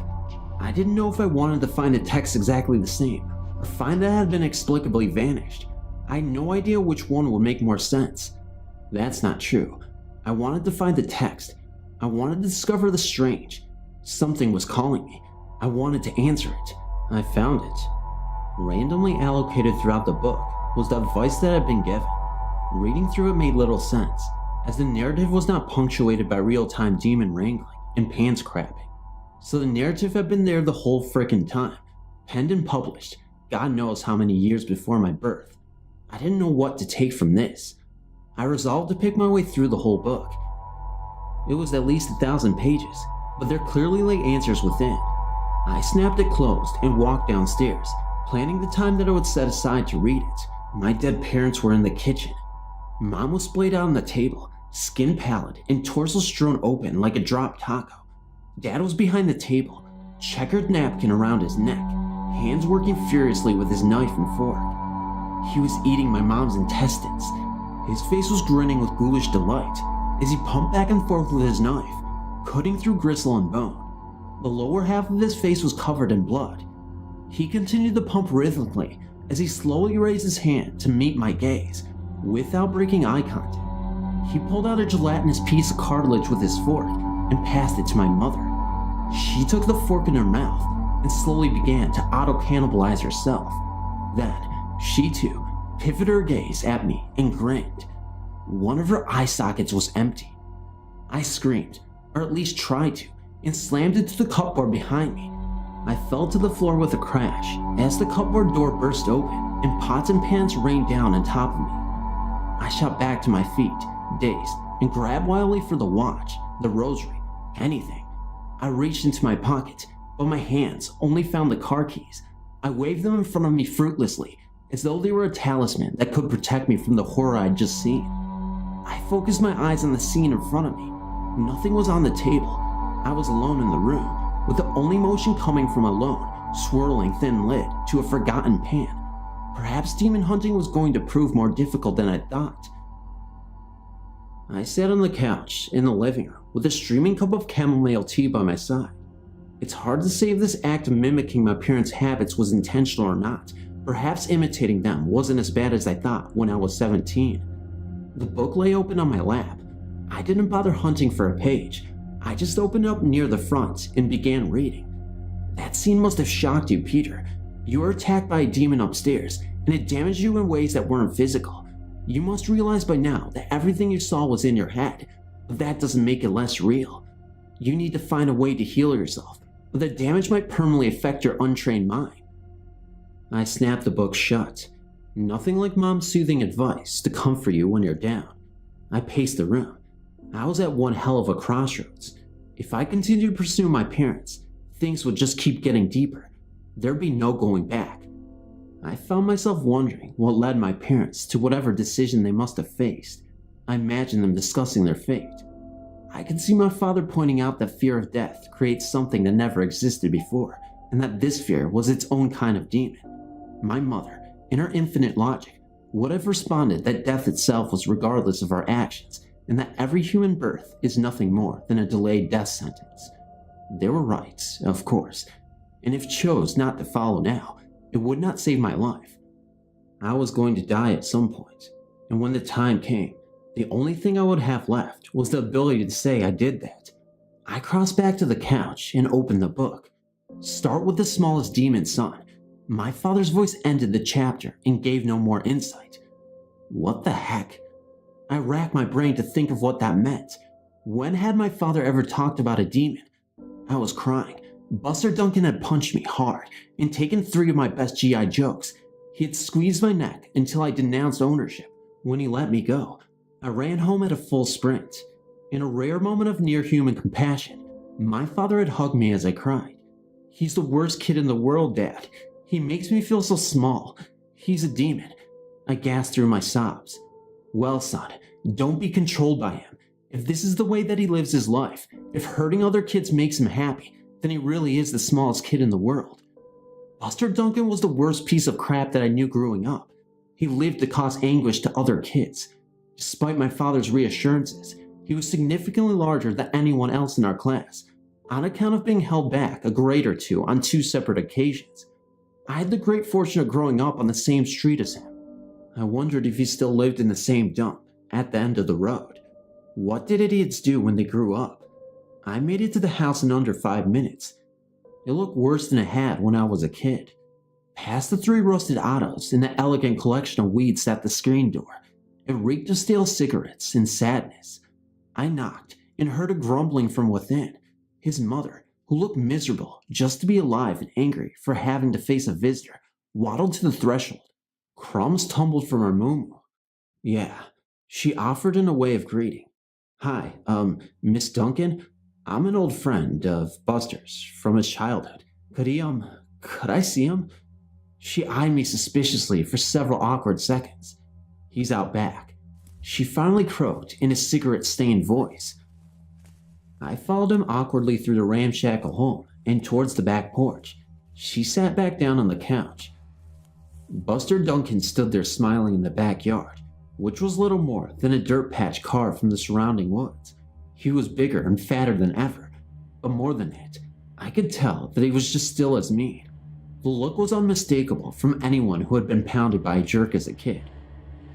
Buster, I said, descending the porch steps slowly and deliberately. I don't know if you remember me. Peter, I offered. I came to a stop in the dirt 10 feet in front of him. His smile was as unwavering as it was stupid. I came here to tell you something, to exorcise a demon, if you will. I clutched a pocket watch in my left hand and the rosary in my right. You made me afraid to walk down the street when I was younger. I had so many bruises on my arms in elementary school that Child Protective Services actually showed up to question my parents about beating me. I gave a wan smile. I think CPS decided that it was impossible that anyone as boring as them could even make a fist. His glare was unchanging, his hands clenching and unclenching. But it was more than that, I went on, my voice cracking just a little. You made me afraid to be. You made me think that there was something so inherently ugly and wrong with being Peter that I deserved it. It might just sound like bullying, but it wrecked my self-esteem, which made me feel like I was weak and therefore deserved it even more. I didn't realize until years later that you were the one who was wrong. My breath hitched, and the beginning of a sob escaped my lips, and that I could not keep you from being small. I could only choose whether or not to feel smaller, so I want to say something I should have long ago. I advanced until I was 2 feet away from it, and eye level with his chest. I forgive you, truly. I choose to exorcise this demon. It was then that I realized his eyes were yellow. The demon screamed and swung at me. I was too shocked to pull either item from my pocket and simply stared agape as his fist made eye contact with my chin and bounced harmlessly off. It shrieked and started clawing at me with essentially no effect. My sleeves were slightly ruffled. I could only gawk in confusion as it became more and more agitated, swinging harder and harder in a fruitless endeavor. It let out a final scream, erupted into flames, and turned to sprint into the woods. The only thing that came to my confused mind was shock at just how small it was as it receded into the darkness. I turned back to face the house, imagining that his mother would emerge to investigate the noise. She didn't. I finally turned back around and saw something in the dirt that I had not noticed before. It was a granite marker. I approached it. Buster Duncan, bore 110-79, died 1913. Nothing more was written. I stared in silence for some time. Finally, I opened the book. The page was the last paragraph of a chapter. There are many ways to go out into this world and face the demons that haunt it, son. They're the ones that may destroy your body. This is how your mother and I met our physical end. Never, ever forget that any battle worth fighting is one that you may very well lose. But it is impossible, completely impossible, to kill any one of them while a demon still lives inside. No weapon will work, which is why I should tell you now that the demon you sent back into the hole was not harmed, just banished, and he is likely quite angry with you. Be forewarned and know that we're proud. Of all the things in the whole frickin' book, it was the last sentence that caused the greatest impact. As I turned the page with my right hand, I realized that it didn't hurt anymore. I smiled. The next chapter was entitled Into the Woods. I frowned. It was almost dark. I remember thinking, as a child, the heroes going on great adventures must feel no fear, that the only reason they struck out in the first place was because they knew they were empowered in a way that made them ready to face any challenge, and that the reason people listening to their stories trembled in fear is because they were listening and not doing. The greatest of hunters, I decided, simply were not afraid. I realized as I climbed cautiously into the Twilt Woods with nothing but a book, a watch, and some beads, that I have been full of crap. I was terrified. I'd brought nothing to prepare for me for a hike through the woods. What little waning light remained was on borrowed time. I felt pretty foolish, but if I hadn't followed the book to the ladder, I'd be dead by now. I'd rather face the unknown journey than give up trusting the book. Forward march. I crossed the dirt path that ran behind every house in the block and marked the border of the forest. I was able to pick through the trees fairly easily at first, but as I got deeper in, the branches got thicker and the sky got darker. Soon, I was fighting against the near pitch black. I saw a clearing up ahead. The waning moon was shining just well enough through the darkness that I could see the trees surrounding it. I made for the clearing and got in there a couple of minutes. Just before I emerged into the light, a face appeared next to the tree at my eye level. I yelled, but this time made sure that I did not reach for the car keys, which had proven worse than worthless against the demons in my head. I pulled forth the rosary and pocket watch, thrusting them both bravely in front of the face. It was a printed picture nailed to a tree. Missing, it announced to the world. There was a picture of a smiling bald man, a last seen on date from about 3 weeks earlier, and the name Gordon with the last name no longer visible due to weathering. I laughed in relief. Well, Gordon, I'm sorry, I said out loud. If you've been gone 3 weeks, and they may think that you might be in the woods, then you're probably dead. I walked into the clearing, feeling guilty about my emotional snap to comedy, but it had been a really long, crappy day. The moonlight was just enough for me to open the book again and start reading. Walk forth, son, to release what's trapped. This part ended a chapter. I felt more than a little annoyed. I'd already gone through a rather arduous process to release an internal demon. Did Dad not realize that fact? I sighed and continued through the clearing and into the trees. At first I felt a slight sense of metaphysical purpose as I went forward. I was crashing through darkness, trying to find the light. The 6th time I fell down, I started to get pissed off. The last several messages had been pretty explicit. What if I had misinterpreted this one? It was just a chapter titled that read, Into the Woods. Maybe I had completely botched the meaning. I turned around. Oh crap. There was darkness in every direction. I couldn't go back, or forward for that matter, since I had no idea which way was which.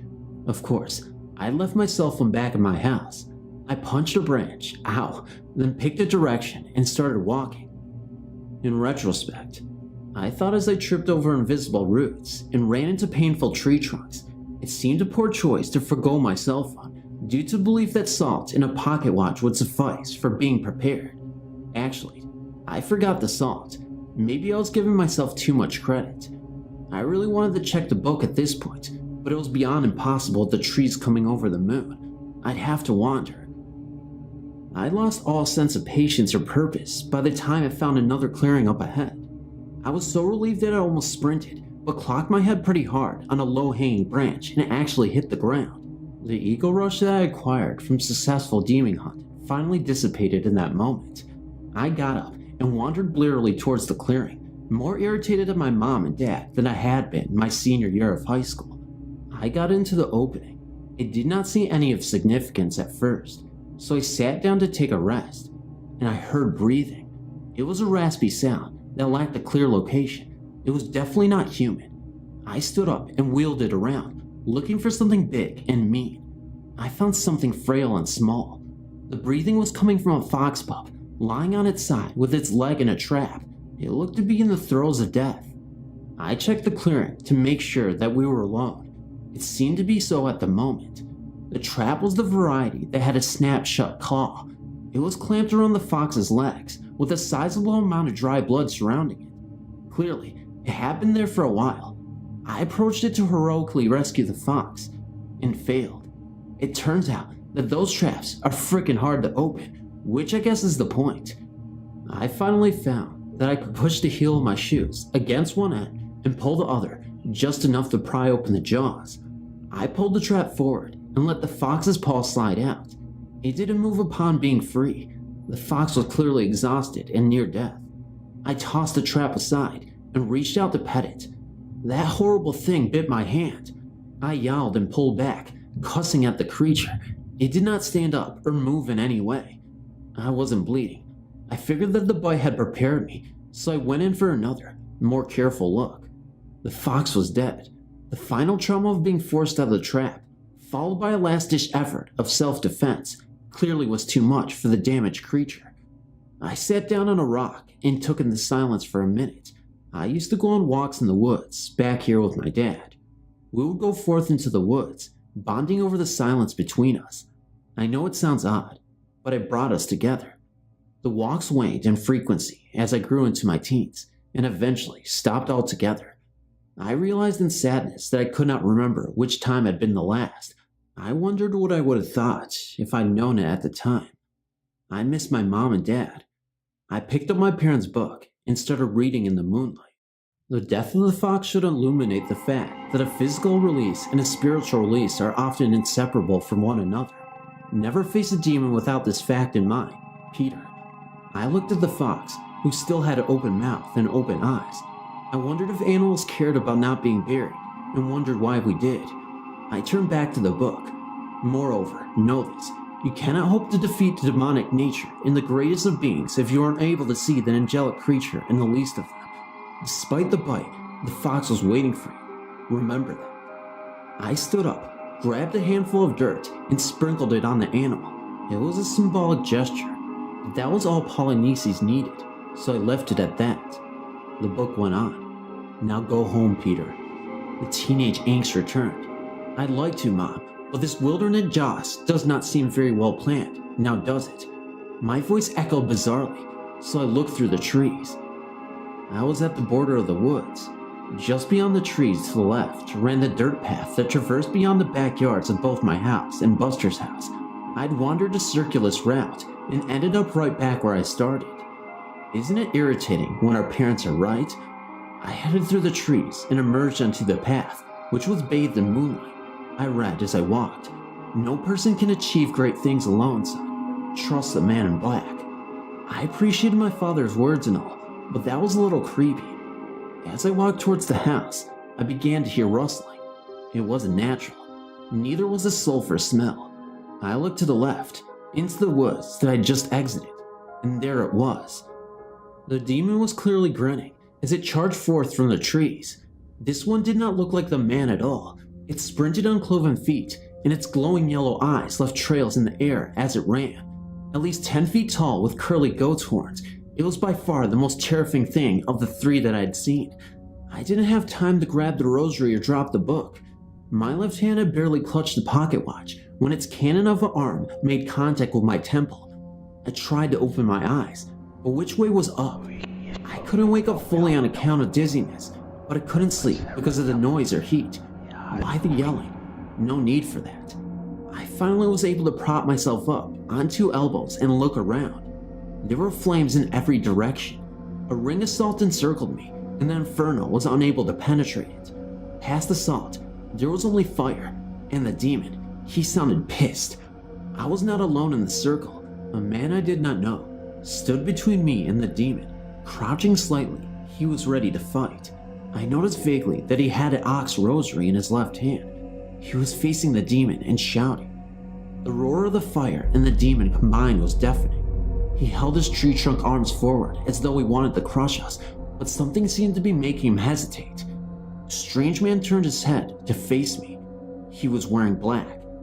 If at all possible, sir, I really need all the help I can get at the moment if we both intend to live. I wanted to say, of course, I've taken down 2 demons today, and we'll be frickin' thrilled to bag a 3rd. Step aside, pal. What I said was, "Ner." That's when I passed out. I don't know how long I was unconscious, but when I woke up, the demon was gone. I tried to get my feet with a jerk, but was still too woozy to be spry. Relax, friend, and get your bearings. I have a feeling that we're in for a long night. I swung my head around wildly to search for the speaker, emitting a soft cry when I realized that he was sitting next to me. Nearly invisible in his black clothing, he sat quietly with his arms wrapped around his knees. He was positioned so that he could watch over me, but he was looking at the stars. What? Where's the frickin' demon? I managed to mumble. He's gone, the man in black replied simply. I crawled to my hands and knees and checked my body for damage. The air smelled like sulfur and smoke, and there was still a white powder residue wrung from around the two of us. There was no further sign of a fire, let alone the configuration that nearly consumed us. My pat-down revealed a wound on my temple that was no longer actively bleeding. Nothing else seemed to be damaged. In a wave of panic, I checked my pockets. The watch was there, intact. So was the rosary. Where had I put the book? I tried to pull the memory from my throbbing head. It came fuzzily out. I'd been holding it when the demon hit me. I had had time to put it away. I used my hands to search the grass, which was completely occluded in the night, for any signs of it. It's gone, the men in black said with a hint of sadness. What? How do you know it's gone? How do you know what I'm looking for? What did you do with it? I was gradually starting to get my bearings, and I realized that I had a lot of questions. It made me choose, the man said simply. I waited for a further explanation, because that was obviously a stupid response. When it became apparent that he would not go any further, I tried to get articulate. What? What? Like I said, my attempts to regain my bearings were gradual. The man finally turned to look at me. He had short brown hair that was parted neatly to one side, and fairly light skin that contrasted with his black shirt and pants. Your book was obviously special. When the bull demon knocked you to the ground, it flew past the reach of the fire. I was worried that it would kill us both, but then the demon noticed it lying on the ground. When I followed its gaze, it smiled and allowed a gap in the fire for me to pass through. He sighed wearily. I knew what it was doing. It wanted me to pick either you or the book, knowing that it would forsake whichever one I left. I chose to stay with you. It sealed the fire ring, stole the book from the ground, and walked away. The fire died down shortly after, and I've been here ever since. He ran his fingers through his hair. To be honest, I think that he wanted to witness a person losing something important more than he wanted to hurt either of us physically. You see, he finished, and knows that physical damage ends with death, and did not want us to let off that easily. He stood up and returned gazing at the stars. The man in black said all of it like it was the most important thing in the world, but also the most normal. Who the heck are you? He smiled visibly in the moonlight. Sebastian. He offered us a way of explanation and extended his hand. Peter. I responded hesitantly and shook it. So, you put the ring down of salt? It seemed like the right thing to do when the demon started that fire. I grabbed my hair in confusion. Right, but I forgot my salt, see? I don't know why I was trying to contradict him, but my mind was refusing to accept all of the facts. I brought my own, he replied simply. Though I did not doubt the honesty of his response, it only added to my confusion. You're confused by why I'm here, Sebastian responded, though it was not a question. More than a little was all I could offer. May I politely ask you the same question? He asked kindly. The thing is that I had felt so justified in questioning his motives, but suddenly, my response of, I've been hunting demons all day and just got back from my forest jaunt with my dead parents, made me seem like the crazy person. I live here. Seemed like a good enough explanation. I see, he said in a calm yet urgent voice, and appears that our questions will have to wait for another time. Why is that? I asked him suspiciously. Well, you say that you live here. Is that by any chance your house? He pointed over my left shoulder. I spun around to view a funny thing. My entire home was engulfed in flames. We were about to sprint there in under a minute. My phone, of course, was inside the inferno. Do you have a phone? I screamed at Sebastian. Why? He yelled back over the flames as he ran up alongside me. I stared at him incredulously. To call the frickin' fire department, Professor? Do you have a phone? He shook his head calmly. It's demon fire, he explained, then stood still and caught his breath. This did not satisfy me. I don't really give a crap what kind of fire destroys my home. I want it put out. Have you ever been burned by it? I suddenly remembered my hand. The one that showed no physical damage after being burned, yet still hurt like hell, actually. Sebastian could see the realization dawning in my eyes. There were no scorch marks on the ground either, he offered. I looked up at the still burning house, then back at him. But it won't disturb the neighbors? He didn't flinch. No police or fire came when the bull demon surrounded us in flame. This was true. I don't think anyone can see it unless they want that person to see it, he offered. I turned back around to look at the flaming home, which had all the apparent subtlety of a sledgehammer to the groin. So no one else can see this? Well, he countered, still talking loudly over the din. Where are your neighbors? I looked around. No one was out. Either I lived next to the world's most charitable people, which I definitely would have said better about Buster while growing up, or he was bizarrely accurate. I looked back at Sebastian, brow furrowed. Who the heck are you? I asked for the second time that night. I'm a priest by trade, but I've recently been a full duzin of the road, he explained, touching his nose delicately. In the firelight, I could see that it was slightly bruised and swollen. Believe me, I have a lot of questions for the man I encountered unconscious at the feet of a supernatural monster, and based on what's happening to your house, you probably have more to answer than I do. But the stories will simply have to wait, he finished. And why is that? I shot back, not liking the fact that he was almost certainly right. Because Peter, if we're the only ones who can see the fire, it means that they're sending us a message. A wall of ice cascaded down my back. And what message is that? I asked, secretly not wanting him to have an answer. Father Sebastian looked past me, across a series of shimmering windows, and into the flaming attic. They want us to come in. Sebastian had enough salt for both of us. It only stops the fire, I think, he offered. It won't do much against the monsters themselves. He poured some from one drawstring pouch into another, and handed one to me.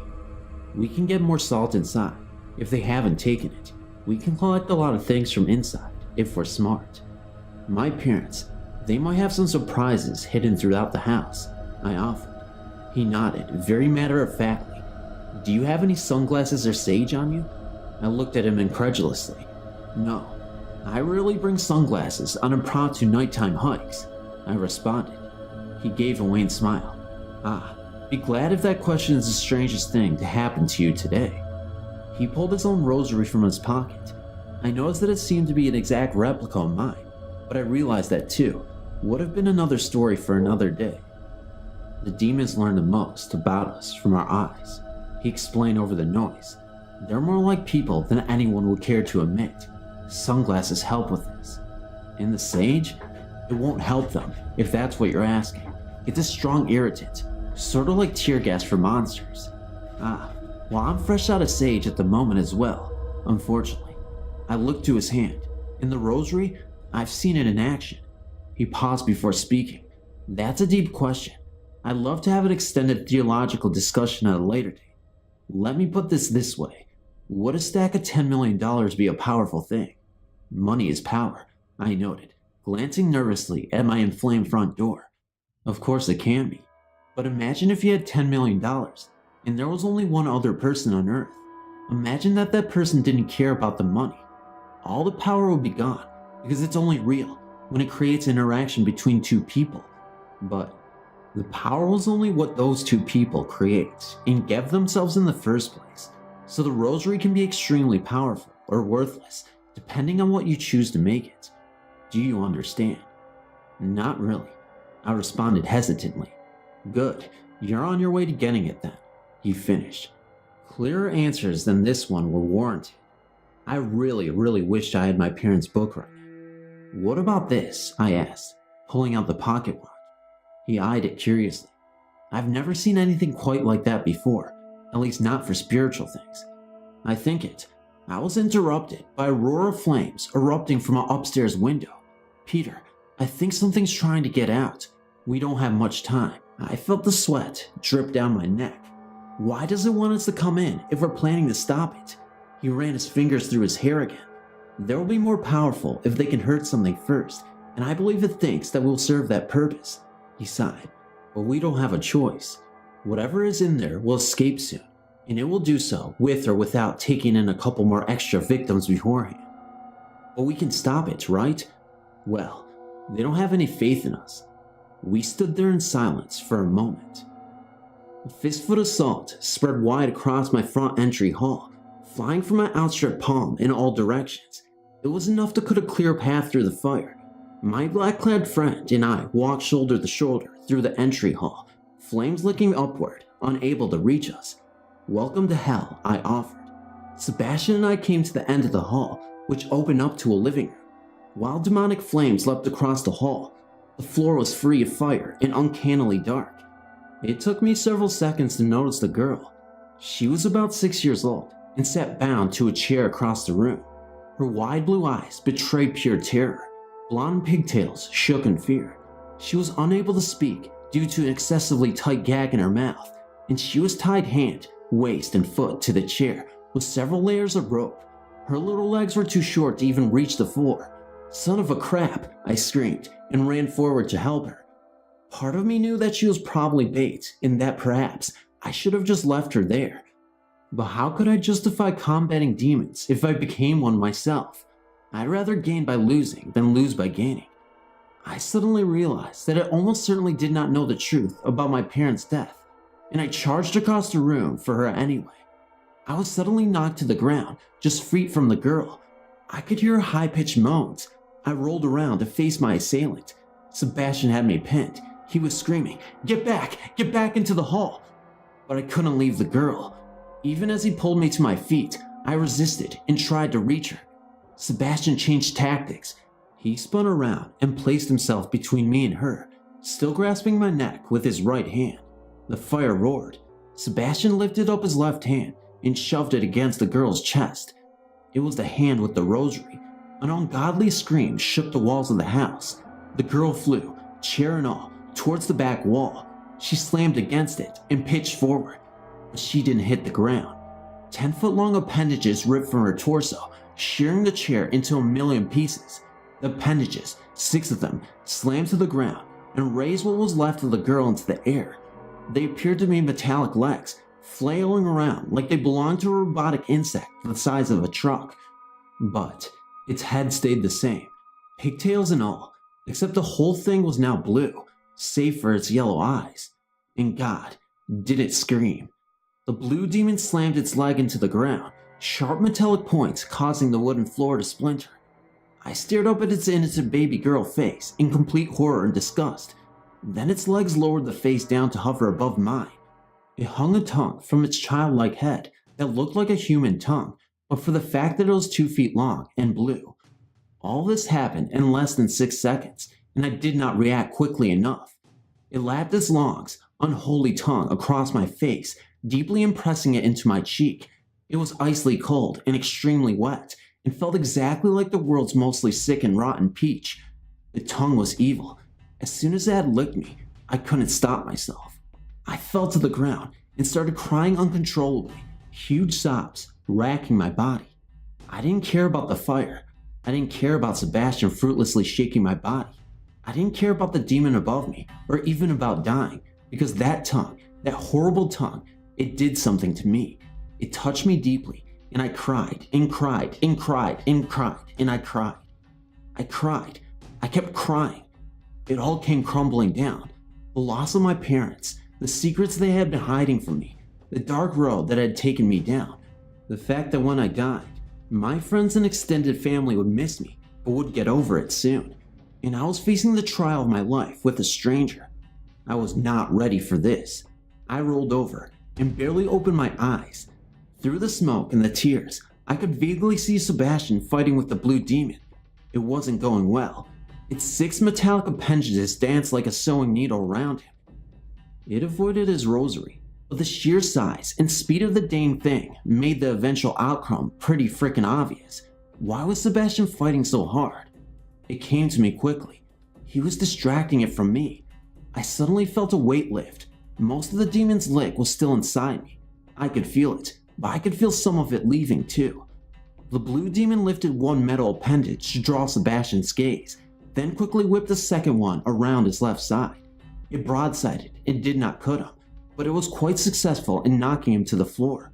I decided that whatever metaphorical weight had lifted from me wasn't moving fast enough on its own. I got to my feet, tears and snot flying freely from my face. The demon whipped a triumphant leg high up into the air and dropped it like a missile, pointed edge headed for Sebastian's chest. He didn't even have time to squirm. I didn't look too deeply into the cause of my parents' death. Carbon monoxide poisoning was the official cause, I think, and after having the house inspected for all clear, I stopped thinking about it. There was nothing to gain from knowing. We all walk around with a sense of immortality. We all know that we're going to die, in the same way that we know the sun is 3,000 miles away and will consume our planet in another 5 million years. We accept it, but not really. When I lost my parents, it was the first time that I truly understand that I was going to die one day. Have you accepted that? Really? I bet you haven't. I thought that I did. I was wrong.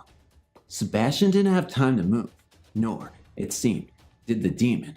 Time was working against it, or rather, time was not working for it at all. The leg remained frozen in place. Its whole body stayed rigid, except for its yellow eyes. They swiveled around the grotesque, blue little girl's face, peering over the hideous tongue that had been stopped in mid-furl. Sebastian gasped for air, eyes wide between the demon and me, then shimmied out from underneath the pincher. There was less than 2 inches of wiggle room. He tore his back shirt on the way out. I stood, chest heaving, in the middle of my flaming living room. The Elgin watch was in my left hand, crown pulled, demon paused. Sebastian was slack-jawed as he climbed to his feet. Who are you?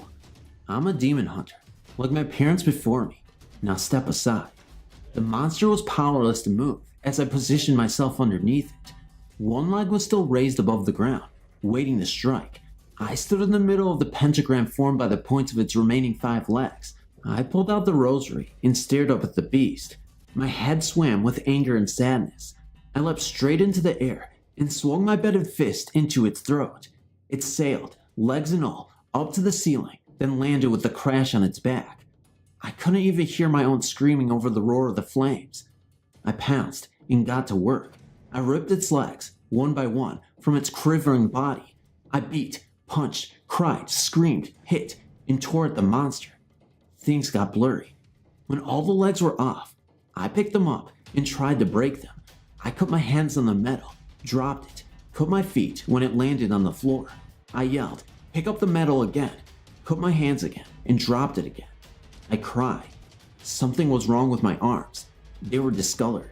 The realization slowly crept on me that the demon's blood was like acid, and every part of me that I had touched was burning painfully.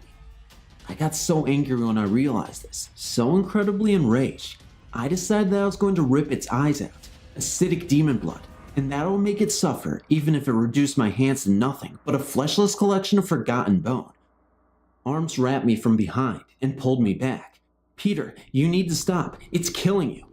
I almost laughed at this. I'm killing it. How do you not see that? I struggled to break free. Peter, stop. That is how it's killing you. Look at yourself. I peered down at my arms and legs. They were torn and bloody. My arteries must have been within inches of the cuts and burns. He swiveled me around, tightly grasping my shoulders. Look at me, Peter. Look at me. The things that hurt us, the things that make us sad, we can stop them from continuing to cause us pain, but those things will never go away. They don't disappear when we heal from them. They continue to exist. We can't stop that. I haven't spent a lifetime trying to fight that truth. I turned my head to look at the broken and battered monster. It was stripped of all limbs, and the battered blue face now no longer looked human. But I swear, I could see it smile. It looked right at me and smiled. Peter, Sebastian sighed, please, let this one go. I collapsed into his shoulder and started crying again. There simply wasn't time or space to recover. We walked into the adjacent dining room, which still had a variety of silverware spread out on the table, but thankfully featured no demons. Sebastian offered to go on alone, which really meant that he was offering to sacrifice his life. I declined. Look, Peter, you need to heal. You said that your parents might have some surprises hidden throughout the house. This is important. Do you have any idea where they might be? I shook my head glumly. I was in a depressive fog, but I honestly had no idea. I regretted having mentioned it at all. Think, Peter, is there any chance that they could have been hiding something from you? A hidden room, maybe? I snorted in derision. Hiding something? Yeah, clearly, they were hiding something pretty frickin' big. If they had anything that could help us, they hid that too.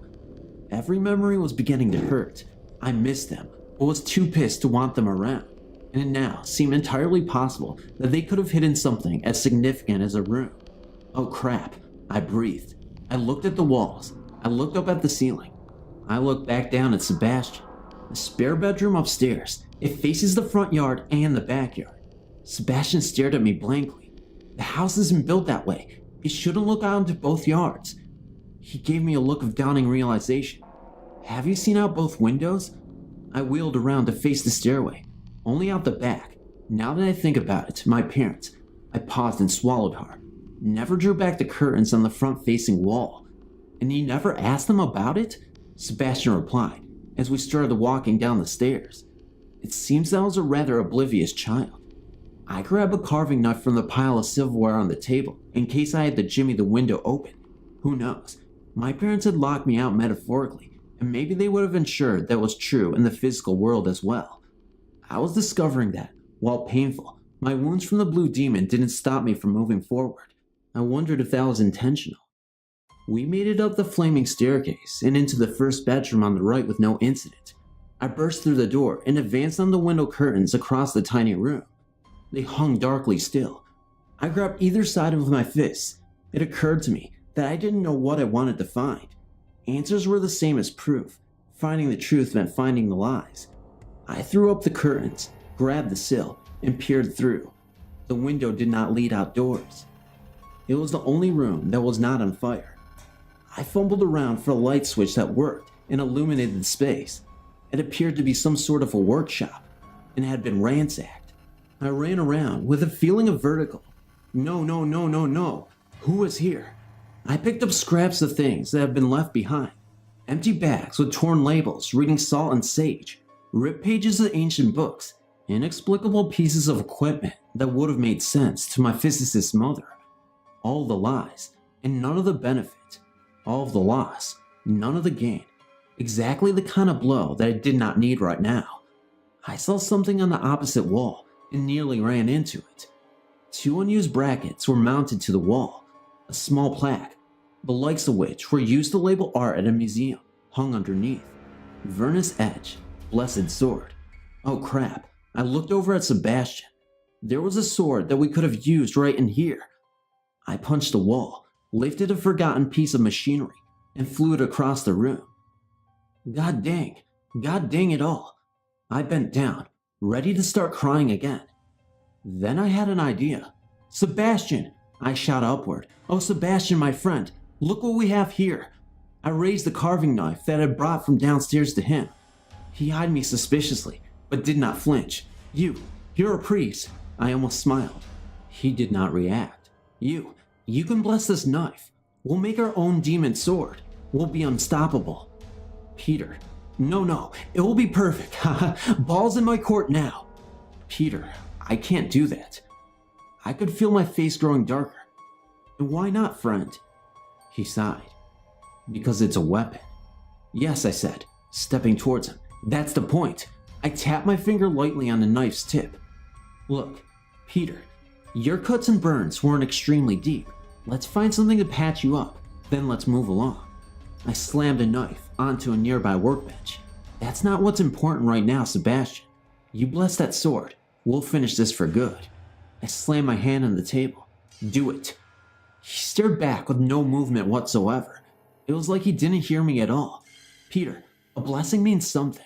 It's the sharing of a spirit in good faith of the giver. I'm sorry, I won't bless something that's designed to hurt people. This is about more than life and death, both of which are inevitable. It's about faith of spirit, which is not. The room was free of flames, it's true, but I was beginning to see the first licks of red appearing in my periphery, curling their edges like they were smiling at me. Then get out, go. I could feel the fire starting to burn hotter. I would not leave you here, Peter. That's solemn vow.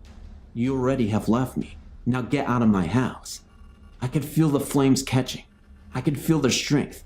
Sebastian did not move. You will leave, or I will make you. My arms are strong, like tree trunks. I could feel it. They could cause pain. I could feel that too. Peter, it's the demon-like. It's getting to you. You have to fight it. Have you stopped to consider that this is actually what I'm choosing? That I'm telling you to leave and let me finish my business on my own? That I'm telling you to get out? I charge forward, determined to make this happen, to get my way, to stop being overlooked. I knocked the wind out of Sebastian when I hit him, and I lifted him off the ground. I ran for the window that faced the spare room and dove through it with my arm still wrapped around him. The landing then knocked the wind out of me, and we both lay there gasping. Peter, he choked out. Listen. He was interrupted by a coughing fit. The only way to get past it, gasping. You have to let it go. Coughing again. Don't fight it. He struggled to stand. The only way to get past it, remember, he couldn't get up past his hands and knees. I helped him there. I'd recovered faster than he did, so I picked him up and carried him out of the room and to the top of the stairs. They were engulfed in flames. I was going to exorcise this demon. Peter, please, he yelled, beginning to get some of his speech back. Please, to get past it, you have to let it go. Gladly, I said, tears flowing freely. I pushed him forward, sending him tumbling down the fiery stairs. I had internally justified the belief that Sebastian deserved to be pushed down the stairs. Part of me knew right away that I had done the wrong thing, of course, and yet another part relished that knowledge. I vaguely thought about how I'd always considered the concept of the Trinity to be ridiculous, and part of me still believed that, but I knew that none of my compelling thoughts would exist without the others. Tears welled in my eyes as I grinned. My mind buzzed.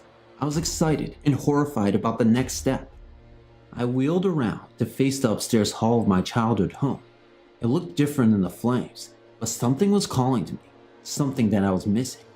I gasped in realization of what I had to do next. I pushed Sebastian out of my mind. You pushed, fetched the carving knife from the room and placed it in my belt, then headed over down the hall. As I walked, I could have sworn that tiny flames leaped up from my footsteps. I rounded the corner and found that I wasn't alone. A sob hitched in my throat, and I smiled. You came back. The bull demon stood tall enough so that his horns scraped the ceiling. Its tree trunk's arms nearly dragged against the ground, with the flames of the floor licking the tips of his fingers. The elongated snout placed his face squarely in the middle of human and bovine, while the entirety of its eyes glowed yellow. I felt rage, bile, and fear rise in my throat. It smiled. Dang, it was an ugly sight, scrunching the skin snout in all the wrong places. Its pointed one long finger, sharp-tipped nail and all, at the ceiling. Dangling from a string was my parents' book. I knew that the tantalizing offer meant it expected me to die while staring at the book longingly. I wondered how the demon planned to do it. It charged. So did I. I was arrogant. I used that. I knew the arrogance would weaken me. I feared that. The bull demon raised its arms and brought it crashing towards my skull. In a single, fluid motion, I pulled out the watch from my left pocket and the rosary from my right. I swung the beads upwards while maintaining a firm grasp and yanked the watch's crown with my right fingertips. Its arms froze in place, and I caught the beads around its massive hand on the downswing. Dang, I was good. The momentum from my charge continued to carry me forward. I moved past the demon, and the resulting tension on the rosary pulled it easily from its coven feet. I crouched, swung the monster over my head, though it must have been a weight of 1,000 pounds, and brought it crashing to the floor. It whimpered. I realized that unlike the rest, the demon's strength did not come from confirming emotion through touch. It must have relied on physicality for intimidation rather than using a supernatural connection to use its victims' minds. Intimidation used a person's own brain against them. Making a person set their own mental trap was probably the greatest magic anyone ever pulled.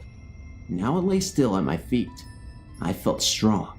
Then I wrapped the rosary around its neck, lifted it off the ground, and squeezed. Sebastian had told me that the rosary was only as powerful as we allowed the interaction to be. Now I thought he was full of crap. I felt the power throwing through my arms as I squeezed. Then the demon started to deflate. I felt it get smaller with every clench of teeth, every twist of muscle. Held back by the watch, it could only whimper. In the end, it was the size of a baby with tiny little nubs for horns. I pulled out the pocket watch again, clicked the crown back into place, and watched its legs kick. I smiled. Demon, meat hunter. It was such a rush to watch him struggle. I could feel the strength that had drained from him. Ripping muscle and iron bone reinforced throughout my body. Perhaps I didn't need the rosary after all. I whipped the carving knife from my belt. I wanted it to watch. Its eyes went wide. It knew. I smiled widely. Then I looked up. The book was dangling just above my head. A quote leapt into my mind. You can hope to defeat the angelic nature in the greatest of beings if you are unable to see the demonic nature in the least of them. Wait, no. That was all wrong. Did I screw up the quote? I looked at the baby demon, confused, and I started to shake. I knew in that moment that killing the demon would be my end. I don't know how I knew it, or what would happen, but I knew that I had to put down that knife. I dropped it to the floor. I was still pissed though, so I threw the tiny bull demon against the wall like I was Tom Brady. The little bastard hit the wall with a thump and rolled to the ground. It rose its feet, made a squeaking sound like a literally god-dang Pikachu, and ran past me and around the corner, legs and arms too short to bend my joints. I shook my head. The prize continued to dangle above me. I leapt into the air once, twice, thrice, and finally snatched it from the rope. I opened the book eagerly in the firelight, wondering what my proud parents would think. Remember that we are often weakest in our greatest moments of strength. I snapped the book shut in anger. Did my parents not realize how just hard I had been working for this win? I decided to keep the book closed. If their insight was going to make a ridiculously difficult situation worse, then there was no need to pay attention. I wondered if listening to their own advice was what had caused them to die. And I felt a flutter of pride in not being so stupid myself. I turned towards the corner with supreme confidence. The bull demon's strength still flowed through me. I could feel it. It was a wonderful sensation of having faith that everyone else was weak. I loved it. Part of me loved it. A tiny voice said I was wrong. I judged that voice for being weak. I picked up the knife. I knew, just knew, that I was stronger than anything I would face next, that the following foe should fear my face, and that nothing could intimidate me. I turned around the final corner and screamed. How many chins can a person have? Imagine 7 times that number. Picture so many chins that they cover a person's chest. Imagine 7 times that number. Picture so many chins that they cover a person's chest and are indistinguishable from his elongated and droopy man breasts. Imagine a being so fat that has no space for legs. Think of stubby arms that protrude from a man so large that he do not meet shoulder, but simply sink into a lumpy pool of lumpy skin. What would a tarantula's leg look like if it were 30 times bigger? What would its texture be if human skin covered its exoskeleton or retained the bristly hair? Consider how wrong it is to see upward pointed feet with no legs protruded from the seated skin. In my humble opinion, fleshy octopus's tentacles, suckers and all, had no purpose on a land-bound creature. How would you feel about an 8-long-foot scorpion stinger protruding from a demon's back? Would it make it worse if I told you that it too was covered in human skin, or that it swayed in curls like a cat's tail? That being, with every one of those appendages, sat guarding the door to my childhood bedroom, and made eye contact and smiled. I was not dealing with this crap. I pulled the watch out, the beady eyes awilt with glee, and all the appendages quivered in excitement. They made a soft concerted slouch, click-clap, and for some reason, I tucked the book into my waistband, then pulled the watch's crown. It stopped moving. That's when I realized I had a problem. Every square inch of the doorway was filled with the thing, even if I could climb over it, and I was not about to touch that crap. Squeezing past it would be impossible. I clicked the crown back into place. The demon came back to life, retreating a little from the frame. A little, not a lot. It smiled. I tried 13 more times before I realized that the demon was winning, and it hadn't even moved. There was no way around it.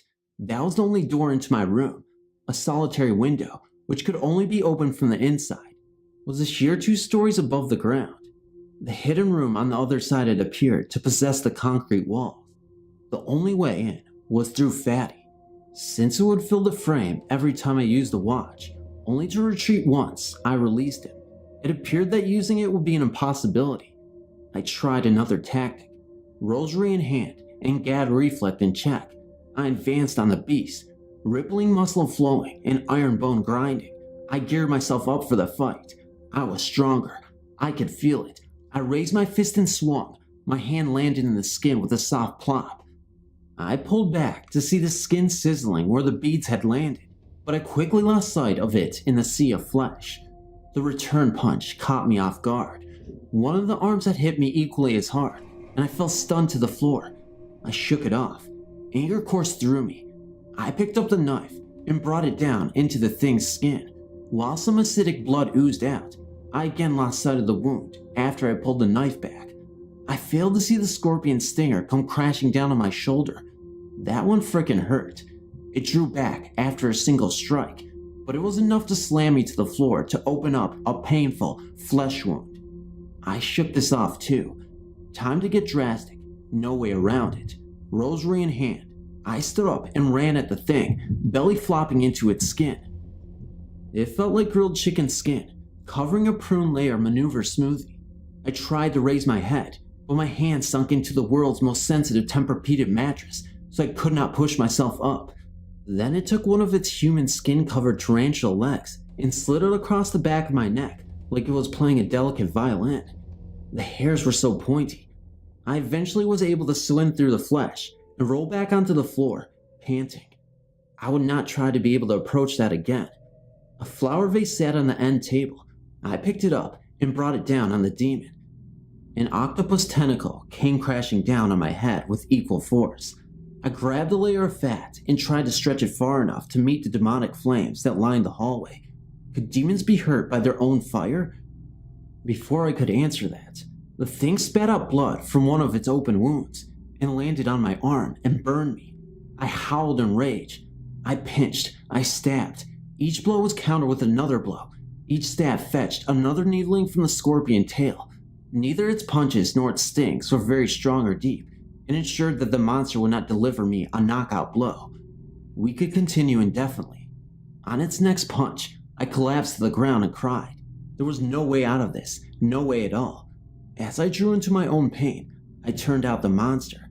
I wonder if he would decide to stop playing and deal a decisive blow while I was sobbing. In that moment, I didn't care.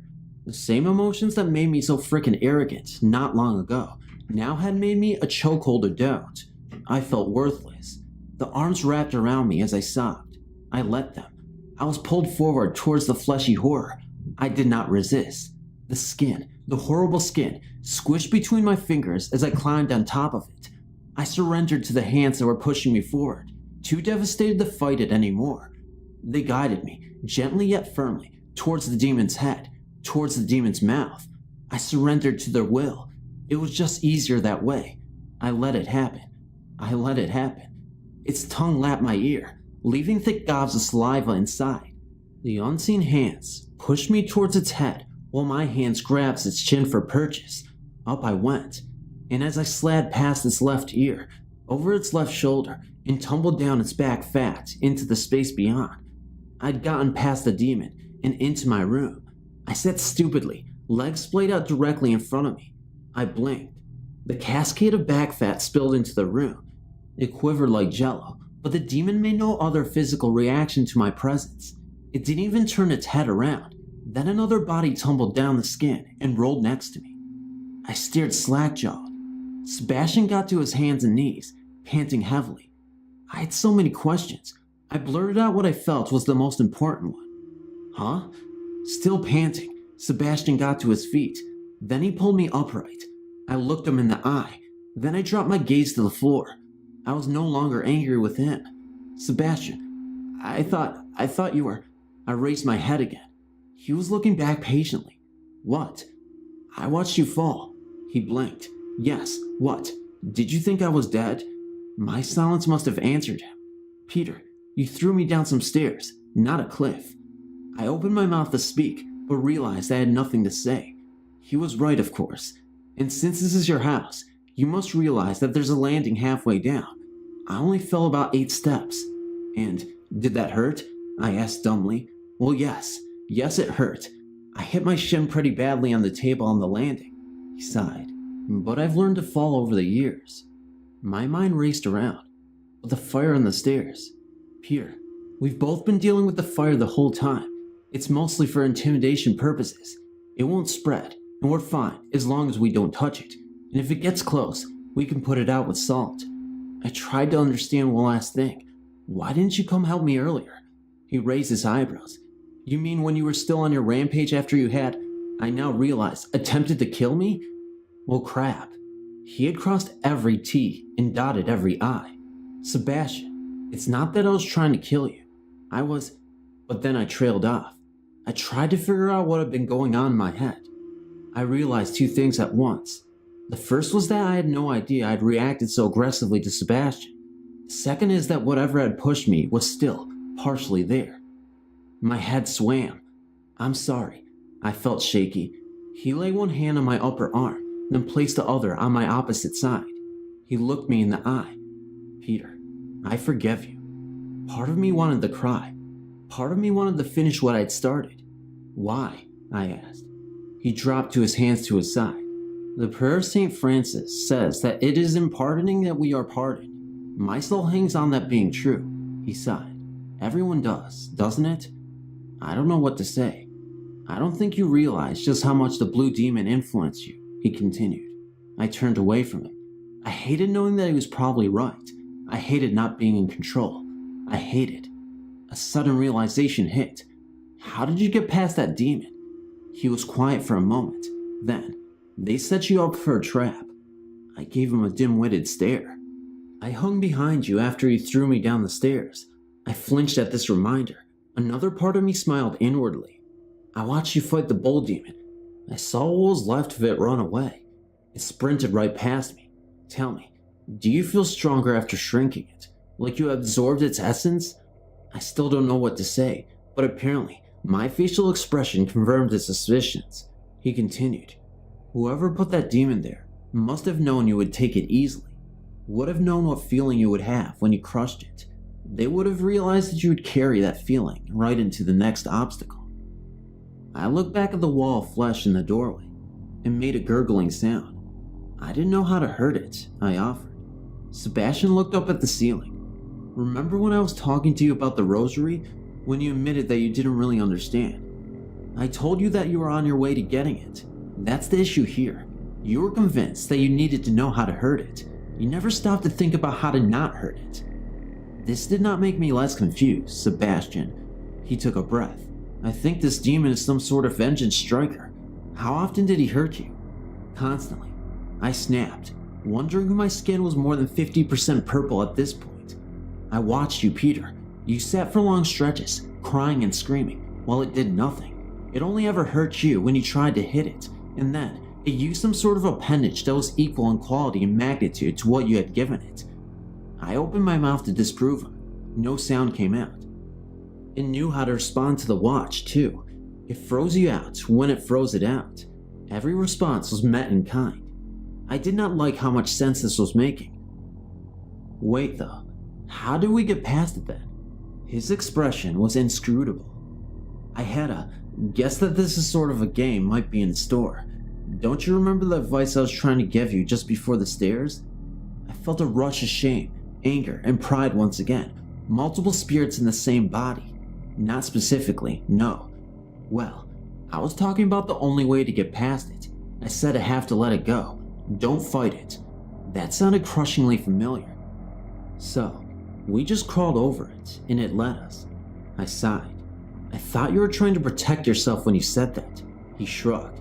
I made a solemn vow not to leave you. We were both silent for a beat. I spoke next. So that was the trap. They waited me to defeat the bull demon and bring aggression to the vengeance striker. He nodded slowly. It's hard to fight a demon when fighting is the demon. I wanted to cry. So, he said, shifting the conversation, what is it in this room that they wanted so badly to protect? I smiled. At least I had gotten one thing right. I still knew what I had to do next. I put my arm around his shoulder. Sebastian, my friend, I think we're near the end of the road. Welcome to my childhood room. It turns out that there's a friggin' monster under my bed.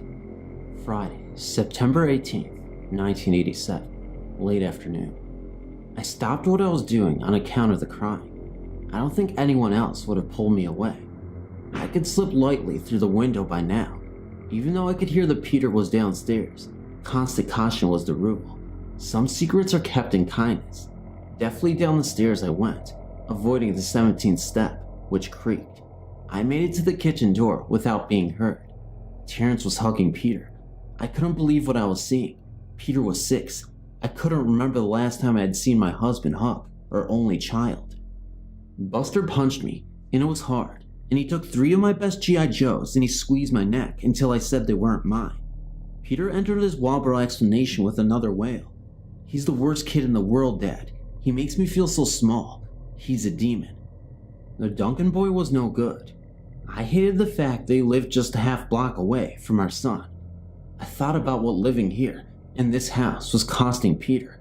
With a detached sort of guilt, I knew that the Duncan boy was not the worst of it. We were hurting Peter with our choices. We were also trying to help him. No human is raised to fit another human, but it's thrust upon us anyway. The twisted curse of our own flawed upbringing. We don't always do our best because we're human, and all humans are part demon. Terrence shushed Peter and told him to count to 5. When Peter had done so, at an increasingly calmer pace, Terrence said, "Well, son, don't be controlled by him.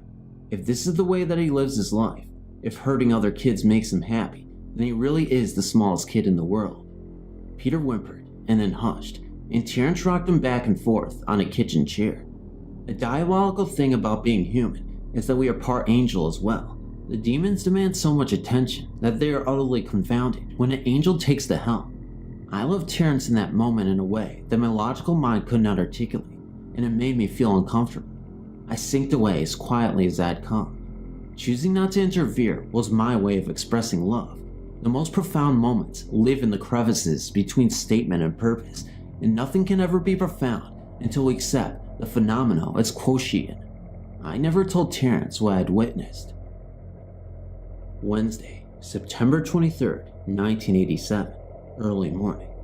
I was able to justify the problems with the house for some time.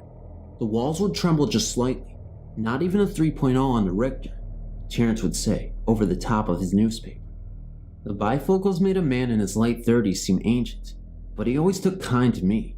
I must have smiled at him, because he smiled back. The problem was that I knew the walls were vibrating at the exact same timbre of human breath. Saturday, September 26th, 1987, early afternoon. The machine was coming along nicely. I couldn't believe how small I'd gotten it. Terrence climbed through the window. I placed the soldering gun on the table and lifted up my goggles. The sweat stung my eyes. He walked across the room like a man with a mission. I hated how much his gait would swoon me. Why his gait? He kissed me on the forehead. Somehow, it was more intimate that way. "I want to show you something, Lelania," he offered. He then produced a pocket watch hanging on a silver chain. The scar was visible on his left hand as he held it up to the light. I nodded solemnly. You understand why I couldn't use a bone for my hand, even though it was just a silver? I have to be dexterous. I indicated the workbench before me. He grabbed my small hand in its large one and slowly rolled his thumb over my knuckles, smiling wearily. Of course, Lelania. The importance is that we both made the sacrifice. Every owner of it has since 1913. He got a wistful look in his eye. I saw the years of my life spaced along a road. I couldn't see a single pole beyond the 19th. Do you think everyone was built the same way? I didn't think you realized that not everyone could understand just what an English professor was talking about, but I suppose the same was true about a physicist. The bottom line is that we both had to make a sacrifice one way or the other, and we both did. I shifted away from left foot to my right. It would take some time to get used to the fact that I would never be able to stand on it the same way again. Monday, September 28th, 1987, late night. The house was getting worse. The workshop seemed safe enough, but we couldn't take Peter in there. Terrence and I lay in bed, staring up at the darkened ceiling. My right finger sat intertwined with the large digits of his left. We had been that way for an hour. I had the longest day yesterday, and needed a cup of chamomile more than I could say, he explained. I tried to heat up for 20 minutes, using 4 different kitchen appliances. I finally gave up, and drank it lukewarm. The back of the freezer is hot, I went on. They seemed like small things, but he had read enough about what we were doing, and I had tested enough to know what was going on. They can reach us with fire before anything, I explained. Heat is the lowest form of energy and can cross first. I rubbed my thumb across his wedding ring. I just don't understand why. He squeezed my hand. It's because they want to be hurtful. Tuesday, September 29th, 1987, just after midnight. We had talked for an hour.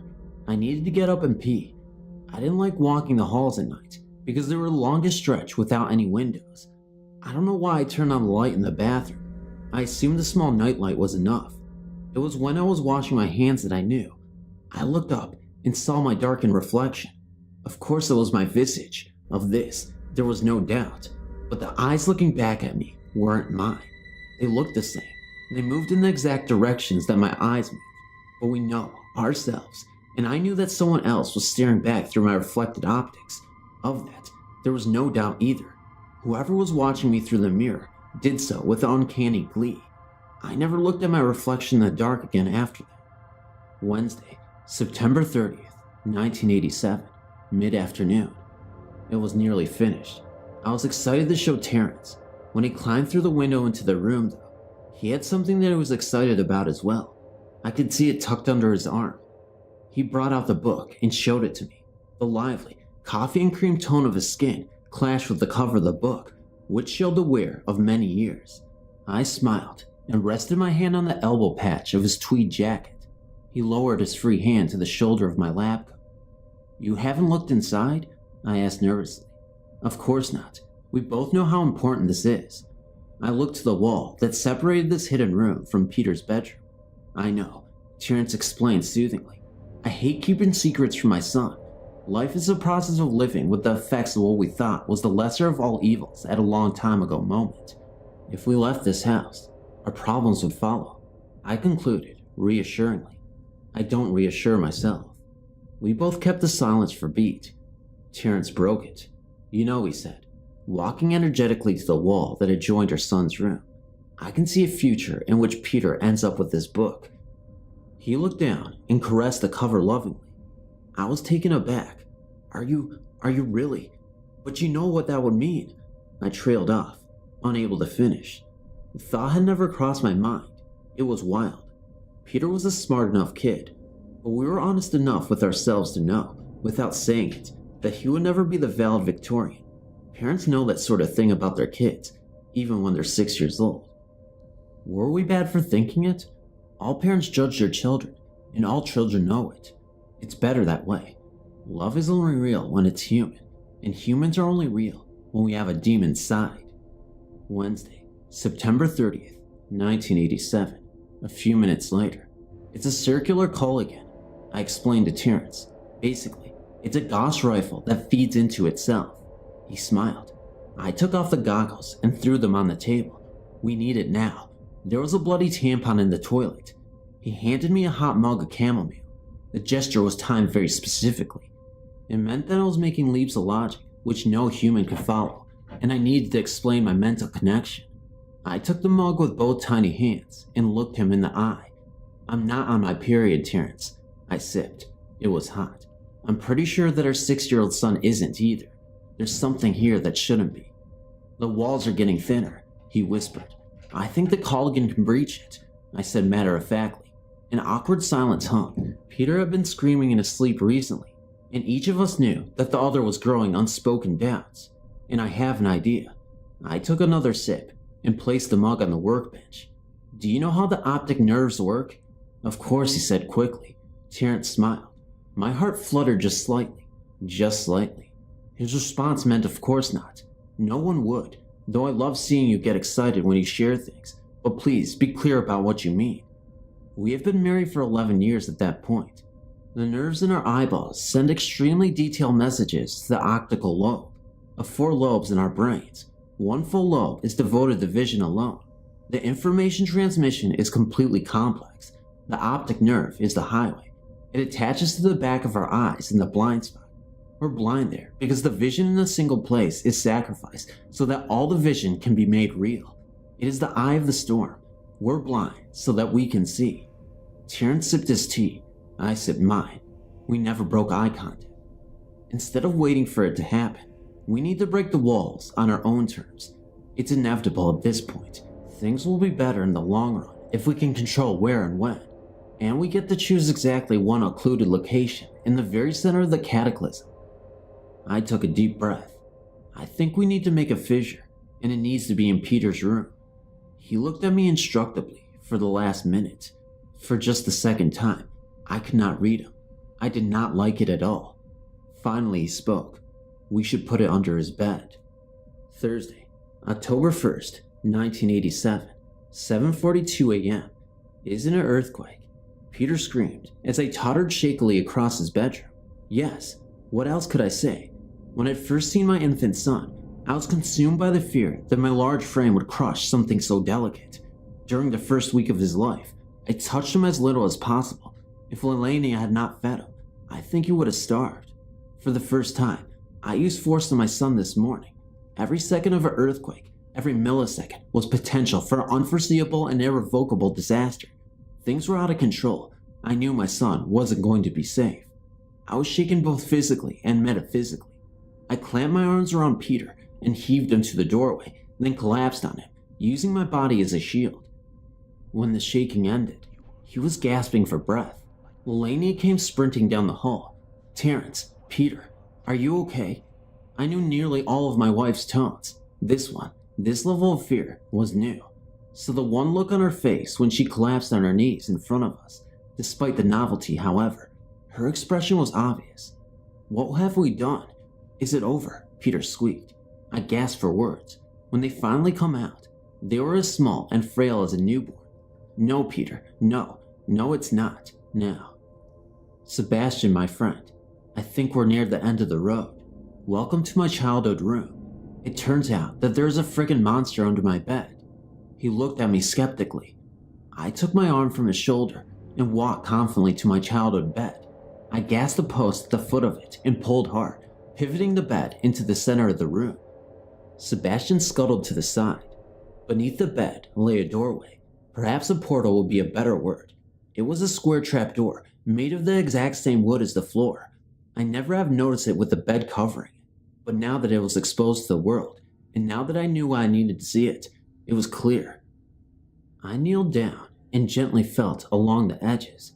I saw writing and looked closer. Numbers and words were etched into the wood. It seemed to say a bunch of random words. I had no idea what it meant, but it seemed strikingly similar to my father's scratchy scrawl. Remembering where I had first felt the handle the previous afternoon, though it felt much longer ago than that, I wrapped my fingers around the lid that I was sure would open the door. Peter, Sebastian warned wearily, are you completely certain that you want to do this? That you're ready for this? His words still evoke a slew of unhidden emotions. Irritation, shame, eagerness, and anger. Definitely anger. I looked back at him with what I'm sure was the same level of weariness. Sebastian, do you know why I didn't kill the bull demon in the hall? He looked back at me silently, patiently. I sighed. My father taught me that I can't kill a demon while a demon still lives inside, that no weapon will work. I clenched and unclenched my fingers around the portal's handle, then looked down at the floor. I would have been able to kill that bull demon. Something tells me that, had I attempted it, things would have gone very, very, very badly for me. I looked back up at him. I still have 2 demons living inside. He took this all in silently. After a moment, he spoke calmly, choosing his words with deliberate discrimination. After you open that door, Peter, there's no coming back, for better or for worse. Whatever happens can never be undone, and that is why I follow the road forward. I responded with equal care. I looked down one more time at the portal. I was struck by the fact that no matter what happened on the other side of the door, my life would certainly never resemble its former self after I pulled it open. that there would always be a before and an after. Well, I thought, no one ever built a monument to the guy who played it safe. Very few statuses feature guys eating Cheetos and scratching their balls in the recliner. I pulled open the door. A billow of intense heat met my face. I reeled back and looked up at Sebastian, who seemed genuinely scared. I rested the open door on the floor, stood up, and gave him a grim smile. Welcome to hell. I turned around to a person I did not recognize, despite the fact I somehow knew two things were almost certainly true. This was not the first time that we had crossed paths, and he meant me harm. He looked old, nearly ancient, but in no way frail. His white hair was slicked back on his head, and his white goatee curled in under his chin. He wore a hideous, gaudy gold robe. The man was standing in such a way that the floor fires flanked him perfectly. He was clearly quite pleased. I stared, breathing heavily. The air, which was already warm, took on the quality of a suffocating blanket. Who are you? I rapidly tucked the book back into my waistband and hid the rosary in my pocket. He grinned wildly. Guess, Peter. Hearing him say my name slithered chills down my soul. I was just so wrong that he knew it. A word flashed into my mind. Are you Goran? I asked timidly. Very good, Peter, he said with a grin. When he spoke, a forked tongue flicked forth. I steeled myself, wondering what he had planned. I wish Sebastian were here, but I guiltily missed the watch more. My heart raced. Damn, it was hot. What are you? I asked, trying to sound bold. You know what I am, Peter. His eyes glowed yellow. But the other demons, yes, all at work on my bidding, Peter. I am an elder. Things transpire because I wish, he said with a tone of finality. His words echoed menacingly throughout the room. I realized that I needed to start figuring out just what the hell was going on if I wanted any chance of getting back through the door. In retrospect, climbing through it seemed to be a very stupid idea. So why do you want to have me here? I pressed. He walked over to me in several long, quick strides. Because he closed the door, a cloud of sulfuric odor wafted from him, but something else was more distinct. I could see the pronounced, painful-looking bruises of 4 fingertips and a thumb visible on his neck just above the collar of his robe. I gasped. You're the one I sent back to hell, I said in a whisper. He glared at me, and I've been looking so forward to you joining me here. I pressed my palms against the rock wall behind me as shivers continued to run up and down my back. Everything felt so wrong. I was overwhelmed by the realization that my mistake in coming through the door was already far too long gone to fix. You said that I closed the door. A wicked smile curved upon Goran's face. The grin seemed to derive its worth from diminishing all joy around it. Yes, Peter, but now you've opened it up again. He looked wistfully at the sealed metal door. You see, my lesser demons can slip through much more easily, in the same way that the smallest grains of sand slip so smoothly through closed fingers, but has been so difficult to find an entrance. This house, though. He turned back to give me a sharp look. Your house is like a sieve. Due to a series of, let's say, procedures, over a series of years, the walls in between here and there have been much thinner. My breathing quickened, threatened to get out of control. How much had my parents done, and over how long a time span? You'll imagine my surprise when, upon finally breaking through, I found myself frozen mid-rise. I had begun to think that I was about to face someone extraordinary. My mind was starting to spin. How much did he know? Was he aware of who my parents were? Who I was? Did I have any card to play at all? But I was wrong. Goran continued, eyes truly ablaze, forked tongue flicking. I faced a man who is nothing special whatsoever. My stomach dropped. If he was hoping to intimidate me, it was working. I realized quite quickly that you had no special qualities, that whatever pedestal you stood upon represented nothing more significant than an ant on the shoulder of giants. The heat was suffocating. The sulfuric air did nothing to help my heart rate, which was demanding more oxygen by the second. I faced you. I threw you back. I was saying it to myself more than I was to him. In between soiling yourself and crying about your hand, Goran spat in disgust. Clearly, you were blindly following a path that someone else had set before you. No, I knew you'd be an easy target, and my expulsion would be temporary. He continued in a softer tone. I knew that you'd get my message to come home. I crossed to the floor. So the whole trip here, it was just to get open the door again. He rolled his yellow eyes. Yes, genius, thank you. Now that it has been opened by the idiot who closed it, I will be free to pass through as I wish. I began to control my breathing. I had to. The demons that I had faced, within and without, were real. No one could take that from me. Goron knew it too. He was getting inside my head. I was letting him. Time to stop. Time to think. Sebastian said. He laughed. I've watched him for some time. You must realize that weakness is overwhelming faith. Do you regret faith-based decisions to enter the house and open the door? I started looking around for something. Anything. There had to be a way to solve this puzzle, or at least something I could do to claim that I was trying when I died. That may very well have to suffice. A passage in my father's text ran through my mind in that moment. Never ever forget, he had warned, that any battle worth fighting is one that you might lose. My eyes desperately scanned the room. The walls, the fires, the hopelessness was starting to press down on me like a weight, and then I saw it, in the flames. I looked quickly back at Goron. Your lesser demons, they can pass back and forth. They can come back here after going into my house. He took 5 steps towards me. When he spoke, it was in a lower tone of two friends sharing a secret. Peter, if you're trying to distract me so that you can fetch it out of the fire, you're going about it all wrong. Come here. Dazed, I could think of nothing to do but follow him. My hands clutched a rosary in my pocket, but something told me not to use it yet. That I would regret showing the only advantage I had. And please don't plan on using those beads against me, Peter. He turned to look at me as we walked. His face was serious.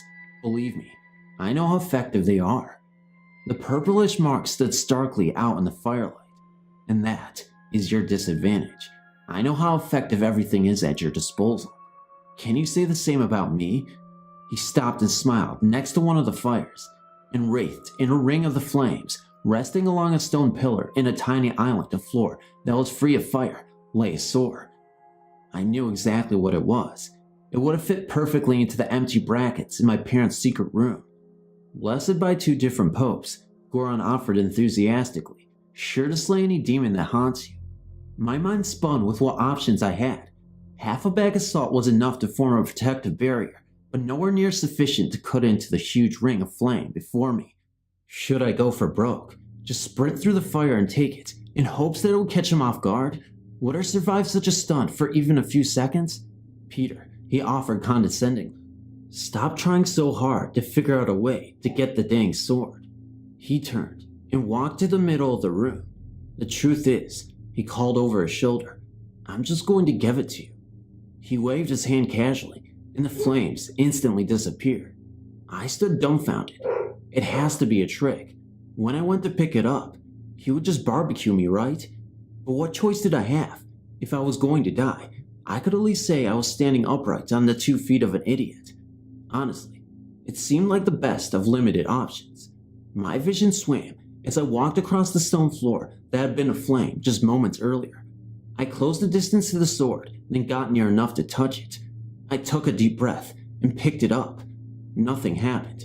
It was heavy in my hand. Goron called to me from the center of the room. Bring it over here, Peter. I could hear the wicked grin in his face, even though I was looking down at the sword. I have something to show you. I looked up at him and took several tentative steps forward. He extended his arm to the darkened back of the room, gaudy golden robe dangling freely. Someone wants to meet you, Peter. One shadow, then another, emerged from the darkness. I know that you have demons left to slay, he went on. His voice got quieter, but it echoed so much louder in a place that seemed to have gotten very still. And no one leaves this room until that battle is over. Some won't leave at all. Wave after wave of nausea hit me. My trembling thighs gave away, and I fell to my knees. There, emerging from the darkness, with inscrutable expressions on their faces, stood the figures of my parents. Come on, Peter, Goron said, in mock encouragement to my kneeling frame. You should really rise to the occasion. There, emerging from the darkness, with inscrutable expressions on their faces, stood the figures of my parents. They walked slowly, deliberately, towards where I stood. Then they separated. My mother headed to the left, and my father pacing around to my right. They were flanking me. Their faces neither showed joy nor sadness. My breathing became shallow. No, you're not. This isn't real. I began to heave. I thought of the last time I had seen them. Lying so still. Their faces had been expressionless then, too. I panicked. This is not who you are. This is not who you are. I brandished the sword at my mother, then turned to face my father, trying to back away from them both at once. I knew what I saw when I went to visit Buster Duncan. It wasn't him. It wasn't real. I turned and pointed the sword at Goron, but I knew that would be impossible to intimidate him as I continued to back away from where he was standing. I could see him smile. They're nothing more than the demons I've been carrying around inside myself. I shouted at Goron. The tip of my sword quivered. He threw his hands out in a mock shrug. If you're quite sure, Peter, then put actions to your words. My parents now flanked me equally on both sides, 180 degrees apart from one another. They each stood about 20 feet from me. They were still for a moment, then began to enclose me. Peter, Goron's voice echoed in the room. Why do you show so much fear of the demons that guard your life? I darted quickly away, so that I was no longer in between my parents. They simply turned and began walking to my new location. They seemed so patient with me. This may be the first time that I've met you, Peter. Goron's voice boomed throughout the room, as though the walls themselves were talking to me. But you encountered me so many times throughout your life. I ran behind one of the fires in the floor, but quickly realized how bad of an idea that was when my mother walked around one side as my father circled the other. Down here, you can see me as a man, but out there, I could only exist as a phenomenon. People learn to live with all numbers of demons in their lives, but become so frightened when they see us for what we are. No one fears the devil, Peter. It's finding out that he's been living inside you the whole time that causes you to run away, screaming. I ran and leaped over the fire just before my parents could reach me. I tumbled to the ground, dropping the sword as I landed. I dodged the flames, but they still burned as I passed by. You've seen me so many times, Peter. You accepted me then. I looked up from the ground, chest still heaving. You remember that accident during your senior year of high school? My breath stopped short, his wicked smile widening. One car wreck, 4 high schoolers, 4 grieving families. Your good friend Ryan, who had wanted to spend time with you that night, was one of them. My blood turned to ice despite the heat. That was me. I stood up and grabbed the sword. My parents continued to be just a few steps behind. Everyone blamed everything. Themselves, each other, the victims, the people who were there. But it was just happenstance. And that was harder to accept than reason. In the end, though, everyone had to accept it to move on. They gave in to the fact that there was no explanation. Peter, I am the bad thing that happens for no reason. Tears were running down my cheeks. Losing Ryan just before high school graduation had fundamentally changed who I was, and it came right on the cusp of adulthood. In many ways, it had been the transition, but it made you more responsible, Goron continued. You've been a cautious driver ever since. Always remember the fact that Ryan's head was found 60 feet from the car. It caused you to grow up. You see, Peter, I am a part of you. I clenched the sword in a white-knuckled grip and began juggling towards Goron. The thought of causing him pain flooded my mind. For a moment, I could think of nothing else. He threw his hands out as though to embrace me. Yes, Peter, yes. I stopped. It is impossible, completely impossible, to kill any one of them while a demon still lives inside. I looked back at my parents, with them on one side and Goron on the other. I was completely surrounded. I turned towards them. It's inevitable, Peter. Goron continued slowly from behind me. I've only been able to exist outside this plane as action, as an event, the same way that particles and waves can switch back and forth, but never be both at once. But it's time for things to change. It's time for you to open that door. I looked back at the entrance to the room, where the metal barrier still closed off my escape. He was right. This was inevitable. I suddenly struck by a thought. If these beings were not my parents, wouldn't my actual family be able to talk to me still? Would they still hear me in hell? I whipped out the book and read it as fast as I could. If you're fighting someone who is better armed than you are, son, then be wise and don't match him head on. You can't rise above, so go down. The book was ripped from my hands by my father's demon, and it crashed to the floor. My mother, demon, grabbed my arm. A feverish chill ran through my biceps and into my torso. In that moment, a flood of realization ran through me. I had truly not processed my parents' death. I had not dealt with a great deal of things surrounding their life either. This moment was inevitable. I ripped my arm away. It tore from her grasp easily. My father grabbed my shoulder with a vice grip. A cold fever poured down my back and crept up my neck. I felt like jelly inside. I pulled myself violently from my father, then ran between them, away from Goron. My legs felt like cement, and I only made it about 5 steps. Despite the bite, the fox was waiting for you. Remember that. I turned to confront them both. A physical release and a spiritual release are often inseparable from one another. I stood squarely facing them, though my legs quaked in fear. Nausea raged through me like a stormy sea. I trembled as I spoke.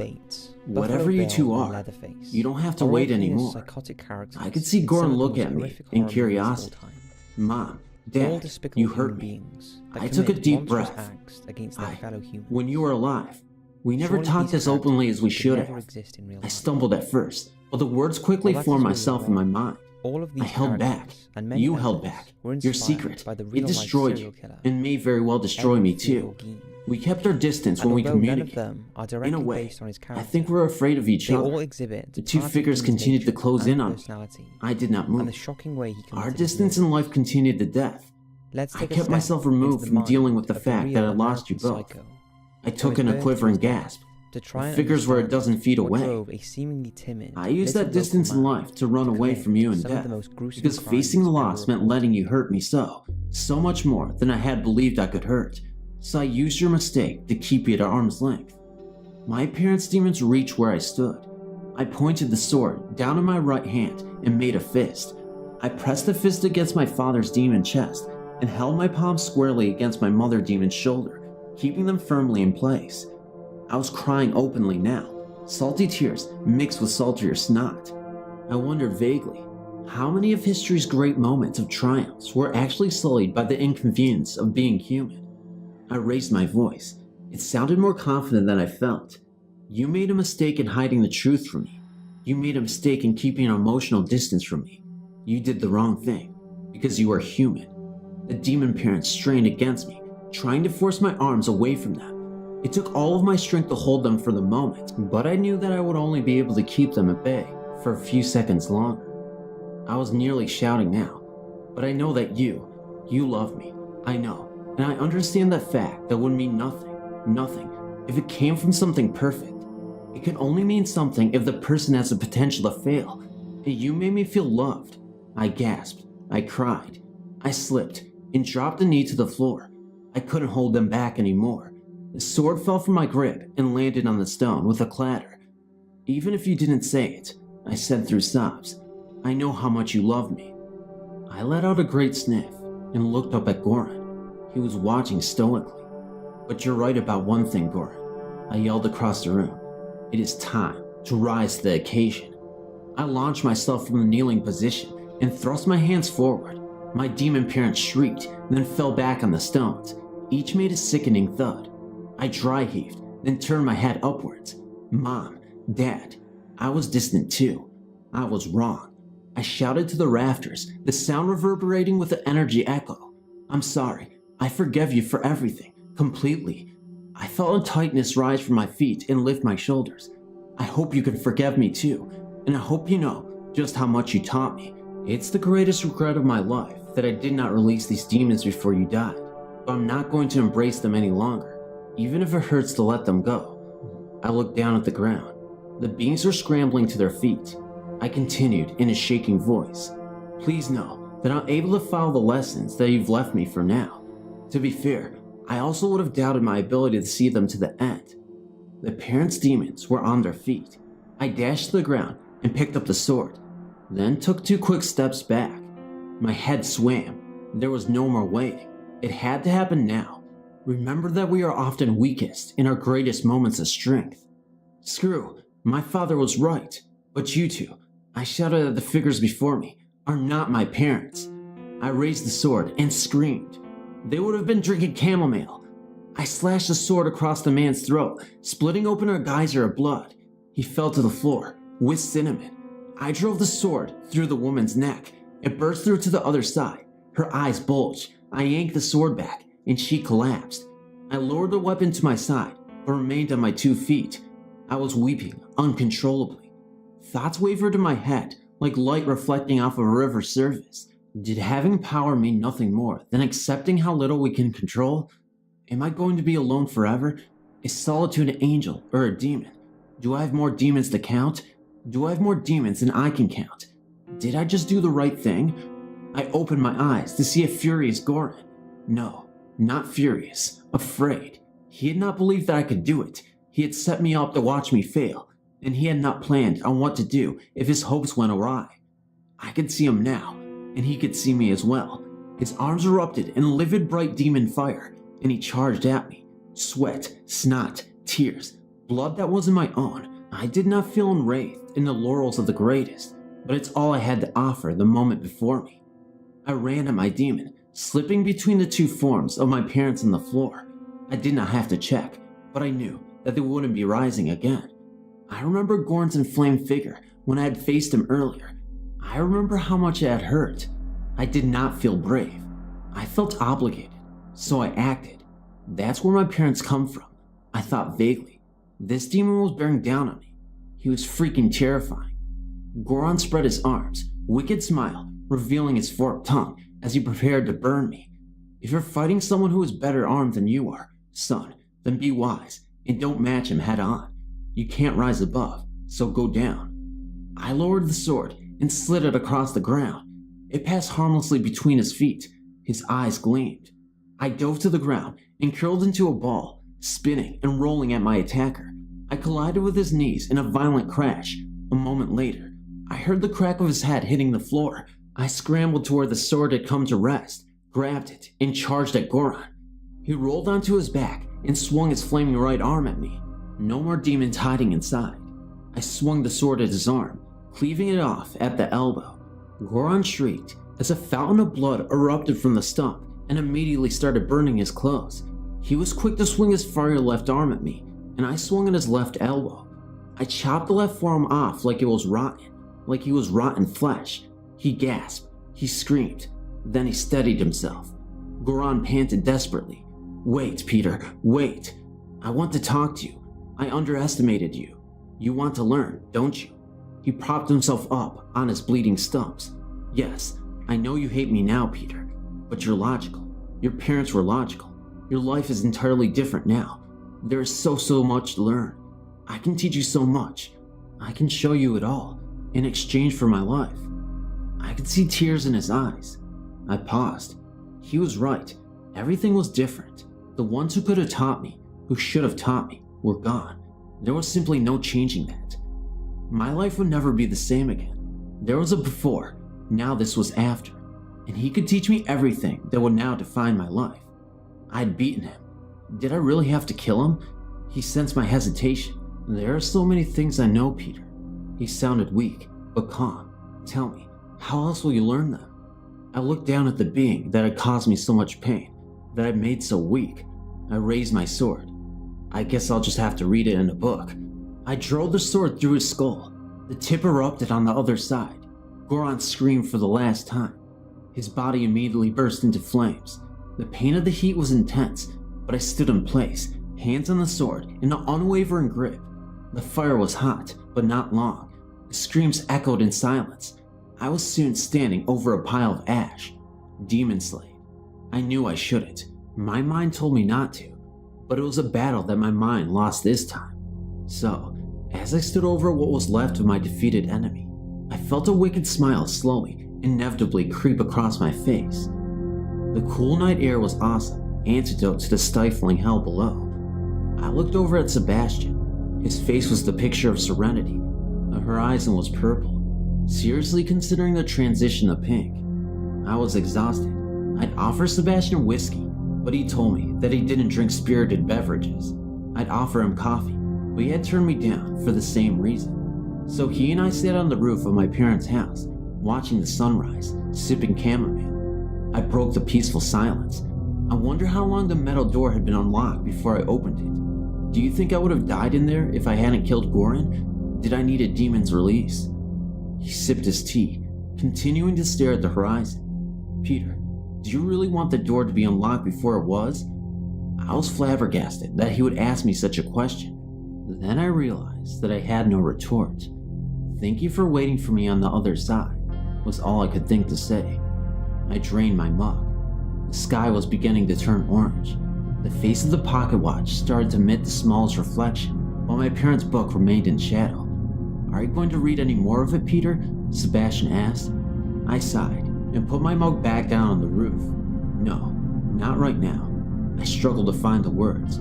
I believe that they're still out there, wherever there is. I leaned forward and wrapped my hands around my knees. This book, it doesn't change. It's written, but my experience isn't. I don't have much of my parents anymore. I don't want to use up what little is left so soon. I wish I had realized it earlier. Sebastian sipped his tea. What's done can never be undone, Peter. He turned to me. He looked exhausted, but not troubled. There's no one left to punish for what happened. Don't volunteer for the job. He turned his eye back to the horizon again. Orange was giving way to yellow. We sat in silence for several minutes more. You know, I continued. I'm still pretty baffled about how we crossed paths.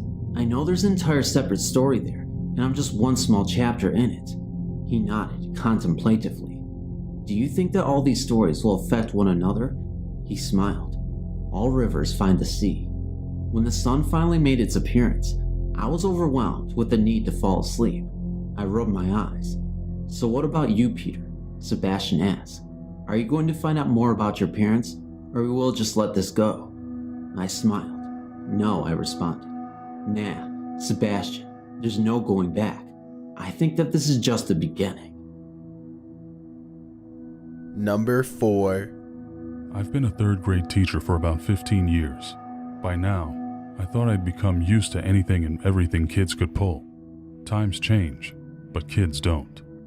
One of my assignments in my class is to have a week or two where my students bring in reports of their parents and their jobs. For 5 minutes or so, the students take turns and stand in front of the class to talk a little bit about what their parents do for a living. You get your fill of doctors, lawyers, police officers, accountants, and even the occasional homemaker.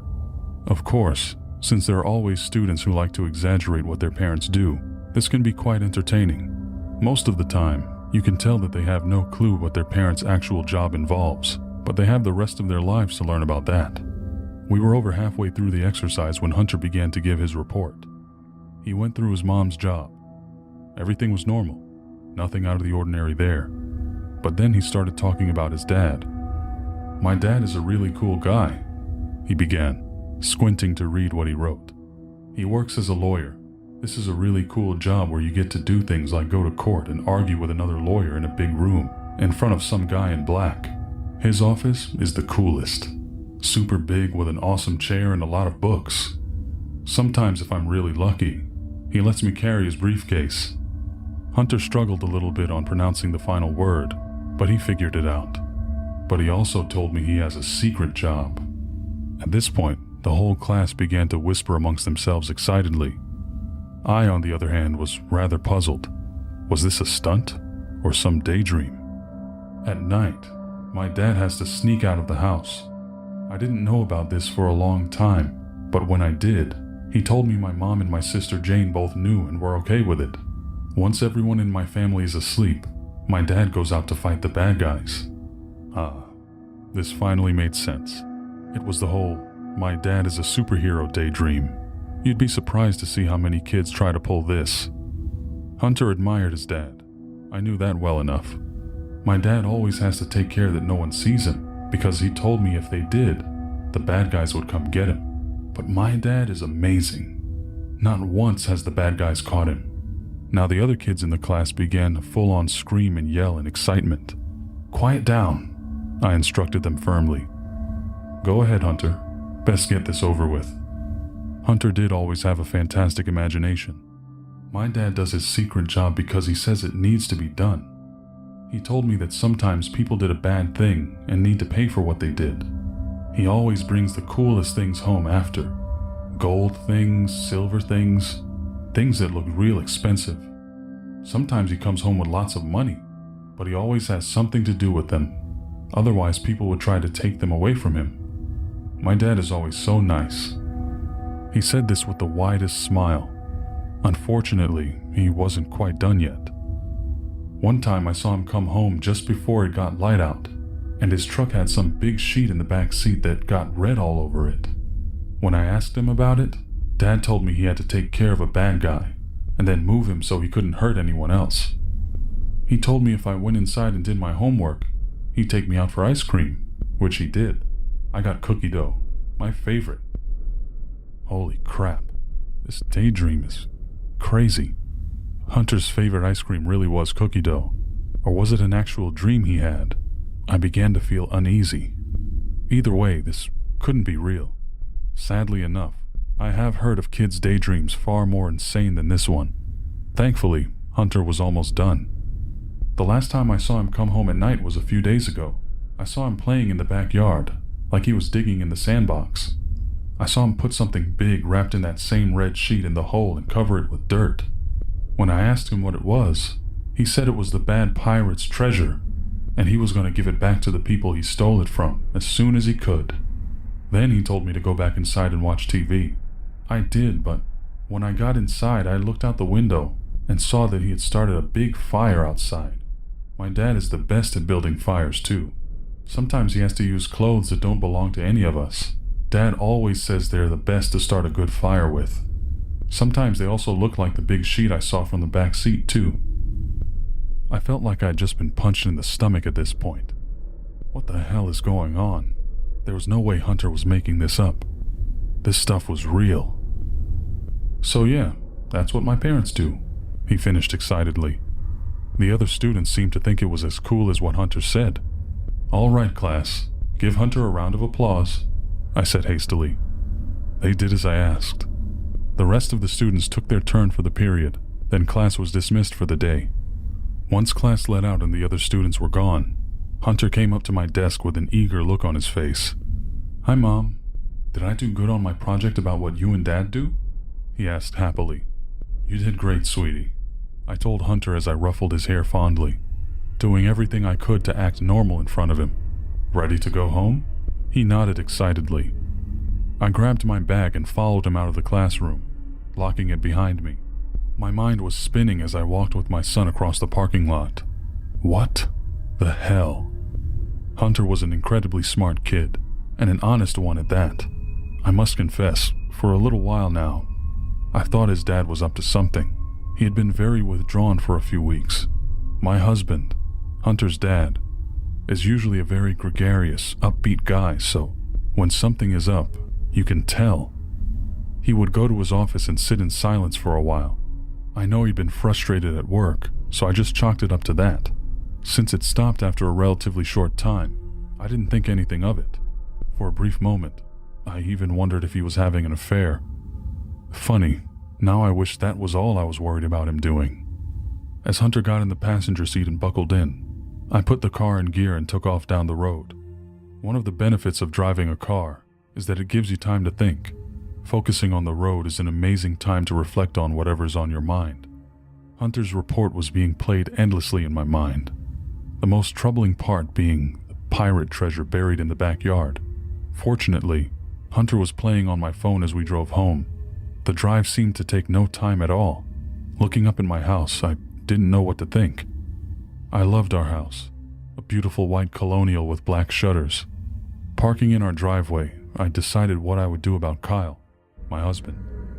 As I unlocked the door, Hunter ran inside with his backpack, tossing it on the bench in the hallway as he usually did on the way up to his room. I couldn't blame him. One of the happiest feelings when you're a kid is that moment when you get home from school. It never really goes away when you're adult, does it? You just substitute work for school. Hey guys, how was your day? Kyle walked up with a smile on his face. I almost froze when he did. One of the worst things about getting dirt, gossip, or inside info is that it forces you to rethink everything you believe about someone. Good? I added politely. His face fell slightly at my cool answer. I decided not to out and out accuse him of what was in Hunter's report. Know why? Because if he really was a murdering lunatic, the last thing I wanted to do was to make him feel cornered. I was going with a tried and true method of getting information out of someone voluntarily. Make them feel as uncomfortable and nervous as possible, so they inadvertently blurt out something they think you know, but don't. If he wasn't sure of what I knew, there was no telling what secrets he would blurt out, in an attempt to find out why I wasn't happy. It's basically the equivalent of saying to someone, "I know what you did," so they feel free to talk about it with you. "Something wrong, babe?" he asked, stopping abruptly as he walked towards me. "Nothing. I'm fine. Just a little tired is all," I said with a smile, extending my cheek towards him for a kiss. He obliged, but he still looked unconvinced. "Good. How was your day?" "Fine. How about yours?" "No reason to panic. I was just fishing for information. Or at least that's what I was telling myself." "Good. The Simmons meeting went well?" He looked incredibly pleased. "Wonderful. I know you were working hard on it. How about we celebrate tonight with pizza? I don't feel like cooking." Stupid question, really. Like most people, my husband will always say yes to pizza. He's not the only one who can use a favorite food as a distraction. Like I would ever say no. Giorgio's? Now Kyle looked truly happy. "You know it. Order and pick it up for us?" Our regular order consisted of 2 large pizzas, pepperoni for the kids, green peppers and black olives for Kyle and me, plus an order of cheesy bread. "Will do. I'll get right on it." He agreed as he took his phone out of his pocket and promptly dialed Giorgio's while walking into the kitchen. I heard him place the order, then promptly walk back out into the living room, where I'd settled on the couch. "It'll be ready in 30 minutes. Heading out now to go get it," he called out as he walked towards the front door. "See you later, hun." The door closed and shut behind him. I took care of a few things I'd been thinking of on the ride back home. School stuff and whatnot. When this was done, and after making sure Hunter was in his room watching TV, I went downstairs into Kyle's office. I went through all his desk drawers, nothing out of the ordinary there. Then I went to the garage. Same story. Finally, I went to the backyard, the place where the pirate's treasure allegedly was.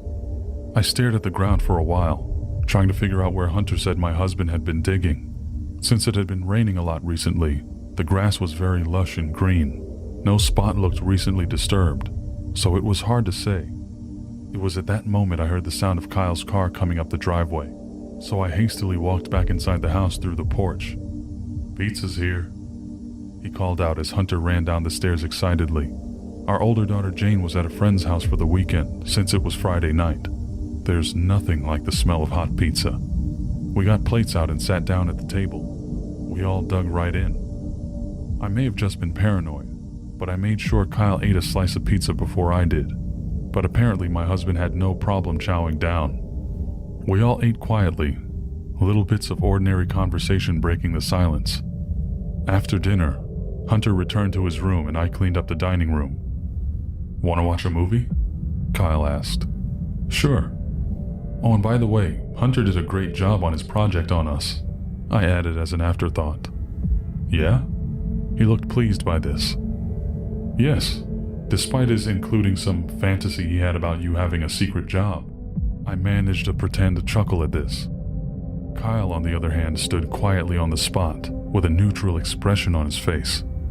That boy has some imagination. He was pretending it was a joke, but a too wide smile stretched tightly over his face. The look didn't suit him. "I know. He claimed you were a secret superhero who goes out at night and fights bad guys. Crazy, right?"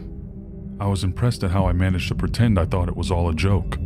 He began chuckling too, but it wasn't his usual laugh. It was a nervous laugh. I wonder where he would get that idea though, especially since he claimed you told me and Jane about it and swore us to secrecy. "It's a mystery." My husband was doing a pretty good job acting like he wasn't on edge. He was a good lawyer after all, but I know him. He was tense. The pursed lips are a giveaway every time. "Yep, so what movie you want to watch?" I felt sickened. Hunter's story was true, or at least part of it was. I've known that he has had some shady clients in the past, People you wouldn't want to be seen with in public or shake their hand type clients. But I always told myself, what lawyer hasn't? Well, most lawyers don't have suspicious jewelry, burned clothes, and bloody sheets in the backyard. What the hell did he get into at work? That had to be it. Of course, I used my teacher-honed abilities to act like I'd brushed it all off. How about The Wolf of Wall Street? Good choice. I did have a soft spot for Scorsese, and we both had yet to see that one. He also looked happy and surprised I dropped the matter so easily. Sure. You want me to go get it from Redbox? The nearest Redbox to us is 5 minutes away at the drugstore. I love that thing. It's the closest you get to a genuine video store anymore. Don't get me wrong, I like Netflix, but it's just not the same experience as a video store used to be. Sure, I'll be back in a few. Love you, Vanessa. He got back with the movie in what seemed like no time at all. Honestly, part of me was expecting him to run and never come back, but we watched the movie and it was terrific. I didn't mention anything about Hunter's project for the rest of the night, but one last update for you all. Right before we went to bed, I mentioned a new project. Hey babe, why don't we think about putting in a swimming pool for the kids? Not one of those cheap ones, a real one. Hire a pro to come and work on the yard, and install it in time for summer. I could practically feel him thinking on the couch beside me before he answered. Sure, sounds great. That was all he said about my suggestion. As soon as Kyle was asleep, I silently got out of bed and walked into the hallway. I can always tell when he's out cold. His breathing gets super deep. Plus, he tosses and turns a lot when he's in a deep sleep. I inched down the hallway, taking great care not to make a sound. First, I had to go down to the kitchen to get the key to the attic. We kept it in one place we knew Hunter would never look, where we keep the vegetables. The kitchen, along with the rest of the house, was dark and silent. Grabbing the key, I made my way back upstairs. My eyes had adjusted to the darkness by then. Our attic was accessed by a trap door with a ladder that folded down. Every time I made a small noise, I cringed, thinking that it would wake up Hunter or my husband, or perhaps both, but thankfully that never happened. Taking great care not to make noise, I undid the padlock to the attic crawl space, and I slowly ascended the ladder. I could feel the air get heavier as the ladder steps creaked under my body weight. I felt my hand getting sweaty as I tightly gripped the key. Not that I'm heavy or anything, quite the opposite actually. I take good care of myself and work out regularly. As I quietly ascended the steps to the attic trap door, I thought about Hunter. There was no way he was lying, and I can tell you exactly why. Most people don't think about this, but teachers have to be keen observers of people. Kids will try to pull a fast one over on you any chance they get, especially in matters relating to school. But here's the trick. Kids are terrible liars, and they have no idea they are, so it's quite simple to watch them. When it comes to kids in a classroom, you're in arguably the greatest possible vantage point to observe basic human nature. When dealing with kids at a young age, you have the chance to see them in the prime of life. You can see where they come from and where they're going, especially when you have the chance to see them as they get older. It's a prime opportunity to learn how to observe and read people. Not to mention it's also part of what makes an effective teacher. Either you get with the program and adapt accordingly, or you fail. Not just yourself, but the students. Because what you observe could be a matter of grave importance. Sadly enough though, there have been cases where I've had to contact social services because of what I observed from a student. Not in words, oh no, but in a gesture. A look in their eye, a mannerism. The interaction with their parent or parents is also key. Allow me to let you in on another little secret. At parent-teacher conferences, we analyze the parents just as much, if not more, than they analyze us. Abuse, especially child abuse, is like a bad blemish on the wall. You can try to pretend it doesn't exist by covering it up on the surface as much as you like, but it's still there. It's just a matter of who can discern it. It saddens me to say it, but if a child is being abused, odds are good that a teacher will be the one to spot it. By nature, teachers see their students every day for hours on end, so we have a much greater window to see into their lives. We see the ups and downs. When a student who was always so happy turns glum, or one of the best students' grades suddenly tank, that's a sign for concern, and the cause isn't too hard to figure out. Kids are more perceptive than people care to admit. At that age, children have a sense for anything that's out of place, out of the ordinary, or just plain different. It's why they can be so cruel to each other. They can sense something is unusual. They just can't process the reason why and comprehend it. Abuse is no different. The child instinctively knows something is amiss. They just can't quite understand it, so their behavior changes in some fashion. When a student's behavior at school starts to change, it's usually for the following reasons: problems at home, problems with peers, drugs, or dating issues. When it comes to the students I teach, the last two usually aren't an issue, so that just leaves problems at home or with peers. It's why when there is a conference and some issues come up, we inadvertently ask, are there any problems at home? The reaction of both student and parent is always quite telling. That is how I know Hunter truly believed what he was saying about his dad. That was never in doubt. It was just a matter of the source he was getting it from. Hunter hadn't been acting out or anything, so there was that to consider as well. Switching the attic light on, I took a look around. Cardboard boxes scattered around here and there, a cobweb or layer of dust decorating the odd bit of furniture, and a lot of empty space where you could see the electrical wiring of the house. What exactly was I looking for? I had no idea, really. I just figured that whatever it was would catch my eye somehow. I slowly took the attic in. Nothing really out of the ordinary. That's another trick I've learned as a teacher. You learn how to sense things out of place. I looked around for a bit, but found nothing. After what seemed like an eternity, I turned out the light and slowly climbed down the steps again, being as quiet as I possibly could. I felt a mix of relief and disappointment wash over me, which was an odd feeling. Shouldn't I have been happy to discover that nothing was amiss? Yeah, I should be, but I wasn't. Telling myself that I tried, I climbed back into bed. Kyle didn't move when I got back in, as expected. That was also a relief. Part of me expected him to confront me about lurking around in the attic or something. After a few minutes, I felt myself drift off to sleep. Since the next day was Saturday, it meant Kyle was off to his golf game. He and his friends played golf at the local club every Saturday. Then they had brunch. Of course, there was always the possibility they might do something else after as well, like watching a football game or something. Not to mention it was also a great way to network and meet clients. A country club is the place to see and be seen, but no matter what, Kyle always enjoyed it. And since it seemed to help him relax, I always supported it.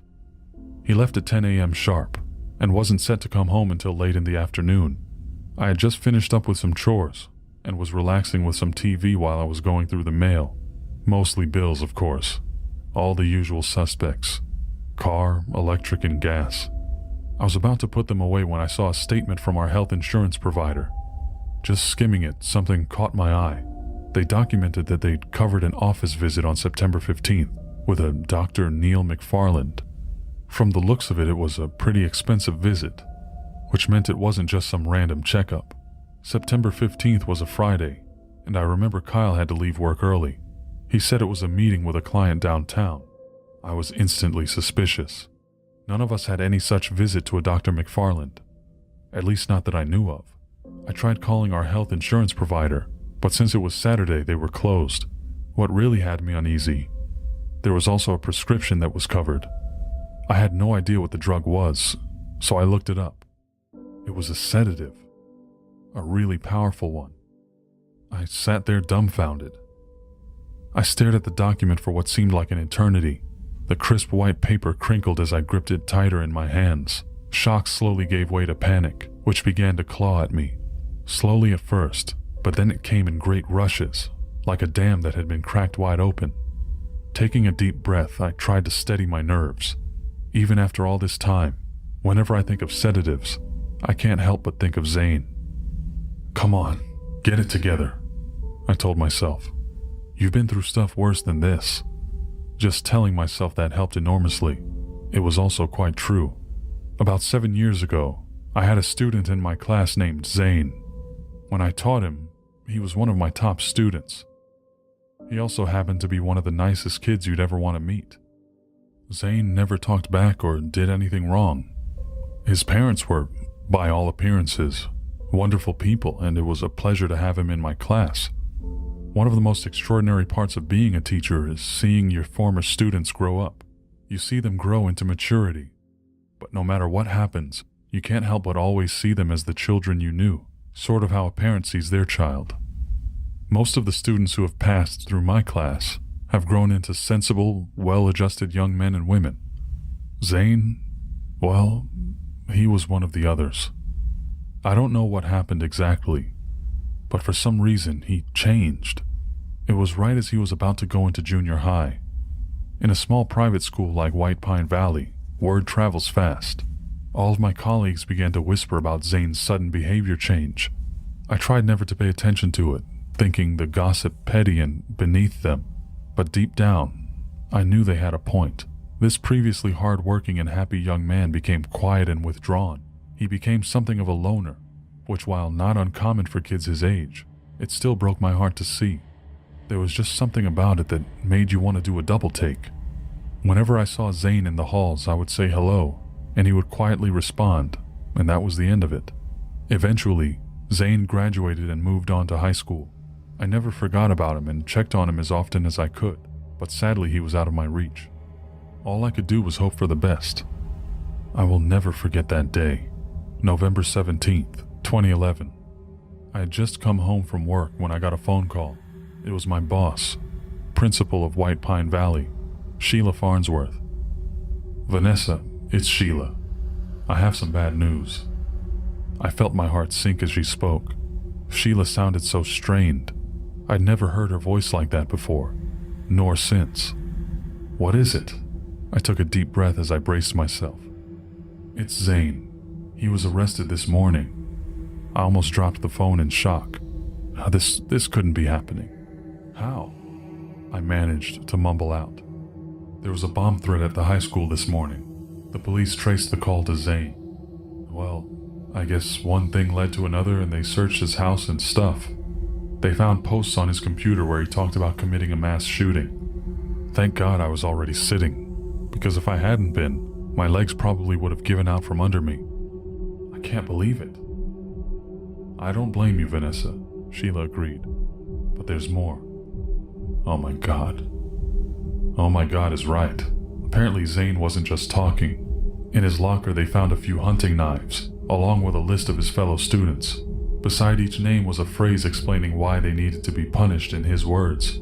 Zane also got a little creative, in that he had plenty of drawings to go with his list. Pretty detailed, gruesome ones too. So as you can imagine, they took the kid into police custody. They called me for background on him. Damn it!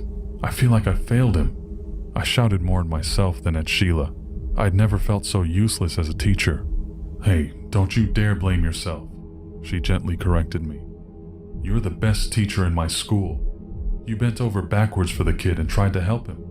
In my head I knew she was right, but in my heart it still ripped at me to know what happened to one of my students. If I had done something, anything, would it have made a difference?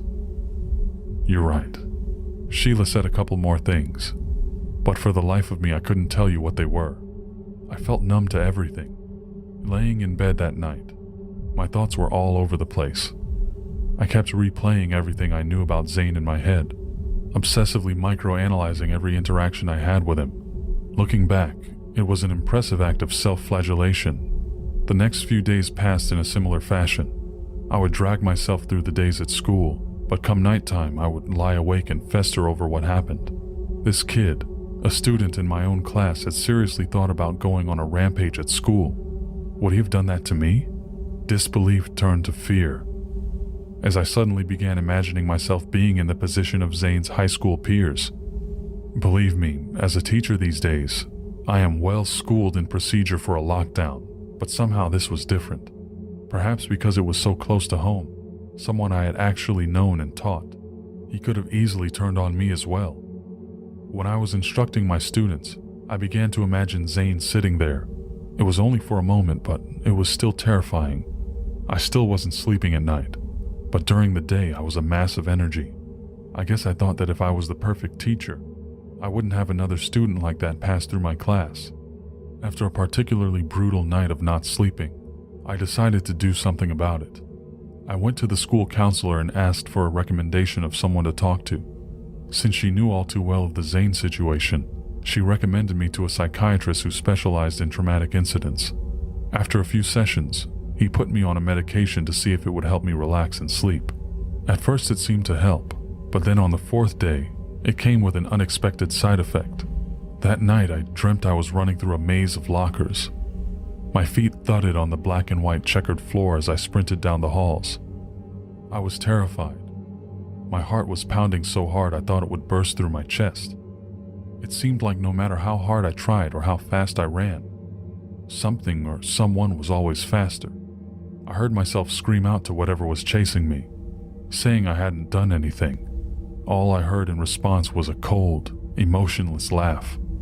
Then I suddenly found myself facing a wall. With my back to it, I turned to face what was following me. It was Zane, just standing there, staring at me. "Why are you doing this?" I screamed at him. "I was good to you." A sick smile twisted its way onto his face in response. "So you think," it hissed in a voice that was nothing like Zane's. I was then staring down both barrels of a shotgun. A deafening blast emerged from it, and I woke up in my bed with a jolt. I was panting like I had just ran a mile. I frantically looked around my room to make sure it was all real. Everything was as it should be, but I was still pretty rattled from the nightmare. I didn't immediately go off the medication in the hopes that the dream would be a one-time thing. Sadly enough, it wasn't. The dreams got even worse after that. Once I even had a dream where I arrived into my classroom to see the words, "Welcome Class," written on the blackboard in blood. The desks dotted with bullet holes. Believe me, it only took a few days for me to drop the medicine. I took up meditation and found it quite helpful. Slowly, things began to go back to normal. But I won't lie, there is an occasional moment where I am reminded of Zane. Once, I could have sworn I saw him at the mall. When it happened, I almost screamed, but I quickly realized that it wasn't him. Zane and his family had moved out of the area after the incident long ago, but that still doesn't quite totally stop the adrenaline you get when something like that happens. I shoved the paper away after a pause. Time to focus on the matter at hand. I would not be taken by surprise this time. This was a simple process of elimination. I know Kyle couldn't have slipped me the sedative without me knowing it. Not to mention it would have been obvious to others as well. He hadn't given it to Hunter either, because I was able to observe his behavior. Jane hadn't been acting unusual either. No. The only possibilities were that either he was taking it himself, or he was using it on someone outside the family. I'd have to keep an eye on Kyle when he slept. Maybe that was the connection. Hunter always said that his dad went to fight the bad guys at night. Taking a deep breath, I knew what I had to do. Moving quickly so I would be done before Kyle got home from his golf game, I looked up pictures of the drug in question, tiny little orange capsules. Then I went to the upstairs bathroom, combing through the medicine cabinet. I looked through everything, all the pill bottles. Nothing. I had slammed the cabinet shut in irritation when I realized it. Inside Kyle's desk was a container of Tic Tacs. They were filled with what I assumed were the orange-flavored ones, so I previously didn't think anything of it. Sprinting down to his office, I flung open the desk drawer, and there they were. I opened up the container and smelled it. That refreshing citrus smell was nowhere to be found. There was no chance in hell these were orange Tic Tacs. I felt my stomach turn itself into a knot. Why does he have these? Even better, why was he hiding them like this? Right at that moment, I heard the garage door opening. I hastily tossed the container back into the desk and closed it. Running upstairs, I threw myself back on the couch and turned on the TV just as Kyle was unlocking the door. "Hey honey, how was your day?" I called out nonchalantly. "Good time on the green?" "You know it. I had a good day. I put that son of a gun Charlie Fielding in his place. Today he couldn't hit the side of the Empire State Building." "That's great. So he had to buy you brunch?" The grin on his face said it all. It was the greatest brunch ever. Kyle practically beamed as he remembered it. "I don't think Eggs Benedict and hash browns ever tasted so good." "Wonderful." I changed the channel as he was reminiscing. "I'm gonna go take a shower, babe. Any thoughts on dinner?" He called out as he headed up the stairs. "I'll think about it." I swear, he had a one-track mind when it came to food. I waited until I heard the door close and the shower head being turned on before I sprung up. I had about 10 minutes before he was done. Moving quickly but quietly back downstairs, I went back into Kyle's office. I yanked open the desk drawer and grabbed the container of pills. Shutting it quietly, I put it in my pocket and crept back up the stairs. Slowing down to catch my breath, I resumed my spot on the couch and tried to calm myself down. The water was still running in the bathroom. Good. After another minute or two, I heard Kyle switch off the water and the ripple of the shower curtain being opened. Turning the volume up on the House of Cards episode I was watching, I faintly heard Kyle go into our room and get dressed. Then I heard the sound of his footsteps heading toward Hunter's room. Kyle said something which made Hunter yell excitedly and run down the stairs. That boy. I was always telling him not to run down the stairs. It never worked. Hunter, go outside in the backyard and play, sweetie. I instructed him gently, but firmly. Okay, Mom, he said cheerfully. Babe, can I speak to you for a second? I called out to Kyle. He walked downstairs in a hooded sweatshirt and jeans. What's up? I handed him the health insurance statement without saying a word. He stared down at it for what seemed like the longest time. I should be asking you that. It's just a mistake, was all he said. Oh yeah, sort of like keeping sedatives in a breath mint container.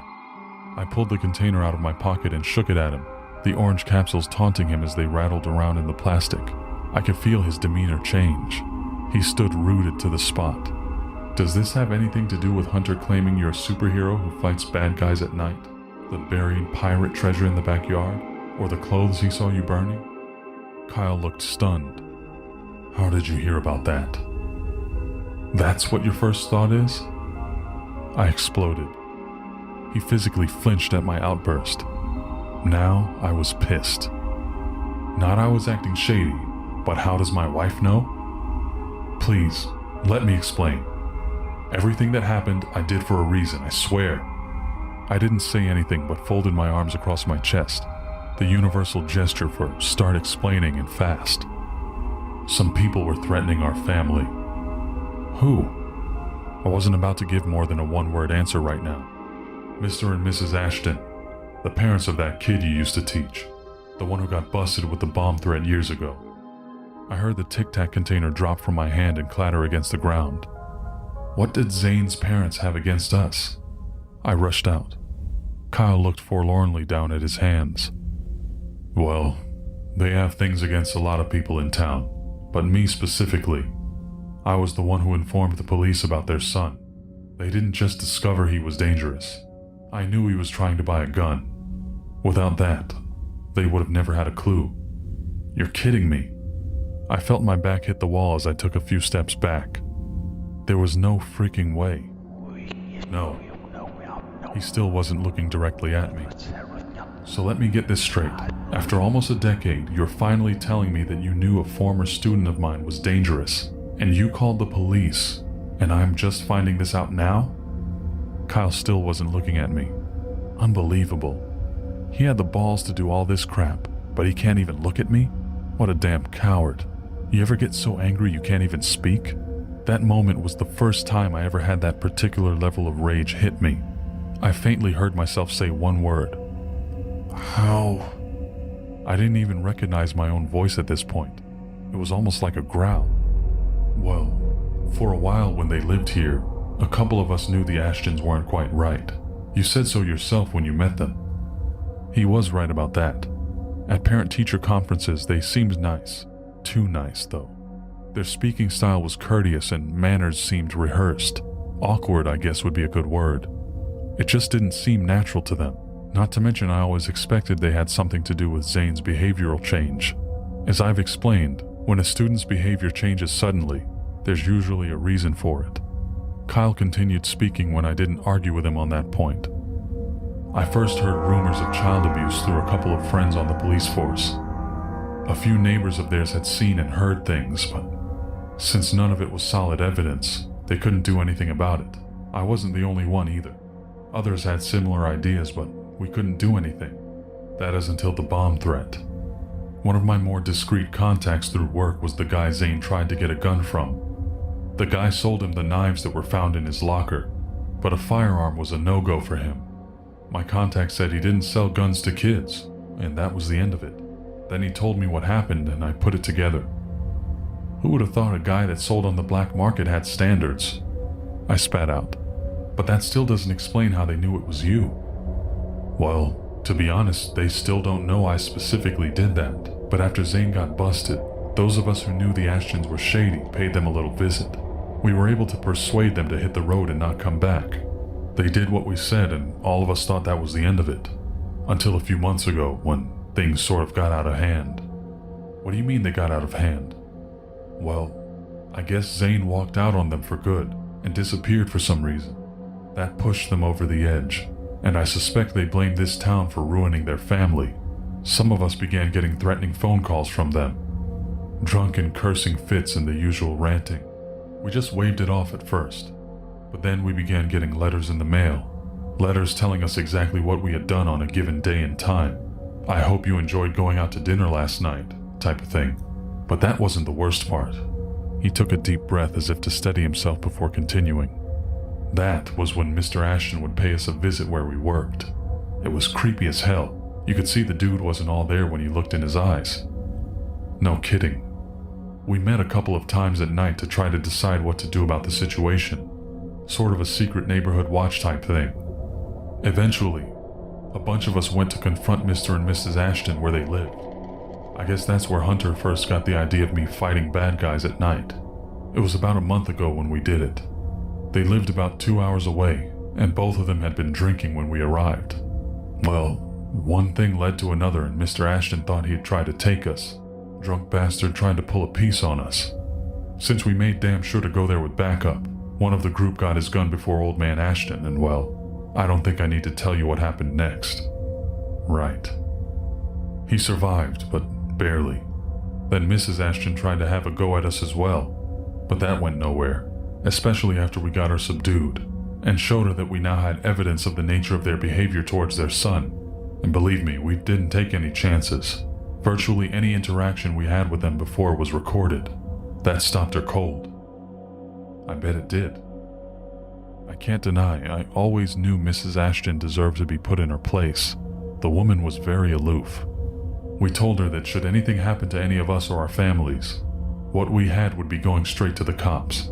Oh, and for good measure, they agreed to move west until they hit the Pacific Ocean. Kyle paused for a minute. Talking about this seemed to do him good. After that, we all left and changed out of the clothes we had on. Since some of the guys got a bit messy, shall we say, they made sure to sit on a tarp I kept in the back seat of the car. I made sure all the clothes we were wearing that night were burned. I felt goosebumps erupt on my skin at this. That's what Hunter saw. What's with the big thing wrapped in it? Kyle paused for a moment as he thought. Some of the evidence against the Ashtons. Other stuff was jewelry Mrs. Ashton used to try to bribe us. But believe me, none of us was dumb enough to keep it. They really had some messed up stuff going on there. One of the things we found are keys to some storage locker. We're still trying to figure out which one. I can't even imagine what's in there. Me neither. That's what sickens me the most. We know some bad stuff, but there's definitely more we have yet to discover, which is far worse. But don't worry, we moved the stuff that we kept in the backyard. That was just temporary to keep it until we could move it all to a safe place. The pills and the things you said to Hunter about fighting bad guys? My husband paused as he thought for a moment. I had trouble sleeping after that, as you can imagine. One of the guys I golf with, who also went to help us that night, recommended me to somebody. The doctor prescribed me something to help. I know how you feel about sleeping pills, so I didn't want to say a word. It worked, but sometimes I would sleepwalk. I guess Hunter saw me and I started babbling to him in my sleep. Right. I had no idea what I felt anymore. It made sense, but believing something like that could actually happen always seemed so surreal. But I swear to you, that is all that happened. I told you everything I know. He looked at me pleadingly. Thank you for telling me. I just kind of want to be alone to think right now. He nodded his head in understanding and went outside to play with Hunter. They're still outside playing basketball right now. They look so happy, shooting the ball at the hoop above the garage. Then there's me, sitting here trying to figure out what to think of all this. Do I trust my husband? For the first few days after Kyle dropped all that information on me, I was in shock. Believe me, I scoured the internet, and there really isn't much help for this sort of thing. Fortunately, the good teacher in me took over, and I decided to do my homework and look into my husband's story. According to him, he's the one who told the police about Zane. By his own admission, they couldn't have known for sure it was specifically him. So why would he worry about them coming after him? Something wasn't right. So yesterday morning when school was out for a day off, I went down to the police station. I immediately recognized the cop manning the front. "Hey Vanessa, what can we do for you?" Officer Adam Galton greeted me. He was a good guy. His daughter was in my class a few years ago. A good student, always well behaved. "Hello, officer. I have a question for you. Zane Ashton and his family." His expression immediately turned serious. "What about them?" "Well, something has come up and it made me rethink everything about that whole situation. You know I wouldn't be here if it wasn't important." "Okay, for all you did for Tanya, our family owes you one. What do you need to know?" He put his phone down and looked at me with his full attention. "I need to know who reported Zane, and what happened to the Ashton family after they left town." Adam took a deep breath before answering. "Okay, give me a moment. I'll pull the file up right here." After a few minutes of clicking around on the computer in front of him, he turned the screen around so it would be facing me. The woman who reported it was Mrs. Ashton. He quietly answered after looking around to make sure no one else was in earshot. I don't know how I was able to stay quiet, but I did. There it was, staring right at me. Mrs. Ashton called the police on her own son just before he was arrested. No, it can't be. This couldn't be real, but there it was. Yep, according to her, they had given the kid plenty of chances and he had screwed up each one. So this time they weren't going to save him from himself. After they left town, they sent Zane to a military school, one of those hard-ass type places too. Did wonders from what I've been told. He was looking at me suspiciously. "Why? What did you hear happened?" "My husband. He told me some story about how he was the one who called you about Zane. Bunch of other stuff too." "What kind of stuff?" "You don't have to answer if you don't want to, Vanessa. I'm asking you as a parent now instead of a cop." "Well, one day Hunter told this story about how his dad was a secret superhero who had fought bad guys. He didn't realize what he was saying, but it sounded like his dad got mixed up in something bad. At home, I also found a prescription for sedatives from a doctor I didn't recognize. Here's the suspicious part. They were hidden in a container of Tic Tacs. Under the cover, they were the orange-flavored ones. When I confronted him about it, he told me some story about Zane and his parents, and how he and a few others in town had to go confront them and whatever." Adam stood there silently as I told my story. When it was over, I was just wishing he would say something. "He told your son a story and that's how this whole thing began?" His tone was neutral. "Yeah. Kyle said he made up that story to tell Hunter.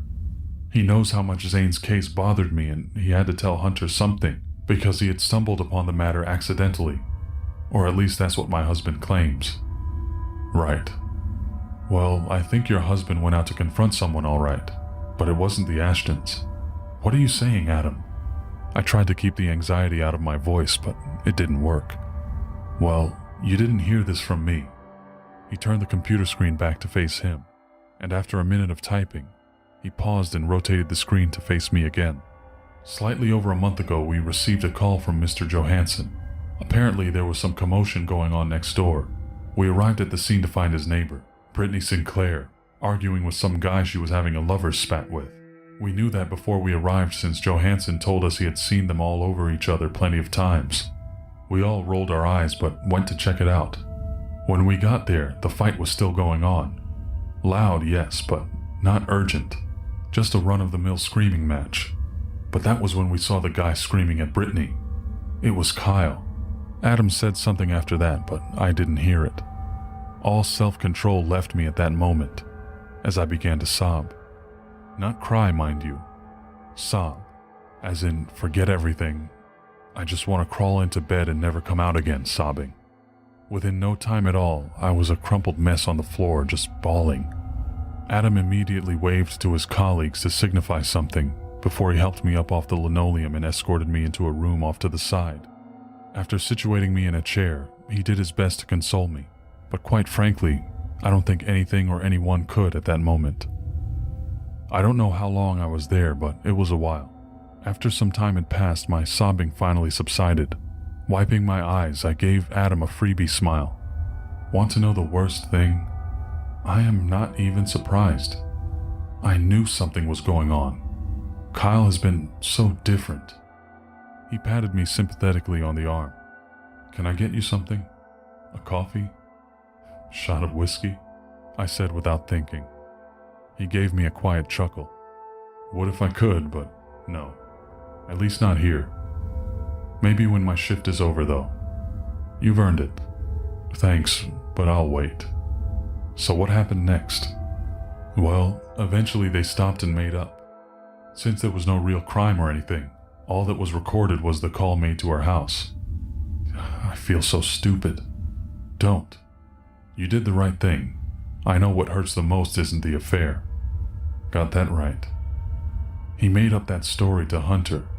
The exact same time the call happened. I saw the date. That was no accident, was it? I knew what he was going to say, but needed to hear it from someone else regardless. No, it wasn't. I found the pills before he used them, didn't I? He knew how I reacted to them in the past, and he was just waiting to use them on me again. Yes. He deliberately brought up Zane to unhinge me, didn't he? This time he didn't even speak, but nodded in agreement. At that moment, something inside me seemed to quietly fade away. I wasn't sad or even angry anymore. Picking my purse off the table, I brushed myself off and stood up from my seat. Thank you so much for everything, officer. You've been most helpful. Absolutely, Vanessa. You need anything, you come right here. I promise we will back you up to the hilt. From his work as a lawyer, we have seen and heard plenty of stuff about him over the years. I appreciate that. Have a good night. With that, I was pulling out of the parking lot.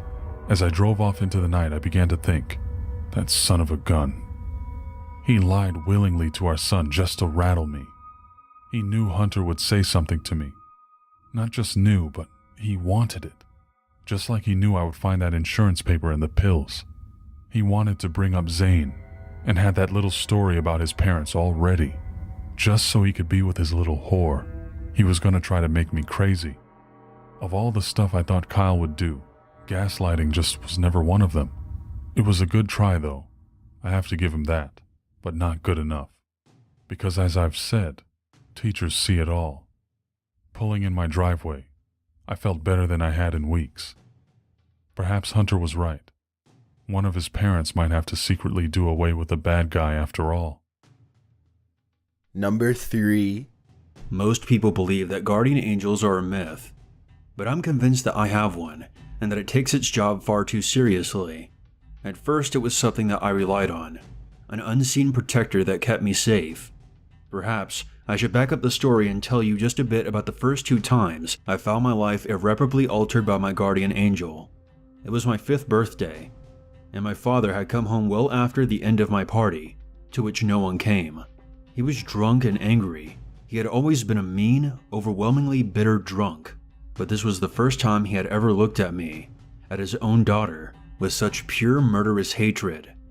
I don't know what I did to set him off, and I'll admit that most of the attack is a blur now, but it felt as if he had pinned me to the wall, choking my tiny neck, and screaming with alcohol breath into my face. Just as my vision began to go black, and I felt the strength leave my limbs, something moved from above us. I don't remember seeing anything, but I could somehow feel it the moment it entered the room. It descended onto my father's head from above, knocking him to the floor and away from me. I struck the floor fairly hard, and I think I might have blacked out for a minute, because the next thing I remember is opening my eyes and gasping. Lying on the floor beside me, cold as ice and rigid, was my dead father. His forehead caved inward by some intensely strong blow. I actually spent a few weeks in a psychiatric hospital after that day, while the police investigated my father's sudden violent death. Fortunately, it became clear that I was too small and injured to make such a blow, and was eventually released to my mother. Fast forward 5 years, and I was a fairly average 10-year-old. I still visited a therapist, Mr. Darkley, once a week for 2 hours because of that day years ago. It was a month after my birthday, that I met my guardian angel a second time, this time when it saved me from a burglar. I came home from school to find the front door ajar by an inch. I shrugged it off as my ditzy mother forgetting to shut it. Following the death of my abusive father, she had become the most caring, amazing mother I had ever known. And we were very close. However, it was clear that something much worse was happening whenever I stepped through the door. On the floor, glass and broken dishes were everywhere from someone going through the cabinets. Silverware, dish rags, and even food from our fridge lie strewn about, as if the intruder didn't know what he was looking for. I don't know why I didn't just turn and run. Perhaps it was because I thought the intruder had already left, and instead moved deeper into the house. The front door opened into the kitchen and living room. The only separation was a transition from carpet to tile. Directly across was the small hallway with 3 doors. My mother's bedroom to the left, and mine was on the right, and the bathroom being straight ahead. I carefully made my way across the kitchen floor, attempting to avoid the sharp shards of broken dishes. Just a few inches from our hallway, my foot landed on half of a glass cup, crushing it underneath with a low crunch. A rough grunt answered the sound, sending dread crawling into my stomach. The intruder was still there. As if waiting for that moment, a huge shape came barreling out of my mother's bedroom and slammed into me. I felt a dozen pieces of sharp glass and ceramic dishes slice into my back. It was a man, and he smelled like body odor, alcohol, and oddly, garlic. I screamed, trying desperately to push him off with my limited strength, but he sat up and brushed my arms away as if he felt nothing. He was ugly, his face old and weathered from years of sun exposure, and a dirty gray beard took up the majority of his face. His breath hit me like an invisible wall as he laughed and tugged at my uniform blazer, tugging it open with 2 grubby fingers, while the other hand held my wrists captive above my head.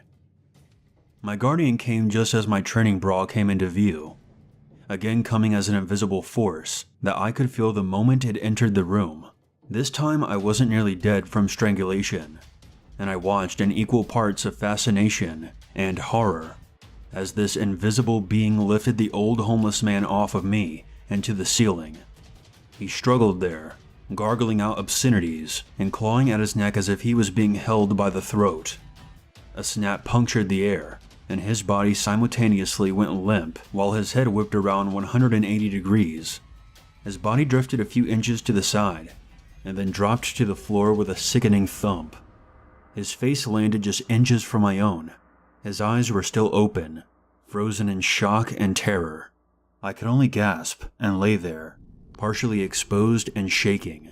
My guardian hovered above me, still invisible, but I knew without looking that it was roughly the size of an adult man, and somehow, I knew that it was sad that I had been hurt before it arrived. I felt something else coming from the creature, a sense of furious dedication. I think that was the moment it promised itself and me that I would never come so close to danger again. I'm sorry, but my mother is calling me. I promise I'll post again tomorrow with more of my story. Gotta run for now.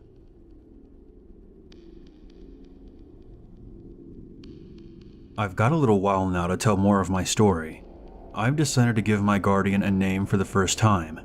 I think I never have before because naming it made it more, I don't know, human? It doesn't seem right, but it's hard to tell your story with just pronouns. Therefore, I shall forever call my guardian Wrath, because of everything that's happened. I know it may seem a bit cheesy, but I hope the rest of my story will help you understand just how fitting it truly is. I got called away right after Wrath murdered the burglar, so I'll start with the immediate aftermath. I laid on the floor, bleeding and horrified. I was there for a long time before I could summon the bravery to move. The man's bulging eyes, watching from a head that looked over on the wrong side of his shoulders, as if judging me for the sudden violence of his death. I knew that he would have likely murdered me after he was finished, but I couldn't help but feel guilty even then that he was dead because he had met me. Wrath remained near the ceiling while I struggled up, but then came down to put invisible support behind my shoulders when my knees nearly buckled under my weight. His touch felt cold and wrong through my torn shirt, as if I was being touched by something only just tangible enough to perceive. Blood dripped onto the floor between my feet as I wobbled across the floor to the landline on the wall. Even though cell phones were already very popular at the time, my mother just couldn't part ways with her landline. And so we still had an old corded phone attached to the wall by the refrigerator. I shuffled over, Wrath keeping close behind all the way in case I fell. I picked up the phone.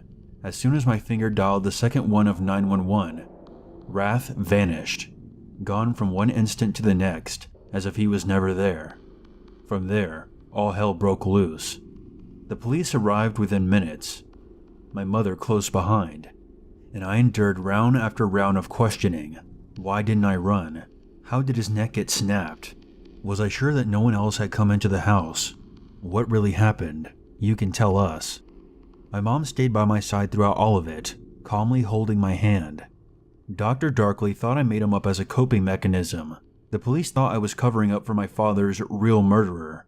This time I didn't bother telling the truth, and just feigned ignorance, trying as hard as I could to look like the shocked victim. I already had to visit Dr. Darkley, and I didn't want them to put me back in the hospital. It took 2 months, but they finally stopped trying to force new answers out of me. I knew that they knew that I was hiding something, but the lies were so much more believable than the truth. At this point, I didn't even mind lying, because I was so grateful to have someone there to save me. It wasn't until 3 months into the 8th grade, when I met my first bully, that I realized just how quickly such a gift could become a terrible curse. Due to missing the enrollment period while in the psychiatric hospital, I had to go to pre-K while the other 5-year-olds were in kindergarten. This was never a problem, but in 8th grade, a boy named Skylar discovered that I was a year older than everyone else, and decided that meant I was too stupid to be with the other 9th graders. He hounded me incessantly, calling me Molly the Retardie every day. All of this was tolerable, mostly because he was unoriginal with his techniques, until he shoved me down one day during break, sending me to the floor and busting open my lip on a rock. In a burst of ear-popping pressure, Wrath was there. He gathered up Skylar like a sack of potatoes. I screamed, desperate for Wrath not to kill the boy, but my cries only went partially heard. Instead of killing Skylar, a wicked snap sounded through the air, followed immediately by Skylar's agonizing scream. Wrath had snapped his right femur like a toothpick, leaving the sharp shards of one side protruding gruesomely into his flesh. The sight made me instantly sick to my stomach, and I vomited violently, while others screamed and gathered around us. Wrath let the poor boy go just as soon as he inflicted the punishing wound, and left as quickly as he came, leaving me alone with a horribly wounded bully and a school of children scrambling for some adult for guidance. I ended up in the psychiatric hospital for 3 months after that, all because I couldn't keep my big mouth shut. When Principal Dudley arrived at the scene, phone in hand calling 911, I was a rambling mess, sobbing over a pool of vomit and begging for forgiveness. I'm sorry, I can't control it. He's so strong. He's too strong. Mother fought and fought to get me back, but they wouldn't give in until I had gone through a thorough evaluation. They diagnosed me with PTSD, bipolar disorder, and depression all at once, and then loaded me up on medication. For a full year, I had no emotions left, medically lobotomized for the trauma of Wrath's revenge. When they finally let me come off my medication, I was 13 and enrolled in a new high school in a city on the other side of the state. I hated that my mother was forced to flee because of Wrath and my stupidity, but there was no other way to distance ourselves from the rumors and the staring and hatred. I wouldn't meet him again until just 2 years ago, on my 16th birthday. If I knew that Skylar was just a prelude of the disaster to come, I would have begged to stay in the hospital until the day I died. Well, I've gotta go. I'll tell more of my story tomorrow. Promise. Between the ages of 13 and 16, my mother and I moved 3 times, each time to a different state. The deaths in my life and the attack on Skylar kept getting found out, and we would both become social oddities, stared at by the neighbors, and whispered about behind closed doors. With each new school I attended, the whispers and bullying became worse, before the secret would even be discovered. simply because I had moved so often. The others assumed I had some dark secret. Perhaps that was precisely the problem. If a child is forced to move so many times in just 16 years, they become quiet and shy, and go out of their way to avoid interacting with people. It's no surprise that they are considered to be abnormal, but I couldn't help it though. After that horrible accident with Skylar, I avoided the others as if they had some unseen virus, scared to even touch someone else for fear of what Wrath might do. After a year of unbearable medication and all but imprisonment in my own home, I couldn't bear the thought of it all happening again, of someone getting hurt again, and all of my freedoms being taken away. I guess that's a bit selfish of me. After all, I should care more that 2 people are dead, and another permanently scarred because of Wrath. I do care, but not as much as I care about the punishments that follow Wrath's anger, to be trapped inside my own mind, force-fed pill after pill, and told by everyone around me that I was evil, a murderer, and just too sick to know that it has instilled a much greater fear in me. The fear of my life being stolen away before I could ever get a chance to live it. Wrath left me alone during that time, although I suspect it was only because I worked so hard to avoid anyone touching me. My antisocial behavior worked in my favor the majority of the time, as most people are happy to leave the quiet new girl alone if she puts on heavy goth makeup and pierces her ears with safety pins. I'll admit I went through an interesting, if not cliché, time of my life during those years. I'm not totally out of it now at 18, but then I look like every other gothic scene kid from the 90s, although that was a bit before my time. I just wanted to be as far removed from the normal kids as much as possible, and outright refused any opportunity to make friends or even speak with others. If the teachers called me during class, I answered the question as well as I could. If a classmate attempted to speak to me, I ignored them until they went away. At nearly every school I attended, the other gothic and scene students wanted to bring me into the group, but they would always drop it when it became clear that I didn't want to be one of them.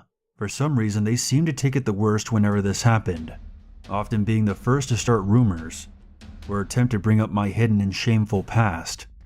Once it came out, Mother and I would move again, running as far away from the truth as we could.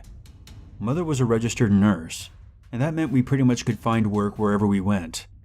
Although she would sometimes be forced to take a pay cut to ensure that she could get a job next to home. After all, she never knew when the next incident might occur, and she became increasingly protective, until she all became but my personal warden at home. We talked about homeschooling, but that would be difficult with how much she had to work for us to get the bills paid. I couldn't risk working, because I couldn't stand the thought of one angry customer ending up dead on the floor, and the cycle starting all over again. I knew my mother didn't directly blame me for many of the problems we faced, but it was becoming increasingly evident by the way the love in her eyes had dimmed since the Skylar incident, and she was beginning to become resentful. I think by the time I turned 15, she had begun helping me out of some sense of motherly duty more than any type of adoration, and I couldn't blame her.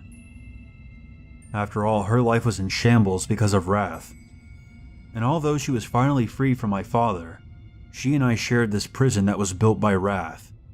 Perhaps that's why she didn't say anything whenever she walked in on me cutting my leg for the first time. I started cutting at 14, first as a test to see if Wrath would appear to punish me, and then to maintain some sort of control over my life, interactions with people that I couldn't avoid, like accidentally brushing fingers with a teacher as I turned in my homework, or bumping into strangers on the street. Things like that would send my heart and mind racing, and I would need to find a safe place to cut into myself. It started with my arms, but those cuts were quickly discovered at school and led to too much attention, and so I quickly moved on to my legs. By the time I turned 16, my legs were covered in hundreds of interlapping scars, newly formed scabs, and many cuts nearly done healing. By then it was nearly a mindless routine to take the blade to myself, and perhaps it had become an obsession. 2 days before my 16th birthday, I had been at a new school for longer than many of the others. It was nearly the 1-year anniversary of my arrival, and I had successfully stayed off the radar of everyone there. No teachers bothered to call on me anymore. Students would part ways almost without thinking, and I felt that perhaps I could scrape some sort of existence here without any more problems. Stupid, stupid me.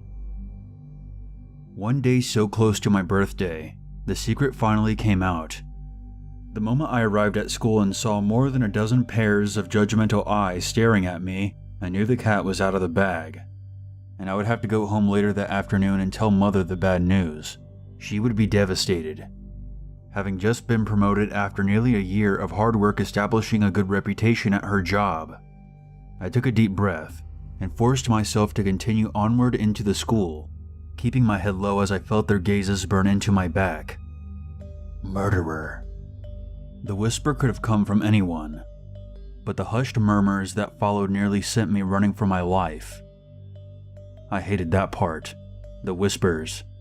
It meant I had been noticed, that someone knew who I was, and it also meant that there was a chance that wrath would come calling. I hurried to class, desperate to sit at my isolated corner desk, and had the school day go by quickly. I don't know how I did it, but I managed to go through the entire day without having too much trouble. Although the whispers and eyes followed me everywhere, no one tried to talk to me or come up to start trouble. I started to think that perhaps it would all blow over without anyone getting hurt. And so when I got home that evening and greeted Mother, I didn't feel the need to tell her that the secret was out. I justified that it wasn't a big deal, so long as the others maintained their distance and only whispered and watched. Mother and I were once so close, so happy to laugh and spend time together after the death of my father. Even during the months following Skylar's attack, we had remained very much a loving mother and daughter. But the year of medication took its toll on our once great relationship, and now we barely acknowledged each other's presence when in the same room together. I went to bed that night, hoping and praying to whatever God might be up there, that the whispers would be gone when I arrived at school the next day. It was a Friday, which meant I only had to survive 7 more hours before I could go home and spend 2 whole days away from interaction. Of course, the whispers were worse the next day, and this time, someone tried to talk to me. His name was Thomas, and as if he had walked out of one of those pandering, ridiculous movies, he was the high school quarterback and a nuisance. He truly seemed to believe that others worshipped the ground he walked on, and some people actually did, because the tiny Texas town we lived in only had football to break up the usual routine of life. He came right up to me during lunch period, where I sat alone for the last year, and stood over me for several long minutes, while I desperately tried to keep my eyes on my mashed potatoes. "So you gonna say hello or what?" I remained silent, just as I always did, and kept my head down. Thomas shifted from foot to foot, and then sat down across from me, slamming his tray down so hard, his mashed potatoes splattered onto the table. "Look, I ain't here for charity. We're having a party tomorrow, and we know about your messed up reasons for moving here. We want to get the story from the murderer's mouth. So you'll be coming to that party, and you're going to be telling us a little ghost story, okay? Great. It's at my house, and everyone knows where that is. Come at 9. After speaking more words to me than I had heard anyone say to me in the last 3 years, he got up and left. Of course, I knew where he lived. He lived in the only house in our tiny town that was brand new, built by his business owner father. I sat there shaking, terrified of the thought of going, much less telling my story, and it was already very clear to me that I would be locking my doors and windows that night. School ended, and when I came home, Mother wasn't in. Yet. I figured that I had no choice then. I would have to tell her the truth. I would have to tell her that everyone knew. That night I packed my very few belongings and waited for her to come home. But at 3 a.m. she still hadn't arrived, and I had fallen asleep. The next morning she was still gone, but there was a note on the fridge saying that she had been in late and left early for work. I contemplated on calling her, but I shook my head and I thought better of it. I would tell her in person whenever she came home, and then we would be long gone before the party tonight. Except, she never did walk through that door, and 9 p.m. eventually came around. Just as promised the day before, I checked and double-checked that all my doors and windows were locked, before turning off all the lights and laying down. At 11 p.m., I thought the coast was clear, and began to let myself drift off. Then a heavy thump woke me up with a start.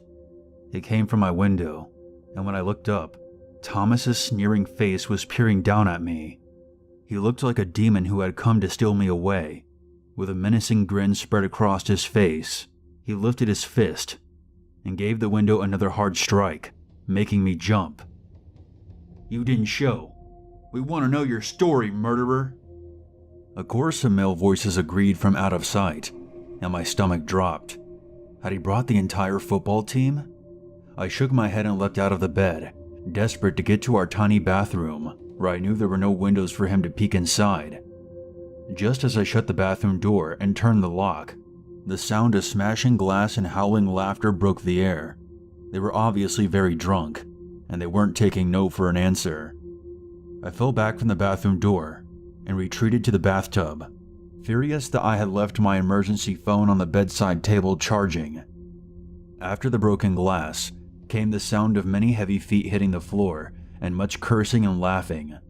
The boys were climbing through the window one at a time, Thomas in the lead. I held my breath in the dark. I should have ran out the front door before they got inside. I should have grabbed a kitchen knife. I should have done anything but lock myself inside a room without an escape. Of course, they found me in minutes, and Thomas called my name through the bathroom door. "Molly, we just want to hear the story. Molly, come on out, emo girl." A shoulder struck the door, shaking it on its hinges, and I screamed.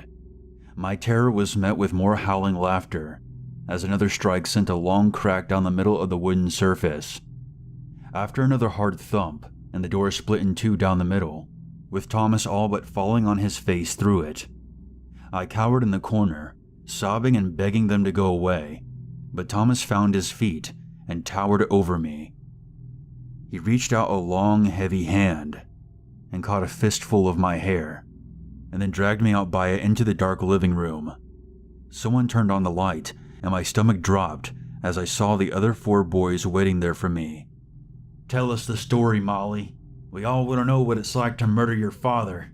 Thomas kept his grip on my hair as he demanded I speak, using it to lift me up and present me to the others. I held my tongue, desperate to give them no sounds but my pained gasping, and I tried to pry his hands off.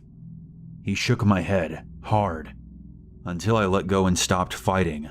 I felt as if he might scalp me if he didn't let go soon.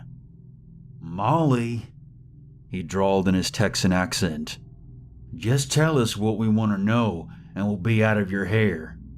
Get it? Hair?" The others joined in. 2 of them were so visibly drunk they could barely stand. Hot tears fell from my face, but I refused to speak another word, and simply went limp. Thomas growled and dropped me, but he followed right behind as I hit the floor and covered my small body with his huge frame. "Tell me your secrets, or I'll have to punish you with all my friends here to help. You don't have any of those, do you? Do you want me to be friendly to you?" At this, he ran a hand up my thigh as I struggled in vain to get away. Flashbacks of the burglar sending me into a blind panic. "I can be very friendly, Molly." Wrath then came, a pressure on my ears that I would feel guilty about being happy to feel later. He wasted no time, lifting Thomas off of me and throwing him across the room with such force he didn't move again from where he landed in a heap. The others scrambled, cursing and screaming, but Wrath wasn't forgiving any of them. The nearest boy, a running back on the team, screamed as his stomach turned inside out on its own. His bowels ripped from his gut. He gurgled and then fell, dead in moments, while the others shared his fate. One boy made it out, but his head snapped around the wrong way as soon as he made contact with the front doorknob. This time, when Mother came home, she didn't bother fighting for me as the police came and took me away. I didn't blame her either. As they sat me down and took my statement, my eyes made contact with hers, and I saw nothing looking back. No hatred, no love, just nothing. I think that was what finally broke me, and I told the police everything. I was with Dr. Darkley at the psychiatric hospital by the following morning. Newly 16, and now classified as a dangerous threat to the world around me. I couldn't have agreed more. I'm about to turn 19 now. Just 3 months left. Since the deaths of Thomas and his group, I've been a willing prisoner. My mother comes for daily visits. And there's even a small spark of affection back in her eyes now, since I'm so far removed from any threats. It was a long, hard road for her, getting here with me, and I desperately wish she could have avoided all of this even though I couldn't. Wrath is gone. Or perhaps, he's just gone for now. I don't know if I'll ever be sure, with his long absences in the past. But I finally managed to talk to him. She is so much more than I ever thought she was. And while her name is still very much fitting, I no longer hate her for what she did to me. The last time I met her was a few months after the attack in my home. It started just like any other situation, with me in danger and blood dripping down my skin. I can remember that day more clearly than the others. Perhaps because this time I wasn't distracted by fear or pain. Inside the facility, life was slow, boring, and very, very lonely. I was used to loneliness, craved it, and never really minded that I sat every day in a cafeteria full of crazy people who probably didn't even know that I existed. I preferred it that way, and I allowed the medication to numb me, steal away my emotions and motivation, just as it had for those many years. There would be no getting off this time, and chance of release was minimal, if it even existed, and I couldn't push through the medication enough to care. Dr. Darkley was a middle-aged man, fresh out of school and new to his job the first time we met, but now he's closer and more familiar to me than anyone else. He called me into his office for our session, just as he had every day since my readmission to the hospital, except his eyes were no longer welcoming or kind whenever he looked at me. The final incident, which could not be explained or brushed aside, had finally convinced him that I was the murderer everyone else would have me be, and now treated me as if I had some incurable disease. I greeted him woodenly, uncaring and tired, and sat down in the chair he offered me with a grunt. He sat across from me, flipped open his notebook, and set his pen to the pad, waiting. I sighed, tore my laden lips open, and forced the words out of my mouth. He's not here anymore. He probably won't be again until I get myself in trouble, I said, my own voice foreign without any inflection. You say that every day, Molly, but do you ever feel him near you? Why do you think this being would come out just to hurt people and then go away again? God, I hated that we repeated the same conversation every day. I had no new information to tell, and I was so very tired. I shrugged and hung my head, letting my black hair fall over my eyes so I didn't have to look at him anymore. Dr. Darkley was just like everyone else now, just like my mother. Molly, he started to speak, but I cut him off, suddenly feeling a tiny spark of anger despite my medication. Shut up. Just shut up. I don't have any more. I don't have anything left. Dr. Darkley shifted in his seat and cleared his throat, but he didn't speak. Instead, he regarded me thoughtfully. I gave him a single glance through my bangs and then turned my gaze down again, wanting so much for the next hour to tick away already. Have you ever tried summoning him? The question wasn't new. He had already asked me many times, and so had my mother. But today I finally took it seriously. I've tried. I have hurt myself to make it happen. I tried screaming until my lungs burned and my throat was sore, but nothing happened. Wrath only comes if I get hurt by someone else. And I can't risk the life of another person just to see if Wrath would respond. Even if he came, he would just end up killing you, and then I would be sent somewhere worse. My voice trembled with the fear of what worse hell I might find myself in. Dr. Darkley sighed and scribbled something onto his obnoxious notepad. He must have had pages and pages written about me, enough to write the study on the power of a delusional young girl. I know you believe that, Molly. I know you believe that this is some sort of otherworldly being, and that it hurt those people, but he's not as powerful as you think. I lifted my heavy head and stared at him in bewilderment. Had he ever listened to a word I said to him about Wrath? About the power that murderous creature held? It felt as if he was mocking me, throwing all our years of hard work together into a blender and hitting the button. You'll die. It's as simple as that, I promised him, forcing my words to come out strong and clear. I want to try an experiment, Molly, he said, as if I had never spoken. He then stood up. Stay away, I warned, watching with narrow eyes as he carefully sat down his notepad and faced me with a determined look in his eyes. It's important to know that you're safe, Molly. I'm not actually going to hurt you. But those words very much seemed to be a threat when he slipped a hand into the pocket of his slacks and pulled out a small pocket knife. I gasped and jumped from my seat, ready to sprint to the door, but the medication made me slow and he caught me before I had taken the first step. I struggled, desperate to get away, and feeling that familiar tension at the back of my throat, but he only held me tighter, dragging me back down until I was sitting in the chair again. Dr. Darkley leaned over me, his face a blank mask, and his eyes were glass orbs. He pressed the knife against my throat. I tried to stay very still once I felt the cold metal on my skin, but he pressed it there so firmly that even my breathing was enough to cause a very slight breaking of the skin. I whimpered. It's okay, Molly. I'm not going to do anything to you. I just want to see him. I want to see you summon him and stop this bad man from hurting you. Dr. Darkley explained in his soft, gentle voice. I bit my lip, scared to speak or even breathe too hard for fear of the blade. A tiny trickle of warm blood crawled down my throat, pooling in the crevice above my collarbone. Dr. Darkley crooked his head to one side, regarding me with eyes that seemed to hold an unnamed fascination with what they saw. Then wrath came. The pop of his presence harsh on my eardrums, but he did not attack Dr. Darkley immediately as he had the others.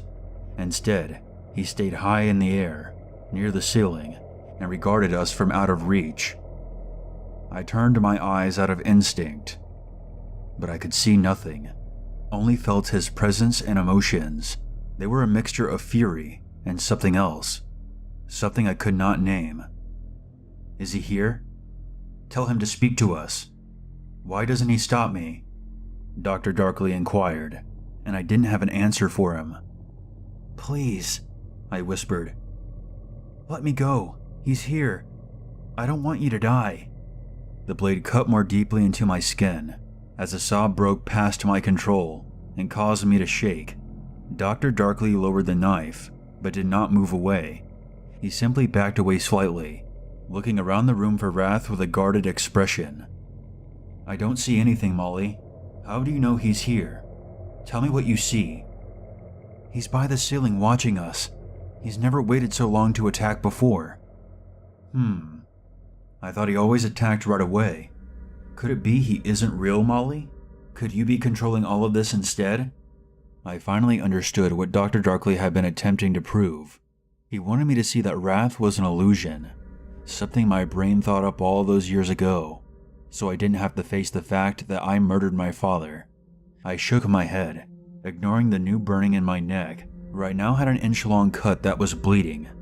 He's here and he's real, I said out firmly. My eyes trained where I could feel Wrath's body floating silently near the ceiling. Come here, I told him, my voice loud and firm. This was the very first time I would ever get a chance to speak to him in person, and would hopefully be the last. To my shock and amazement, Wrath obeyed, floating down until he was just inches above my head. He stopped, hesitated, but then continued down until I felt his cold touch on my shoulders. The moment his icy presence came in contact with my skin, my world disappeared, and I found myself somewhere new and bizarre. It was as if I was standing right where I had just been an instant ago, but now everything was the wrong color, size, and shape. Everything was there, including Dr. Darkley, but the world had been warped and altered as if I had been taken to another plane of existence, and perhaps I had. In this one, I could see Wrath, and she was nothing like I imagined. She was no taller than I was, with dirty blonde hair that went down to her ankles. Her slender frame was completely naked. Her skin was so pale that you could see the veins pulsing underneath. She looked to be somewhere between her early and mid-20s, and her face was beautiful. Except the beauty stopped below her neck, and she was replaced by scars. Hundreds, no, thousands of them, marked every inch of her body. Her breasts were covered in bite marks, her stomach in long cuts, and pits that looked like healed cigarette burns. There were so many scars. My stomach churned at the thought of the pain that she must have endured while receiving them. I couldn't gather the words to form the hundreds of questions buzzing through my flabbergasted mind. She laughed, a sound as smooth and sweet as warm honey, and reached up a single finger to brush the lock of hair out of my eyes. "I'm your sister," she said softly, a coy smile on her lips. "I never had a sister, and you're older than me," I cried, so confused I felt a headache forming behind my eyebrows. Our father had a double life, and I was his first daughter. My mom never knew about his second family, or the little girl he brought into the world. Of course, you were protected from his special interests, so long I was there to keep his attention. "I don't understand. He was cheating on Mother?" "No. Your mom was the other woman. A woman our father used for a second income to pretend that he had a new job that kept him away for days at a time." As she spoke, I tried to count the scars all over her naked body, my stomach twisting when I saw the number that continued down her thighs and inward out of sight. There were bite marks in her inner thighs, and I shivered.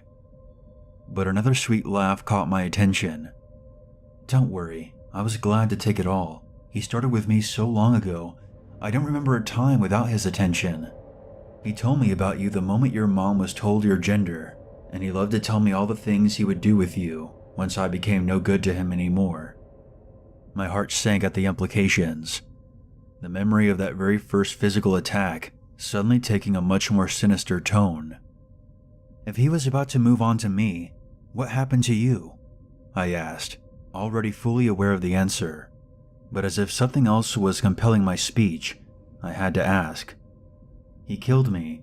I knew it was coming. After all, he hadn't given me any attention for a few weeks, longer than I could ever remember," she explained.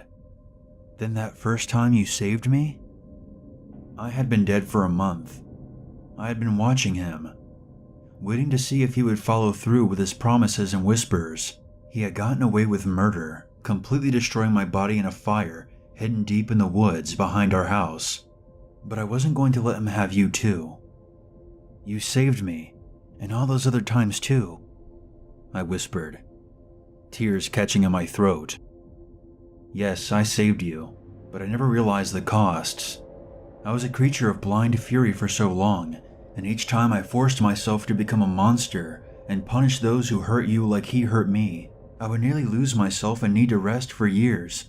It took so much just to come out a few seconds at a time, and I felt as if my soul would break into pieces. What's your name? Why haven't you ever talked to me until now? What's changed?" The questions poured out of me faster than I could keep up, but she continued to smile. "Isabella, but my friends called me Belle, and I never could, before this time. I haven't spent all my energy punishing someone. I've been watching for months now, since I removed those disgusting little boys from this world, and I realized that I was stealing your life away. You've been living in terror of me for far too long. I wanted to talk to you so much, and now you're suddenly here and saying so many things I can't keep up with. My head hurts," I said, trying to breathe through the crazed thoughts going through my head, and so much only confused me more. "I can't stay much longer. I'm almost out of time," Belle whispered, and I noticed for the first time her beautiful hair had begun to fade along with the rest of her body. "Wait, no. There's so many more questions. Will you come back? What's happening?" I cried after her, but she started to fade more rapidly, her voice growing fainter and fainter as she tried to reply. "We'll meet again. Protect yourself. Dr. Darkley is good. Listen to him. I love you." Then she was gone, and with her exit, the otherworldly plane on which we spoke disappeared. As suddenly as my half-sister appeared, she was gone, and this time it felt like the start of forever. Dr. Darkley was still there, staring at me with wide eyes from several feet away. He looked as if he had seen a ghost. But I was fairly certain that I was the only one that could see Bell. Still, I approached him with caution, ready to run if he raised his knife again. But it was gone, forgotten on his desk. You floated into the air, and just hung there. You were floating in the air, Dr. Darkley said, his tone equal parts horrified and fascinated. It was him. He came to say that he was sorry, and he wouldn't get me into trouble anymore, I said, deliberately dumbing down my words, so he wouldn't think to ask more questions. Of course, that didn't work, and we spent another hour, well beyond our scheduled time, talking about Belle, and what she could do. He believed me, and the trust was now back in his eyes. My time in the facility is much easier now, thanks to that last moment of protection from Belle. It feels so strange to say Belle instead of Wrath, but both names still fit. Beautiful Wrath, that's what she was. And she never once apologized for the lives that she took. After so many years of violence and betrayal from a man who should have protected her and kept her safe, probably took her empathy away long ago. I do believe that she loves me, in her own way, and that she acted out of love for me. Unfortunately, I will remain in this facility for the rest of my life, branded unfit for life in the world of normal humans. I don't mind it though. It's much less lonely here with Dr. Darkley and my mother by my side. And I sort of hope I see Belle again. Perhaps this time, we can finally have a real moment together as sisters. I've never had one of those before. Number 2. My mother cost $10,000. That's the standard price for a hit. My father was $25,000 because he was considered to be an important person, at least important enough to demand a formal investigation into his death. From what I've heard, the police never found anything besides the single razor blade used to cut each of their throats. Of course I know who did it. In fact, I even saw it happen, but I never had the chance to tell anyone before I was taken. No kids. That's Mr. Dakin's only rule as far as I can tell. The killer doesn't like to leave behind orphans either, so after my parents were dead, he took me with him. I remember being too afraid to even look him in the face. I just stared at the blood dripping from his black leather gloves while he talked, not hesitating to obey when he told me to get into his car. Mr. Dakin doesn't seem like a killer. His face is warm and doughy with nothing but a mischievous twinkle in the eye to hint at what he's capable of. A patient professor subtly guiding you towards discovery. A couple of the kids even like him, although they were the ones who were taken so young that they barely even remember the life Mr. Dakin stole from them. We don't see the assassin very often. Mostly it's just his mother, who all the kids call Sammy D. She keeps the place clean and cooks for us. Not survival food either. Real home-cooked meals with favorites that our own mothers used to make. Sammy D gives us all chores too, but she works harder than anyone. She even splits the kids up by age and spends an hour a day with each group to homeschool us and assign reading. It's not nearly enough to forgive them, but I haven't tried to run away either. I don't know where else I would go. And besides, the other kids were quick to tell me what would happen if I did. We've had 2 runners this year, Alexa told me, the first night after steering me to my bed in the dormitory. She's a late teen, a few years older than me, with tight blonde braids and sharp, humorless features. They're buried out back next to Spangles, the old cat we used to have. No kids and no witnesses. I guess Mr. Dakin has 2 rules, and the second is more important than the first. Doesn't anyone try to fight back? I asked. I did. I almost got Sammy D too, a younger boy around 12 said from his adjacent bed. I had a kitchen knife and hid behind the door. She knew you were there the whole time, another boy said. Probably his older brother, considering they both sported the same mass of unruly brown hair. She just wanted to test you. It wasn't a test, the first insisted. If you had just grabbed her legs, we could have got her. Did you get punished? I asked. They looked at each other and shrugged. If it was Mr. Dakin, we would be dead. Sammy D just took the knife away, the younger brother admitted.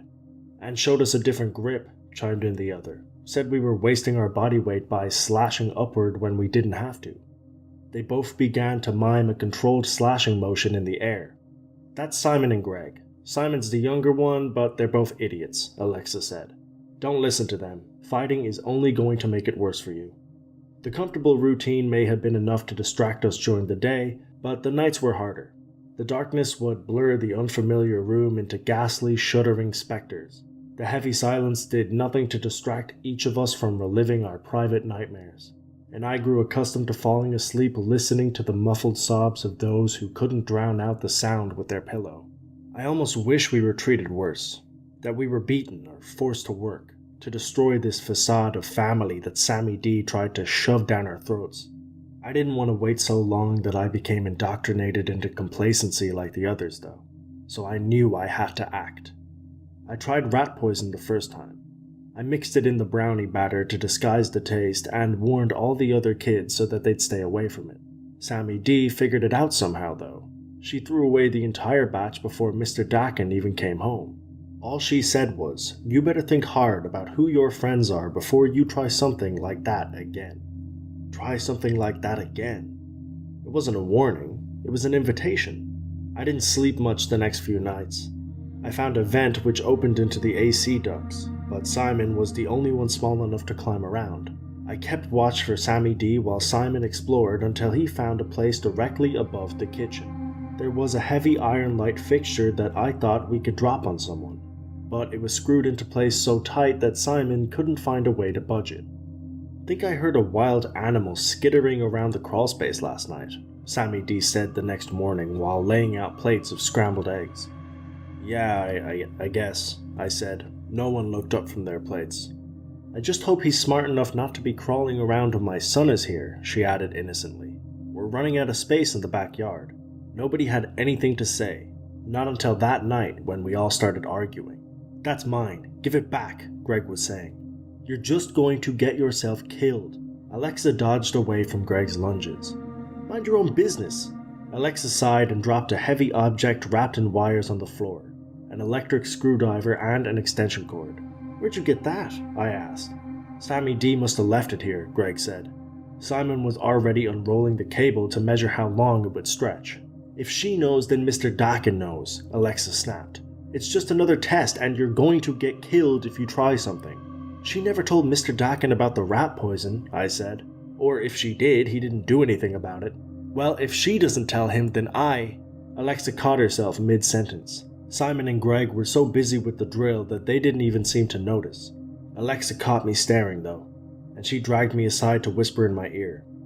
"I can't reason with them, but I need you on my side. If we don't warn Mr. Dakin, then he's going to..." "Not if he's dead," I interrupted. "You can't be serious about this. After everything they've done for us." Alexa coughed and looked away. She must have become aware that the brothers were staring.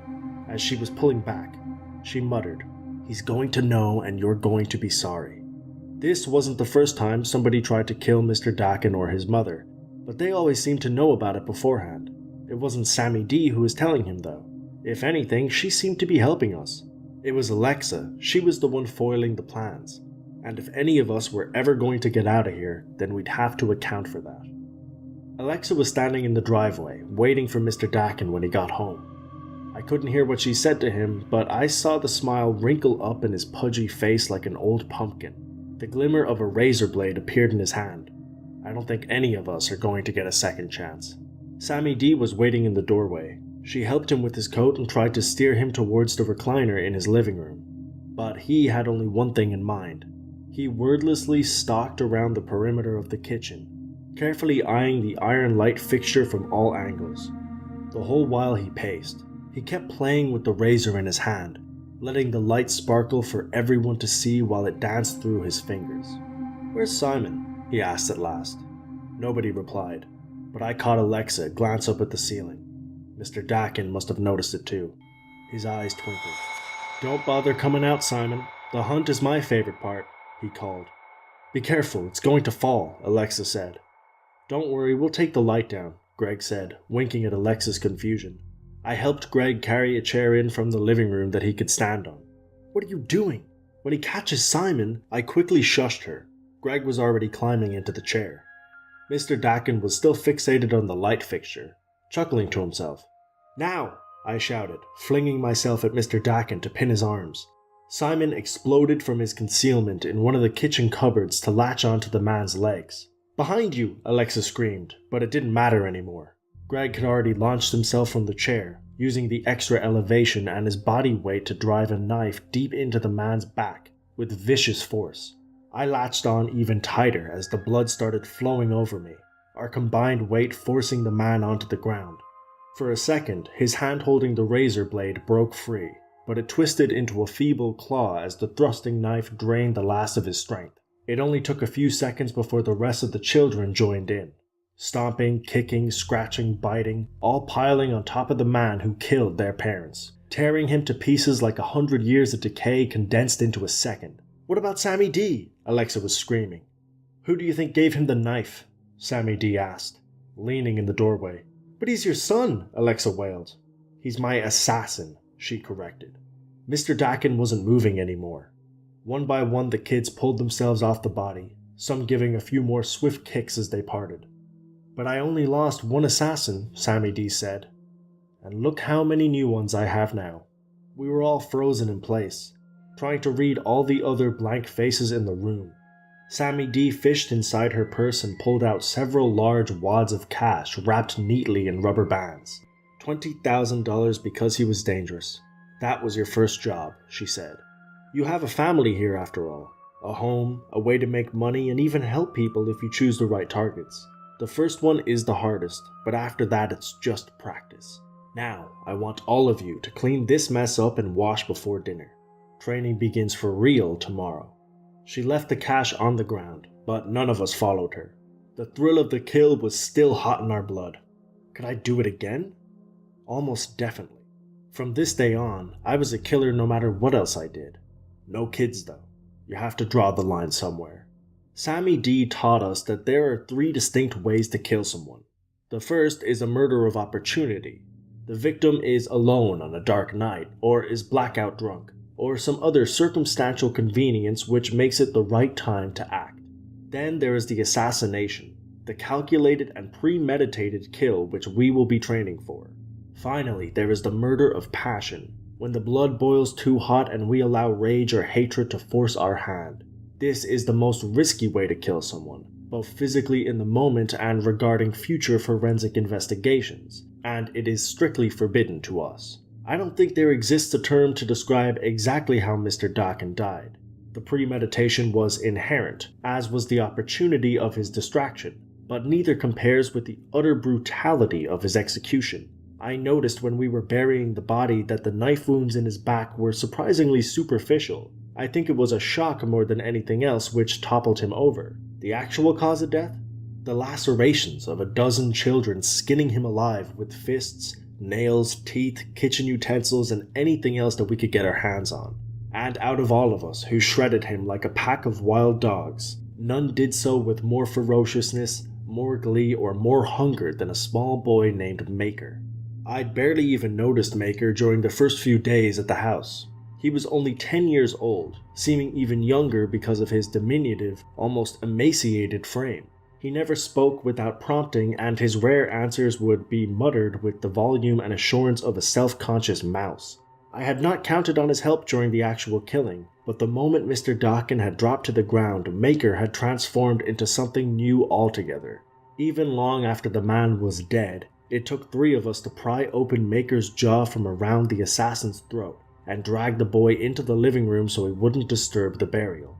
I hope I'm not paired off with that little demon, Greg had said during our first physical training session. I swear he just licked his lips when Sammy D was talking about safe words. Shut up. You have no idea what he must have gone through to act like that, Alexis scolded him. What are you even doing here? Greg shot back. I figured you'd be ratting us all out to the police by now. I nudged Greg hard. Sammy D was waiting for us to be quiet with her arms crossed. She may look like a babushka with her short grey hair tied back in a handkerchief, but she made disarming and pinning someone look like a ballet. Sammy D let the silence drag out for a few more excruciating seconds before she turned back to the chalkboard with its grotesquely detailed drawing of the human anatomy. Trust me, if I had somewhere else to go, I'd be there, Alexa couldn't resist whispering back. That's bull, Greg mumbled. Weren't your parents hotshot musicians or something? You're probably loaded. Alexa didn't need to answer. The angle of her glare from under her brows spoke a volume. Greg and Simon, Sammy D barked. You're up first. Let's see those stances. We didn't get to the actual combat training until after dinner. Sammy D says that if your victim is fighting back, then you've already failed. Her teachings focused more on concealment, tracking, the preparation of poisons, and accuracy with projectiles. As long as she was teaching the theoretical stuff, it just felt like the coolest class I'd ever taken in my life. The illusion couldn't last though. Once the fighting started, it was impossible to ignore the deadly purpose that we were approaching every day. I was paired off against Maker. I asked to switch since he's over 5 years younger than me, but Sammy D just said the most difficult blows to strike are against those weaker than us. I think she was just placating my ego though, because there was nothing weak about going up against Maker. How am I supposed to hit him? He's not even in the right stance, I protested. Then teach him why he's wrong, she said. But what if he goes psycho and makes up all his own stuff? Then he'll teach you why you're wrong. Maker didn't exactly jump at me. Jumping would imply pushing off of something, and I'm not positive his feet ever touched the ground. But before I knew what was happening, he was crawling all over me, raking my face with his fingers, grabbing my hair, digging his knee into my back. I don't understand how Sammy D thought this was okay. She talked a big game about calculating approaches and precise controlled motions, but she just stared and smiled while that wild thing pummeled me from all sides. The safe word? Completely ignored. One of his nails dug a deep trench above my eye and I couldn't see a thing through the blood. I tried just protecting my face with my arms, but he was relentless. He had lots of openings, but I couldn't let my guard down for a moment without getting absolutely savaged. When I'd finally had enough, I just ran through the hail of blows to tackle him to the ground. I straddled him with my superior body weight and pinned him tight, and that should have been the end of it. This is your chance to teach him, Sammy D shouted. I give, Maker wailed, struggling against my grip. I started to stand, but powerful hands clamped onto my shoulders and pushed me back down on top of the boy. He's not going to learn like that. Hurt him bad. What? I'm not going to. The vice of Sammy D's hands closed. You let him just walk away from this and he's going to think it's okay to lose. That's not how this game is played. You lose once in the real world and you're dead. Now make him feel it. The blood was flowing freely into my eyes and the whole world had gone red. My face was on fire from a dozen scratches that greedily drank in the blood. Do it now, Sammy D shouted in my ear. Maker clenched his eyes shut underneath me, his face tormented into a mask of sheer terror. I wanted to slam my fist into the little runt's mouth so hard that all those sharp teeth rained down his throat. I wanted to hurt him so bad that my whole body was an ocean of pressure just begging release. Maker was not a criminal mastermind or a killer though. He was a frightened little boy who only knew one way to survive. And I was overflowing with how badly I wanted to hurt him, just because I could. And that scared the crap out of me. I slapped Sammy D's hands away and scrambled off of Maker. Everyone in the yard was staring at me. I turned a slow circle, then looked down at the boy on the ground. His eyes were still shut and he was trembling all over. I don't know how much of the blood was mine and how much was his. I then looked at Sammy D, scowling at me like she'd just caught me breaking a promise to her. This isn't who I am. This isn't who any of these kids are, but it's what they'll become if they stay. I turned and ran, half expecting a bullet or a tripwire or something to spin me off the ground before I'd taken a dozen steps. But not a word or a sound behind me. Not even the footfalls of a pursuer. I was free. I waited about 10 minutes to catch my breath and let my head clear. Then I circled around at the front of the house. I heard shouts from other people still in the yard, so I guess the rest of them were still training. I slipped up to the dormitory to take my share of the $20,000 I had stuffed under my mattress. That's all I needed to start a new life. I sure as hell didn't need this. She gave us our first mission. I practically jumped out of my skin at the voice. It was Alexa, sitting on her bed in the dark. I ignored her and moved to retrieve my money. Maker took it. He volunteered, Alexa added. You know you can just leave with me, I said. Alexa shook her head. I volunteered too. Why? Because Maker's staying, and I have to keep my little brother safe. That little monster is... I know how he gets when there's a fight. I kept trying to avoid fights with Mr. Dawkins because I knew Maker would go crazy and get himself killed. But I promise it's not his fault. He's only like that because... I don't care, I shouted. I had my money and wasn't going to waste any more time here. I'm never coming back, and I'm never going to see any of you again. Yes, you will, she called after me. Our first mission is you. You haven't felt alive before you've killed someone. The symphony in your nerves in that moment will drown out every thrill you've ever had. I've never seen a color brighter than Mr. Dawkins' blood, nor heard a sound truer than the death rattle rasping from his final breath. And if I go the rest of my life wading through a sea of muted colors and muffled sounds, I will accept it gracefully because I know that I have tasted the forbidden fruit and hate myself for how sweet the juices ran. I didn't waste time plotting counterattacks or defensive measures. I stashed my money in a shallow hole and ran the whole 4 miles to the nearest police station. The blood had stopped running from the gash above my eye, but nobody needed to look twice at me to know I'd been running through hell.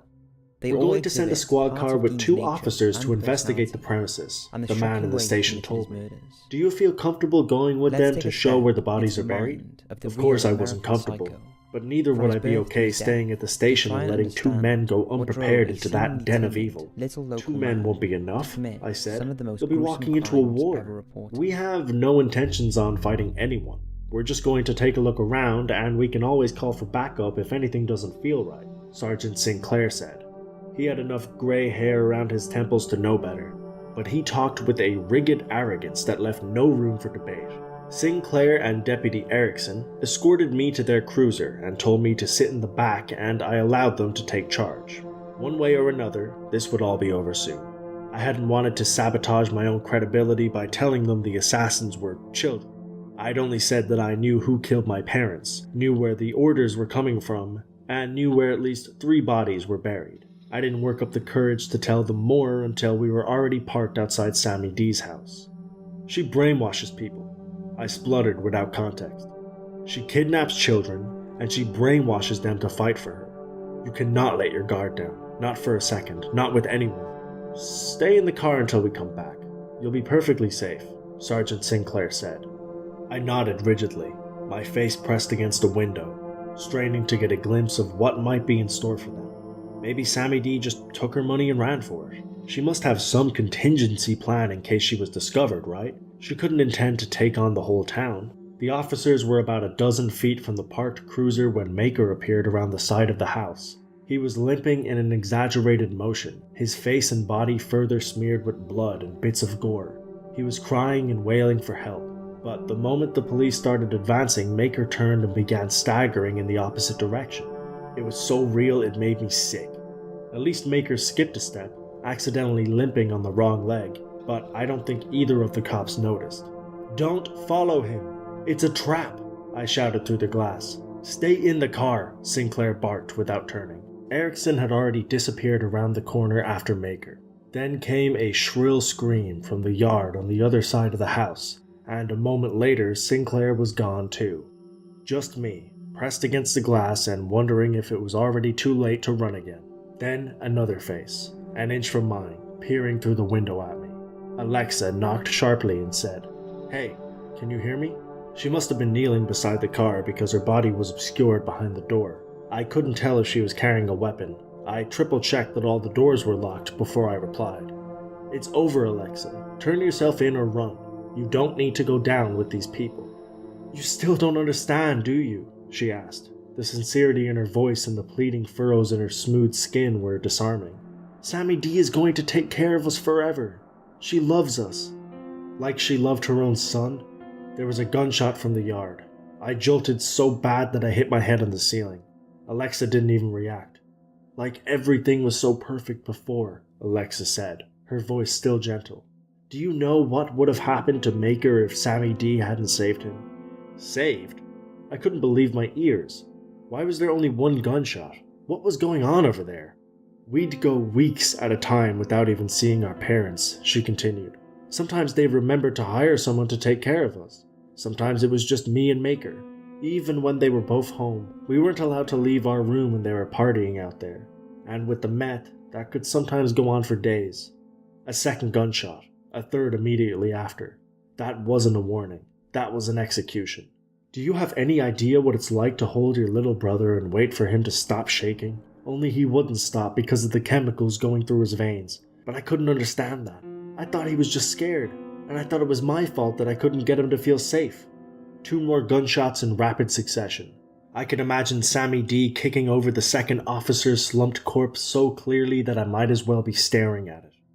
Maybe it wasn't like that for you, but someone must have wanted your parents dead for a reason. Ever think about what they were hiding to make this happen? Ever wonder if they deserved it? Everyone out there deserves to die. Everyone but us. Sammy D wants to give you another chance to join the family.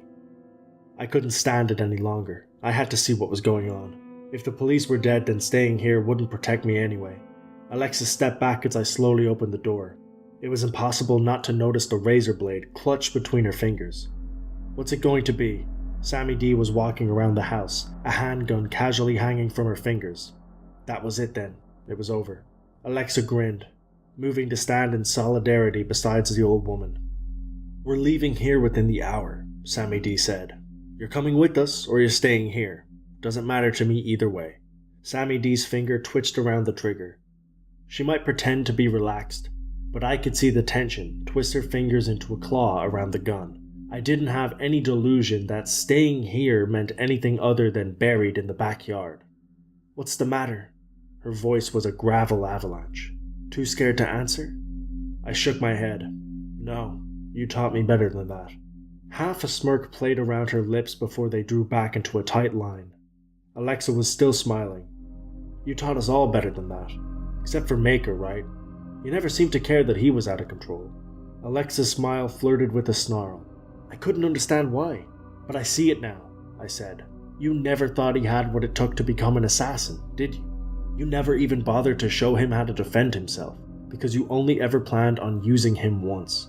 The front door opened and I could see the rest of the children huddled inside. They were laden down with duffel bags and suitcases, ready to go whenever they were told.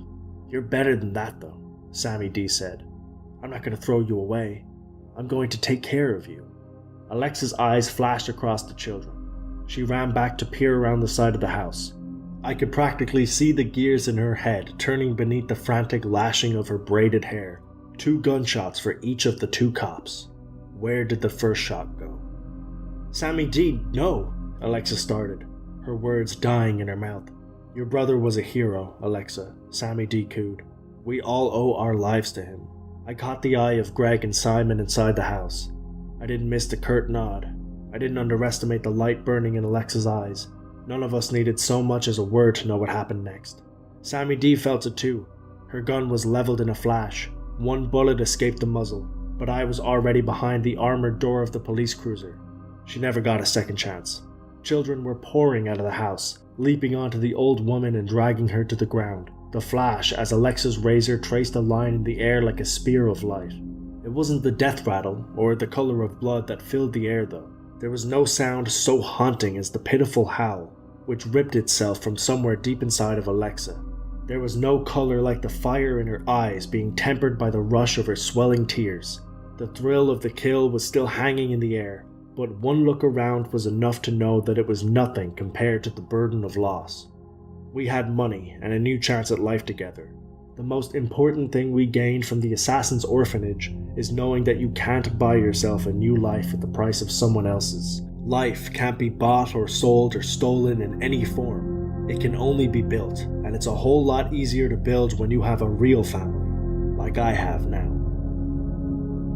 Before we get to number 1, my name is Chills and I hope you're enjoying my narration. If you're curious about what I look like in real life, then go to my Instagram at DylanIsChillinYT and tap that follow button to find out. I'm currently doing a super poll on my Instagram. If you believe ghosts are real, then go to my most recent photo and tap the like button. If you don't, DM me saying why. When you're done, come right back to this video to find out the number 1 entry. Also, follow me on Twitter at YTChills because that's where I post video updates. It's a proven fact that generosity makes you a happier person. So if you're generous enough to hit that subscribe button and the bell beside it, then thank you. This way you'll be notified of the new videos we upload every Tuesday and Saturday. Number 1. "What time you getting here?" I said as I called my brother for the third time tonight, the boredom of being stuck inside at the weekend sinking in. I had been alone a lot recently after tearing my meniscus a week prior. "I'll be there soon, man. I will pick up some beers on the way." "Alright, hurry up. I am going insane here all alone." I put down the phone and hobbled over to the couch to browse the endless shows available to me. While simultaneously complaining that there was nothing to watch, I eventually settled on a comedy show that I've seen countless times before. It was just background noise until my brother arrived. He had been good at visiting me since this all happened. My friends were far too busy drinking and living for the weekend at one of the 3 rundown bars in town. I can't say I blame them. I would be doing the same if I could. I was also in a foul mood recently, and there's only so much torn meniscus complaining one person can take. I fidgeted around looking for anything to keep my mind occupied. While the show played in the background, the lack of any interaction with the outside world had been slowly draining me of any life. I finally settled down when I heard a knock at the front door. I had told my brother that I had left the back door unlocked. He always used the back door as it was more accessible when walking. There was an alleyway that connected to the back that was a shortcut. The only time people used the front door was when parking out the front, but he did not drive. The knocking was rhythmic and constant. I pulled myself off of the couch and slowly headed towards the door, cursing with every step. I eventually reached the hallway and leaned against the wall to take a short breather. I heard my brother's voice telling me to let him in. It was more monotone and robotic than usual. He was just repeating the same phrase over and over again. "Please let me in." It was like a record stuck on repeat. I shouted at him to wait a second, fighting through the shooting pain in my knee as I moved towards the door. I reached the front door, but something felt off. He had repeated the same phrase around 10 times since I first heard him. There was a raspy cough after each time he spoke, as if it were a recording. It sounded the same each time. He spoke, he coughed. Then there was around a 5-second break before he repeated it again. I told myself I was being ridiculous, but I could not shake off the feeling that something was wrong. I asked a question through the door, but received the same robotic response. I looked through the peephole and saw someone standing with their back to me. They were much taller than my brother. I could not make out much in the dark. I moved towards the living room window and went to pull back the curtains when my phone began to buzz. It made me jump out of my skin, and my nerves were not settled when I looked at the screen. It was my brother calling. "Hello?" I timidly said. "Hey bro. Sorry, just got to the shop. You want any snacks?" "That's not you outside?" "What you on about? I'll be there in a couple of minutes. I'll just get whatever." I attempted to get out another word, but he hung up before I could speak again. I stumbled back onto the couch, hands trembling, forcing me to drop my phone onto the floor. I could still hear that same voice over and over outside of the front of the house. It was almost identical to my brother's voice, other than the lack of any emotion at all. I sat there staring off into the distance for the next few minutes, hoping that this was all just a prank. I heard the back door swing open and hid into the cupboards in the kitchen. I heard my brother announcing himself off in the distance. I dragged myself off of the couch and slowly moved back towards the hallway. I exited the living room and saw my brother standing at the other side of the hallway. He had concern wrapped around his face as he stood there in silence. "Who is that at the front door?" he said, as he dropped the bag he was holding to the floor. "I thought it was you," I said. As I pushed myself along the wall, moving myself further away from the front door, he eventually snapped out of his trance and began helping me towards the back door. Once we reached the back door, we stopped in our tracks. Through the panel of glass, I could see another dark figure. It was mimicking the same phrase over and over again in my brother's voice. "What is going on? Are you bored and pranking me?" my brother said with half anger and half fear in his voice. "No, I don't know anything more than you do," I said, glancing over at my brother. "But that's me. I mean, it sounds just like me. We have been sitting here for over an hour now." The voices seemed to become more enchanting by the second. I attempted to call the police, but all I get is static. The texts I have attempted to send have failed. I am not sure if I will get through here. I looked out the window a moment ago to attempt to get a better look at the figure. I could not see much of anything. It felt as though no matter where I looked, it always had its back to me. I did notice something else though. There are dark figures standing outside of the houses all the way down my street.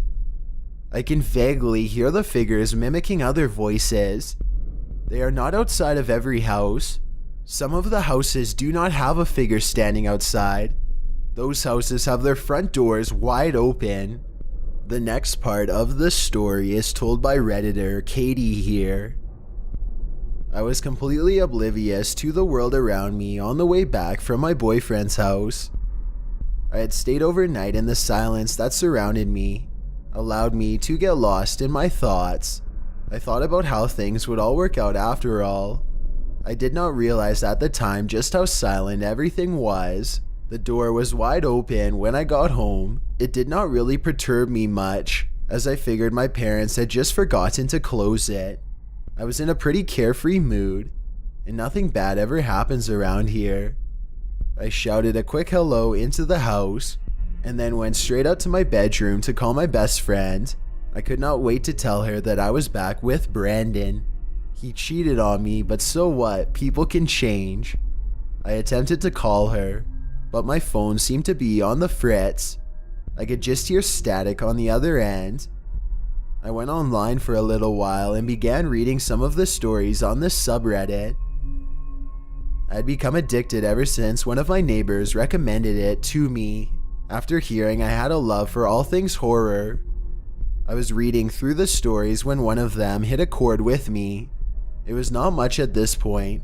The door being wide open when I got home could easily just be attributed to my parents not being very mindful. We live in a safe neighborhood and a lot of people leave their doors unlocked.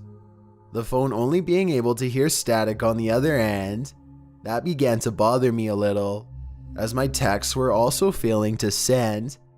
I felt a sense of unease that I could not shake, so I created an account and sent over a message to the original poster. I gave my name and a vague location. I also mentioned the bizarre similarities. I laughed a little at myself after sending it, for panicking over minor coincidental details. I checked back a little while later and I have not received a response. I felt a sense of relief course through me. The silence that surrounded me was still putting me a little on edge. I called out downstairs but received no response. I realized I had been so wrapped up in my love life when I first entered the house that I could not remember if my parents initially responded. They barely ever left the house in the evenings. I opened my bedroom door and listened for any sounds, but there was nothing. The silence was deafening. I slowly walked downstairs and was met with instant relief as I saw my parents sitting on the couch in the living room. I let out a huge sigh of relief and chuckled to myself a little. I announced my presence, and I went to walk past them towards the kitchen. They responded almost immediately and it caught me off guard a little. They both turned to face me simultaneously, smiling a smile that was far too wide.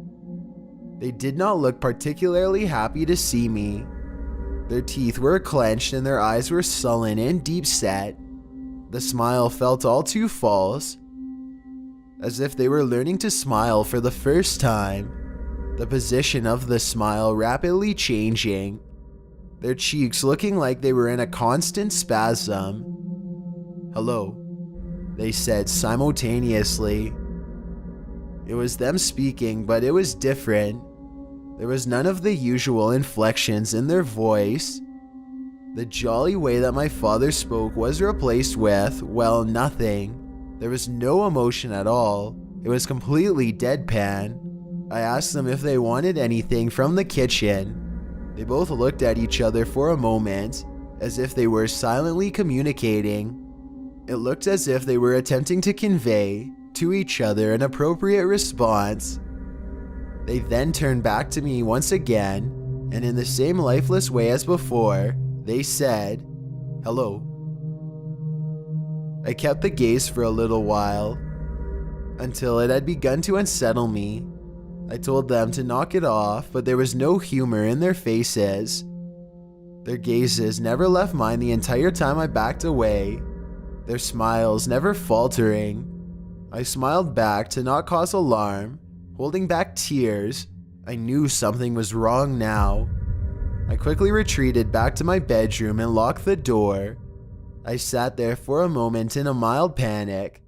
I attempted to convince myself that there was something else happening, but nothing else made sense. I checked Reddit again and I had a new message. "Do not open the door. Do not let them in. This is James Richards from number 36. Are you alone?" I began to feel my breathing become heavier as I read that name. He was the one who introduced me to this subreddit.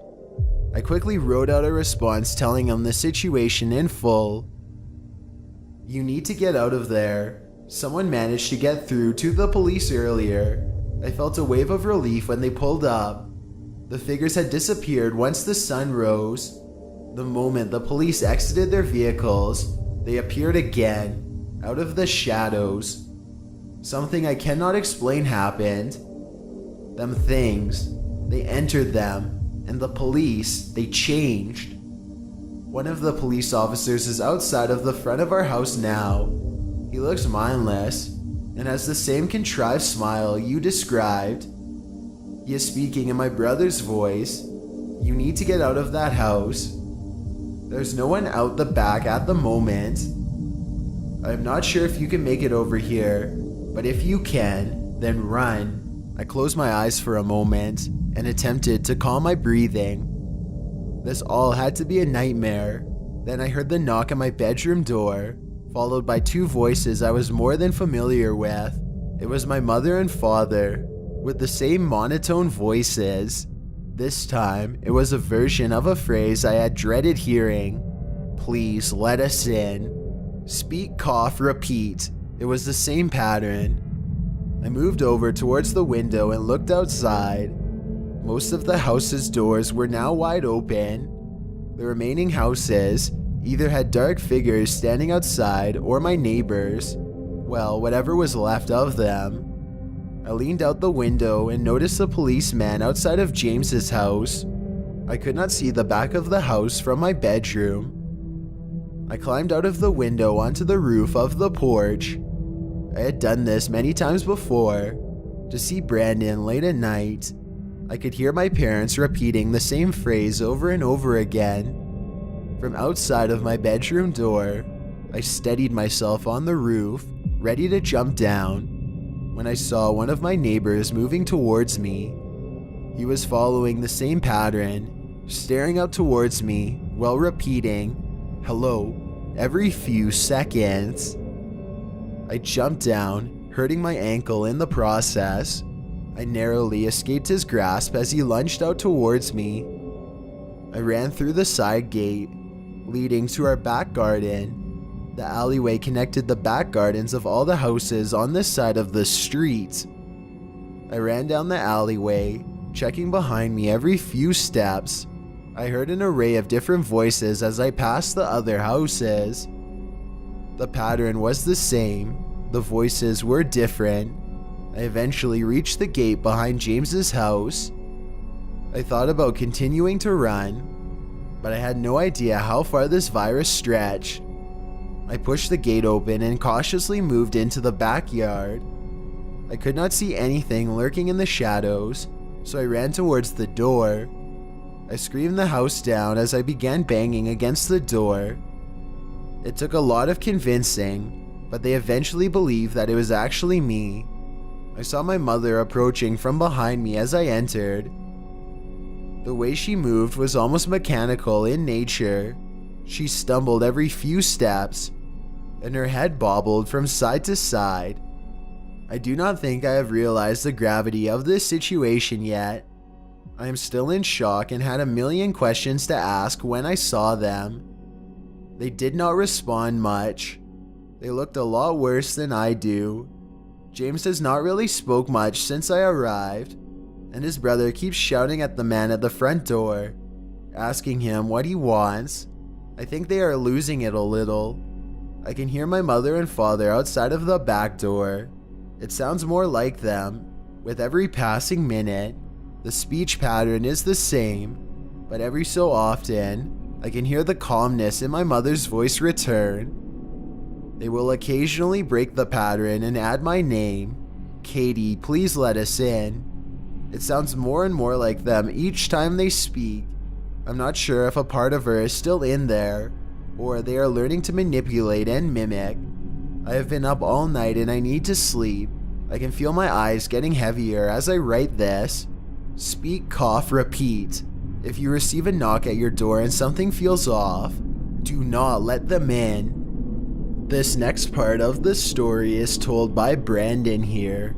Katie stayed over at my house 2 nights ago. We had a pretty messy breakup and we had finally managed to rekindle things. She left mine early in the morning and I have not heard from her since. I understand that it is quite soon to be worrying, but we text each other constantly. She has not replied to any of my text messages, and my calls go straight through to her voicemail. Her social media accounts have not been active either. Katie is the type of person who posts about everything, no matter how insignificant. I attempted to contact her friends, but none have received any responses. They do not like me much, and that could be why they are not responding. I have tried everything to try and get a hold of her. I even called her landline. I was always told I was strictly forbidden to do so, but I am worried. Her mother absolutely despised me after we broke up. I made some huge mistakes which I am trying to atone for. It was strange that she seemed to have no real anger towards me on the phone. There was not much of anything in her voice. I prayed that she would not pick up. The phone rang a few more times before she answered. Katie, is that you, Katie? I said as I heard faint, raspy breathing on the other end of the line. Hello? It was Katie's mother. I took a deep breath and continued. Hello, this is Brandon, Katie's. I nervously muttered out before being cut off mid-sentence. Hello? Oh, hi Mrs. Peters. Is Katie there? My voice breaking a little in between words. Hello, she said again, in the same monotonous way as before. I figured she was just pretending she could not hear me. I would prefer she was angry at me, rather than just flat out ignore me. Hello, can you hear me? I said, attempting to break through whatever barrier we had between us. I knew she could hear me. It was not the type of hello when you are calling out to someone. It was just a flat, emotionlessly, hello. Please let me in, she said. Sorry, what did you say? Is everything okay? I said, slightly concerned and confused. Katie, here, safe, come. Then the phone went dead. I tried to call back, but it would not connect. The way she spoke disturbed me a little. It sounded like her, but different. The words were spoken separately and there was no emotion at all in her voice. I would have at least expected a little bit of anger. After all the crap I put her daughter through. She did sound unwell though, so that might have been it. She was coughing after every word she spoke. I also think that I heard her father in the background. I could swear that I faintly heard him repeating everything she said. I am not sure. I am probably going insane. I decided I had to go over to her house. I dreaded the encounter with her parents. I was pretty terrified of what they would say to me. I arrived at her street a little while ago. It was eerily silent, other than a few people that were strangely knocking on doors. There was a man with a small child knocking on the door next to my girlfriend's house. The young boy was throwing a red ball in the air with no real joy. He was just doing it on a loop, on the spot. The man next to him was knocking on the door, repeating, "Hello," over and over again. The front door to my girlfriend's house was open. I noticed that quite a lot of the other houses also had their front doors open. I shouted in the house but received no response. I did not want to enter without permission, but the guy and his creepy kid were freaking me out a little. I closed the door behind me and searched every room in the house. There is nobody here. The door to my girlfriend's bedroom was locked from the inside. I shouted out to her, but could not hear anyone in there. I eventually managed to get the door open and the room is empty. The window is wide open though. Her laptop was on the bed and this page was on the screen. I had heard of it before, as she had told me about it. She always had a fascination with horror, and she loved the story community here at No Sleep. She always tried to get me into it, but it was not really my thing. I figured it was worth a shot reaching out here. I know it's a long shot, but I am a bit out of options at the moment. Her full name is Katie Peters. I am not sure if any of you know her at all. This is the last thing she seemed to be looking at. I tried to call the police, but I cannot seem to get signal. I have full bars, but I can only hear static when I call. The creepy kid and man started knocking on the front door a few moments ago.